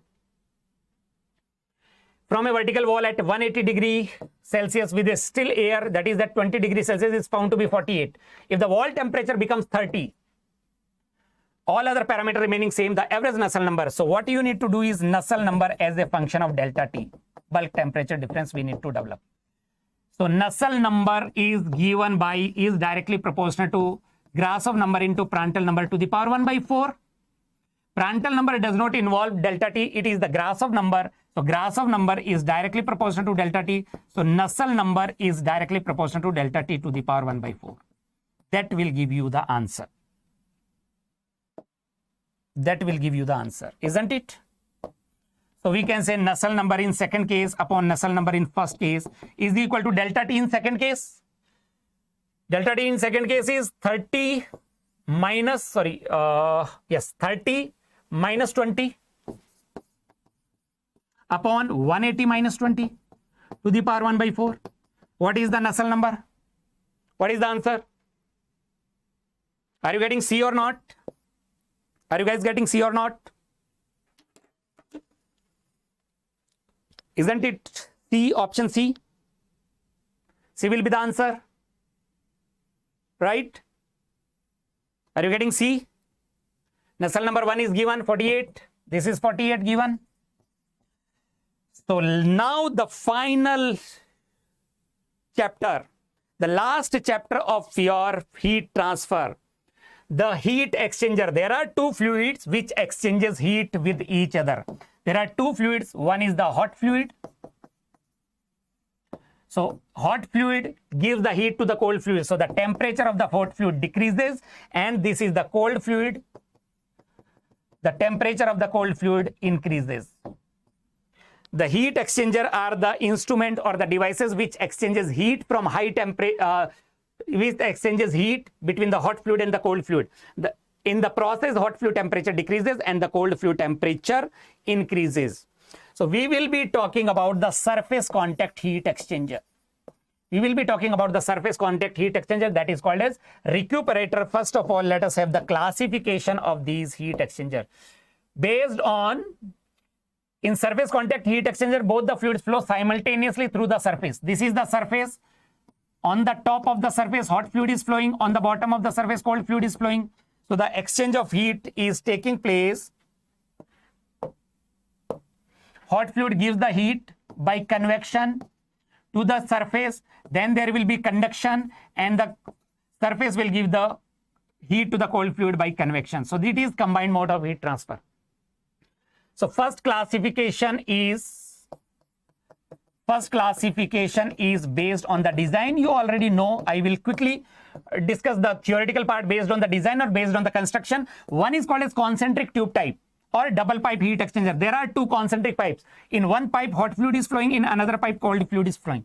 That is how concentric tube type. And the other type of heat exchanger is shell and tube type. There is a bigger pipe that is called as shell, and there are number of tubes. That is how, that is called as multi-pass heat exchanger. Based on the design, these are two types of surface contact heat exchanger. This is double pipe heat exchanger. There are two pipes. In one pipe, hot fluid is flowing like this. and it is coming like this, and in another pipe cold fluid is entering and cold fluid is leaving. And shell and tube type are like this. In one, the bigger pipe or the shell, one fluid is flowing, and in the another pipe, the another fluid is flowing like this. The flow fluid is like this. These are called as baffles. These are called as baffles. Baffles are provided in case of shell and tube type heat exchanger. What is the objective of providing the baffles? Can anybody let me know why the baffles are provided?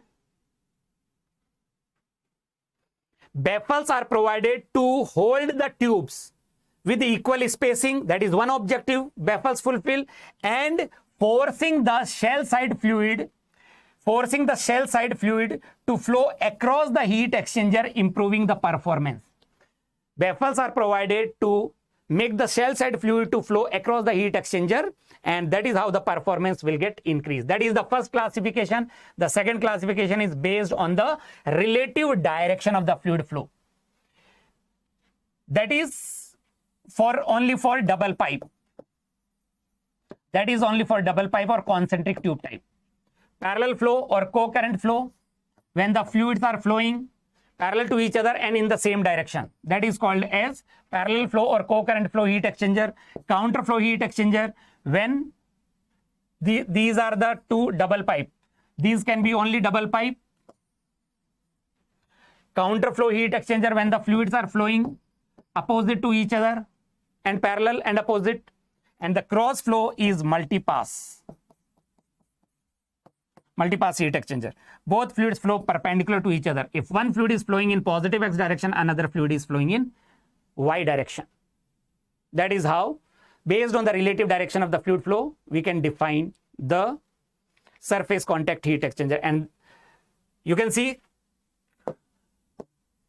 counter current or counter flow heat exchanger. One fluid is flowing like this, another fluid is flowing like this. Parallel flow, both the fluids are flowing parallel to each other in the same direction. This is called as cross flow. Hot fluid is flowing like this, cold fluid is flowing like this. This is cross flow.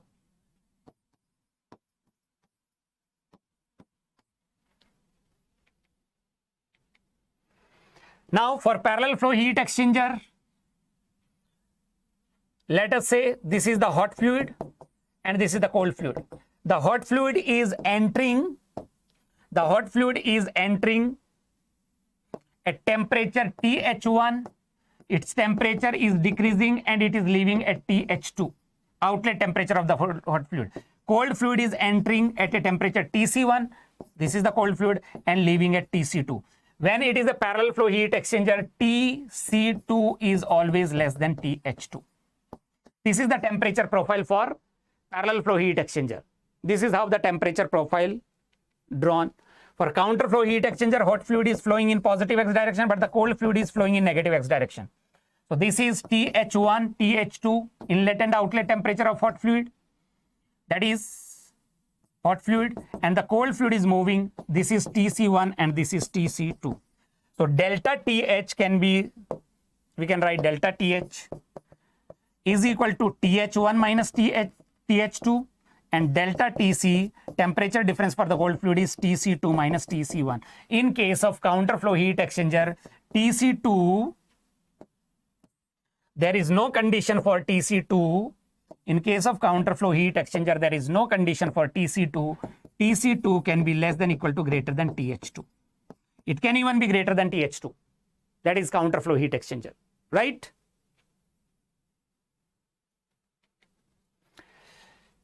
Let us talk about the various performance parameters. In case of heat exchanger, there are two performance parameters. One is thermal performance. That is heat load or thermal capacity of the heat exchanger. Q must be high. Must be high for a given size.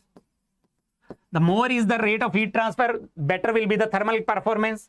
And another is economic performance parameter. That is the size or area of the heat exchanger, that must be low. Must be low for a given capacity. for a particular capacity. Lesser is the size of the heat exchanger, better will be the economic performance. So if we compare for a particular size, for area is constant, if we compare, then what we will get, Q for counter will be more than Q for cross flow or multipass, and then Q for parallel flow heat exchanger. So counter flow is best heat exchanger. For a particular thermal capacity, we can say area of the counter will be less than area of the cross flow and then area of the parallel flow.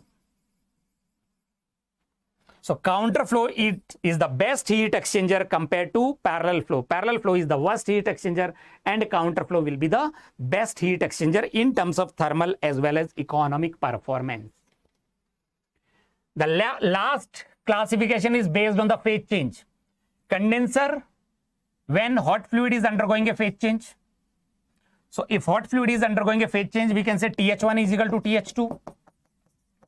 Or we can say delta TH is equal to 0. That is called as condenser. Evaporator, when cold fluid, evaporator, or we can call it as boiler as well. When cold fluid is undergoing a phase change, TC1 is equal to TC2, or we can say delta TC is equal to 0. And cascade heat exchanger, delta TH is equal to delta TC, both will be 0. When both the fluids are undergoing phase change, that is cascade heat exchanger. So whenever there is a phase change in a fluid, its temperature remains constant. TH1 will be equal to TH2. If hot fluid is undergoing a phase change, TH1 is equal to TH2, and cold fluid is undergoing a phase change, TC1 is equal to TC2. And when there is a change in temperature in the fluid, the phase remains same. So for condenser means delta TH is equal to 0. It will be hot fluid curve will be horizontal line and cold fluid curve will be like this.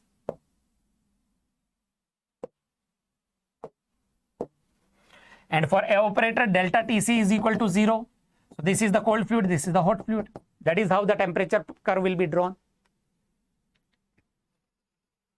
And for condenser and evaporator, if area is constant, for the constant area, we can say Q for counter flow condenser is same as Q for cross flow condenser is equal to Q for parallel.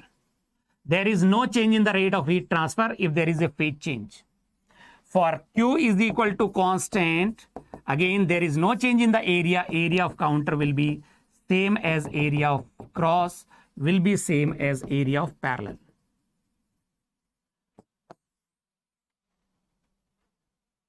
So what we can say, if there is a phase change in any one of the fluid, the relative direction of fluid flow becomes insignificant as far as their performances are concerned, whether it is economic performance or thermal performance.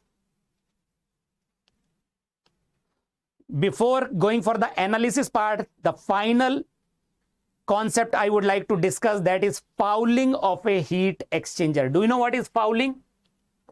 Fouling is of a heat exchanger. Do you know what is fouling? Fouling can be observed in old heat exchanger of all the types. What is fouling? It is the formation of scale on the heat transfer surface based on the due to calcium based salt deposition. So due to salt deposition, that provide an extra resistance to the heat flow, so Q decreases. That is why it is undesirable. The rate of heat transfer decreases due to fouling. And that is why it is undesirable, because it reduces the rate of heat transfer or thermal capacity of heat transfer. So it should be minimized. Fouling should be minimized by regular maintenance of the heat exchanger. It should be minimized by regular maintenance.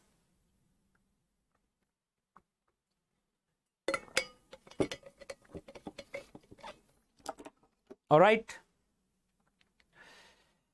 There is a term defined that is called as fouling factor.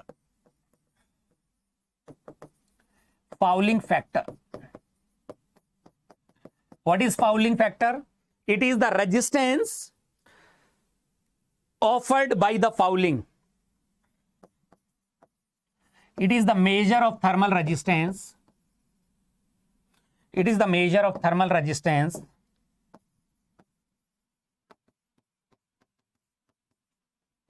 due to fouling.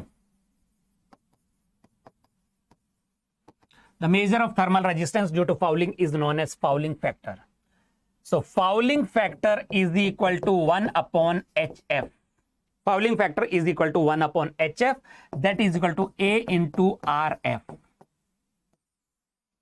The unit of fouling factor is equal to meter square Kelvin per unit watt. That is fouling factor. Meter square Kelvin per unit watt is fouling factor. And RF can be called as fouling thermal resistance. Fouling thermal resistance. That is Kelvin per unit watt. And HF is fouling thermal conductance. That is watt per meter square Kelvin.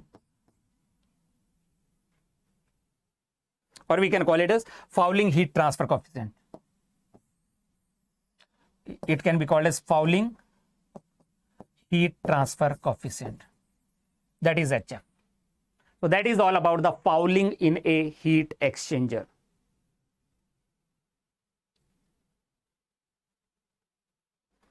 And the last part in our discussion is the analysis of the heat exchanger. There are three ways in which heat exchangers are analyzed. One is the energy conservation equation between hot fluid and cold fluid. Q in is equal to Q out. Because there is no heat generation, there is no heat storage. The rate of heat transfer remains constant. So we can say Q, the rate of heat transfer, is equal to m dot H TH into TH1 minus TH2. That is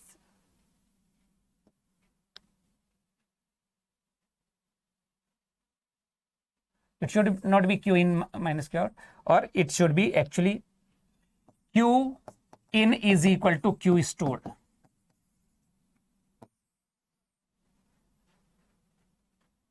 That is equal to m dot C into Cc into Tc2 minus Tc1. Change in internal energy. The rate of heat transfer is equal to change in internal energy. Or we can write Q is equal to capital CH into delta TH is equal to capital CC into delta TC. What is CH? That is mass flow rate into specific heat. That is heat capacity rate. That is called as heat capacity rate. Delta TH is the temperature difference for the hot fluid. Delta TC is the temperature difference for the cold fluid. The another expression is area equation or sizing equation or LMTD approach. Q can also be calculated by U into A into mean temperature difference between hot fluid and cold fluid. That is another expression. U is overall heat transfer coefficient, A is the area of the heat exchanger, and delta Tm is the mean temperature difference or logarithmic mean temperature difference. This is logarithmic mean temperature difference. Why do we require the logarithmic mean temperature difference? Because there is a variable temperature difference between hot fluid and cold fluid. So if we write delta Ti this and delta Tf this temperature difference is delta Tf. So delta Tm can be calculated by delta Ti minus delta Tf upon natural log of delta Ti upon delta Tf. That is called as mean temperature difference between hot fluid and cold fluid. That is called as logarithmic mean temperature difference. For parallel flow heat exchanger, how to write? In case of parallel flow heat exchanger, this is TH1, this is TH2, this is hot fluid, this is cold fluid. You do not have to memorize. This is TC1, this is TC2. So if we want to write, this is delta Ti and this is delta Tf. So LMTD is given by TH1 minus TC1, that is delta Ti minus TH2 minus TH2 minus TC2 upon natural log of TH1 minus TC1 upon TH2 minus TC2. That is mean temperature difference or delta Tm. for the parallel flow heat exchanger. Similarly, for counter flow heat exchanger, this is TH1, this is TH2, this is hot fluid, and cold fluid is moving like this. This is TC1, inlet temperature, this is TC2. So this is delta Ti, this is delta Tf. So if we want to write delta Tm for counter flow heat exchanger, then delta Ti, that is TH1 minus TC2 minus TH2 minus TC1 upon natural log of TH1 minus TC2 divided by TH2 minus TC1. That is delta Tm for counter flow heat exchanger. And one special case for counter flow heat exchanger, that is important. If the product of mass flow rate of hot fluid and specific heat of hot fluid is same as the product of mass flow rate for the cold fluid and specific heat of cold fluid, or we can say if CH is equal to CC, then we can say delta TH will be equal to delta TC. Isn't it from the energy conservation equation? In that case, the temperature profile will be linear. The temperature profile will be linear like this. Here, this is delta Ti. Here, delta is delta Tf. This is the hot fluid, TH1. This is TH2. It will be straight line TC1 and TC2.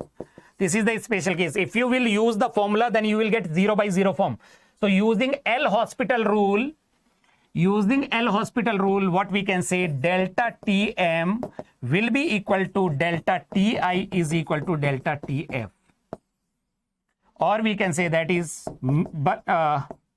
LMTD will be equal to TH1 minus TC2, or it can be written as TH2 minus TC1. That is LMTD. That will be LMTD. For complex heat exchanger, LMTD will be equal to, what is complex heat exchanger? It can either be closed flow or multipass. Cross flow or multipass. Delta Tm is equal to LMTD correction factor into delta Tm for counter flow heat exchanger. There is a correction factor defined. So LMTD correction factor is the deviation of LMTD from the corresponding values for the counter flow heat exchanger. F is always less than 1. That is called as LMTD correction factor.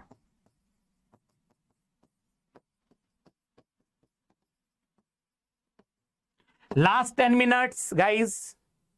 Last 10 minutes. Performance wise, for same terminal temperature, TH1, TH2, TC1, TC2, if they are same, then we can say delta Tm for counter will be greater than delta Tm for cross flow or complex heat exchanger is greater than delta Tm for parallel flow. And for a condenser or evaporator, the relative direction of flow is not insignificant. For a condenser or evaporator, delta Tm for counter flow condenser will be same as delta Tm for cross flow condenser will be same as delta Tm for parallel flow condenser.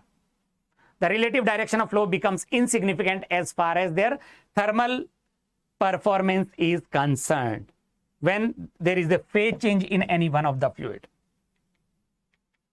And the last basis of analysis is effectiveness NTU approach. That is our last part of the analysis of the heat exchanger. What is effectiveness? The ratio of actual heat transfer to the maximum possible heat transfer rate. It represents the thermal performance of the heat exchanger. It is less than 1. So it must be as much as possible. It is the ratio of actual rate of heat transfer to the maximum possible heat transfer rate, and the heat transfer rate can be maximum possible for a counterflow heat exchanger of very large area if any of these conditions are getting satisfied. either TH1 is equal to TC2 or TH2 is equal to TC1. Either of these conditions are getting satisfied. So effectiveness can be written as Q actual by Q maximum, and Q maximum will be equal to, here Q maximum will be equal to C minimum into TH1 minus TC1. That is the maximum heat transfer rate. Q actual can be written as CH into delta TH upon C minimum into TH1 minus TC1. Either you write this way, or CC into delta TC upon C minimum into TH1 minus TC1. Or you can write the numerator as U into A into LMTD upon C minimum into TH1 minus TC1. And what is C minimum? C minimum is the minimum value between CH and CC, heat capacity rates. C minimum is the minimum value between CH and CC. That is how we can define the effectiveness of the heat exchanger. Numerator can be calculated by either of these ways. Delta TH is equal to TH1 minus TH2, and delta TC is equal to TC2 minus TC1. Right? For a particular size, for area is constant, we can say effectiveness of counter will come out to be greater than effectiveness for cross, will be greater than effectiveness for parallel. And for a condenser or evaporator,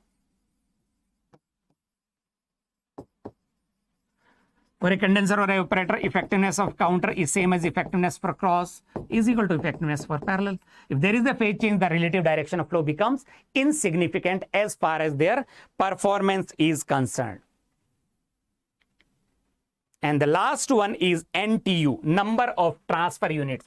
It is a dimensionless parameter which measures the size of the heat exchanger. It is about the economic performance.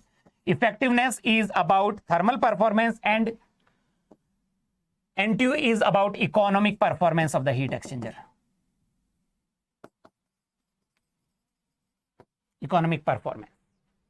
So it is a dimensionless parameter which measures the size of a heat exchanger for a given heat load. It must be as low as possible for a compact design for better economic performance. And NTU is given by UA by C minimum. I have already told you C minimum is minimum among CH and CC. CH and CC are heat capacity rates.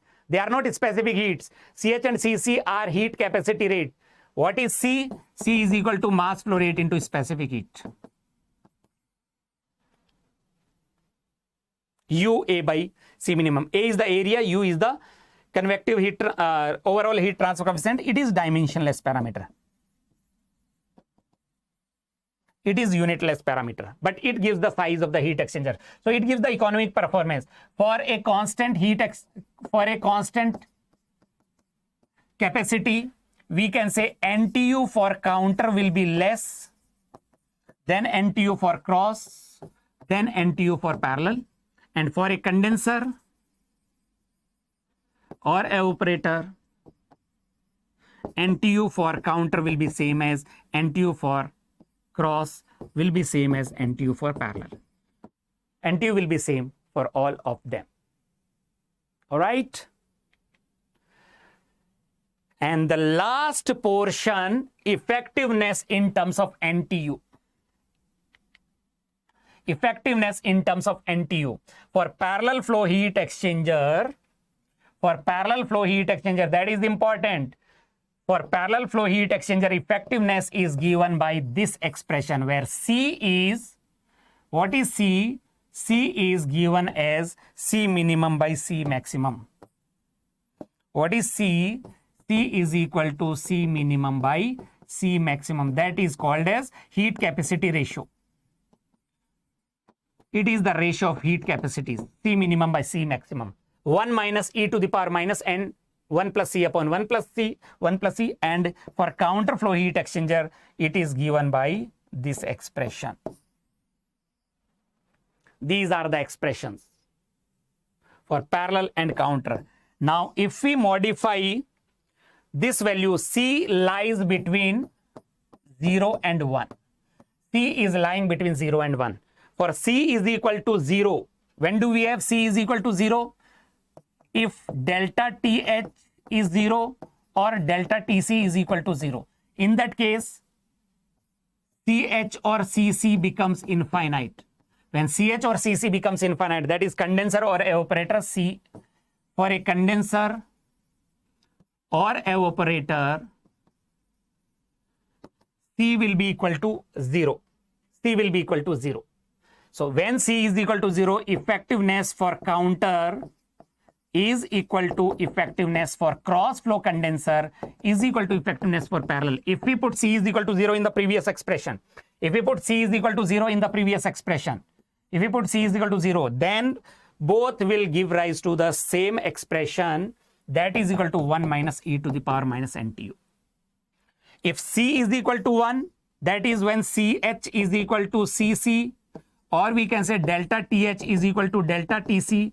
In that case, C will be equal to 1. If C is equal to 1, for parallel flow heat exchanger, effectiveness is given by 1 minus e to the power minus 2n by 2. And for counter flow heat exchanger, we will use L hospital rule. That is important. When C is equal to 1 and if it is a counter flow heat exchanger, you will get 0 by 0 form. So by using the L hospital rule, effectiveness for counter flow heat exchanger is NTU upon NTU plus 1. That is the expression for counter flow. C is equal to 0. All will have the same expression for the effectiveness. For C is equal to 1, there is no problem with the parallel flow. Put C is equal to 1 in the previous expression. If you put C is equal to 1, then it will be 1 minus e to the power minus 2n upon 2. But counter flow, if you will put C is equal to 1, then you will get 0 by 0 form. So by using L hospital rule, we can develop the expression for effectiveness. This is very, very important. So whenever you are having a counter flow heat exchanger, please check whether C is equal to 1 or not. Accordingly, you can use the formula. And that completes our discussion for the heat exchanger. I hope you guys liked the session and got benefited. If anybody is having any doubt, you can just let me know. Otherwise, I am going to leave the session here. Kitna time ho gaya? We started at 10 o'clock and it is 7:15 without much break. And though if you have missed some part, you can watch the recording and I will share the PDF of this session also to my Telegram group. All right. And you can discuss your doubts also through the Telegram group. All right. So those who are here from the very beginning, a big round of applause to all of them who had stayed from morning 10 a.m. till the end of the session. Very nice. Good to see you guys. And all the very best for your examination. And we will come up with the mock test series as well. Mock test and more such sessions. So do not forget to like this session and please do share this session to all your friends and keep preparing, keep getting yourself motivated, and all the best. Have a great day and a great future ahead.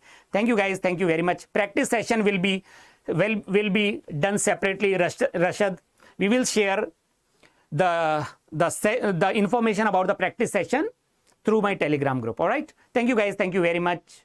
Take care. Good night. Stay safe. Stay motivated. And have a great future ahead. Thank you. Jai Hind.